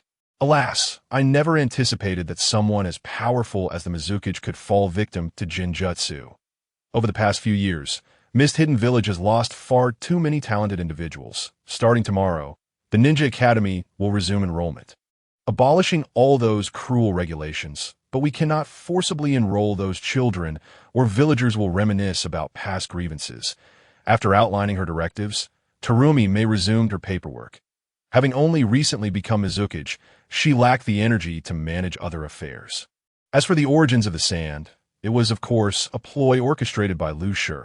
Regardless of the time or place, he was willing to frame Sunagakure for misdeeds, motivated solely by the scars his father bore. Remnants of the Sand Village's actions. What Lu Shi did not anticipate was Terumi Mei's apparent cowardice. Despite the glaring evidence, she did not exhibit anger. Nevertheless, Lu Shi had contingencies in place. Even if he could not incite war between Mist Hidden Village and Sunagakure, he aimed to sow discord between the two villages. At this moment, Lu Shi had relocated yet remained within Mist Hidden Village, as numerous pursuing ninjas had been dispatched to chase him beyond the village. Now is not the opportune time to leave. Thus, he resolved to wait a few more days in Mist Hidden Village until those tracking ninjas returned, allowing him to depart for Konoha with peace of mind. Having eavesdropped on a conversation among several Mist Hidden ninjas, Lu Shi discerned how he had been exposed. Consequently, he had been evading AO these past few days, wishing to avoid any unnecessary complications. 3 days later, upon the return of the pursuing ninjas to Mist Hidden Village, Lu Shi planned to depart that very night, as evening would facilitate his journey. However, before leaving, he had one final task to accomplish, penning a letter to Terumi Mei. Under the pretense of being Raza, I shall kill you for such an affront. The following morning, Terumi Mei's furious roar echoed throughout the Mizukage Tower. Alarmed, the high-ranking officials of Mist Hidden Village rushed to the Mizukage's office. Kagaya Yagura had perished, and with Terumi Mei newly appointed as Mizukage, she could not afford any further calamities. The village could scarcely endure such turmoil. In truth, Terumi Mei's position as Mizukage was not yet formalized, as she had not reported to the daimyo. The high-ranking officials had chosen her after Yagura's demise, intending to inform the daimyo once matters settled. All eyes were fixed on Terumi Mei, who resembled a frenzied lioness, instilling fear in all present. Only Ao dared to inquire, Lord Mizukage, what troubles you? Mist Hidden Village needs you. You cannot falter. Upon hearing Ao's words, Terumi Mei regained some composure and handed the letter to him. Ao picked up the letter and began to read, with the other high-ranking officials gathering by his side. Unbeknownst to them, the contents of the letter would soon unveil the reason behind Terumi Mei's fury. It was, in fact, a love letter, a declaration of affection toward her. After all, the current Terumi Mei is both youthful and beautiful, so receiving such a letter is quite normal. However, if the sender were a mere villager, it would be an entirely different matter, especially if you were a married older man. Miss Terumi Mei, as if I were before you, I have deliberated for an extended period before finally resolving to pen this letter to you. I am Rasha, having arrived in the Hidden Mist Village a year ago on a mission where I caught sight of you at that time. That was then that I developed feelings of admiration for you, intending to confess my affection. However, I was abruptly attacked by a masked assailant, forcing a hasty retreat. Upon my return to the Sand Village, thoughts of you lingered endlessly in my mind. Originally, I intended to express my feelings to you during this visit to the Hidden Mist Village. But to my surprise, I discovered you have ascended to the position of Mizukage. Thus, I can only convey my love through this letter. Should you be willing to accept me, I am prepared to offer the entire Sand Village as a betrothal gift. If we are to have children, they shall undoubtedly possess an even more formidable bloodline limit, and we could even merge the Hidden Mist and Sand Villages. How about naming it Water Sand Village? If this piques your interest, please send someone to find me. Yours affectionately, Rasha. At this point, two high-ranking officials could not contain their laughter, though they quickly stifled their mouths, reminding themselves, you must not laugh. This is not the time for humor, as laughter could lead to dire consequences. In truth, Aoi also felt the urge to laugh, but he held it back. The final line had indeed amused him, revealing Rasha's rather flamboyant nature. Have you all finished reading? Is this situation truly amusing? As Terumi Mei's words concluded, the atmosphere of the room noticeably chilled several degrees. The high-ranking officials of the Hidden Mist Village promptly suppressed their laughter, turning their ire upon Rasha. Some declared him shameless, an old bull pursuing tender grass. Others called him utterly devoid of dignity. How could he even think of marrying our village's flower? Yet, these individuals were seasoned foxes. This letter could hardly be genuinely penned by Rasha. Since they could not locate the true author, they resolved to berate Rasha, believing it might placate Terumi Mei's ire. Half an hour later, only Terumi Mei and Aoi remained in the Mizuki's office. Aoi, what do you think we should do about this matter? I know this is not Rasha's doing, but I cannot rest until I uncover the truth. Listening to Terumi Mei's inquiry, Aoi pondered for a few moments before responding. Mizuki, we could enlist the Sand Village to help us identify this individual. Please elaborate on how we might persuade the Sand Village to assist us. Upon hearing Aoi's suggestion, Terumi Mei became invigorated and urged him to share his plan. Aoi, encouraged by her enthusiasm, revealed his strategy. Mizuki, we can send an invitation to the Sand Village, in which we politely decline Rasha's advances, stating that the Hidden Mist Village requires you, and you shall not leave the village. Nor do you harbor feelings for Rasha. Furthermore, we can promote the narrative within the ninja world, portraying you as someone who prioritizes the village over personal matters, while depicting Rasha as a lecherous individual. If the Sand Village learns that Rasha intends to use their village as a dowry, what do you think he will do? He will seek out that person. Terumi Mei immediately provided the correct answer. Aoi nodded, continuing, you are right. At that time, Rasha will undoubtedly hunt down that individual. Consequently, that person's village will become antagonistic towards the Sand Village. Thus, regardless of which village engages in conflict, it will ultimately benefit us in the Hidden Mist. Meanwhile, Dusher had already boarded a fishing boat, having reverted to the appearance of a wandering samurai. Upon reaching the rendezvous point, Dashi found that Yamato and another member of the Umbu had yet to return. Thus, Dusher waited there, not idly, as he had been practicing his swordsmanship diligently over the past few days, feeling that his understanding of this technique had deepened significantly. Before long, news of Rasha's love declaration spread throughout the ninja world. Although Dusher remained unaware of its tremendous impact, which nearly cost Rasha his standing on that day, Yamato and the Umbu finally returned, and from a distance, they spotted Dusher training. Yamato had not anticipated that Kuryu would return so swiftly. Before their departure, Sarutobi Hizashi had instructed him to heed Kuryu's suggestions, emphasizing that Kuryu possessed unique methods for gathering intelligence, which is why he had allowed Kuryu to investigate independently. However, he remained somewhat apprehensive, as they had not located the three tails should Kuryu also return empty-handed. Their trip would have been in vain. Soon, the three convened, and upon meeting, Yamato inquired, So, Kuro, did you gather any useful intelligence? Dusher retrieved 2 documents from his attire and handed them to Yamato. Captain, I managed to procure these from the Mizuki's office. They should suffice. Yamato accepted the documents without examining them, adhering to protocol, as Umbu members were forbidden from scrutinizing intelligence. That he nodded in satisfaction, realizing that the Hokage had indeed been correct. This young man possessed considerable skill. All right, let us rest for half an hour before returning to the village. Yamato and Ziju began to recover their chakra, as their extended time traversing the water had greatly depleted their reserves. After half an hour, the three set forth towards Konoha. Several days later, in the Hokage's office, Sarutobi Hizashi scrutinized the intelligence before him, incredulous. The information was of paramount importance, and the fact that Dusher had managed to procure such intelligence was astonishing. However, considering the Shadow Ninjas, Hiruzen reconciled his disbelief. Just as Hiruzen intended to commend them, a knock sounded at the door.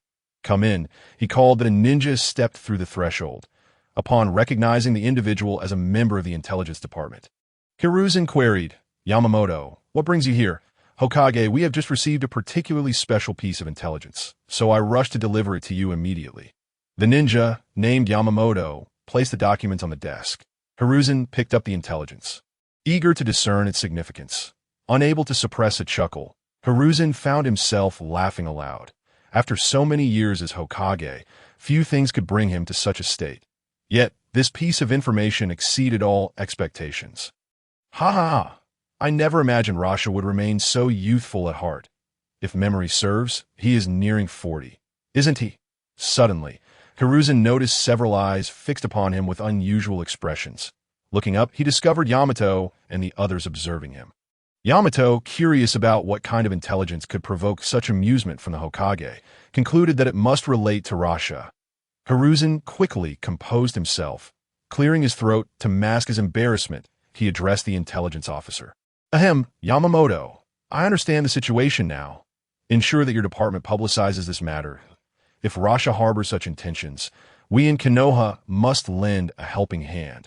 Understood, Hokage. I shall attend to it right away. Hiruzen nodded, signaling for him to depart. After the intelligence officer left, Hiruzen handed the document to Yamato. You all should take a look as well. Yamato took the intelligence and glanced through it, unable to suppress a laugh. Another Umbu member reacted similarly.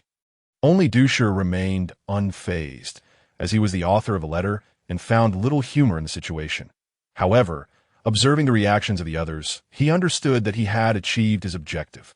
Noticing Dusher's demeanor, Hiruzen's mind began to churn with realization. Dusher, you wrote this, didn't you? Dusher nodded, acknowledging the truth. There was no shame in admitting it, as Hiruzen would have deduced it eventually. Could you share the reasoning behind your actions? Dusher had anticipated this inquiry and replied resolutely. The Sand Village is a treacherous wolf. They have betrayed Konoha time and again. Only you, Hokage, have chosen to trust them and offer them opportunities. However, I cannot. I hold grudges, and I will pursue any actions that may harm the Sand Village. Hiruzen fell silent for a considerable time before instructing Dusher to return home and rest. Ultimately, this situation would benefit Konoha, and he could not fault Dusher for his actions, even if some of his words stung. If given the choice, Hiruzen would prefer to suppress the Sand Village entirely, by the time Dusher returned home. Night had fallen. As he stepped through the door, he called out, Mother, I am back. As always, Lusher's mother rushed out of the house to welcome him inside. His father and Luwan were engrossed in a game of shogi. And upon noticing Lusher's return, they greeted him. He settled beside them and teased, You two clumsy players seem quite invested in your game. Especially you, Luwan. With all this time, you might as well practice some ninjutsu or swordsmanship. Our Nara clan's secret techniques are sorely lacking in offensive power. Both father and son shot an exasperated glance at Lusher, and Lu Jie replied while continuing their game. The current state of the boar deer butterfly formation is quite adequate. If it were too aggressive, it might cause some unease. Let us just call this one a stalemate. With the final move, their match concluded. Although Lu Jie could not best Lusher, he managed to maintain an easy grip over Luwan. Before long, Lusher's mother called everyone for dinner. He promptly made his way to the living room, but the two men were so absorbed in their game that they hardly heard her. Ultimately, it was only under his mother's stern insistence that they joined for the meal. Meanwhile, in Liu Sha's household, the atmosphere was stifling. Liu Sha had received troubling news from the Mist Village, and in his fury, he contemplated confronting them immediately. However, upon reading the letter, he was left bewildered. He could not recall writing such a letter. It was only after Chiyo's persuasion that he abandoned the idea of visiting the Mist Village and merely replied, That wasn't written by me. Yet he still felt a sense of frustration. Upon returning home, he was met with Ai Luo's scornful gaze, which only fueled his anger further. He retreated to his room, skipping dinner altogether. The following morning, Lusher, accompanied by Ino, arrived at Hokage Rock. It was now autumn, and the leaves had turned a brilliant yellow, transforming the entire Hidden Leaf Village into a golden ocean. The view from Hokage Rock was breathtaking. Ino, do you have time tomorrow? I'd like to take you camping. The weather is just right for it, he proposed. Big brother, I want to go too. How can you go camping without me? Before Lusher could finish a sentence, he was interrupted. Without needing to turn around, he knew it was Naruto, that Lusher wished he could deliver a good thrashing to Naruto. After all, it was meant to be a romantic outing for him and Ino, not a group affair. Upon looking back, he noticed Kakashi, Sasuke, and Sakura were also present at that moment. Naruto dashed over to Lu Shur, excitement written all over his face. Big brother, when are we going camping? I'm free tomorrow.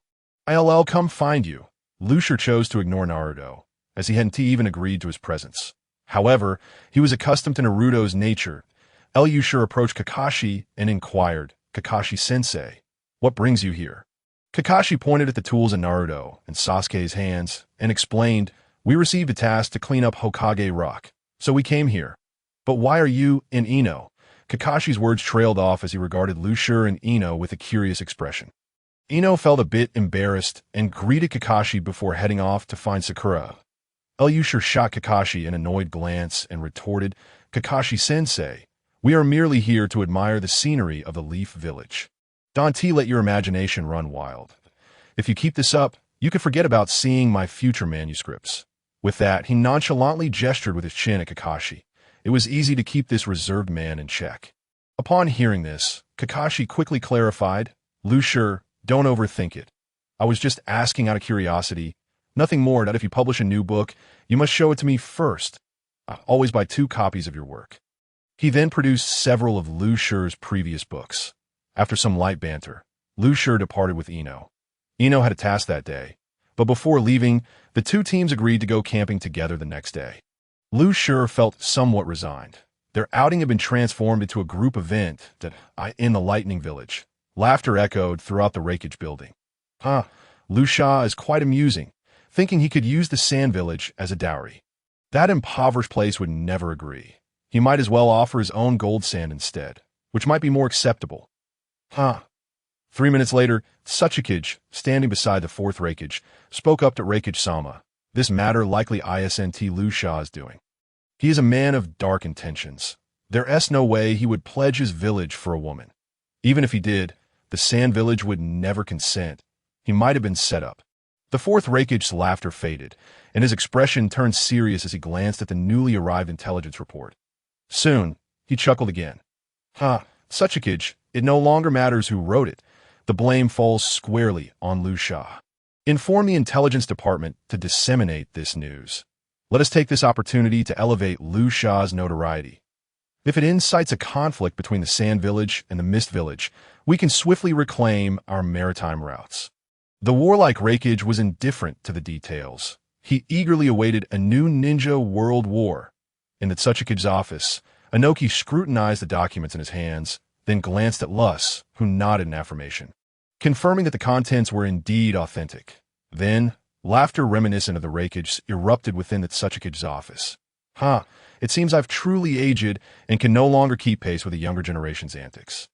If possible, I would gladly allow Lu Shur to take his pick from a Wagakure, as long as he leaves the Sand Village to me. Lus shot his father an incredulous look, thinking to himself, you have some lofty dreams. This letter could not possibly have been penned by Lu Shur. Good grief, you're still daydreaming. Inoki knew full well that Lu Shur could not have written the letter. The Mist Village also understood this, as did the other villages. But what did it matter? As long as the villagers believed it, that was sufficient. Suppressing his laughter, Inoki declared, Lus, given that we know Lu Shur is so infatuated as neighbors of the Sand Village, we should assist in promoting his cause that we cannot let his deep affections go unrecognized. Lus quickly grasped his father's intentions and set out to help Lu Shur with the publicity to the Akatsuki's base. Obito stared at the intelligence brought back by Black Zetsu, lost in thought. Musing, have the current Kages become so extravagant?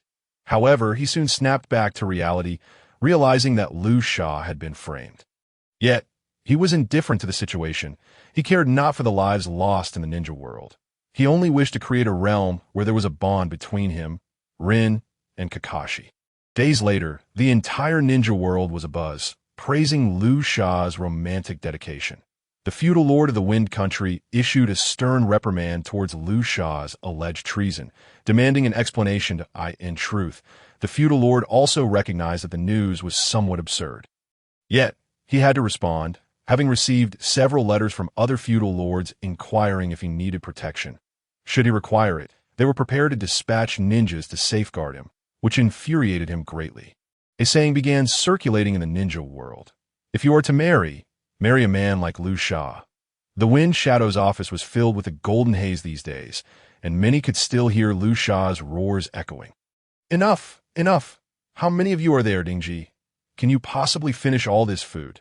Dingji paid no heed to Akimichi Ding's words. Instead, he kept stuffing his bag with meat and seasonings. Today was the day for camping. The previous day, Lu Shi had asked him to bring some seasonings, yet Dingji, fearing it would be insufficient, packed an enormous bag of meat. This made Akimichi Ding's heart ache, not because of the meat, but because he had planned to invite Lu Jio and Hayashi over for dinner. Thus, these meats were specially marinated for that occasion. Dingji's mother pushed Akimichi Ding's aside, dissatisfied, saying, "What is wrong with my son taking a bit of meat? Look at how heartbroken you are. It's not like he is taking your share." Akimichi Dingza grumbled in protest, "But I have guests over today. It's too late to prepare something fresh now." "Then just go to the Akimichi barbecue restaurant. They have everything. You can take all of that with you. I've also prepared snacks for you. Make sure to share some with your classmates." Dingji's mother scolded Akimichi Dingza while helping Dingji pack. Perhaps this was just how mothers were. Worried their children wouldn't have enough to eat, she packed Dingji's bag until it was overflowing, and only stopped when it was impossible to add more. Thus, Dingji set out carrying a rather exaggerated bag, with 2 large bags of snacks in hand. Everyone brought something today: snacks, drinks. Naruto, no longer short on cash, had purchased an abundance of beef that, if one were to inquire about the source of his funds, it was undoubtedly the sponsorship from Jiraiya, the great benefactor. Over the years, Jiraiya had earned a substantial income from writing, so supporting his apprentice was only natural. That it is rather coincidental that when Lu Shi extended an invitation to the 12 little warriors yesterday, they all expressed their availability today. Thus, the 13th little warrior was once again assembled. Upon arriving at the designated location, the group tidied up the fallen leaves before engaging in playful antics. Naruto and Lee were engrossed in a discussion about the art of seduction. Shikamaru, Choji, and Kiba were by the riverside, tossing stones. In contrast, Ino, Hinata, and Tintin were engaged in idle chatter. Their voices were too soft to discern, but every so often, the sound of their laughter could be heard. Sasuke, Niji, and Shino sat apart in silence, a reflection of their reserved natures. Sakura was assisting Lu Shi in organizing the items needed for the barbecue, although Lu Shi had insisted he could manage on his own. Nonetheless, Sakura was adamant about helping, and Lu Shi relented to her wishes. While sorting through the ingredients, Sakura suddenly exclaimed, "Thank you, Lu Shi." Lu Shi was taken aback, puzzled by Sakura's words, thinking to himself, "Has Sakura lost her mind? Why is she thanking me?"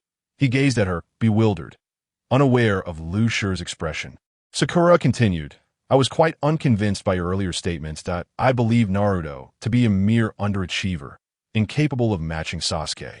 However, through my observations over the past few days, I have come to realize that Naruto is indeed exceptional. Although his strength still pales in comparison to Sasuke's, his progress is remarkably rapid, something I cannot achieve. Furthermore, my father once told me, do you truly think you were assigned to Kakashi's team because of your own excellence? Look at the children from the Yukimura clan next door. Their leading instructor is a Chunin point. One of their team members was even killed by a rogue ninja during a mission. The only reason you were placed in Kakashi's team is that Naruto has taken a liking to you. The Hokage only assigned you to Team 7 due to his interest in Naruto and Sasuke. As for you, you are merely an afterthought. If you squander this camaraderie, the Hokage will not hesitate to expel you from Team 7. With your personality, no other team would want you. You would then be left with 2 options. Wait until you come of age to marry an ordinary person or a mediocre ninja. And forget about Sasuke. The gap between you two is insurmountable. Alternatively, you could undertake missions alone until one day you are met with misfortune. So think carefully. Do not wait until that day to realize your regret, for by then, it will be too late. As Lu Shi listened to Sakura's words, he found her father to be a wise man, well aware of one's place in the world. Such individuals can thrive at any moment. While Lu Shi pondered this, a small hand rested on his shoulder. Turning around, he saw Ino smiling at him. "What are you two discussing?" Before Lu Shi could respond, Ino inquired, "Oh, nothing much, just chatting with Lu Shi about Naruto. His recent progress has placed a bit of pressure on me, and I wanted to ask our strongest teammate for some advice that I certainly don't want to fall behind him."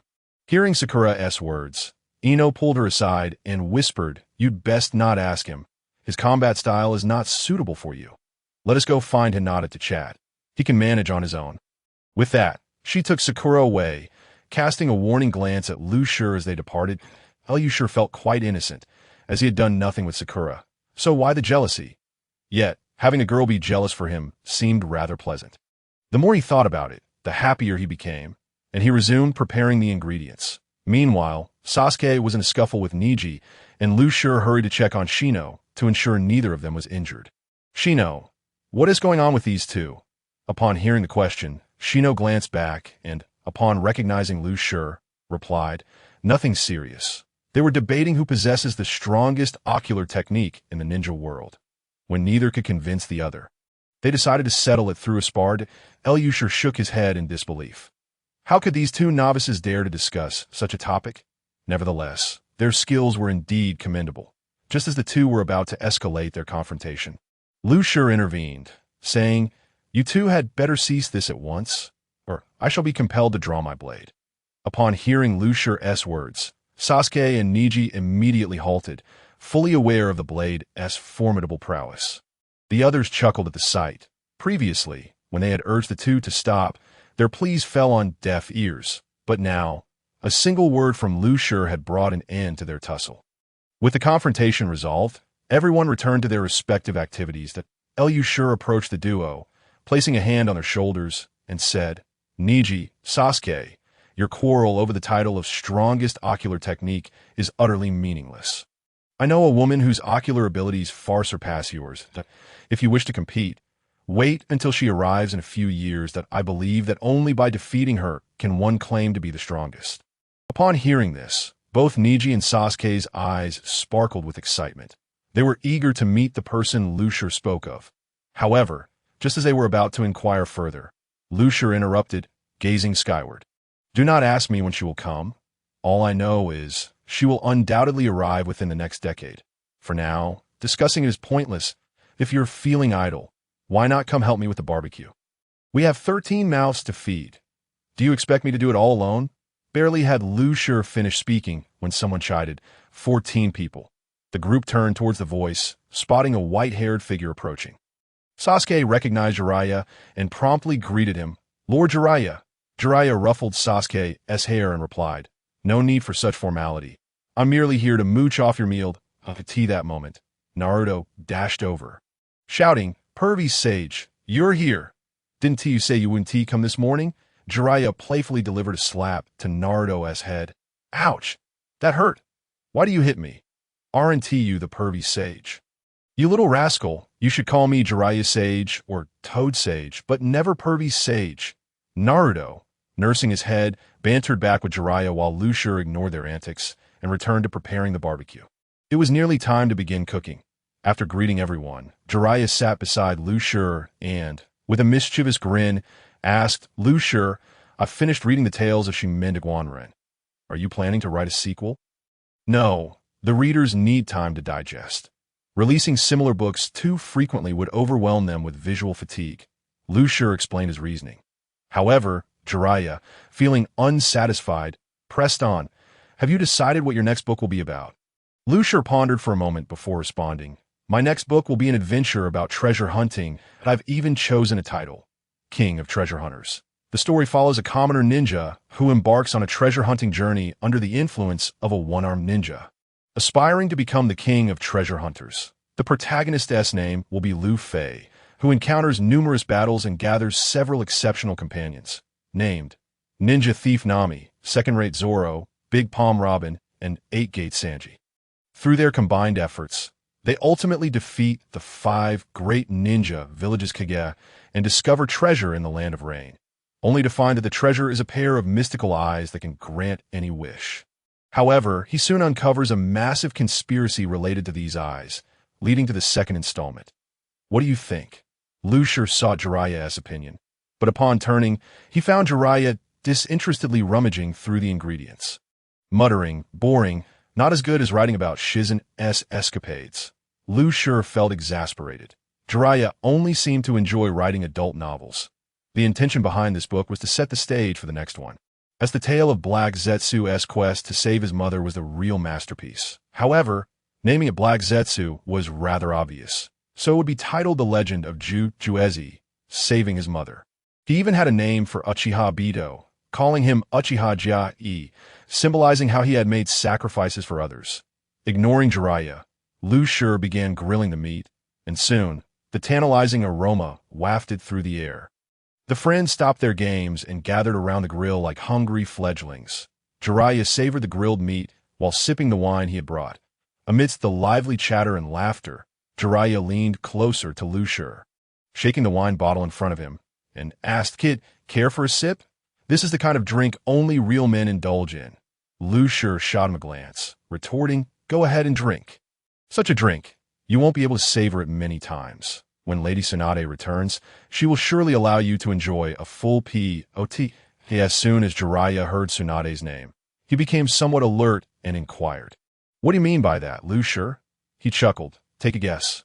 Lately, Jiraiya had felt an unsettling chill at the back of his neck, and upon hearing Lu Shi's words, he was certain that this sensation stemmed from Tsunade. With a sycophantic demeanor, he asked, "Lu Shi, if you could just tell me what you mean, I would be willing to grant you a modest request. How does that sound?" After taking a sip of his drink, he watched Lu Shi's response intently. "Well, it's nothing much. It's just that Lady Tsunade believes that the secret between Uchiha Bido and Senju Hashirama is something you authored." Puffed.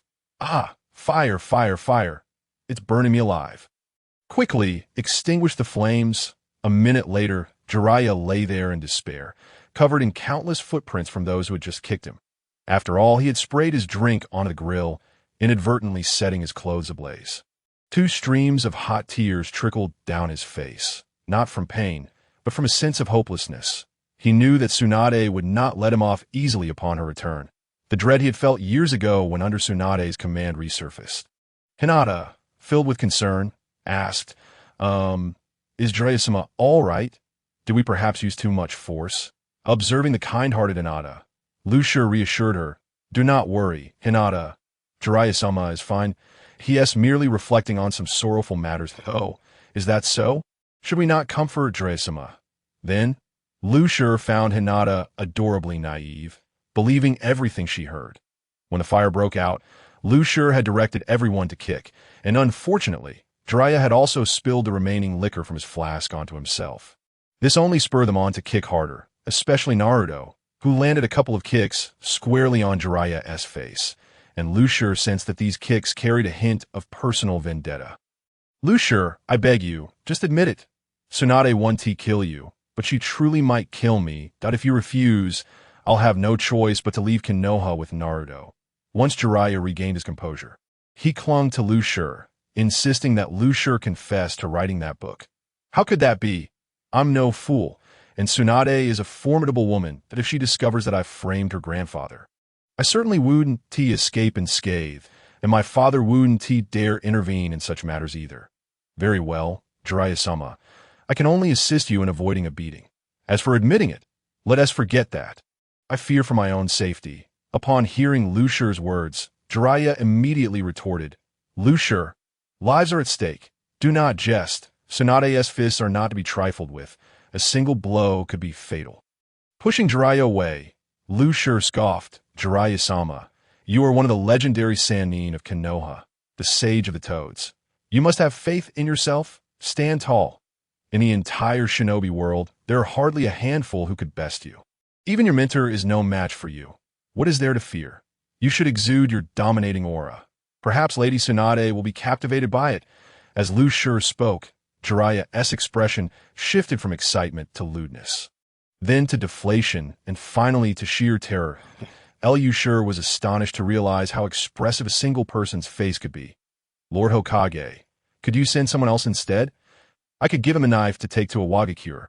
Wouldn't that work?" Sarutobi Hizashi simply smiled at him, remaining silent. Understanding this to mean he could not escape, Lu Shi reluctantly took the documents and departed. An hour earlier, Lu Shi had been summoned to the Hokage's office, where Sarutobi Hizashi had assigned him a task, to take a knife to a Wagakure.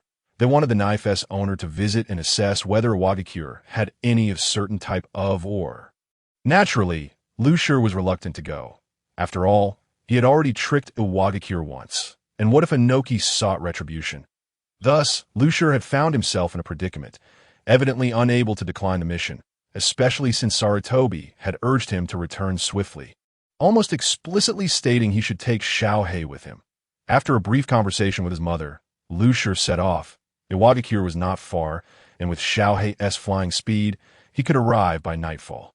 In the evening, outside Iwagakure, Lu Shur leaped off Xiao Hei's back, and the vigilant ninjas of Iwagakure immediately drew their kunai upon seeing someone descend from a large bird. One ninja called out, "Who are you? Why have you come to our Iwagakure?"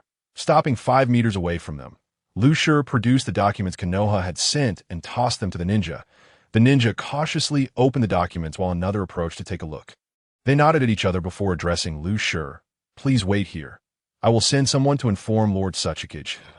If there are no issues, someone will escort you inside." One of the ninjas then sprinted off towards the village. Lu Shur nodded, refraining from further conversation. 20 minutes later, a tall man emerged with the earlier ninja. He approached Lu Shur and asked, "Are you the one sent by Konoha? I didn't expect you to arrive so swiftly. Come, follow me inside." Lu Shur remained silent, following the man directly into As they walked, the man introduced himself. "I am KRI.IT was my suggestion to invite you. We have various types of iron, ore in Iwagakure, and I wish to see if we possess the same kind as Sunagakure, though I have only seen fine iron. I cannot guarantee I would recognize it." K.R. laughed heartily, patting Lu Shur on the shoulder with a hand the size of a fan. "No worries. If we find it, that's great. If not, we won't force it. Iwagakure doesn't rely solely on a couple of ninja swords to grow stronger. This is just a matter of chance."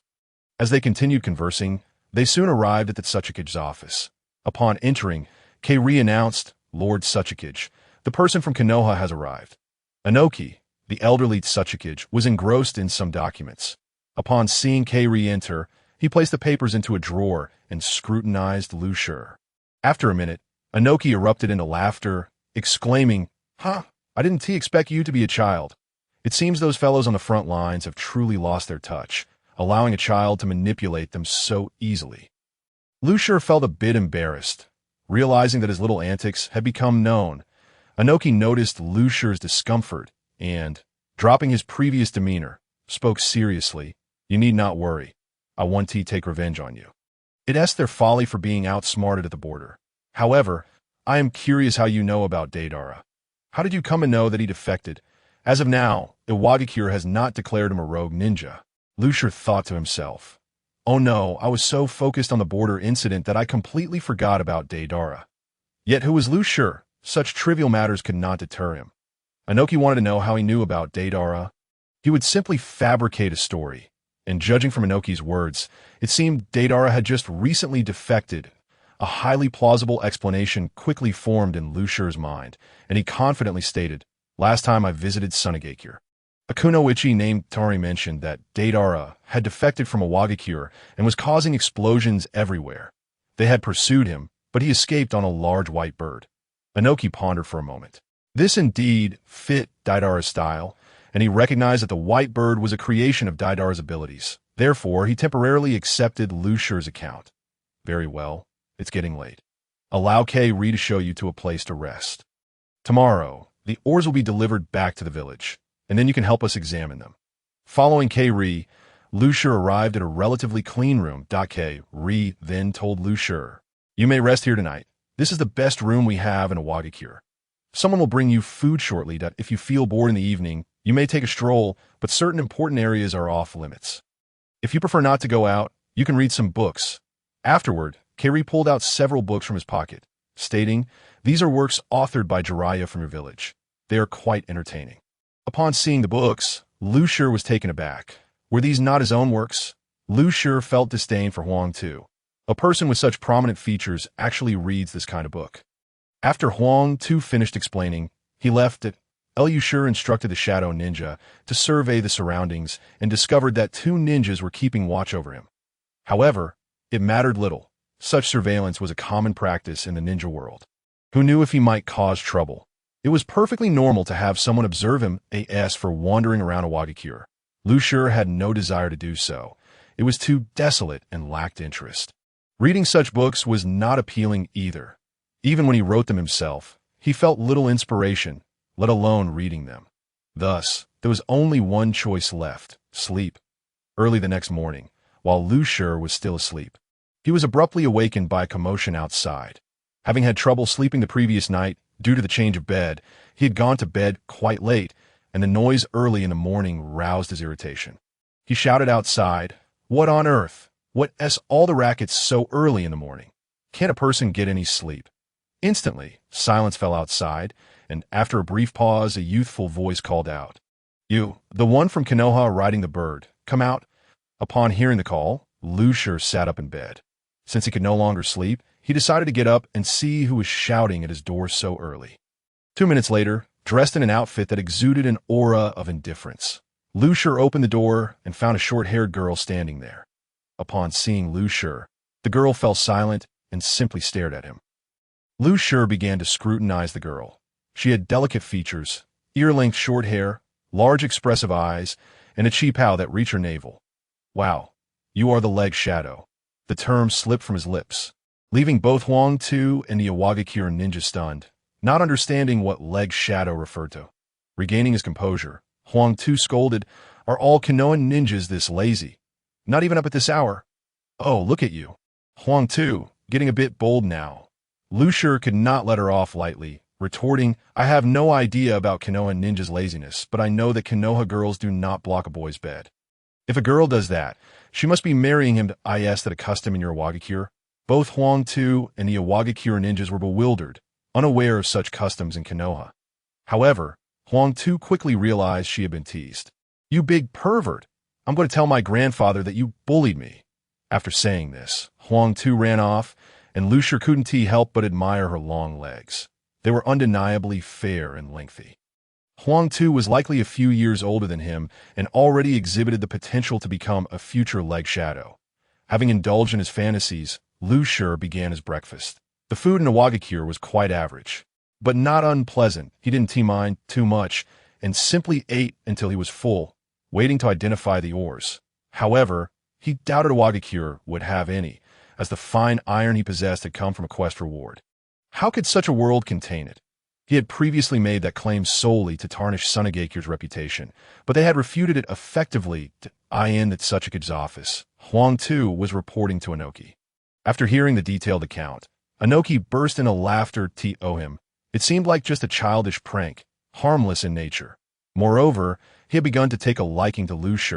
He was young yet astute, capable of gathering intelligence on Deidara from Sunegakure and utilizing it effectively. He had even managed to have Iwagakure provide him cover. What frustrated him was that those fools at the border sought to take credit for it. Just thinking about it made him angry, but after seeing his granddaughter that day, a sudden idea struck him that if he could keep Lu Shi around, the next generation of Tsuchikage would be secured.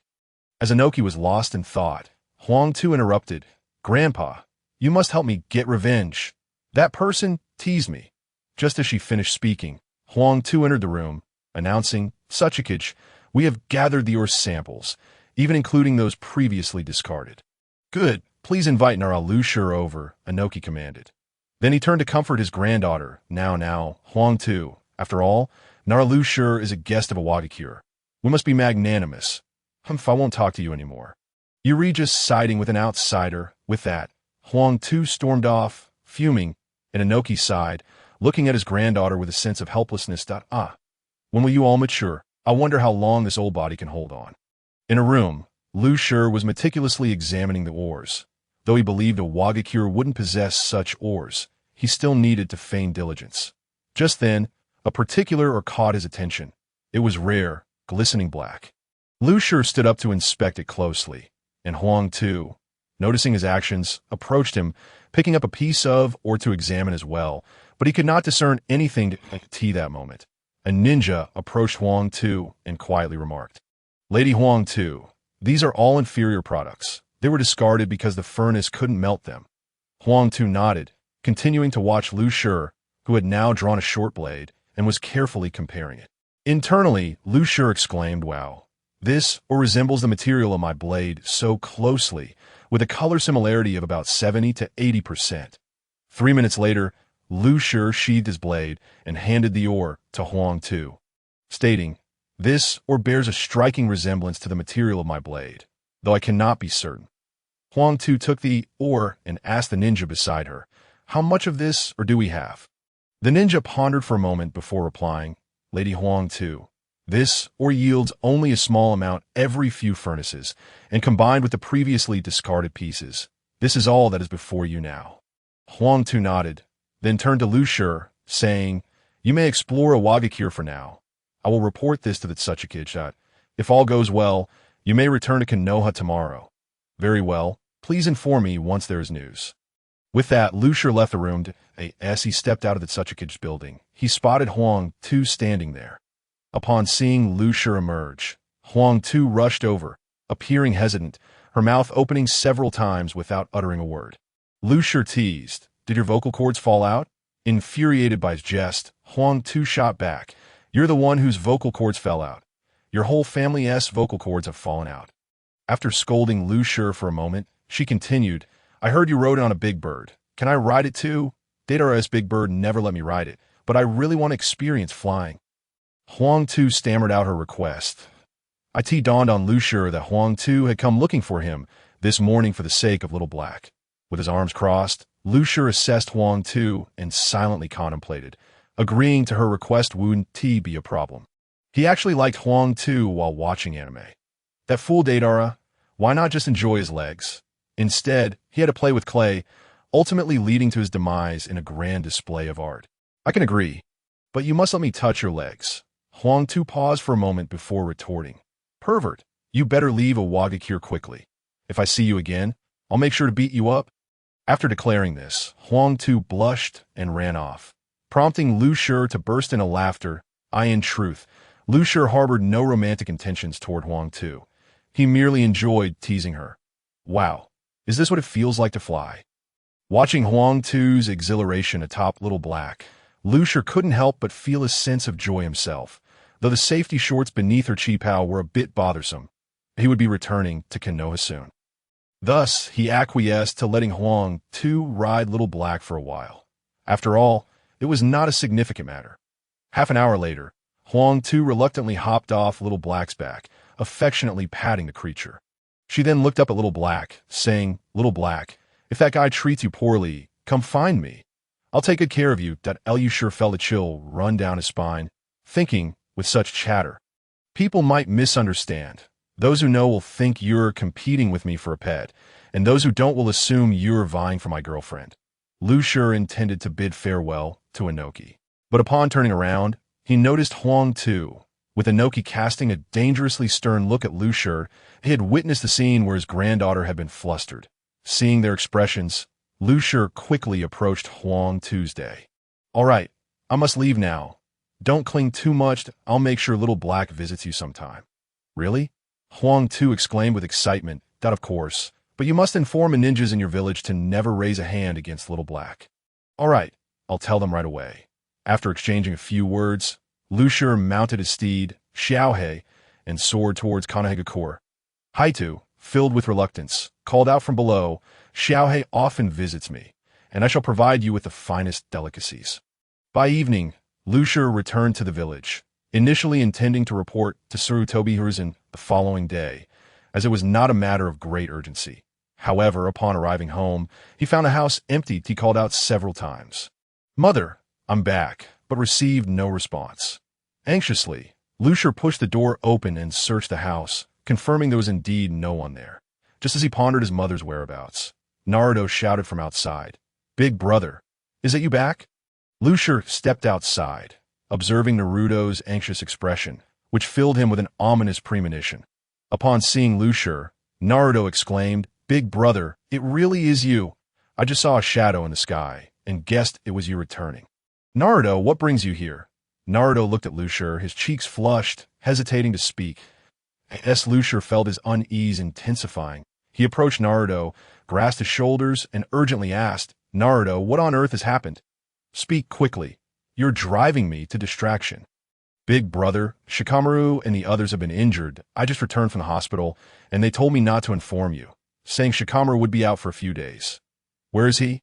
Naruto looked around in confusion, realizing his brother had vanished. "Shikamaru, You all need to stay at the hospital for a few days. Mother will secretly bring you some treats. Do not let your brother know about your injuries. It is also your father's wish. He fears your brother will do something reckless. I understand. Mother, this is quite troublesome. Hearing the exchange between mother and son, Lucier halted, glancing at the sleeping Ino and Chuji.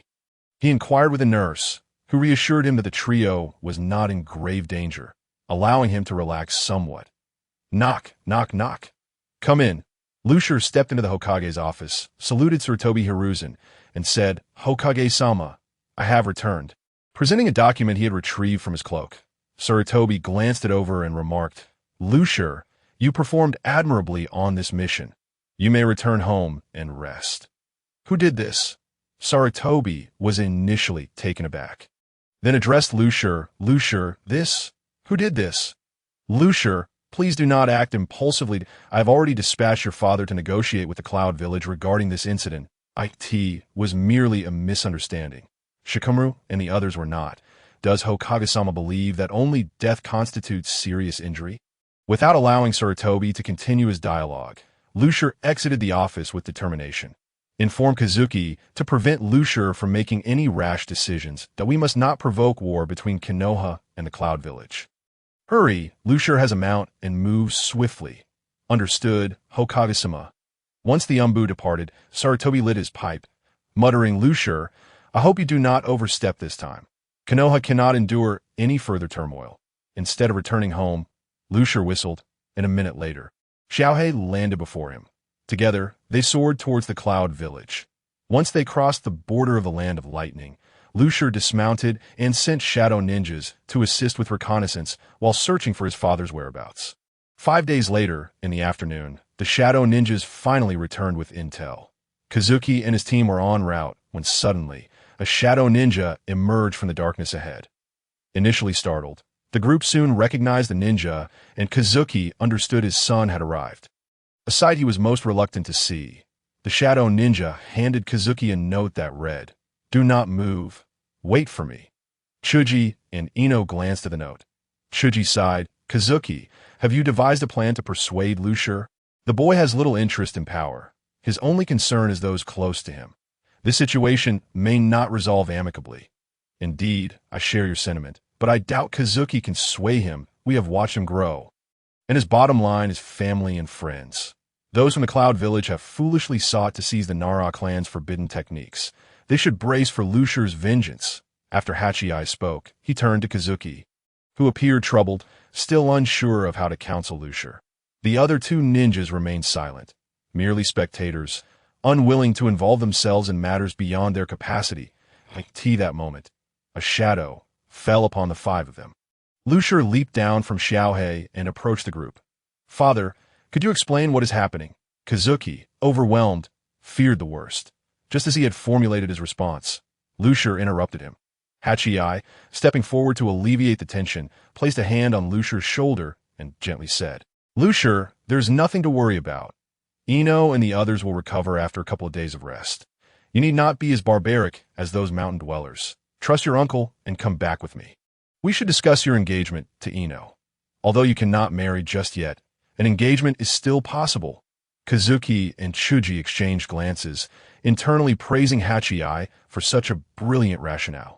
Perhaps it would indeed persuade Lucier, as the whole village was aware of his relationship with Ino. Uncle Hachiai, the Hokage has been kneeling for too long. He can no longer stand. I am merely 13. Can you bear to have me kneel as well? With that, Lucier tossed a scroll over, which he grasped, examining it briefly before tucking it into his cloak. Hachiai and Kazuki shot daggers at Chuji, silently chastising him for disrupting their persuasive efforts. Chuji forcing a smile. Explained, given the circumstances, do you truly believe you can sway this boy? Just then, a figure appeared before Kazuki, revealing itself to be an Umbu operative, visibly fatigued from a prolonged journey. Kazuki Dano, the Hokage has instructed you to prevent Lucier from inciting a war between Konoha and the Cloud Village. Everyone's gaze turned to Lucier, who whistled and declared to Kazuki, Father, you all should return. I have matters to attend to. Xiaohei landed before him, and together they flew towards the Cloud Village. 3 minutes later. Kazuki sighed. Let us return to Konoha. It seems certain matters cannot be avoided. As a father, I cannot allow my child to bear this burden alone. Chuji inquired, Kazuki, is it truly wise for Lucier to go alone? Rest assured, he may not be the most formidable in the ninja world, but he is undoubtedly the most astute. If he wishes to leave, even the Raikage cannot detain him. You have great faith in your son. In that case, as his uncle, I shall lend my support. With that, the trio of Inuzuka, Nara, and Akimichi burst into laughter. Before long, Lucier arrived at the outskirts of the Cloud Village. He instructed Xiaohei to rest nearby while he examined the scroll in detail. Initially, he had only skimmed its contents, but upon closer inspection, his anger flared as he unraveled the events that had transpired. The incident began when the Inuzuka, Nara, and Akimichi teams undertook a C-rank escort mission and encountered several rogue ninjas in a land of grass. Shikamaru managed to subdue one ninja and eliminated the adversary with a shuriken, an act witnessed by the Cloud Village. Consequently, they sought to reclaim the forbidden technique, leading to a confrontation with the Inuzuka and Akimichi clans.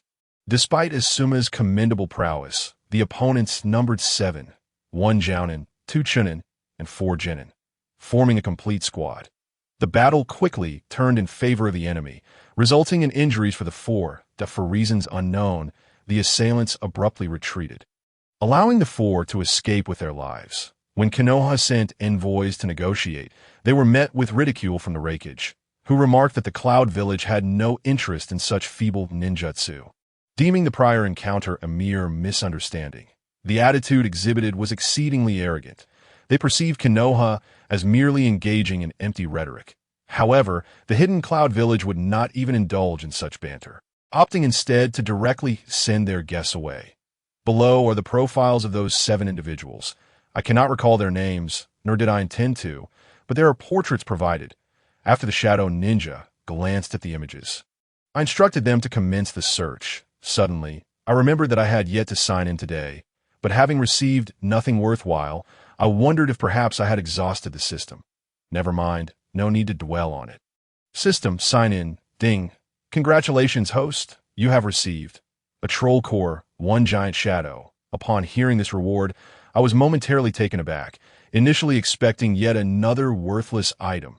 To my surprise, a new breed of Shadow Army had emerged. By the way, system, didn't you used to include terms like Shadow Ninja in your prompts? Why did you simply refer to it as Giant Shadow this time? Host, I have classified both the Ninja Core and the Armored Shadows under the Shadow Ninja category. The remaining core hardly align with ninjas. Thus, I simply refer to them by their original names. Very well. A label is merely a label. It matters not how it is designated. After concluding my exchange with the system, I summoned the Giant Shadow. Judging by its stature, it must have exceeded 2 meters in height and was remarkably robust. I gave it a couple of pats before retracting it. It was not yet needed. And though this creature possessed immense strength, its agility was lacking. Nonetheless, the arrival of the Giant Shadow instilled a renewed sense of hope for my revenge, and I resolved to make the hidden Cloud Village experience a taste of bloodshed. Ensuring they comprehend the consequences of their reckless actions, before long, the Shadow Ninja returned, having located 6 of the individuals, with 1 still unaccounted for. However, there was no rush. Not a single one would escape. By the following morning, 6 bloody heads adorned the office of the Raikage, sending a wave of tension throughout the entire hidden Cloud Village. Of course, this was all orchestrated by me. I had individually sought them out yesterday, instructing the Giant Shadow to sever their heads, and took the liberty of placing the 6 heads in the Raikage's office while he was off duty. The 7th ninja remained elusive, but the 7 Shadow Ninjas had already broadened their search parameters that I found a spot to rest, as the previous night's endeavors had worn me out, leaving me somewhat fatigued. Suddenly, the Raikage smashed the newly replaced desk, emitting a roar akin to that of a beast. How are you performing your duties? The enemy has placed severed heads on my desk, and you are utterly oblivious. Would you only be pleased if the enemy placed my own head here? The Raikage's roar rendered the patrolling ninjas speechless with fear. I could see that moment. The Raikage had a thought and continued. This must be the work of Konoha. They are retaliating. Sachikage intends to declare war on Konoha, and I shall take matters into my own hands. However, Sachikage did not act, but instead advised the Raikage. Raikage-sama, We currently lack evidence to prove Konoha's involvement, and the daimyo would not consent to a declaration of war against them. The Raikage, upon hearing this, became incensed. As the esteemed fourth Raikage, he had never endured such humiliation. How could he allow Inoki, that old fool, to mock him? Just as he was about to unleash his fury, Tsuchikage interjected. Raikage-sama, while we may lack evidence, we all know Konoha is responsible. We could threaten them with war to compel them to surrender the culprit, just as we have in the past. After a moment of contemplation, the Raikage concurred. Very well. You shall personally handle this matter. If they refuse to hand over the perpetrator, I shall go to Konoha myself to demand an explanation. By the way, I believe there were 7 individuals, yes? Where is that one? Raikage-sama, Okai is currently on a mission and has yet to return. The fourth Raikage pondered for a moment before stating, summon Okai back. I suspect the culprit has not yet fled. We will use Okai as bait to draw them out, and I shall personally lead the operation to ensure we capture the individual. Habitually, the Raikage attempted to slam the desk, only to remember it had been destroyed, causing him to stumble slightly, eliciting suppressed laughter from those present. They were unaware that their entire conversation had been overheard by the shadow ninjas lurking in the darkness. By evening, I awoke, and the shadow ninjas relayed the information they had gathered. A cold smile crept onto my lips. They wished to bait me. Let us see how I shall outsmart this band of muscle-bound fools. That night, Okai returned to the hidden cloud village. Upon arrival, he was met with the chilling news that his 6 teammates had all been decapitated and their heads placed in the Raikage's office. Okai hurriedly made his way to the Raikage's office, believing it to be his safest refuge. Upon hearing the Raikage plan, Okai stood frozen, as if struck by lightning, his eyes wide with disbelief and terror. The Raikage intended to use him as bait. Was this not tantamount to sending him to his death? However, despite the overwhelming dread and resentment swelling within him, Okai understood he had no right to refuse. After all, this entire debacle stemmed from his own actions. Had he not coveted another's jutsu, he would not have found himself in this predicament. The bitter realization washed over him, and he lamented the choices he had made, wishing he could turn back time. Even if given 100 chances, he would never again covet another's abilities. Alas, there is no remedy for regret. No matter how deeply he lamented, it was far too late. Now, he was destined to play the role of bait. With a heavy heart and a sense of resignation, Okai returned home in a daze. Once inside, he steeled himself and meticulously began inspecting every corner of his house. Not a single crevice was overlooked, as he feared missing any potential danger. Only after confirming that his home was free of anomalies did he allow himself a moment of respite, seating himself wearily on the edge of his bed. Meanwhile, the Raikage had already positioned his elite subordinates stealthily around Okai's residence. They lay in wait like hunters concealed in the shadows, poised for the moment their prey would reveal itself. The Raikage was confident that once the enemy appeared, he would be able to confront Okai in an instant. He harbored complete faith in his own strength and capabilities. However, unbeknownst to the Raikage, his plan had already been compromised on the following morning. In the Hokage's office, the higher-ups of Konoha gathered, including the reclusive Danzo. N01 was aware of the events that had unfolded. The Umbu simply summoned them for a meeting. The specifics remained a mystery until Sarutobi Hizashi distributed the documents, stating, "Look here, this was sent from the hidden cloud village." The collective gasps echoed as they read the shocking news. 6 ninjas had been decapitated overnight, their heads left in the Raikage's office. This was undoubtedly a provocation, yet the identity of the perpetrator remained unknown. However, the documents demanded that Konoha surrender the culprit, suggesting that a certain high-ranking ninja from Konoha was likely responsible. The question loomed, who bore such a deep grudge against the hidden cloud village? As the gathered officials exchanged glances, only Sarutobi Hizashi and the Inoshikacho trio knew this was the work of me. Yet, Sarutobi Hizashi had not anticipated the scale of the chaos I had instigated. At that moment, Nara Shikaku stood up, proclaiming, "We must identify this individual. We cannot allow him to implicate the village." Mito Gate Hayashi added, "I concur with Shikaku. Konoha cannot withstand any turmoil right now. If we surrender this individual, we can quell the anger of the hidden cloud village."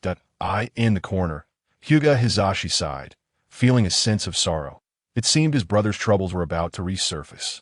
Sarutobi Hizashi glanced at Nara Shikaku, who was utterly dismissive, for there was no way he would disclose the truth. Nara Shikaku scoffed inwardly. If you wish to be shameless, then say so. The Hyuga clan would never accept such a resolution.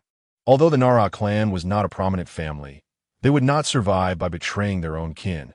They would rather retire than endure such disgrace, while Konoha was mired in chaos. Noticing Nara Shikaku's lack of engagement, Sarutobi Hizashi felt a spark of irritation, but maintained a facade of politeness as he inquired, "Shikaku, where is Riku? Why has he not reported to the Anbu today?" The assembled crowd, no fools, quickly deduced the underlying motive behind Sarutobi Hiruzan's question. However, they were puzzled. Isn't Riku just a recent graduate? How could he possibly orchestrate such an event? Lord Hokage, did you not assign Riku to a mission in the Hidden Cloud Village? A single statement left Sarutobi Hizashi coughing, and just as he regained his composure and prepared to inquire further, a voice rang out from beyond the office doors.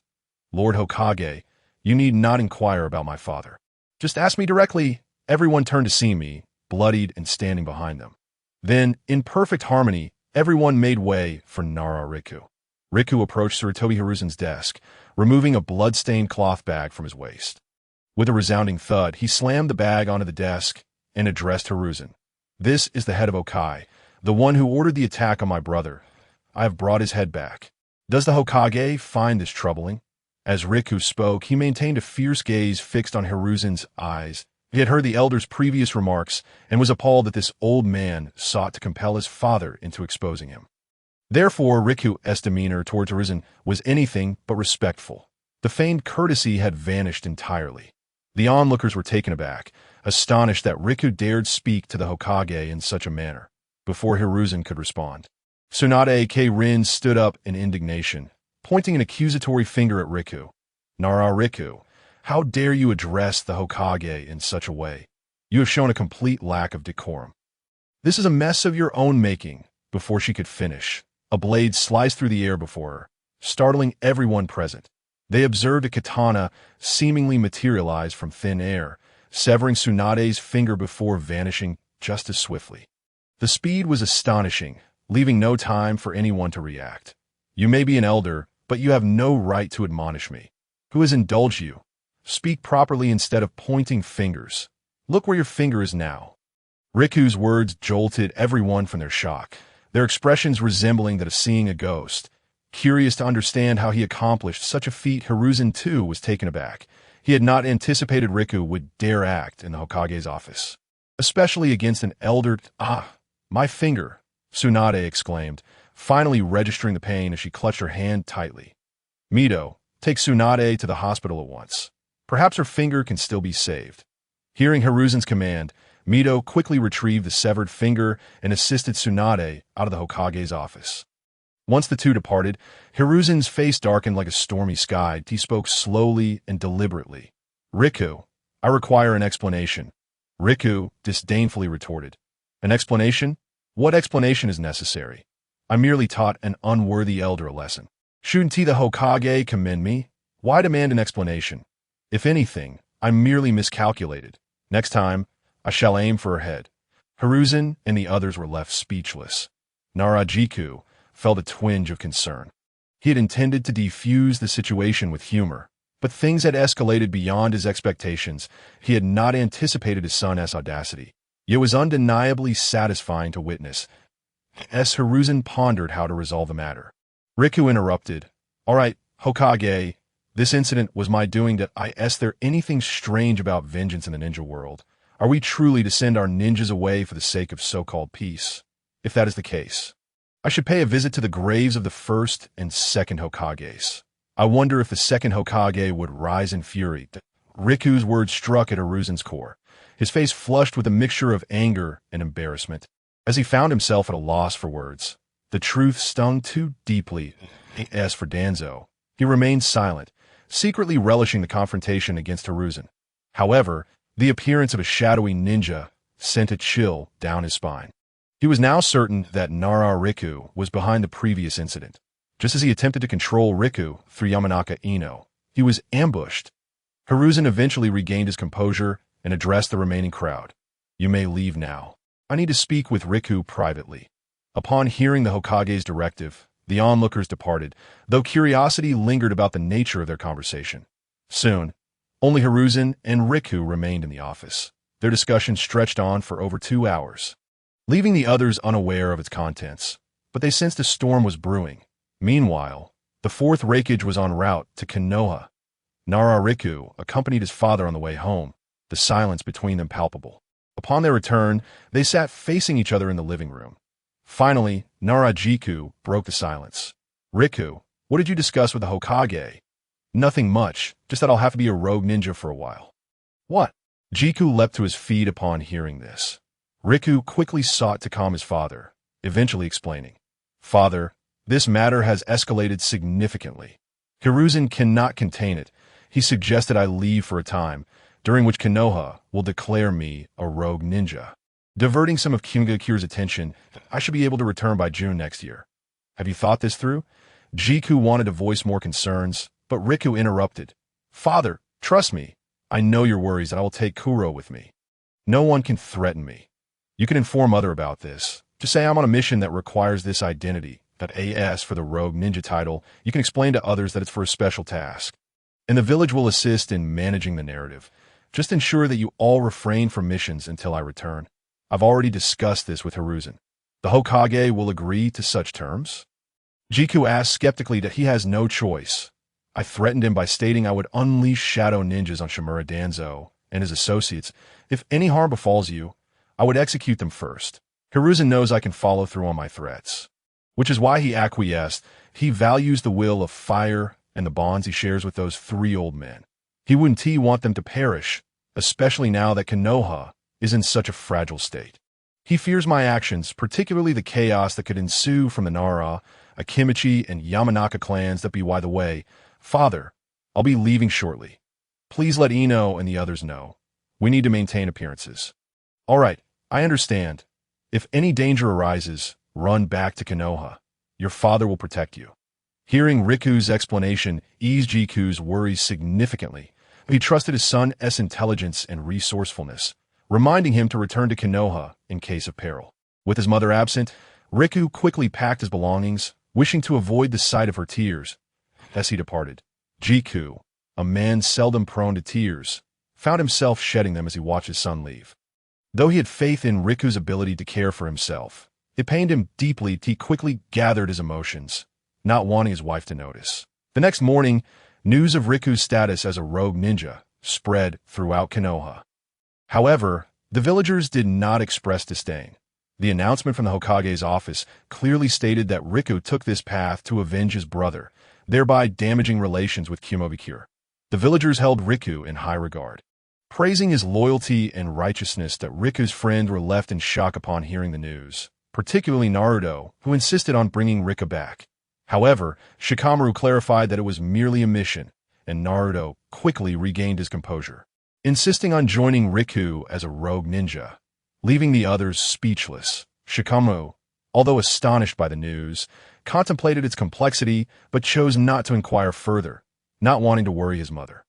Nonetheless, she held him close, weeping for half the night, only falling asleep once exhaustion overcame her. Ino's grief mirrored that of Shikamaru, leaving Yamanaka and Noichi heartbroken at that moment. The fourth Raikage was still on his way to Konoha. Meanwhile, in a casino within the Land of Fire, Riku was reveling in his fortune. Now that he was free, he intended to live life to the fullest, disguised with a shape-shifting mask he had acquired. Riku appeared as a man in his 30s, and at a height of 5'3", he blended in seamlessly in a nearby alley. Riku tallied his winnings from the day, an astounding 10 million Ryo, and returned to his true appearance, feeling somewhat odd after wearing someone else's face. The money in casinos is truly easy to earn. No wonder the big players are so enamored with gambling. The moment when Lucier finished speaking, an eerie voice echoed from behind him. Your good fortune has come to an end. To his surprise, he found himself hearing such a quintessential villainous laugh. He hoped the person behind it possessed some strength. As Lucier turned around, he froze, their gazes locking for a full minute before he finally broke the silence. Your Highness, Princess of the Fire Nation, what brings you to this road to rob? Should I seek an audience with the Hokage regarding compensation? Indeed, the individuals before him were none other than Tsunade and Shizen. That I heard a formidable person had arrived here, so I came to see for myself. Is that not a rogue ninja from Konoha? Capturing you could yield quite a bounty. The two approached with a confrontational demeanor, primarily because Tsunade had overheard Lucia refer to her as Big Fat Sheep. For someone like her, a gambler of great renown, such a nickname was nothing short of disgraceful. Inside the tavern, Tsunade was voraciously indulging in food, occasionally taking swigs of alcohol. Lucia turned to Shizun and remarked, "Has Lady Tsunade not eaten for days?" Her appetite rivals that of war refugees. Shizun, feeling a bit embarrassed, replied, "Actually, it hasn't been long. Lady Tsunade needs to consume large amounts of food periodically to sustain her energy. Since you're treating today, she naturally ate a bit more." Lucia was taken aback, looking at Shizun in disbelief, making her feel somewhat awkward. "Wait, when did I say I was treating you? Did you not drag me in here? One of you is a princess from Konoha, and the other is senior. How could you expect a mere child to foot the bill? Besides, didn't I give you money last time? That should suffice for living expenses, right?" Upon hearing Lucia's words, Shizun lowered her head even further, while Tsunade set down her plate and called out to the waiter, "Bring me 10 more servings. Don't be so stingy. I've heard you've won quite a bit of money. How about traveling the ninja world with me? I can protect you, you know." After saying this, Tsunade shot Lucia a teasing glance, sending a chill down his spine. Why did he feel like he had encountered a creepy ant? Though, to be fair, she was quite attractive. Forget it. I don't have that much money to lose to you. Once we finish this meal, let's part ways. That moment, the fourth raikage was en route to Konoha. The next morning, Lucia awoke in the hot spring room that he had to admit, soaking in the bath was incredibly refreshing. Meanwhile, the fourth raikage continued his journey to Konoha. Lucia donned his dark attire, fastening 2 blades at his waist, instantly elevating his demeanor. He let his hair down, as his previous hairstyle had been too recognizable. Upon stepping outside, he spotted Tsunade seated in the lobby. Ignoring her, he lowered his head and walked past. Shizun, his little companion, whispered in Tsunade's ear, "Lady Tsunade, that person seems to be Lucia. I've seen that outfit before." Hearing Shizun's words, Tsunade immediately grabbed her and dashed outside. "Lady Tsunade, you should go. I can give you some money. But please don't follow me as a rogue ninja from Konoha. Is it really appropriate for you to be seen with me?" "Appropriate? I don't want money. I want you to teach me gambling techniques." "Oh, come on. I told you I cheat. That's merely my ability. Then help me win. Once I'm free of my gambling debts, I won't follow you anymore." "Heavens, did you send her to torment me?" Inside the casino. "Big, big, big." A group of gamblers shouted in unison at a table. Lucia had won 56 rounds in a row, prompting the casino to bar other players from betting. It had become a one-on-one gamble between Lucia and the house. However, Lucia had changed his appearance. The dealer shakily opened the dice cup, revealing 3 sixes, a total of 17, and after calling out the result, the dealer collapsed to the ground, fully aware of the dire consequences of his losses. Once Lucia exited the casino, he immediately slipped into the shadows to escape, knowing the casino would not take the losses lightly. Soon, he emerged from the shadows on another street, his disguise shed, revealing his true self. In the tavern, Tsunade sat despondently drinking, lamenting Lucia's poor character, claiming that gambling was a noble pursuit and questioning how one could cheat. "Lady Tsunade, had you not followed me, I would never have resorted to cheating. Or we could simply split the expenses. Do you have any idea how much your little drinking spree costs? Do you know how much lodging costs? Do you know how much a meal costs? Let us start counting from the moment we eat." Lucia shot Tsunade a disapproving glance, as it was the first time he had heard gambling described as a noble activity. After calculating the expenses, Tsunade, who had little concept of money, realized how exorbitant her expenditures were. Forget it. What's money anyway?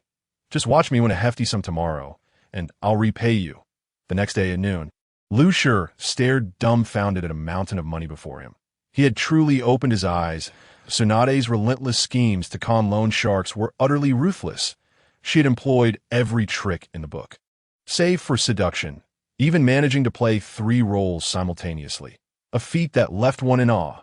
Meanwhile, the fourth Reikage continued his journey to Konoha. Elyusher pondered whether he should alleviate the sins of those casino owners. After all, their wealth was stained with blood in the hot spring. Lusher luxuriated in the water, feeling a sense of joy after helping to absolve others of their guilt. Suddenly, Tsunade barged in, startling him. She seized Lusher and dragged him out. "Wait, I'm not dressed. Men and women shouldn't be so familiar. Are you trying to engage in a scandalous affair?" Ignoring Lusher's protests, she pulled him to a room where Shizen was also present. Tsunade tossed Lusher onto the bed. "Let me tell you, I am not of age, and I have someone I like. If it comes to that, can we take turns? 3 at once is too much for me to handle." "Shizen, Tsunade." Moments later, Tsunade erupted in fury, shouting, "You little brat, how dare you tease me? Do you want to die?" As she approached Lusher, flexing her fingers, she intended to teach him a lesson for his indecent thoughts. Fortunately, Shizen intervened. "Lady Tsunade, didn't you have something to ask Lusher? Please don't resort to violence. It could be fatal." At that moment, Tsunade remembered the matter at hand. Her earlier anger had clouded her judgment. "Kid, tell me, were you responsible for the casino incident?" After asking, she sat on the edge of the bed, causing Lusher to inch away further in fright. Elyusher summoned an obscure ninja to retrieve another outfit, the same dark attire, and once he changed, he immediately got off the bed. Feeling utterly insecure and wanting to distance himself from Tsunade, he moved to the table and summoned the Shadow Ninja, startling Shizen. However, she quickly realized they were summoned by Lusher. The skilled ninja addressed them. "These are the ones responsible, right?" "Indeed, Lady Tsunade. The money they possessed is tainted with blood, so carrying a little of it poses no burden to me." Tsunade nodded and produced a letter, saying gravely, "This is a letter from Jiraiya. He sent it to me before Konoha declared you a rogue ninja. Would you like to take a look? It concerns you. I am curious how he managed to find me in one night and have Iumbu deliver this letter to me." Elyusher sipped his tea leisurely and replied, "No need to look at the letter. I suspect it's just a request for you to protect me for a while. As for your information, Hiruzen Sarutobi has always been aware. After all, you are his disciple. Even if he disregards you, he must keep tabs on your movements. You and Jiraiya are alike. You're quite clever, but you haven't guessed completely. He asked me to protect you for a time until things settle in Konoha before bringing you back. His purpose in Konoha is to watch over the higher-ups. He fears they might act foolishly and push you into becoming a true rogue ninja. Furthermore, he must prevent those old geezers from making reckless decisions. He mentioned that if your family were harmed, you would destroy Konoha. Our previous interactions were minimal, hence my visit, to see the child who has Jiraiya." So concerned that Elyusher rubbed his face, astonished at how much Jiraiya was willing to do for him. Out of gratitude for this bond, he felt compelled to save Jiraiya's life. With this in mind, Lusher addressed Tsunade. "Jiraiya has overestimated me. Our Nara clan lacks ambition, and we merely wish to lead a comfortable life.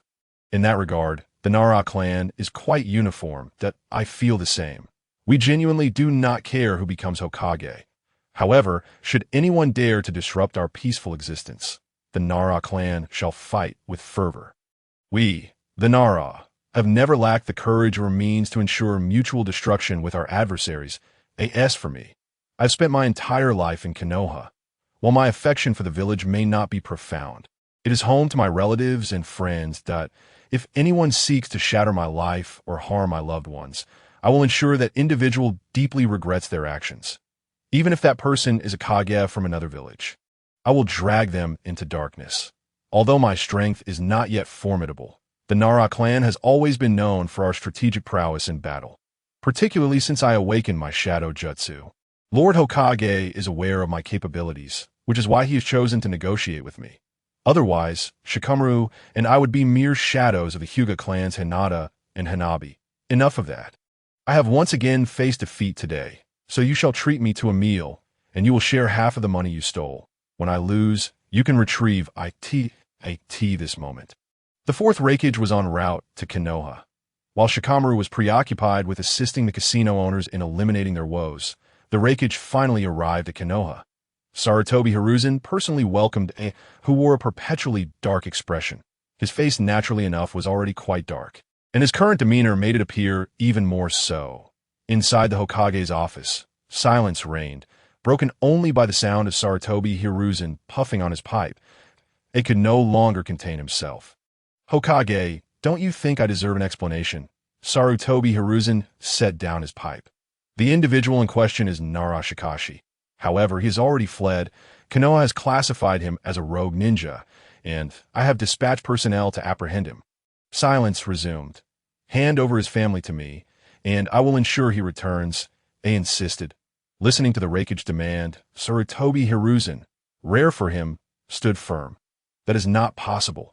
It does not concern others, and I cannot hand over innocent individuals to you." Upon hearing Sarutobi Hiruzan's words, A's expression turned scornful, which made Hiruzen uncomfortable, prompting him to continue. "Shikashi is now a rogue ninja.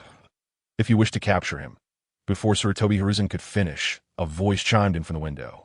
"If you wish to catch him, send your own people. But I suggest you send those with considerable strength. Otherwise, I fear your village will suffer unnecessary losses. That I believe you have witnessed that boy's capabilities firsthand." Both Sarutobi Hizashi and A turned to the window as a white-haired figure leaped inside. Sarutobi Hizashi, without needing to see, already knew who it was.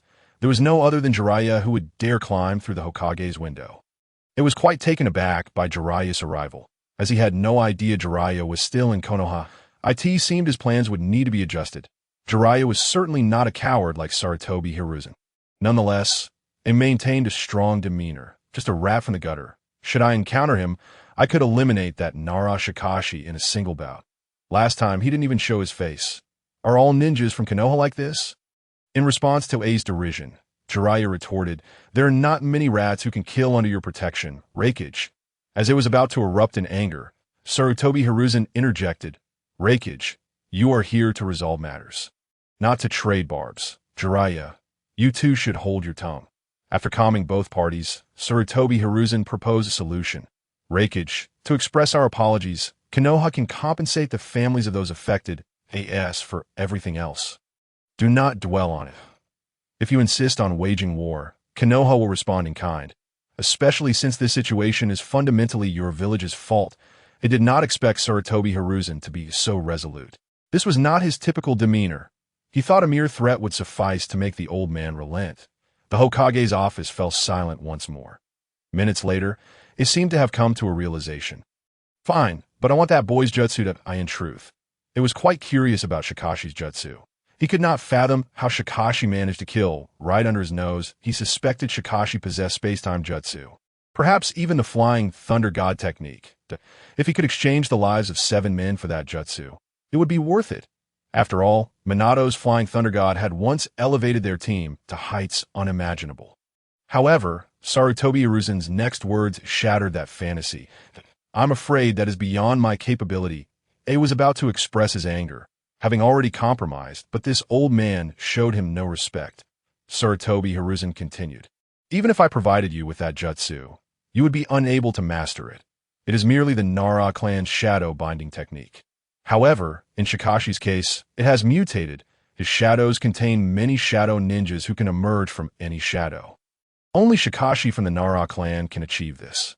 After Sarutobi Hizashi spoke, he resumed smoking his pipe. Observing A's reaction, it was internally assessing the veracity of Sarutobi Hiruzan's words. He had no reason to deceive him, as such matters could easily be verified. Moreover, he had brought sensor ninjas that day, who had detected no chakra fluctuations, except when Okai vanished, at which point they had sensed something. Thus, Sarutobi Hiruzan's claims might indeed hold truth. Yet, to return home with little more than money felt somewhat inadequate.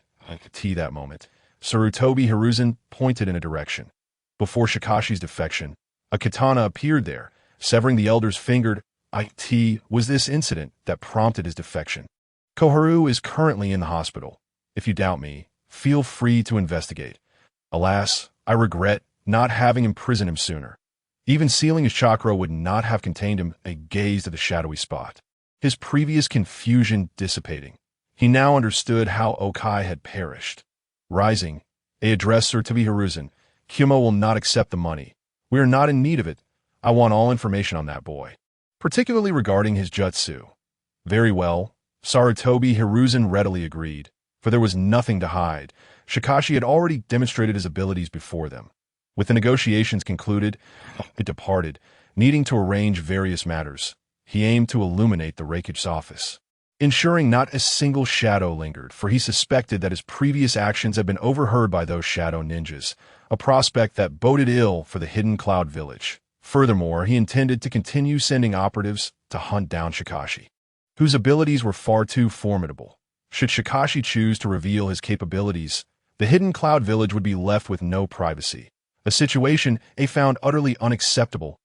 As he departed, Sarutobi Hizashi felt a sense of relief. The troublesome visitor had finally taken their leave. He then addressed the shadows. Return and inform Shikashi that the matter is temporarily resolved. Advise him to exercise caution, for the Rakige is known for his vindictiveness and may seek further trouble. Sarutobi Hizashi suspected that Shikashi had likely placed those shadow ninjas within his own shadows. Were he in Shikashi's position, he would have done the same.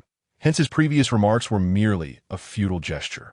In the ensuing days, news of Shikashi's defection reached other villages, not only among the ninja villages, but also the Akatsuki organization.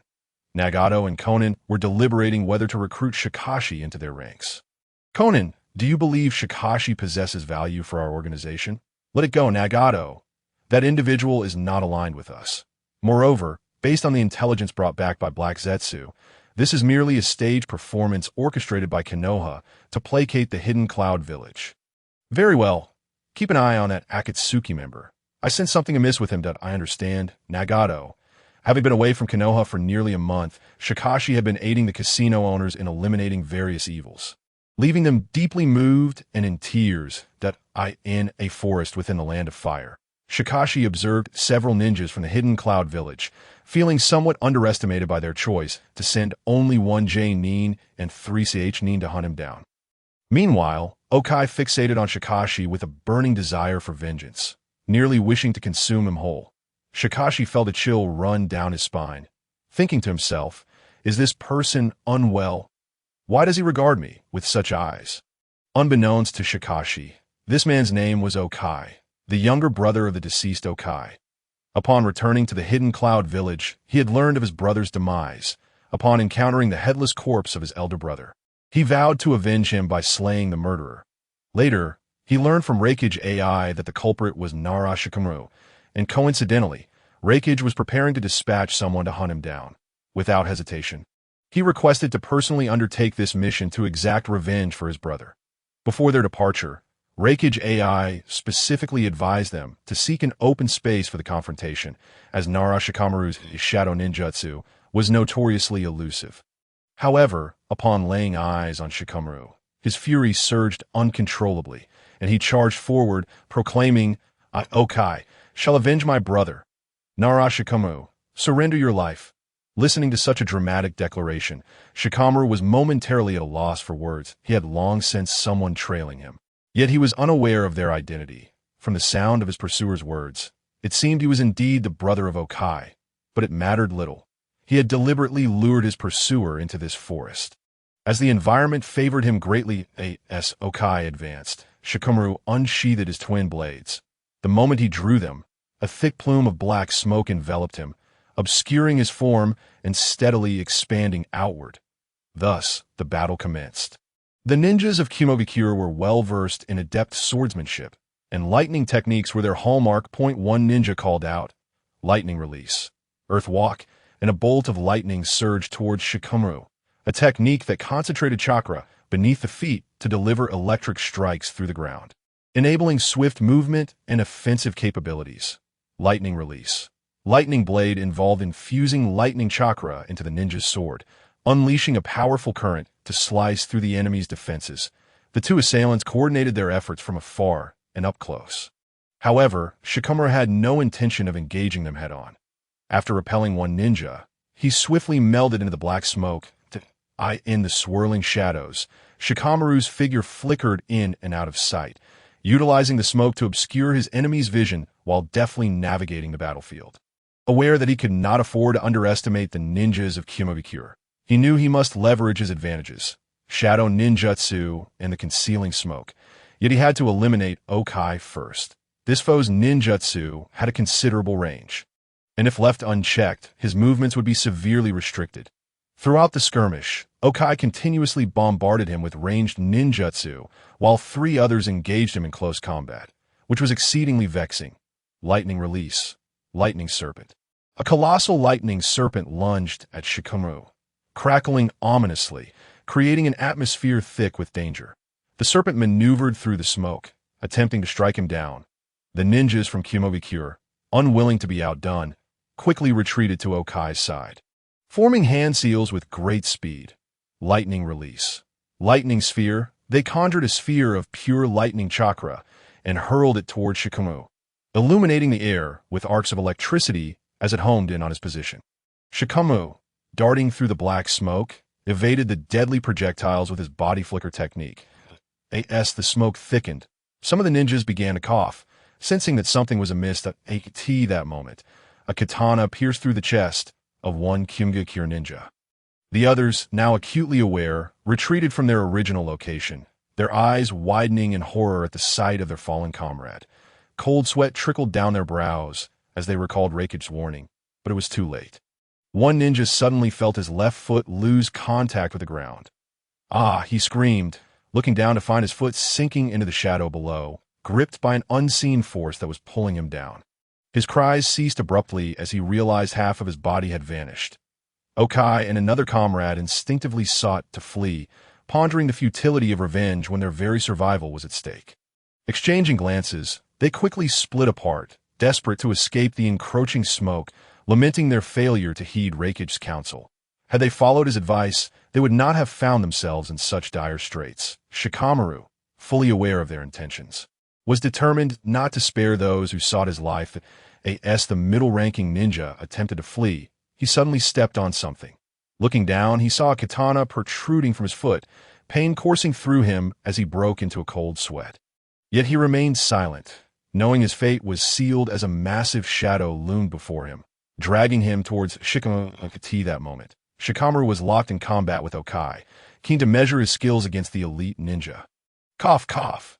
Nara, cough, cough. Let me go. I cough. I will never seek revenge on you again. With a swift motion, Shikamaru's dagger slashed across Okai's throat. Okai's eyes widened in terror as disbelief washed over him.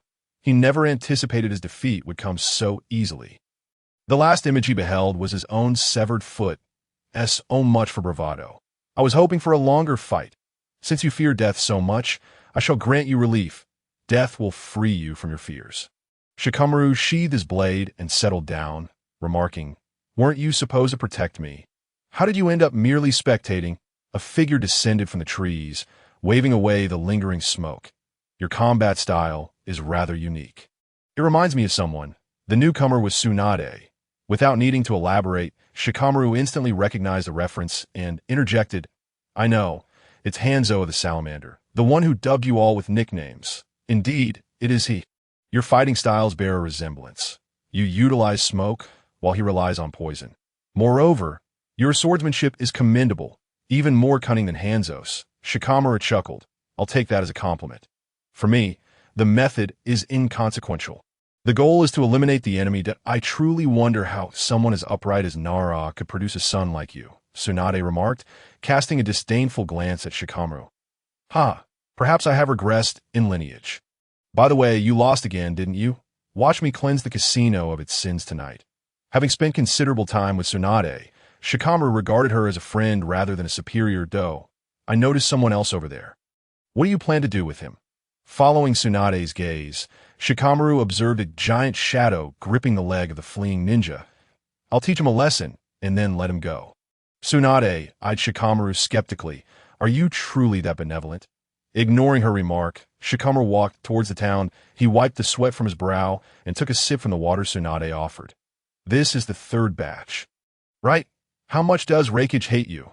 Sending 3 teams to kill you in 2 months." Shikamaru set down the water container, glancing at the pleading Kumogakure ninja in the distance.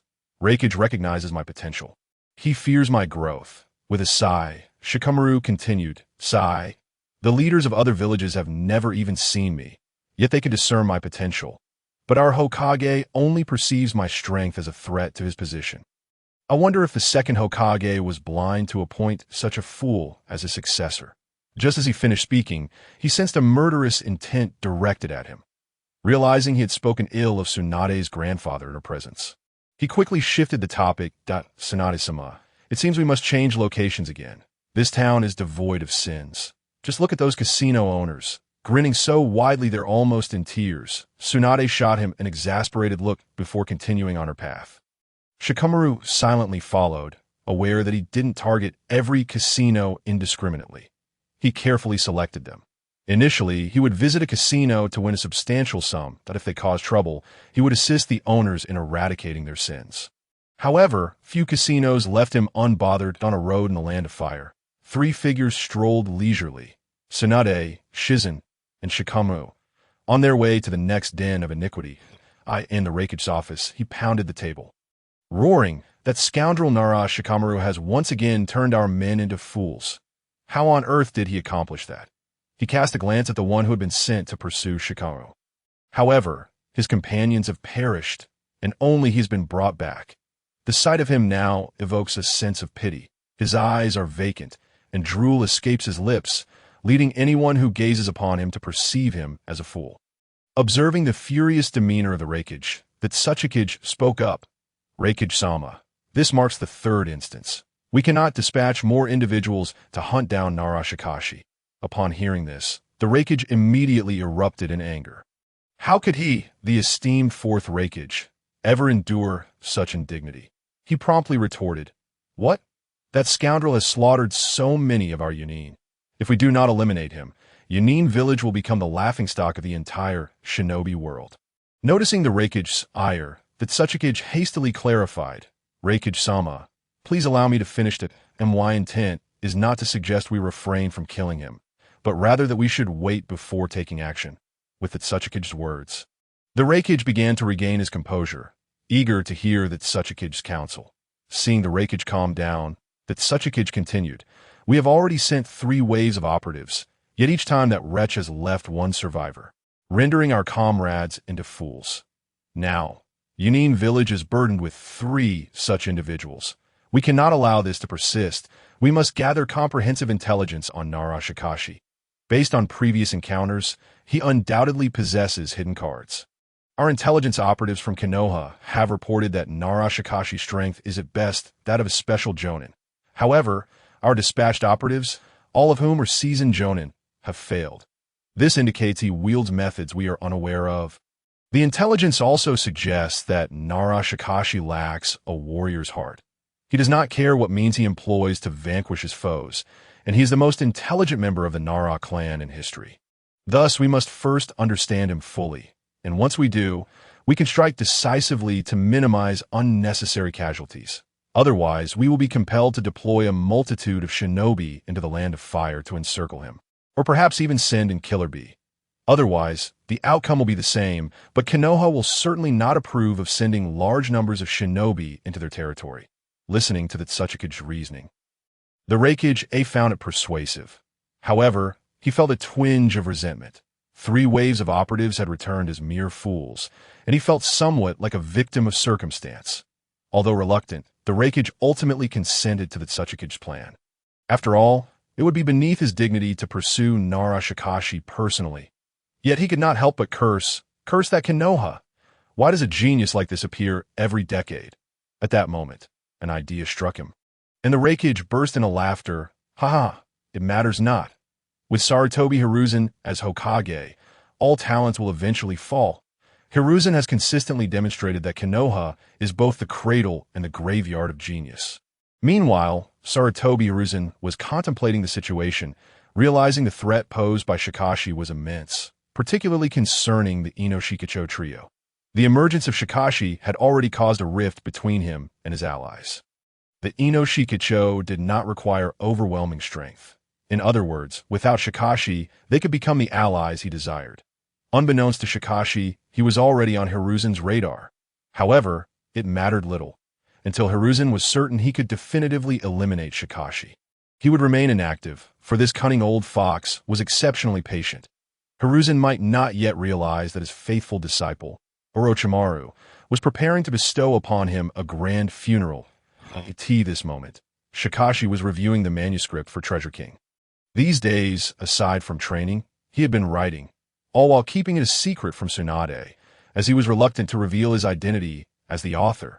The wrath of the mighty Kunoichi was not to be trifled with, and his frail body could scarcely withstand it.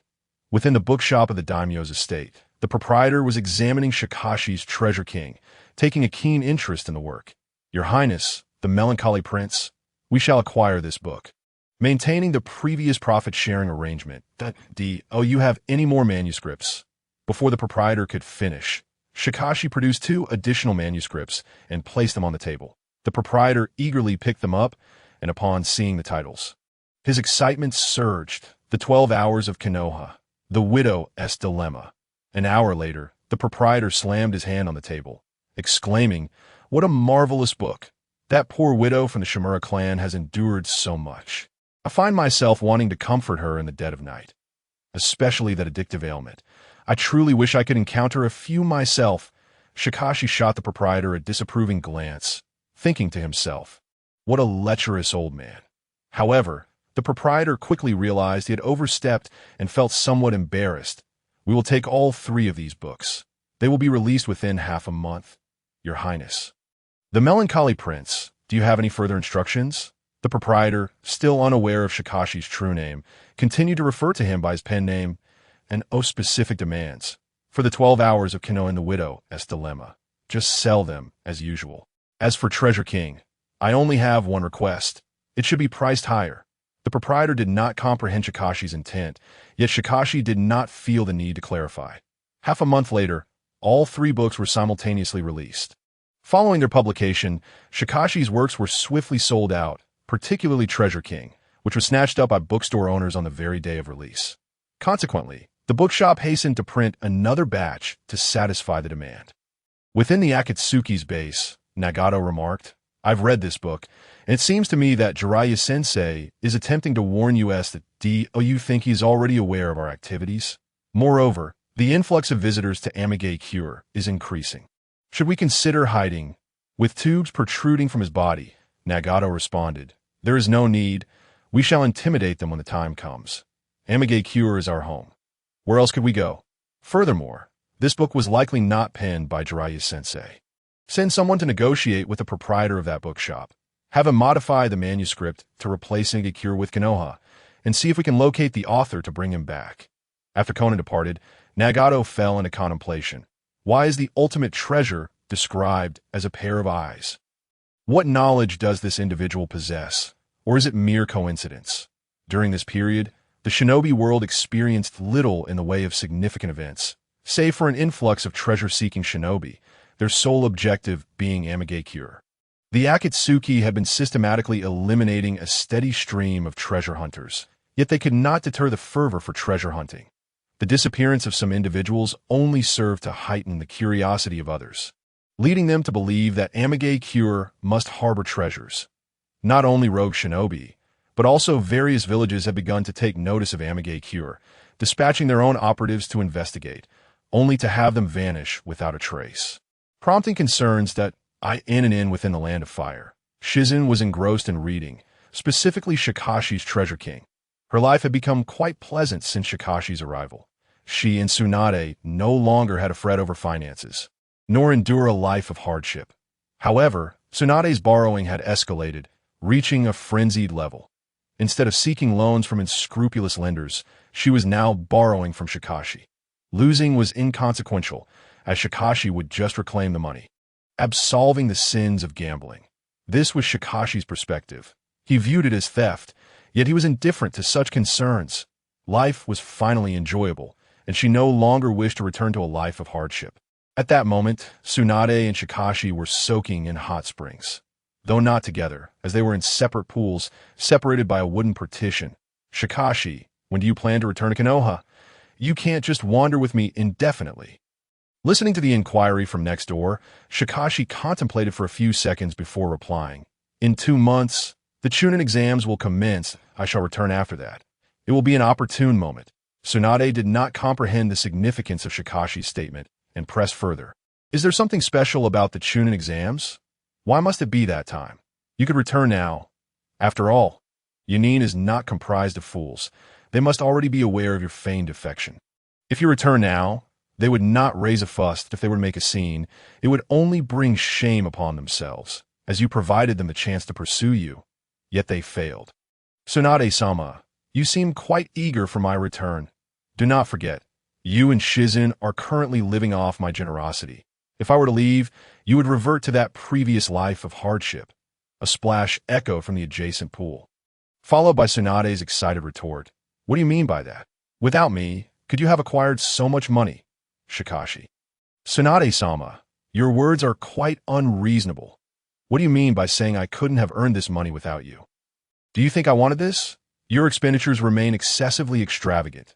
Just yesterday, you spent 300,000 Ryo on a single meal, and then there's the 20 million Ryo you lost at the casino. I suddenly pondered. If you were the daimyo of the Land of Fire, you would have squandered it all away. The sound of splashing water from next door interrupted my thoughts. Inside the Hokage's office, Sarutobi Hiruzen was engrossed in a book, while Jiraiya cowered in a corner like a quail, too intimidated to speak. After being summoned to the office, Jiraiya noted that Hiruzen's expression was as dark as the bottom of a pot. Yet, he refrained from unleashing his fury, which was the most frightening aspect. Had Hiruzen scolded him, it would have brought him some relief. Just as Jiraiya contemplated how to escape, Hiruzen broke the silence. Jiraiya, am I truly that oblivious? Taken aback by Hiruzen's words, Jiraiya paused before shaking his head and sighing. Old man, there are certain truths I wish to avoid, but since you have asked, allow me to express my thoughts. Let us begin with Tsunade. Was the death of SH truly an accident? Over the years of my travels for the ninja world, I have uncovered many truths. Why did you send a 12-year-old child into battle? You are well aware of his temperament. He resembles Naruto too closely, making him prone to mishaps. Yet you still dispatched him. Do not claim it was the child's own desire. A mere command from you could have kept him in the village. The outcome, as you have seen, may well have been your desired result. Hiruzen attempted to respond, but Jiraiya raised a hand to interrupt him. Old man, do not interrupt. Let me finish. Now, regarding Dan Kato, I examined his corpse alongside Orochimaru, and it is evident he was ambushed from behind, that he was on a mission with the Root. Was he not? How is it then Elite Nin perished while the Root members survived? Have you considered this? I am certain you have, yet you suppressed the matter for the sake of Danzo. Furthermore, what of Kakashi's elder? Is the title of Hokage truly so vital? The Hitaki clan, a family of warriors, values honor above all. You exploited this to bring about his demise. Elder Rokuzen's heart grew cold, compelling him to retire prematurely. The Uchiha clan now stands at merely 2 members. This, too, is your doing. I refuse to believe you could not resolve the Uchiha situation, yet their clan was annihilated by you and Danzo. When the truth of that incident surfaced, how did you respond? You imposed a token punishment on Danzo, inciting the fury of the daimyo, who subsequently slashed the military budget. The storm is about to break, and now you expect me to return and clean up your mess? Old man, am I merely your pawn? Is it truly so difficult to punish Shimura Danzo? The last few words escaped Jiraiya's lips in a shout. It was his first time addressing his teacher, Hiruzen, in such a manner. And what of SHN? Why did the Raikage send assassins after him? It was because he recognized the boy's potential. What about you? Your thoughts were solely on eliminating any threat to your position, that if I am not mistaken. You are already contemplating how to dispose of SHN. I can assure you, should you lay a hand on him, none of your 4 clans will emerge unscathed. Lastly, let us discuss Orochimaru. You must be quite aware of how he defected. Such high-level human experimentation cannot be accomplished by one alone. You know who his accomplices are. Yet, you only hold Orochimaru accountable while sparing Danzo. I have pursued Orochimaru for so long, but he refuses to see me. It is evident he has lost all faith in those around him, and the one who shattered his trust is none other than you, his esteemed teacher. Enough, there is no point in continuing. You would not heed my words anyway. Your heart belongs solely to Danzo. He is your ally, while the rest are mere tools. You 4 have ravaged Konoha, trampling over anyone in your path, relying on betrayal to achieve peace. Should the first Hokage learn of this, I am certain he would rather dissolve the village than see it persist in such a manner. He, the god of the ninja world, cannot afford to lose face. With that, Jiraiya turned to leave, murmuring names as he walked. Hataki Sakumo, Kato Dan, Hyuga Hizashi, Uchiha Fugaku, Shursui, and all those from the Uchiha clan, as well as those who fell at the hands of their comrades. In your next life, do not return to Konoha. It is a decaying place that can no longer protect you. Seek a different home in your next life. Hiruzen remained silent, devoid of anger, seated there for an entire day. As evening descended, he finally stirred, moving to the window to gaze upon Konoha below, his once clouded eyes gradually filled with resolve. Bring forth the Umbu. As soon as he uttered those words, an Umbu member appeared at his side. Hokage-sama, what is your command? Arrest Shimura Danzo. Once captured, seal his chakra. The same goes for the root members. Imprison them in the dungeons, where they shall be guarded by the Umbu. And O1 is to see Danzo. Any violator shall be executed. This includes all, except for myself and the two elders. Additionally, inform Jiraiya to bring Tsunade back and revoke Nara Seichin's status as a rogue ninja. Go. The Umbu was taken aback. They had not anticipated such ruthlessness from the Hokage. The elders would be treated no differently? Was this truly their Hokage? One of the Umbu cautiously inquired. Hokage-sama, are you certain? The elders too? Hiruzen cast a glance at the Umbu, recognizing that he had previously favored the trio to the extent that his orders were met with disbelief. You heard me correctly. Depart. Having received Hiruzen's firm confirmation, the Umbu members swiftly left. Before long, the news of Danzo's arrest spread throughout Konoha. However, the populace remained unconcerned. Who could fathom what tricks Hiruzen was playing? They merely speculated that the Hokage and Danzo, the inseparable duo, were up to some mischief yet again. In the dungeon, Shimura Danzo was shouting, "Let Hiruzen come see me. I demand to speak with him. I have bled for Konoha. Hiruzen, you cannot treat me this way. I want to see Hiruzen. Did you hear me? Go report this at once, or I will not spare you." The Umbu members ignored his pleas. Standing guard outside, that moment, two individuals approached the entrance, attempting to open the door. The Umbu swiftly brandished kunai, addressing the pair. The Hokage has ordered that no one is permitted to see Danzo. Violators shall be executed. Step back. How dare you? I am an elder of Konoha. What right do you have to stop me? Get out of my way. With a swift kick, the Umbu sent the elder Tsunade Sakura sprawling several meters away. Causing her dinner to spill, I shall repeat myself. The Hokage has commanded that no one is to see Danzo. Violators shall be executed. The weight of the last word hung heavily in the air. Mito Menka finally grasped the situation and rushed to assist Tsunade Sakura. Do not touch me. Menka, go fetch Hiruzen. I want him to deal with this scoundrel who dared to lay a hand on me. Upon hearing Tsunade's words, Mito immediately made his way towards the Hokage's office, sensing an unusual atmosphere among the Umbu that day. Time trickled by, and Tsunade's initial curses faded into silence, her fury transforming into confusion. 3 hours passed swiftly, and Tsunade could no longer bear the weight. She rose to head towards the Hokage's office, threatening the Umbu as she departed. You wait and see. I shall deal with you later for this affront. The Umbu paid her no mind. They had long grown weary of her incessant demands. Hiruzen, you better prepare for her. With a loud thud, Tsunade stumbled through the door, only to be met by a barrage of papers. Just as she opened her mouth to complain, she found herself facing Hiruzen's furious gaze, silencing her words. She stood there, bewildered, staring at him. Pick that up and explain the situation to me. Hiruzen, I can, before Mito could finish a sentence. Hiruzen's glare fell upon him, rendering him speechless. Tsunade retrieved the documents, scanning them before dismissively stating this. I used the funds to purchase medical equipment. Tsunade, do I appear to be a fool? Instinctively, she shook her head in denial. With a resounding clap, Hiruzen slammed his hand on the table, exclaiming, If you believe I am not a fool, then why do you treat me as one? Just look at that price. Do you take me for a gullible fool? I find myself the victim of injustice. Primarily, I had the Umbu investigate, and it turns out you took away the medical equipment in the morning only to return it in the afternoon. This is what you call a purchase.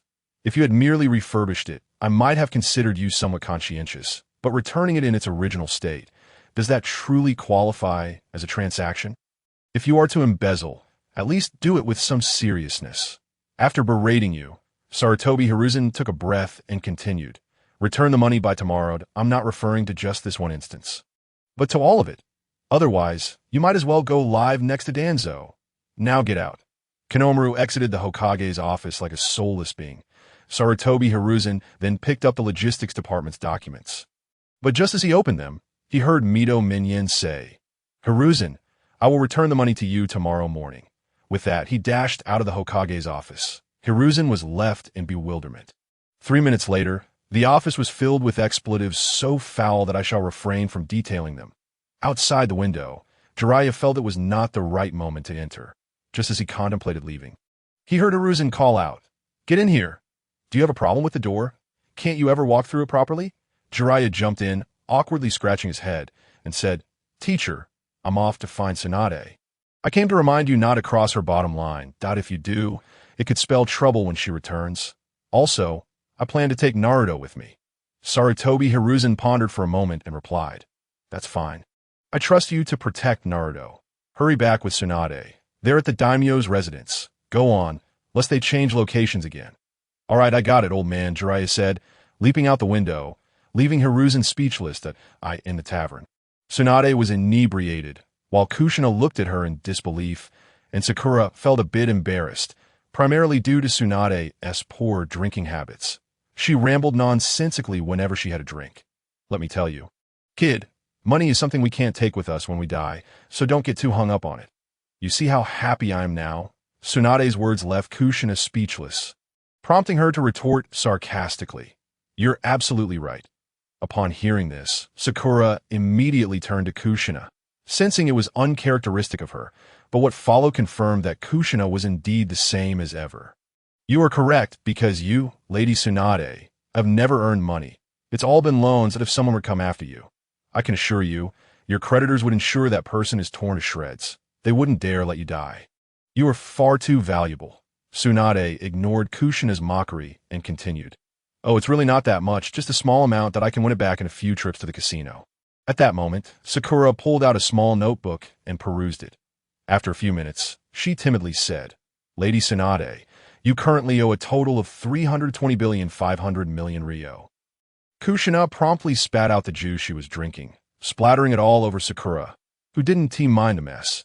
She then looked at the hefty sum and said, "What do you mean you're traveling the ninja world?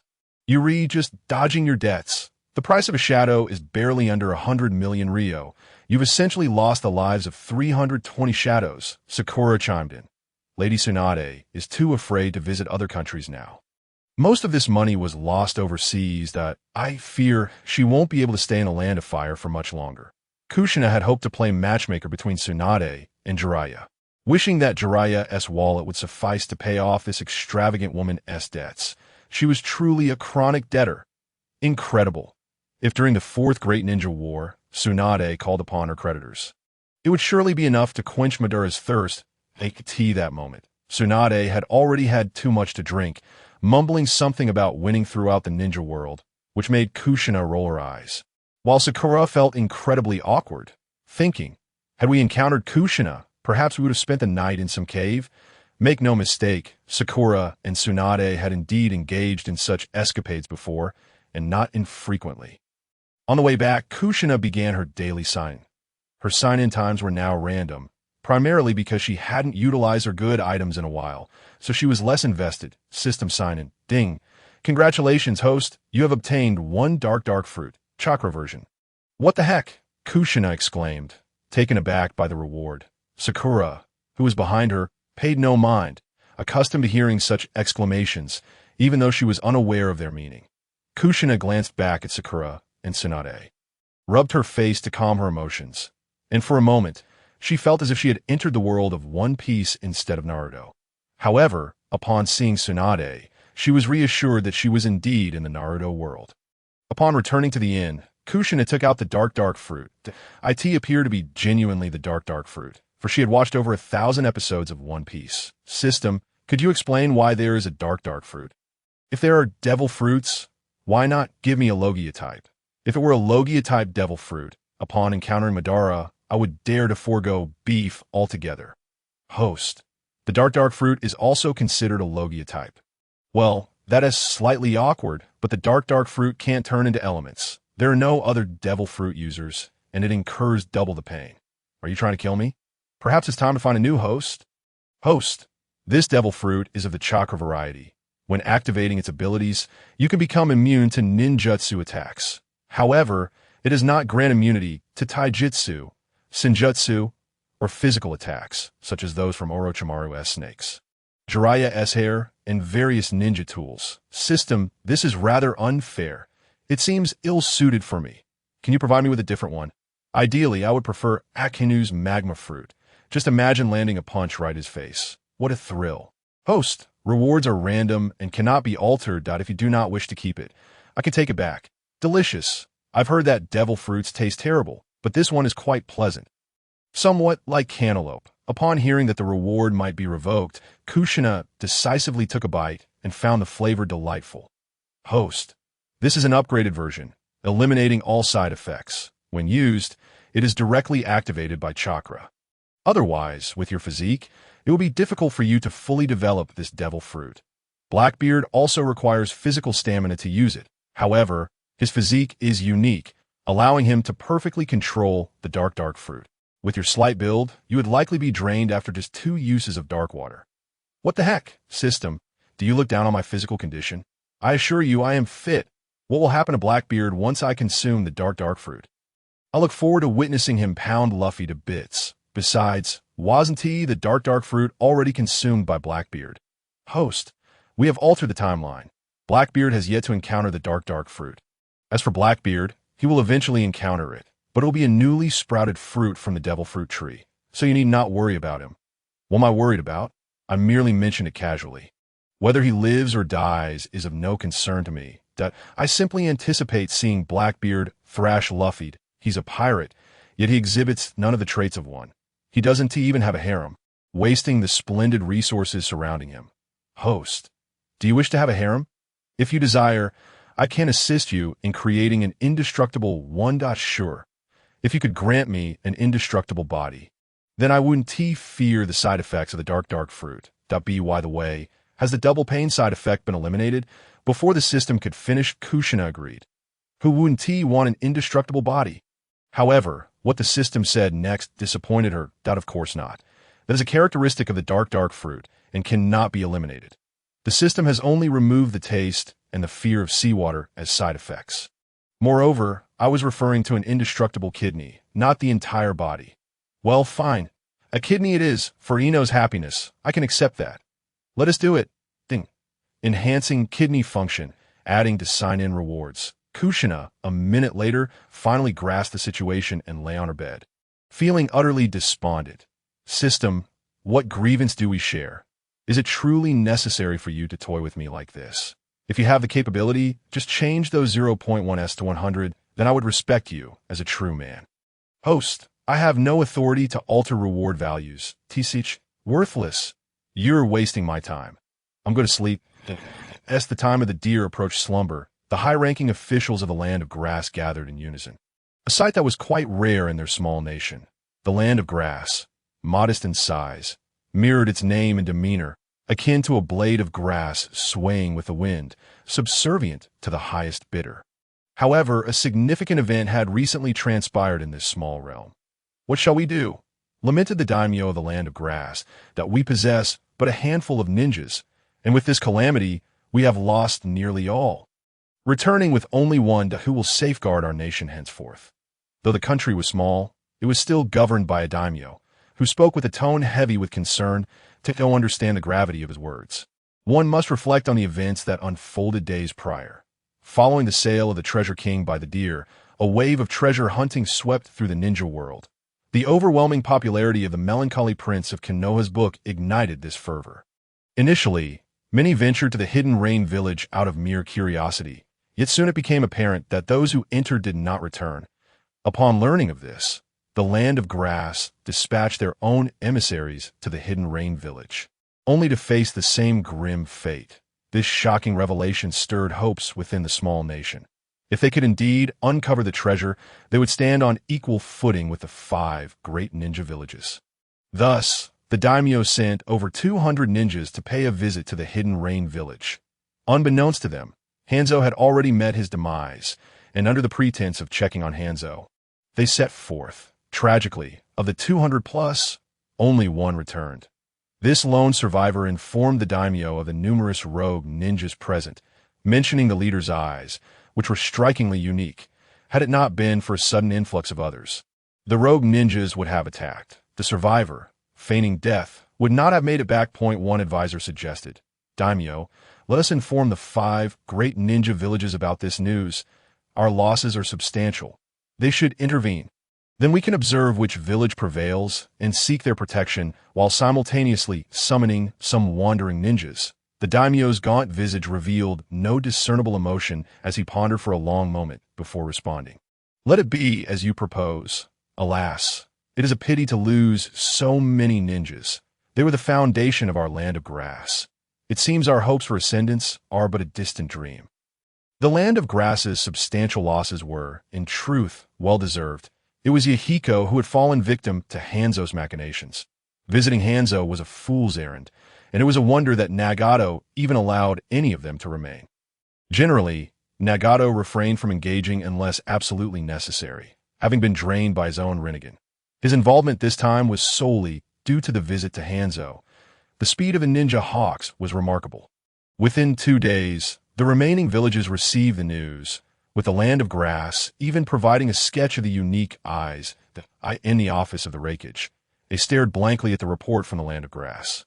His mind racing as he recalled those peculiar eyes. Suddenly, he rose and instructed, Tita, fetch the files on Kinkaku and Ginkaku for me. 10 minutes later, as they perused the documents, he burst into laughter. I knew those eyes seemed familiar. So that's the connection. Tita called for a meeting of the higher-ups, proclaiming, this is our opportunity, Cloud Village. Tita was puzzled but complied with A's directive to summon the senior officials. Half an hour later, all high-ranking members of the Cloud Village had convened, including the daimyo of the Land of Lightning. The meeting room buzzed with chatter as attendees speculated on the purpose of the gathering. As they entered, the room fell silent. Approaching his seat, he refrained from sitting down, instead presenting 2 documents, one for the daimyo and one for the other officials. Daimyo, review this document alongside the information from the Land of Grass. Please circulate it. Time is of the essence, and I have prepared only 2 copies. Once they settled down, he awaited their review. 3 minutes later, the last person finished reading that A stood and stated, I trust you have all seen the contents of the documents. What are your thoughts? Before anyone could respond, the daimyo interjected, allow me to speak first. I will be brief. I felt a flicker of annoyance. The daimyo had no authority over the village's internal affairs. However, the subsequent words alleviated his concerns that I am uncertain of the value of those eyes, yet I sense that the Raikage holds them in high regard and I choose to trust in his judgment. Thus, I shall make my position clear. Should we successfully reclaim those eyes, I pledge to double next year's military funding. That is all. You may continue with your meeting. The daimyo's straightforward nature was refreshing, embodying a clean-cut decisiveness. With that, he exited the meeting room, and the attendees rose to bid him farewell. They admired his pragmatic approach, appreciating a leader who demanded little yet promised much. Once the daimyo departed, the meeting resumed. Many voices chimed in with various proposals, overwhelming it with a cacophony. Finally, he interrupted, enough, let us pause your suggestions for now. Tita, share your insights. Raikage, I have reviewed the intelligence from the Land of Grass, and I believe there are numerous aspects we must explore further. The number of rogue ninjas, their identities, and their capabilities. Moreover, we must ascertain the strength of the eye's owner. Most importantly, we need to comprehend the powers of those eyes. The reports indicate they possess formidable abilities, necessitating our full preparedness, that we could wait for other villages to scout the territory. I am confident that regardless of the eye's location, Cloud Village can secure them. A moment of silence fell over the room as the gathered officials considered T-Da's astute observations. Even A remained silent in agreement. That moment, Tita produced a book, stating, Gentlemen, the intelligence from the Land of Grass also mentions another matter. The recent surge of treasure hunting within the ninja world. Originating from this very book, he placed the tome in the center of the meeting table. I made inquiries, and the author of this book is none other than Jiraiya of Konoha. having traveled extensively throughout the ninja realm. It is likely he has stumbled upon something significant, prompting him to pen this work. The people of the Land of Grass suffered greatly due to their misplaced faith in its contents. Thus, I propose we reach out to Konoha to see if they have any intelligence to share. A's demeanor soured, though not directed at Tita, but rather at Jiraiya. He felt that Jiraiya had played the entire ninja world for fools. Yet he lacked a valid reason to reprimand him. The primary concern lay in the fact that he had just concluded a dispute with Konoha, and now he was to ask them for intelligence, which he doubted they would be inclined to share with Cloud Village. On that day, Jiraiya finally located Tsunade. Rasengan, water prison. Rasengan, water prison. Rasengan, water prison. Enough of this. It's no fun anymore. I'm leaving. Jiraiya-sama, don't go. Let us play a bit longer. I want to test my new technique on you. The more he heard, the more frustrated Jiraiya became, unconsciously quickening his pace. Naruto, who had been watching their exchange from a distance, rushed over upon seeing Jiraiya turn to leave. Breathless with excitement and curiosity, he looked up and exclaimed, "Big brother, what jutsu was it you just used? It was amazing. Even the pervy sage S. Rasengan was easily countered by you. Can you teach me?" Hearing Naruto's request, Jiraiya smiled and ruffled his hair, imparting gravely, "Listen, Naruto, that ability is uniquely mine, and I cannot teach it to you. However, Jiraiya is an exceptional teacher, and you must diligently learn from him. Understand? I have put in considerable effort to ensure he instructs you." Naruto nodded vigorously, his eyes glistening with gratitude as he choked out, "I will work hard, big brother. The pervy sage has already told me how many times you pleaded with him on my behalf. I truly appreciate it." Just as he finished speaking, tears began to well up in Naruto's large eyes, threatening to spill over. Observing this, Jiraiya quickly admonished, "Hold back those tears. You are a ninja now. What kind of ninja cries at the drop of a hat?" At this, Naruto's tears instantly ceased. It must be said that such seemingly blunt tactics proved effective with him. Particularly, it was the elder brother who had consistently shown concern and care for Lu Shi. Within the confines of the barbecue restaurant, which was certainly not Xiaodao Barbecue, but rather a rather ordinary establishment known as the Ming Fu, the flavors were nonetheless quite delightful. Inside, Jiraiya and Tsunade were indulging in drinks, while Shizen, Naruto, and Lu Shi occupied another table, savoring the grilled delicacies. This arrangement was proposed by Lu Shi primarily to afford Jiraiya an opportunity, although the old pervert remained oblivious to Lu Shi's good intentions. At that moment, laughter erupted from Tsunade's table, accompanied by her animated table slapping, amidst the bustling atmosphere of the restaurant filled with patrons. However, no one paid it much mind. After all, Tsunade was a frequent visitor, and her boisterous behavior post-drinking had become a customary spectacle, familiar to both the owner and the other diners. Jiraiya, how utterly embarrassing. You can't even execute a Rasengan. That technique is quite formidable. What has caused its failure this time? Surely your abilities haven't diminished over the years. Tsunade's mockery brought a frown to Jiraiya's face. Such an incident would be hard for anyone to believe. That sizable sphere, upon contact with Lu Shi, would be met with a black vortex that would dissolve the Rasengan entirely. Tsunade, after spending so much time with him, has he encountered any extraordinary experiences? His techniques are exceedingly peculiar, and that ominous black aura he possesses gives me an unsettling feeling. Tsunade set down her drink and cast a glance toward Lu Shi's table before addressing Jiraiya. "Upon receiving your letter, I sought him out, and at that time, he had just won a significant sum of money. We then traversed the ninja world, encountering 3 ambushes from the Cloud Village, all of which Lu Shi turned around. Defeating them in return, we have remained together ever since." Tsunade let out a small hiccup before continuing. "I can assure you, he has had no contact with outsiders, and his abilities have only recently awakened. Have you not noticed? His powers are all shrouded in darkness, which aligns perfectly with his character. Can you fathom it? A 13-year-old child not only managed to turn the tables on his enemies, but also rendered 3 of them into complete imbeciles. You have yet to witness his battles. I hesitate to describe them. They're exceedingly unsavory, employing every conceivable tactic at times. I even suspect that his heart is as dark as his abilities, that I am certain that if you were to unleash your full power, You could eliminate Lu Shi within 3 minutes. However, in a drawn-out confrontation, I guarantee that even if he cannot kill you, he will inflict severe injuries upon you. But enough. Once you observe him in combat, you will understand just how low this boy's limits truly are. Listening to Tsunade's words, Jiraiya felt a flicker of curiosity regarding Lu Shi's capabilities. Although he had known Lu Shi for a time that could neither be deemed long nor short, he had not perceived Lu Shi's combat style as particularly dirty, but he was unaware that their previous encounters had merely been sparring sessions, where Lu Shi's inherent strength had rendered strategy unnecessary.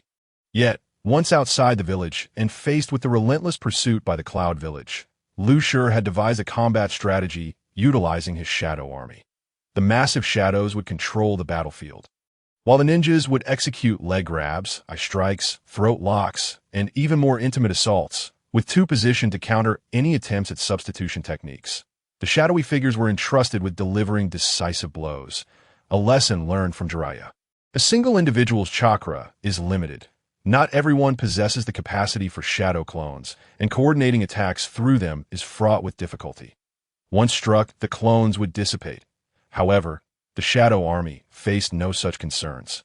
Capable of infinite resurrection, making any tactical approach exponentially more effective. Initially, Lu Shi had contemplated engaging them in close combat or utilizing long-range shuriken throws. Yet given the agility of the ninjas, who were adept at substitution techniques, Lu Shi opted for a more synergistic approach among the Shadow Army, which had yielded remarkable results. Thus, an hour later, as Jiraiya settled the bill, he was taken aback by the exorbitant cost of the meal. The waiter, recognizing Jiraiya's disbelief, handed him the receipt. After settling the expenses, the five of them exited the barbecue restaurant, and as soon as they emerged, Jiraiya couldn't help but exclaim, "What a dreadful establishment!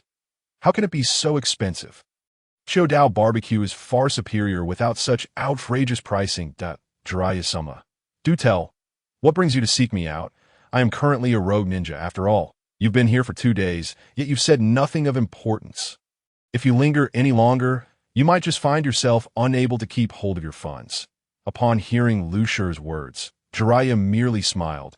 Fully aware that Lu Shi was jesting, he then proceeded to disclose the reason for his visit. Lu Shi, Konoha has lifted your rogue status, and Danzo has been apprehended. When I arrived, the old man was attending to matters concerning the Elder Council. It seems he genuinely wishes to effect change this time. Would you be inclined to give him a chance? Tsunade remained indifferent to the situation. She had no intention of returning. Jiraiya had mentioned that he was sent to persuade her back to Konoha, but she had outright declined, wishing to avoid facing those old geezers. Shizune and Naruto strained to listen, their ears practically twitching like those of a rabbit, eager to discern whether Lu Shi would agree to return. Shizune hoped for Lu Shi to stay, while Naruto wished for his elder brother to accompany him back. Jiraiya's presence with Naruto was in alignment with that intention in the hotel room. Only Lu Shi, Tsunade, and Jiraiya remained.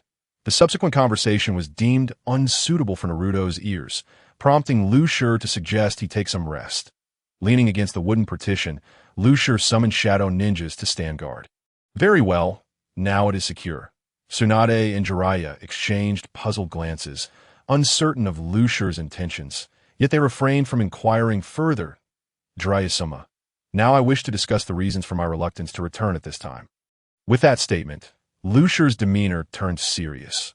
The changes in Hokage, which you perceive as a sudden awakening, appear to me as a veiled attempt to protect both Danzo and the Elder Council. Jiraiya felt a stirring within, tempted to defend Hiruzen Sarutobi, yet Lu Shi raised a hand to silence him. Jiraiya-san, should you have something to say, kindly wait until I have finished before countering. For now, listen to me. Hokage's request for you to bring me back is merely a fade, a ploy to ensure your willing acceptance of the Hokage position. You are unlikely to take action against Danzo and the Elder Council, which is precisely why he first thought of you. Why the sudden change now? I suspect some discussion transpired between you two, provoking this reaction for the so-called change. In my view, it is merely an effort to clean up after his old comrades before he retires, allowing them to retain their positions in the Elder Council once you ascend to power. Jiraiya, upon hearing this, found himself at a loss for words, realizing that Lu Shi had accurately discerned his previous conversation with the old man. However, he chose not to interrupt, eager to hear what more Lu Shi had to reveal that he was unaware of. Feeling parched, Lu Shi took a sip of water from the table before continuing. As for Danzo, the situation is even simpler. It is about protection. The reduction in military funding by the daimyo cannot remain concealed for long. By year's end, it will erupt into a crisis. Thus, he wishes to elevate you to the Hokage position before this explosion occurs. However, this does not resolve the fundamental issue. Someone must take the blame. Two individuals are most fitting for this role: Orochimaru and Danzo himself.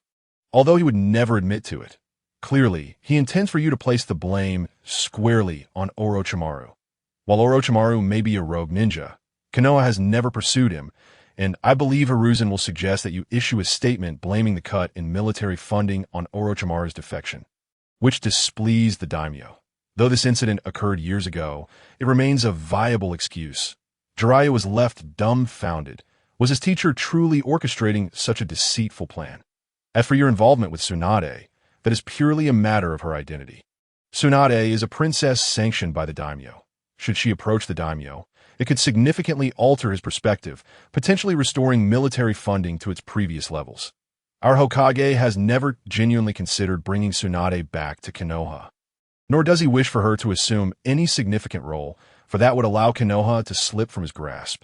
And you, Jiraiya, will become the next Minato Namikaze, a puppet Hokage. According to my father, after the fourth ascension, he held no real power. Even the Umbu were under the third's control, leaving him with only a so-called Hokage guard, which is utterly laughable. Are not the Umbu supposed to be directly subordinate to the Hokage? Now, let us discuss my situation. Like you, we are all mere pawns. The Inuzuka, Yamanaka, and Nara clans, steadfast allies of the Hokage, find themselves in a similar predicament that my father, a Jonin leader, holds the responsibility of managing Konoha's Jonin, coordinating their duties within the village, and overseeing the deployment of Jonin during wartime. Yet my father has not engaged in such duties for quite some time, as our Hokage has relegated this responsibility to himself. Therefore, my father has been limited to merely undertaking family missions. The Hokage's request for me to return is merely an effort to enlist more individuals to alleviate your burdens. My father is an excellent candidate. Before I depart, I instructed him to refrain from involving himself in your matters with the Hokage. The rhythmic tapping of Lu Shi's fingers upon the table echoed in the room. Now that human intervention is needed, what should be done? The only option is to restore my father's rights. Yet he is reluctant to voice it himself. After all, the authority he possesses was taken by his own hand, and returning it now would be somewhat humiliating. Thus, he wishes for you to retrieve me. And upon my return, my father will also step forward for my sake, something Sarutobi Sasuke would undoubtedly appreciate. Therefore, I shall not return just yet, at the very least. Not before the storm breaks. I am no engineer, lacking the skills to disarm dangers. Jiraiya and Tsunade were momentarily bewildered, unsure of what Lu Shi meant by engineer. Yet they were profoundly shaken. These matters had never crossed their minds. And they certainly did not anticipate their mentor engaging in such disgraceful behavior. As Jiraiya and Tsunade exchanged incredulous glances, Lu Shi rapped the table, drawing their attention back to him. Enough with the astonishment. I have a few more words to share before I retire for the night. Unlike you two, I lack the energy. After all, I am but a child who requires an early bedtime. Upon hearing this, Jiraiya and Tsunade exchanged knowing looks, silently agreeing that a child like him was indeed rare, powerful and cunning beyond measure.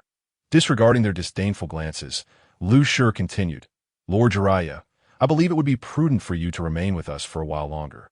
Perhaps until after the Nin exams. Alternatively, Naruto and I could return for the exam, and you could wait outside for a time. Lord Jiraiya, it's not that I underestimate you. Rather, this situation is beyond your grasp.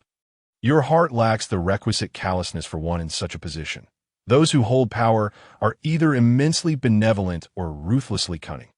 Few can maintain their position without embodying one of these traits. Especially in these trying times, at this juncture, Lu Shi paused deliberately, prompting Tsunade and Jiraiya to lean in closer, eager to hear what he would say next. Besides, Jiraiya, You are merely a lecherous old sage, consumed by thoughts of Tsunade's ample bosom. Oh, you really aspire to be Hokage. You might as well dream on. With that, Lu Shi dashed away, for Tsunade had already raised her fist, her eyes blazing with fury. Moments later, the room was filled with Jiraiya's anguished cries, causing the patrons of the inn to peek in with curiosity. Just then, Naruto rushed over. "What happened, big brother?" was that the perverted sage's voice. "Let's go see." Lu Shi placed a hand on Naruto's shoulder, speaking earnestly. "Indeed, that was Lord Jiraiya, but fret not. He is merely engaged in a little game with Lady Tsunade." Pointing upstairs, he added, "Listen to how joyful Lord Jiraiya sounds. We, as juniors, must not interrupt the adults' merriment. Now, let us return and rest." Obediently, Naruto followed Lu Shi to their room, though curiosity compelled him to ask, "Big brother, why did the perverted sage shout for help?" Lu Shi replied, "Perhaps he was simply too overjoyed," and spoke carelessly. "Now, let us sleep. We must rise early for training tomorrow." "All right, big brother." The following noon, Naruto was feeding Jiraiya porridge, who was now swathed like a mummy. With only his eyes, nose, and mouth visible, as Jiraiya sipped his porridge, he cast a mournful glance at Lu Shi, who could only imagine the ordeal he had endured. Tsunade had pummeled him for a good half-hour. As Tsunade sipped her drink, she queried Lu Shi, "Did you provoke me yesterday, just to see me beat him up?" Lu Shi gazed at Tsunade in disbelief. "They say that those with ample bosoms lack intelligence. Yet you seem quite astute." Suddenly sensing a shift in Tsunade's demeanor, he quickly backtracked. "All right, Lady Tsunade, I meant it as a compliment. You heard what I said yesterday, and so did Lord Jiraiya. However, he still intends to return to Konoha, so I sought a way to extend his stay. Here is a thought. To make amends, I shall cover your wager today, and you may lose freely." Jiraiya felt a pang of bitterness. Why not just ask him to stay? Why resort to such indirect methods? Humph. At least you show some semblance of compassion. Tomorrow, I shall be leaving with Shizen. After all this time together, it's time to part ways. Very well, I understand I cannot keep you here against your will. Upon hearing Lu Shi's words, Jiraiya grew agitated. He had plans to bring Tsunade back to the village, and if she left, what would he do? Just as he was about to persuade Tsunade to stay, he noticed the fierce glare she cast in his direction, silencing him. Another beating might render him incapacitated. After their meal, Tsunade departed with several boxes of money. Only then did Jiraiya dare to speak. Grumbling at Lu Shi, "How could you let Tsunade leave? I intended to bring her back as Hokage. Rest assured, Lord Jiraiya, I have no intention of letting Lady Tsunade depart. However, neither you nor I can sway her. Thus, I plan to enlist the help of the Master of Persuasion, for he alone can convince her to remain." Jiraiya was puzzled, wondering just who this Master of Persuasion could be. He had not heard of such a figure before. Was it yet another of Lu Shi's peculiar abilities? But he refrained from pressing further. If Lu Shi believed he could keep Tsunade, then so be it. "All right, Lord Jiraiya, you should rest now. Naruto and I will go train, and I shall return with food for you later." Rasengan, Shadow Water, Rasengan, Shadow Water, Rasengan, Shadow Water. Enough, big brother. This is too unfair. My Rasengan disappears the moment it touches you. Lu Shi gently patted Naruto's head in consolation. "Do not be disheartened, Naruto. This is merely my ability countering yours. Rasengan remains formidable. Continue to train diligently, and I shall take a moment to rest over there." "All right, big brother." Encouraged by Lu Shi's words, Naruto quickly regained his spirits and scampered off to train. His carefree nature was indeed a blessing. Eternally optimistic. After a moment of reflection, Lu Shi began to contemplate the capabilities of the dark water fruit. Jiraiya had assisted him in mastering a few techniques, granting him a foundational understanding of its powers. In close combat, dark water could neutralize a majority of energy-based attacks, akin to Rasengan or Raikiri. However, he remained uncertain if it could interrupt the Thunder God technique.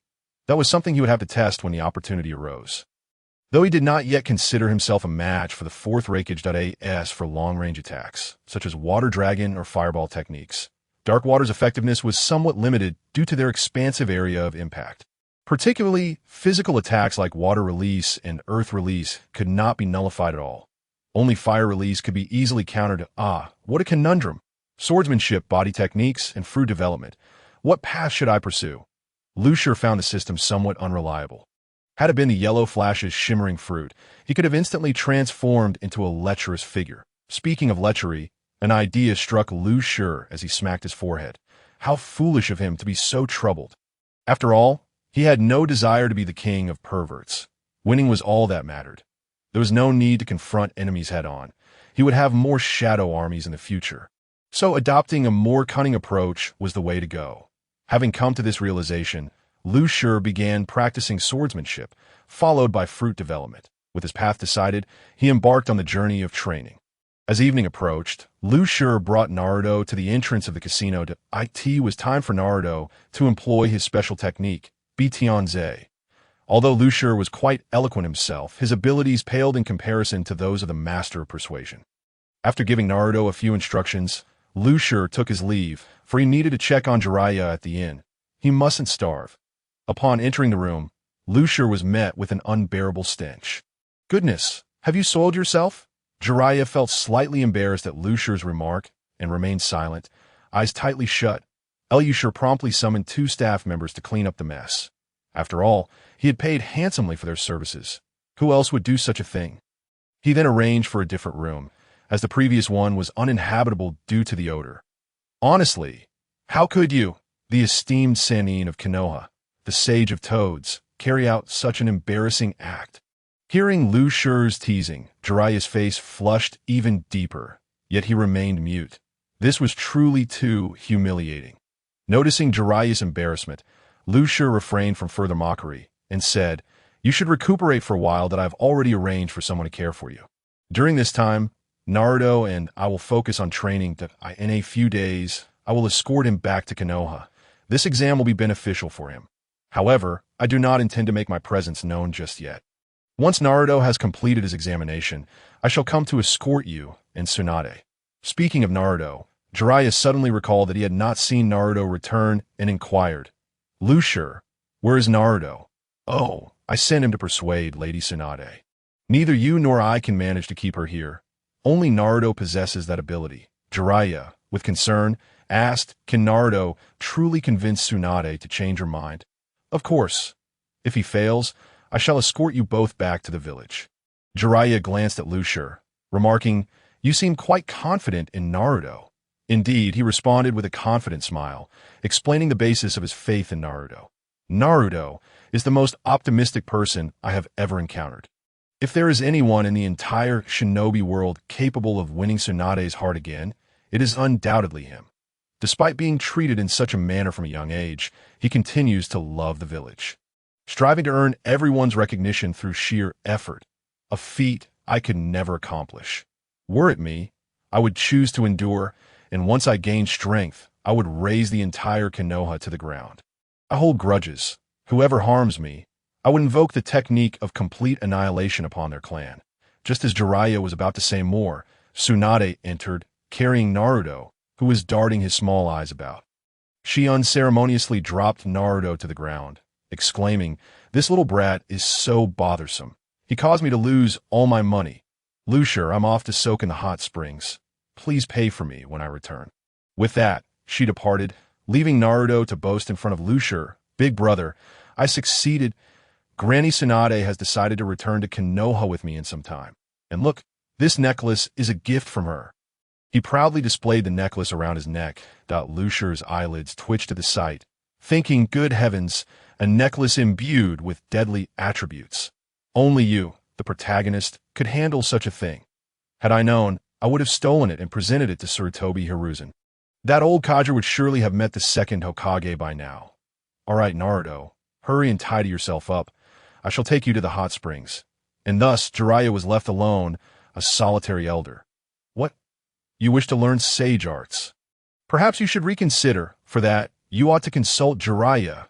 The sage arts of the Wetbone Forest are exceedingly challenging. Even my grandfather took a year to master them. Lady Tsunade, we have known each other for quite some time now. Ask yourself honestly, do I not show you respect? And do you realize how much you owe me? I have been covering your expenses all this time.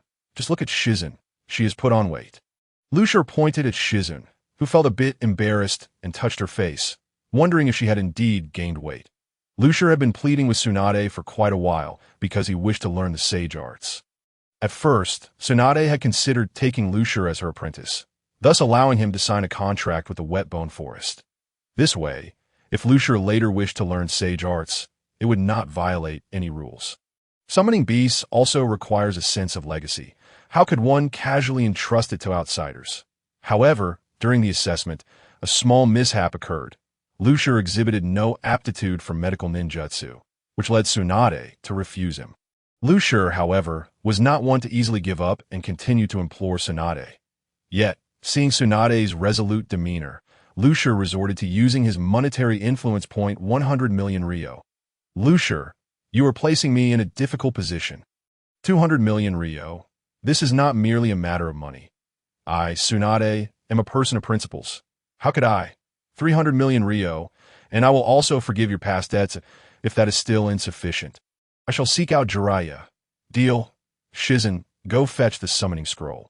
Observing Tsunade's demeanor, Shizen internally scoffed, so the initial refusal was merely due to insufficient funds. Huh. It always comes down to that. Lady Tsunade, Shizen quickly headed towards a room. Soon after, Shizen emerged with the summoning scroll, which Tsunade opened to reveal 3 names, all bearing the Senju surname.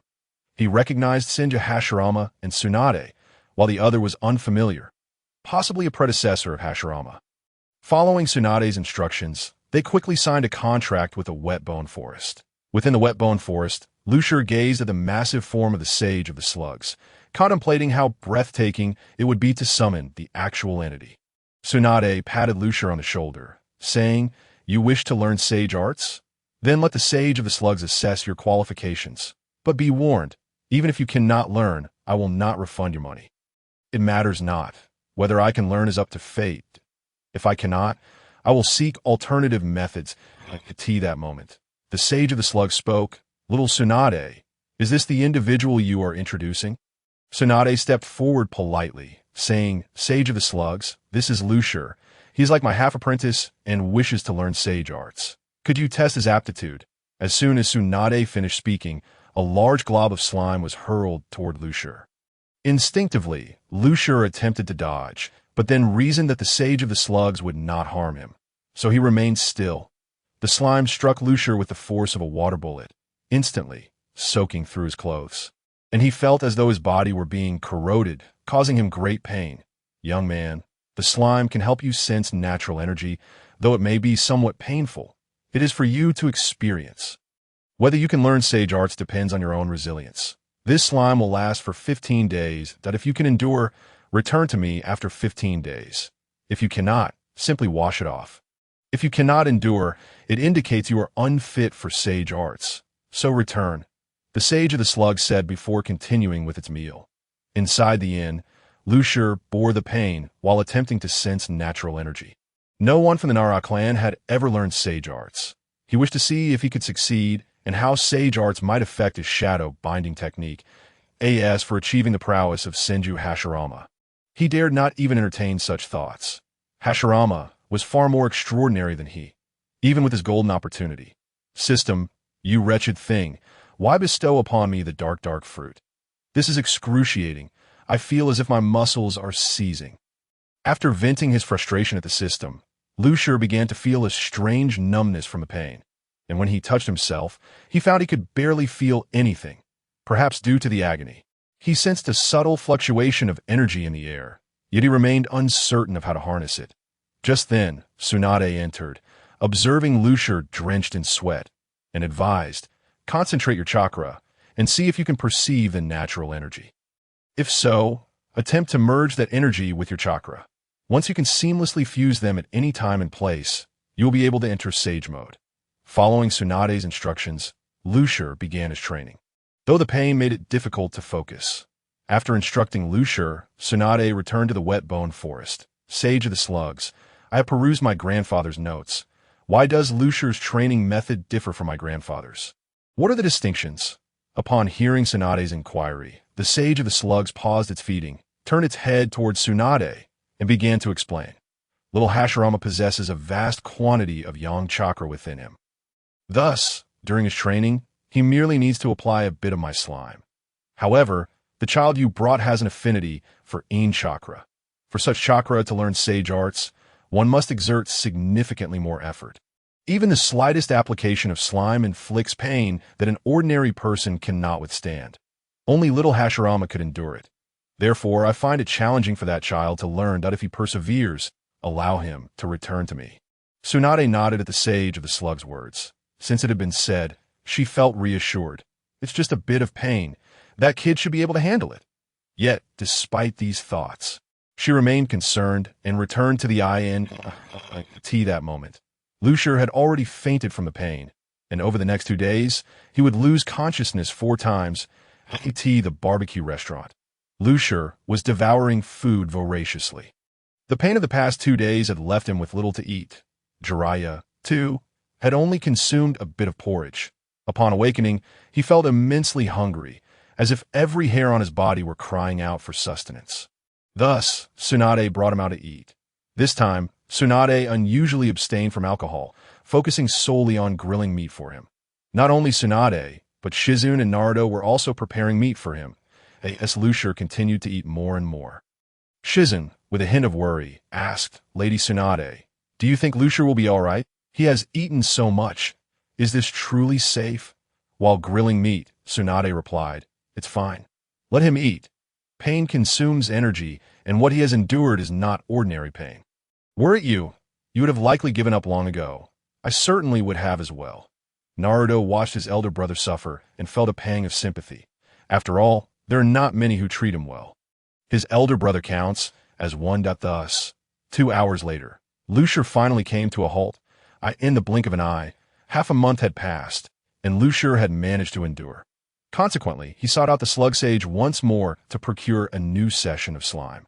However, he had now grown accustomed to the pain. Although it still throbbed intensely, it no longer impeded his normal activities that on this day.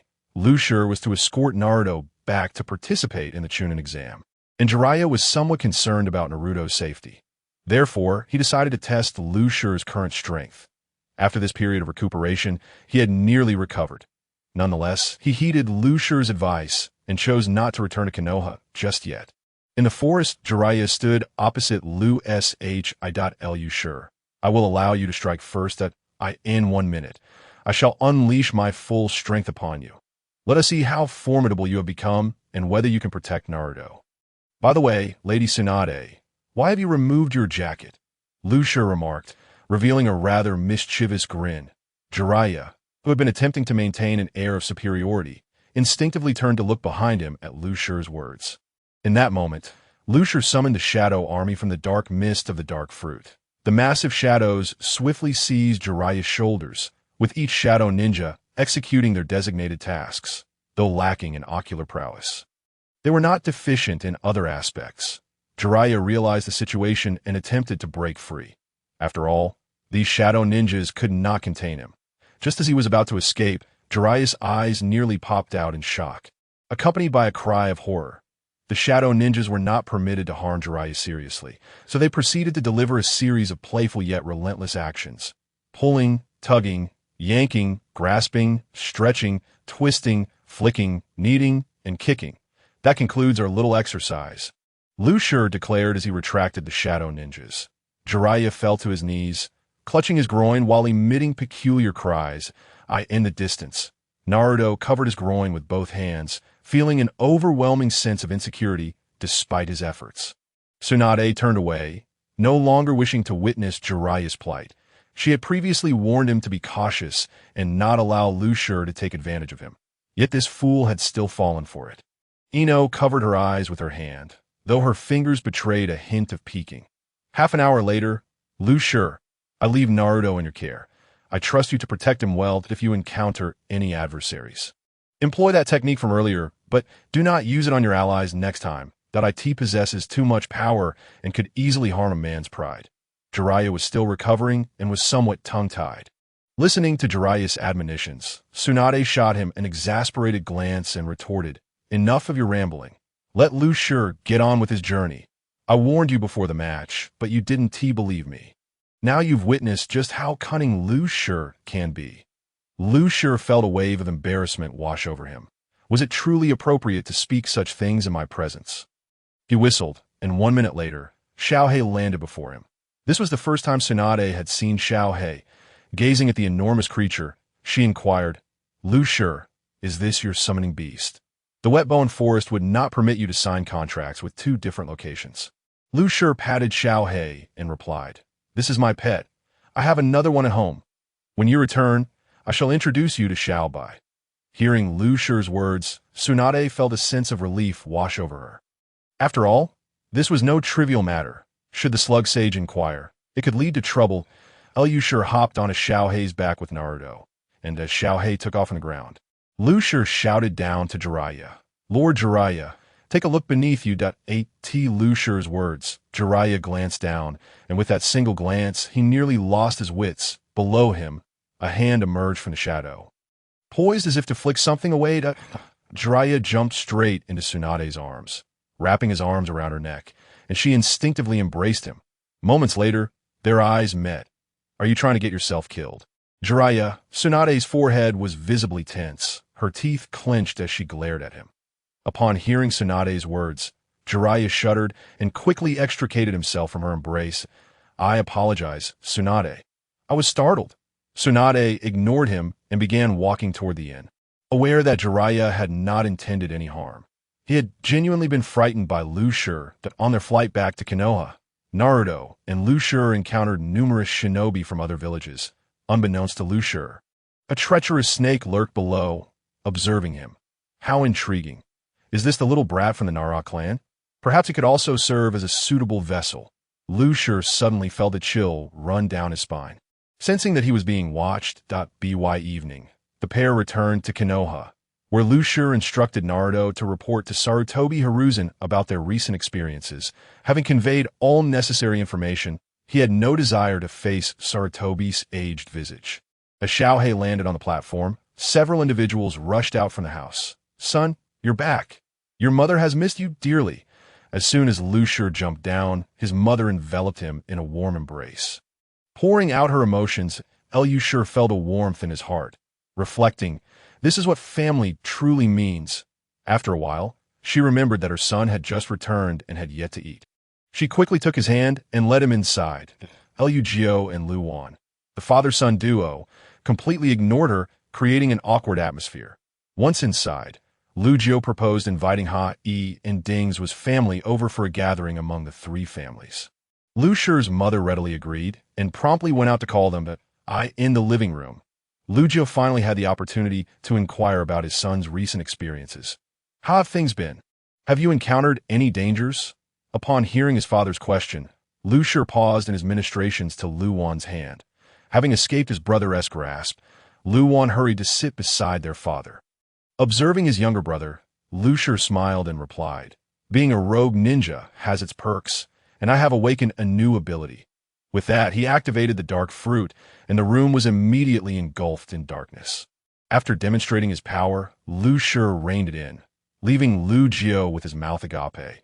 Once again profoundly astonished, in his heart, Lu Jio mused, how could there have been such a remarkable figure in our Nara lineage? Even if this is a so-called ancestral phenomenon, why has it manifested only in Lu Shi?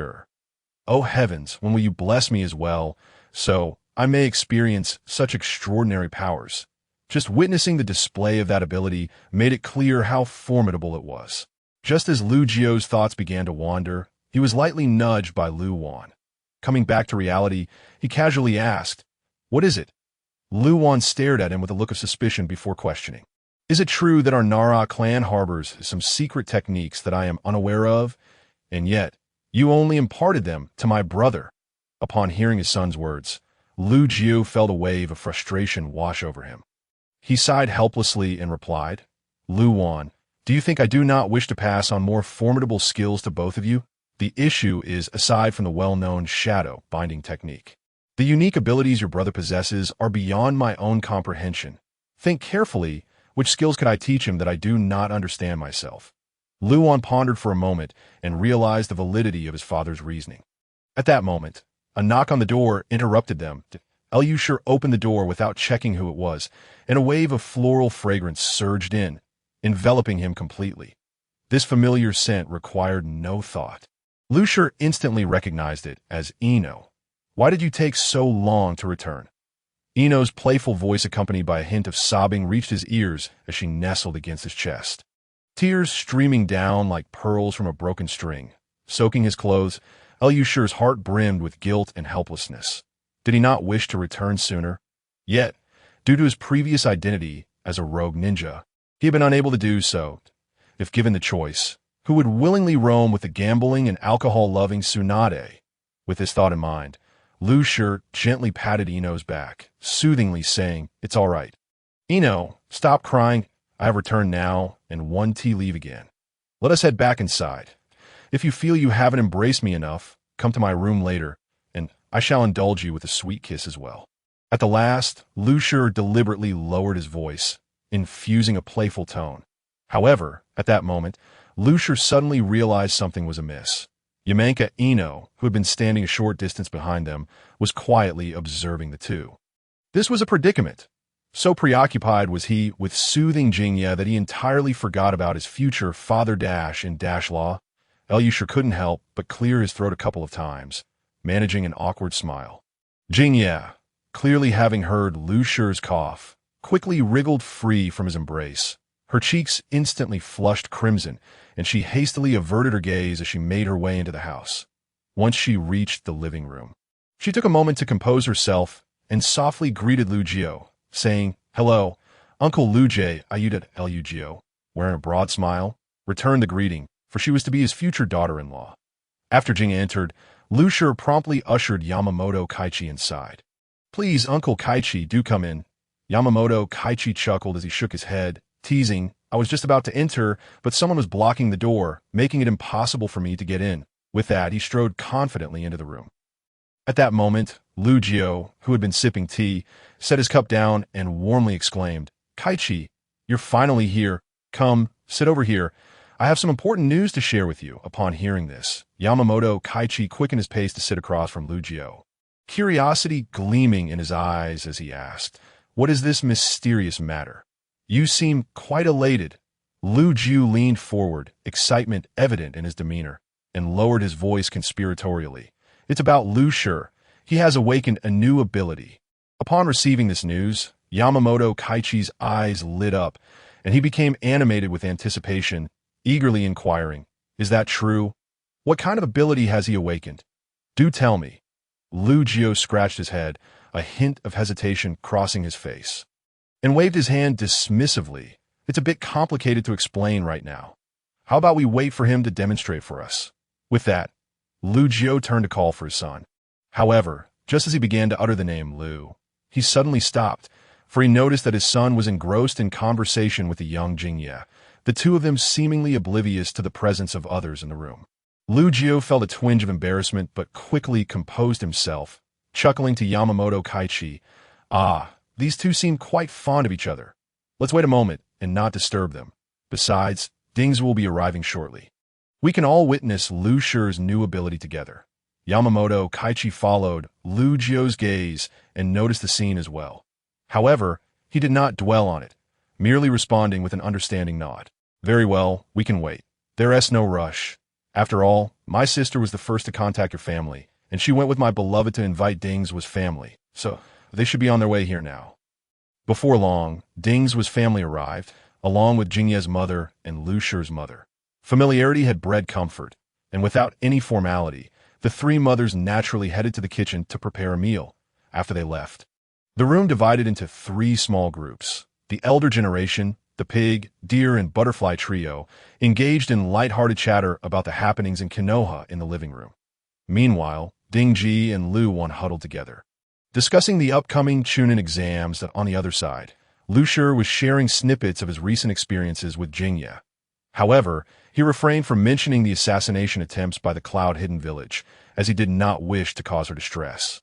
Just then, Lu Shi heard his father's voice calling for him. "Lu Shi, you and Jingye can continue your conversation later. Come over here and show us your new ability." Lu Shi hesitated momentarily, but did not move. Suddenly, an astonishing scene unfolded. A thick, dark mist began to surge from beneath his feet, rapidly spilling outward in torrents. This ominous fog spread like a relentless tide, engulfing the entire room in an instant, plunging it into utter darkness, as if they had fallen into an endless abyss. Terrified, Jingye clutched Lu Shi's hand tightly. The sight left everyone present gasping in shock. Lu Shi quickly reined in his ability. Fearing that the room might suffer dire consequences, Yamamoto, Kaichi, and Akimichi Dings was stared wide-eyed at Lu Shi, their expressions a mix of astonishment and curiosity. After a moment, Akimichi Dings turned to Lugio, exclaiming, "Lugio, our families have been united since the Warring States period. I've never heard of such an ability before." Yamamoto, Kaichi nodded in agreement, equally intrigued. Lugio forced a smile, looking somewhat troubled, and replied, "I'm curious too. How does this rascal possess so many unusual abilities? I wanted to check our Nara clan's records to see if anyone has ever awakened such a power before. To be honest, I find those abilities quite envious. Lately, I've been constantly summoning ninjas from my shadow. It's driving me to the brink of madness." Laughter erupted from Yamamoto, Kaichi, and Akimichi Dings. Soon, the meal was prepared, and the three families gathered to enjoy the feast. After the meal, the families took their leave, and Lu Shi gestured to Jingye, mimicking writing with his hands. Jingye immediately understood his intent and followed her parents home. Knock, knock, knock. "Mom, I'm not eating. Let me sleep a little longer. It's more restful at home." Knock, knock, knock. "Mom, I'm not eating. Just let me sleep a bit more. I stayed up too late yesterday." Knock, knock. "Knock it, oh dear, I'll get up now." I'll be down. Shortly, 2 minutes later, Lu Shi, still groggy, opened the door, intending to head downstairs for a meal. To his surprise, it was not his mother at the door, but the old man, Sarutobi Hizashi. The elderly Hokage made his way into Lu Shi's room and sat on his bed, a benevolent smile on his face. "I heard you returned, so I came to see you." Lu Shi did not believe a single word from Sarutobi Hizashi. However, recognizing that the old man did not have much time left, he felt it unnecessary to offend him at this moment. Rubbing his face to wake himself up, Lu Shi said, "Hokage-sama, you're too gracious. How could you come to see me? I was planning to see you later." Sarutobi Hizashi thought to himself, "This kid is quite clever. If I hadn't knocked 3 times and heard those words from him, I might have believed him." Though he felt this way, he could not voice it, as he had come for a specific purpose. With a kind expression, he inquired, "Lu Shi, I heard from Naruto that you defeated Jiraiya. What is the story behind that?" Sarutobi Hizashi shook his head, admitting that he had asked Naruto, but the boy remained tight-lipped. Observing Sarutobi Hirushi's reaction, Lu Shi explained that day as events, "Hokage-sama, the truth is, I was able to win because first, Lord Jiraiya wasn't taking it seriously. Second, he let me strike first. And third, I used some tactics that were somewhat unsavory. So let us not dwell on that."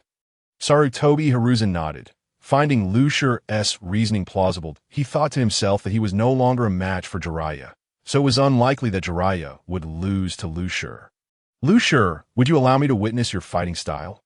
"What?" Lu Shi exclaimed, taken aback, scrutinizing Sarutobi Hizashi. The Hokage felt a bit uneasy under Lu Shi's gaze, uncertain what he had said that might be inappropriate. At that moment, Lu Shi added, "Hokage-sama, perhaps it's best not to. You're quite advanced in age. I fear you might not be able to handle it." "Huh. Though my strength may have waned somewhat, I am not someone a mere child can compare to. No. Hokage-sama, even if you truly wish to see, you could send in the Umbu. There's no need for you to try it yourself. Truly, we Konoha people do not deceive one another." Initially, Sarutobi Hizashi sought merely to witness the boy's prowess, but now he felt slighted. "You might have ambushed Jiraiya, but you cannot ambush me." He resolved that he must test this. In the training ground, Lu Shi gazed at Sarutobi Hizashi with a conflicted expression, truly reluctant to engage in combat with the elderly man. Sensing Lu Shi's hesitation, Sarutobi Hizashi encouraged him, "Come now. Lu Shi, don't be afraid of hurting me.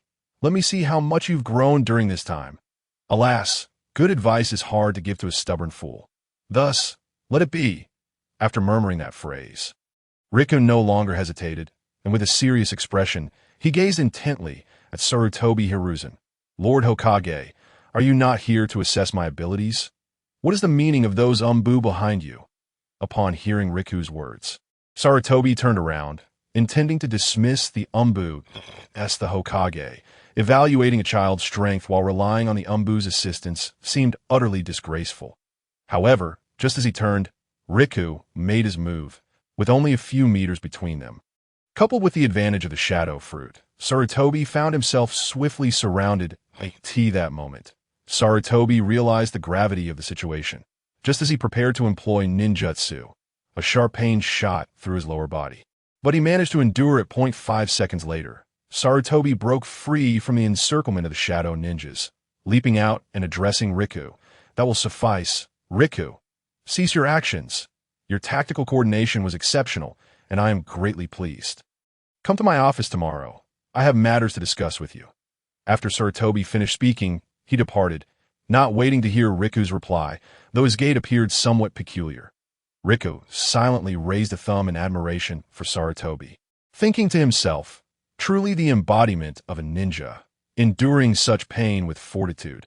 Upon returning to his office, Sarutobi dismissed his protectors and cautiously checked the hallway for any onlookers. Then, with both hands clutching his groin, he rested his face on the desk. 2 seconds later, he exclaimed, "Ah, this is unbearable. That rascal Riku.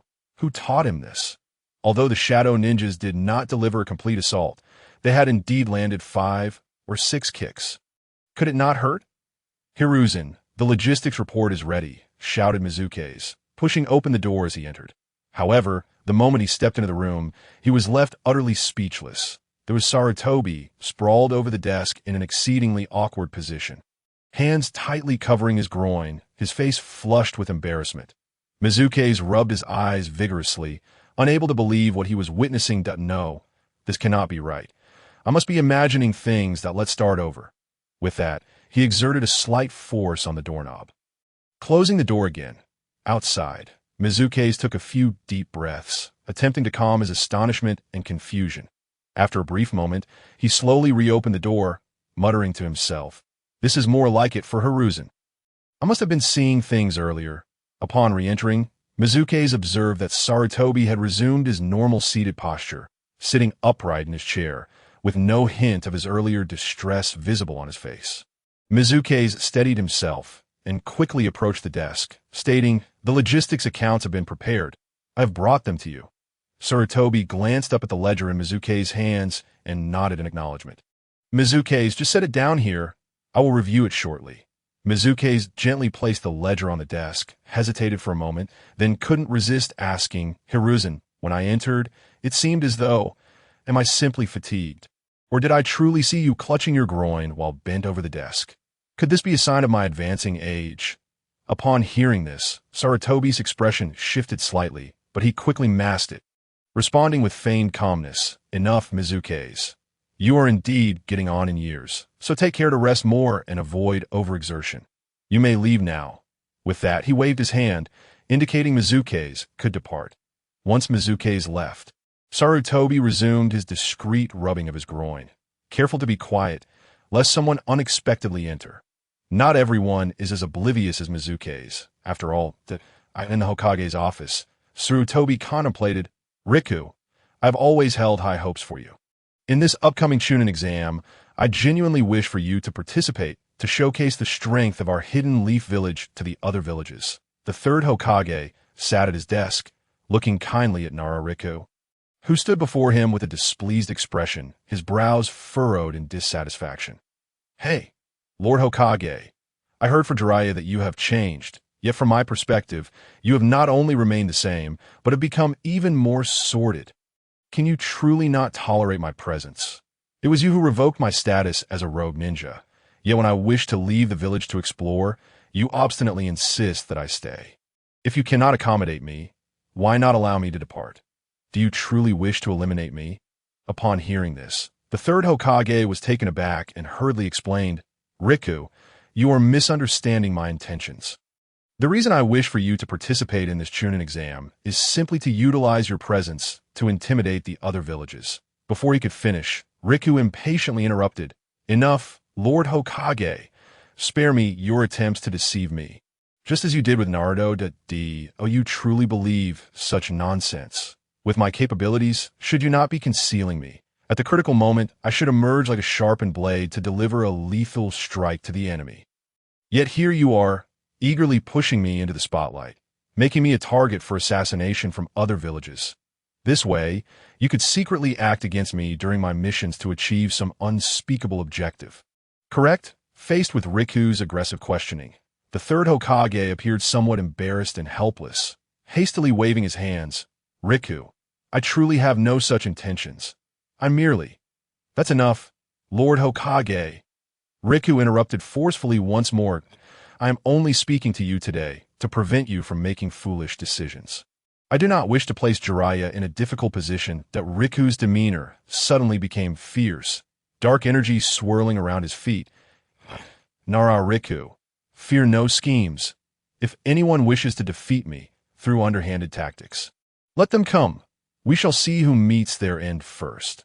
With that, he turned and strode away, leaving the third Hokage deep in contemplation at his desk. Today, Riku was genuinely furious. He had initially planned to undertake several missions to evade the situation. But Sarutobi adamantly refused to allow him to leave, insisting he participate in the Chunin exam. Was this not compelling him to reveal his strength? Look at the hidden cloud village, concealing everything from the other villages. While Konoha, on the other hand, was forcing him to expose himself to it was utterly absurd. Riku had been contemplating seeking out Ino to cultivate their relationship. Just then, he heard a commotion ahead. It seemed to be Naruto. Curiosity piqued. Riku moved closer to investigate. As he approached, he realized that Naruto was engaged in a dispute. Getting even closer, Riku was astonished to discover that he was witnessing the very scene of Naruto's first encounter with Kankuro. With two notorious troublemakers, Sasuke and Gaara, perched in the trees above, a trio of infamous figures in the ninja world. Upon seeing Riku approach, Naruto immediately began to complain, exclaiming, "Big brother, this guy is utterly despicable. He is bullying Konohamaru." Before he could finish, Kankuro, standing nearby, scowled and appeared ready to unleash his puppets. However, at that moment, an unexpected turn of events occurred. Temari suddenly sensed a dark energy swirling at her feet, and upon looking down, she gasped in shock. It turned out that Kankuro's puppet had been firmly grasped by an enormous shadow, rendering Kankuro unable to reclaim it, no matter how hard he tried. Realizing the precarious situation, Temari hurried forward and apologetically addressed Riku. I sincerely apologize. This time it was indeed Kankuro's fault. I apologize on his behalf. Forgive me, Riku replied, hesitating for a moment. Yet when his gaze met Temari's eyes, which were filled with guilt and a plea for understanding, he felt a change of heart. After all, Temari would eventually become his brother's wife. He had to extend her this courtesy. Thus, Riku decisively withdrew the massive shadow. Konohamaru, if you bump into someone, apologize first. Your grandfather is the Hokage, so you must also apologize. And you, right, the puppet master, do not be so quick to resort to violence, perhaps before you even raise your hand. Your own life might be at stake. Remember, puppet masters are not invincible, isn't that right? You two troublemakers? Riku teased with a smirk. As soon as he finished speaking, everyone followed Riku's gaze, and upon seeing what lay before them, they were taken aback. There sat Sasuke on a sturdy branch, while Gaara hung upside down in a peculiar posture from another branch. Now, this was a true entrance befitting troublemakers, exuding an air of confidence. However, in response to Riku's words, both Sasuke and Gaara chose to remain silent, creating an awkward atmosphere. Just then, the branch where Sasuke sat was suddenly severed by a razor-sharp katana. Immediately following, the branch upon which Gaara was perched was also not spared from misfortune. Fortunately, these two masters of intimidation were remarkably skilled. Even in the absence of stable support, they managed to land safely and steadily. Gaara, with an expression void of emotion, cast a fleeting glance at the severed branch before striding towards Kankuro, delivering a chilling ultimatum. If you dare to do this again, I will take your life. Kankuro, clearly intimidated by Gaara, was visibly sweating in fear. Gaara then turned his gaze towards Shika, slowly articulating, "You are formidable. I shall eliminate you in the Chunin exams." Shika's lips curled into a confident smile as he replied, "Sure, if you possess the ability, then come at me. Just don't cry when the time comes." Gaara regarded Shika expressionlessly, utterly perplexed by the latter's words. However, he dismissed it from his mind and continued onward, with Kankuro hastily following suit. As Temari passed by Shika, she paused, slightly turned towards him, and softly inquired, "What is your name?" Shika, with a playful glint in his eyes, blinked and unabashedly responded, "I am called Hulawa." This unexpected name momentarily stunned Temari, who then recalled the Hulawa from Sunagakure. She sized Shika up, before exclaiming, "It is truly astonishing. You managed to survive the pursuit of our two strongest in Sunagakure." Shika appeared nonchalant about this, merely shrugging and retorting, "Humph, your so-called strongest are merely your personal opinion. To me, they are nothing exceptional." As soon as Shika uttered this, Gaara, who had been walking ahead, abruptly turned to fix a penetrating stare upon him, slowly stating, "So, you are the one who appeared that night." Shika's face brightened with a smug expression as he cheerfully exclaimed, "Ha! How did you enjoy that free smoke bath? Was it particularly delightful?" Upon hearing this, Gaara's countenance darkened ominously as he coldly replied, "It was quite enjoyable, and it has now provided me with another reason to kill you." Without another glance at Shika, Gaara turned and walked away, with Temari casting several deep looks at Shika before following Gaara.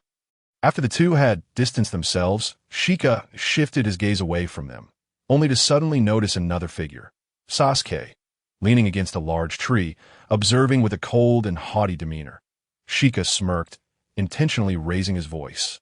"Hey Sasuke, you are becoming increasingly arrogant. Aren't you?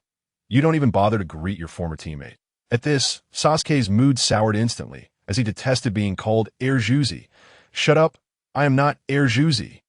Moreover, I am no longer the person I used to be. Perhaps you were strong back then, but that was the past. You are no match for me now." "Oh my," Naruto exclaimed, eyes wide in disbelief as he gazed at Sasuke. "No one understands pretentiousness better than you. I, Nara Shika, would dub you the strongest pretender." Shika teased with a grin. Naruto, now realizing the situation, became irate. "You arrogant Sasuke, how dare you speak of my brother like that? Do you think you can surpass him? Humph, you're merely a braggart. My brother is exceptionally formidable." As he spoke, Naruto rolled up his sleeves, adopting a stance that suggested he was ready to fight. Just as Sasuke and Naruto were about to engage in a heated argument, Shika quickly intervened, grasping Naruto's arm, and advised, "All right, Naruto, enough of that. Sasuke has his own character. Let us not allow this trivial matter to affect your friendship. Remember, regardless of how your teammate performs, we should always show mutual tolerance as partners." My previous remarks were merely to jest with Sasuke. I'm not genuinely upset. While Shika was persuading Naruto, a sudden crackling sound interrupted. Drawing Shika's instinctive gaze back, there stood Sasuke, his palm flickering with the signature lightning of his ninjutsu, Raikiri. Seeing Shika turn around, Sasuke smirked provocatively. "What do you think? Care for a spar? I'd like to see your current strength." Shika, exasperated, shook his head and sighed, placing a hand to his forehead, muttering to himself, "Alas, it seems I must give you a proper lesson to honor your title of Erjuzi. Let us head to the training ground. It is less crowded there. I shall show you what it means to be your superior." Though his voice was low, Sasuke caught wind of it, roaring back, "You bastard. Do not call me Erjuzi. I despise that name." Ignoring Sasuke's protest, Shika proceeded towards the training ground. Initially, he had no intention of bullying Sasuke, but the latter's insufferable demeanor was infuriating, since Erjuzi was either in for a beating or on the path to one. Shika felt it would be disrespectful not to join in the side of the training ground. Naruto, Sakura, and Konohamaru watched intently. Sakura was indeed worried, yet she concealed her concern due to Shika's presence. Naruto, however, was brimming with excitement, hoping his brother would give Sasuke a thrashing akin to what he delivered to Jiraiya. If Sasuke were to witness Jiraiya's pitiful state, he would undoubtedly thank Naruto's entire family. Konohamaru, on the other hand, was somewhat perplexed. In the distance, a white-haired individual observed, eager to see how far Shika had developed during this period. Under the watchful eyes of the onlookers, Sasuke made his move. Raikiri, dark water, Raikiri, dark water, Raikiri, dark water. 5 minutes later, Sasuke's face turned crimson, beads of sweat the size of beans cascading down his forehead. His body trembled slightly, hands firmly braced against his knees, as if that was the only way to sustain his faltering form. Each breath felt laborious and erratic, reminiscent of a bellows hissing. Sasuke widened his eyes, fixating on Shika in the distance. His gaze filled with shock and disbelief. He could hardly comprehend that the most powerful technique he currently wielded failed to inflict even the slightest harm upon his former ally. This realization struck him like a heavy hammer, causing cracks to appear in his once resolute vengeance. Sasuke felt despondent. Killing Itachi was his singular goal.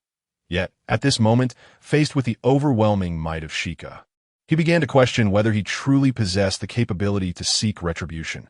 Could the path of vengeance truly reach its culmination, or was he merely pursuing an unattainable mirage? Just then, Kakashi approached Sasuke.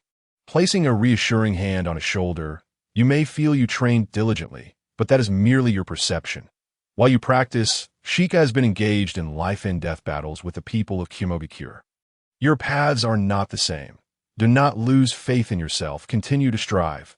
I believe in you." He then turned to Shika, stating, "Shika, I did not anticipate your rapid advancement in strength. Would you care for a spar?" Shika, Naruto's face was alight with excitement as he gazed at Kakashi. In truth, Kakashi had come due to a task assigned by Hiruzen Sarutobi, instructing him to personally assess Shika's strength. After his previous setback, he was unwilling to accept defeat. Thus, before coming, he had specifically instructed himself not to look back and to focus on Shika. Kakashi was unclear on the Hokage's intentions, yet he complied. With Sasuke having just lost, he seized this opportunity to test Shika, who would likely not refuse. However, Kakashi sensed something ominous in Shika's gaze. "All right, let us proceed," Kakashi declared. "Shika, I am ready to begin. Please prepare yourself," Shika replied earnestly, his eyes brimming with confidence and determination. Kakashi smiled slightly, responding, "Bring it on.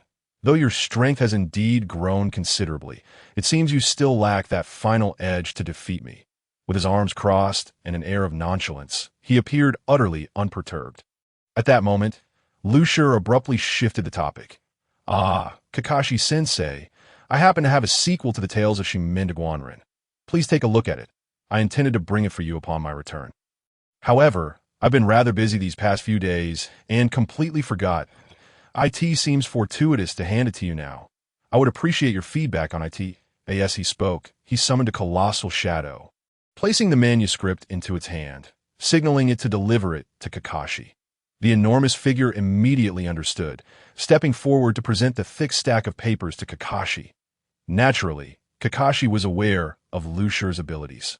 Yet today, this shadowy ninja appeared to be even larger than usual. However, he gave it little thought and reached out to accept the bundle of papers. Yet, at the very instant his fingers brushed against the pages, an ominous premonition surged within him. Why would Lucier choose this precise moment to give him the book, especially during a time meant for sparring? If he intended to hand it over, why not do so himself instead of sending this behemoth? Kakashi's heart whispered a foreboding warning, but it was too late. Two shadows.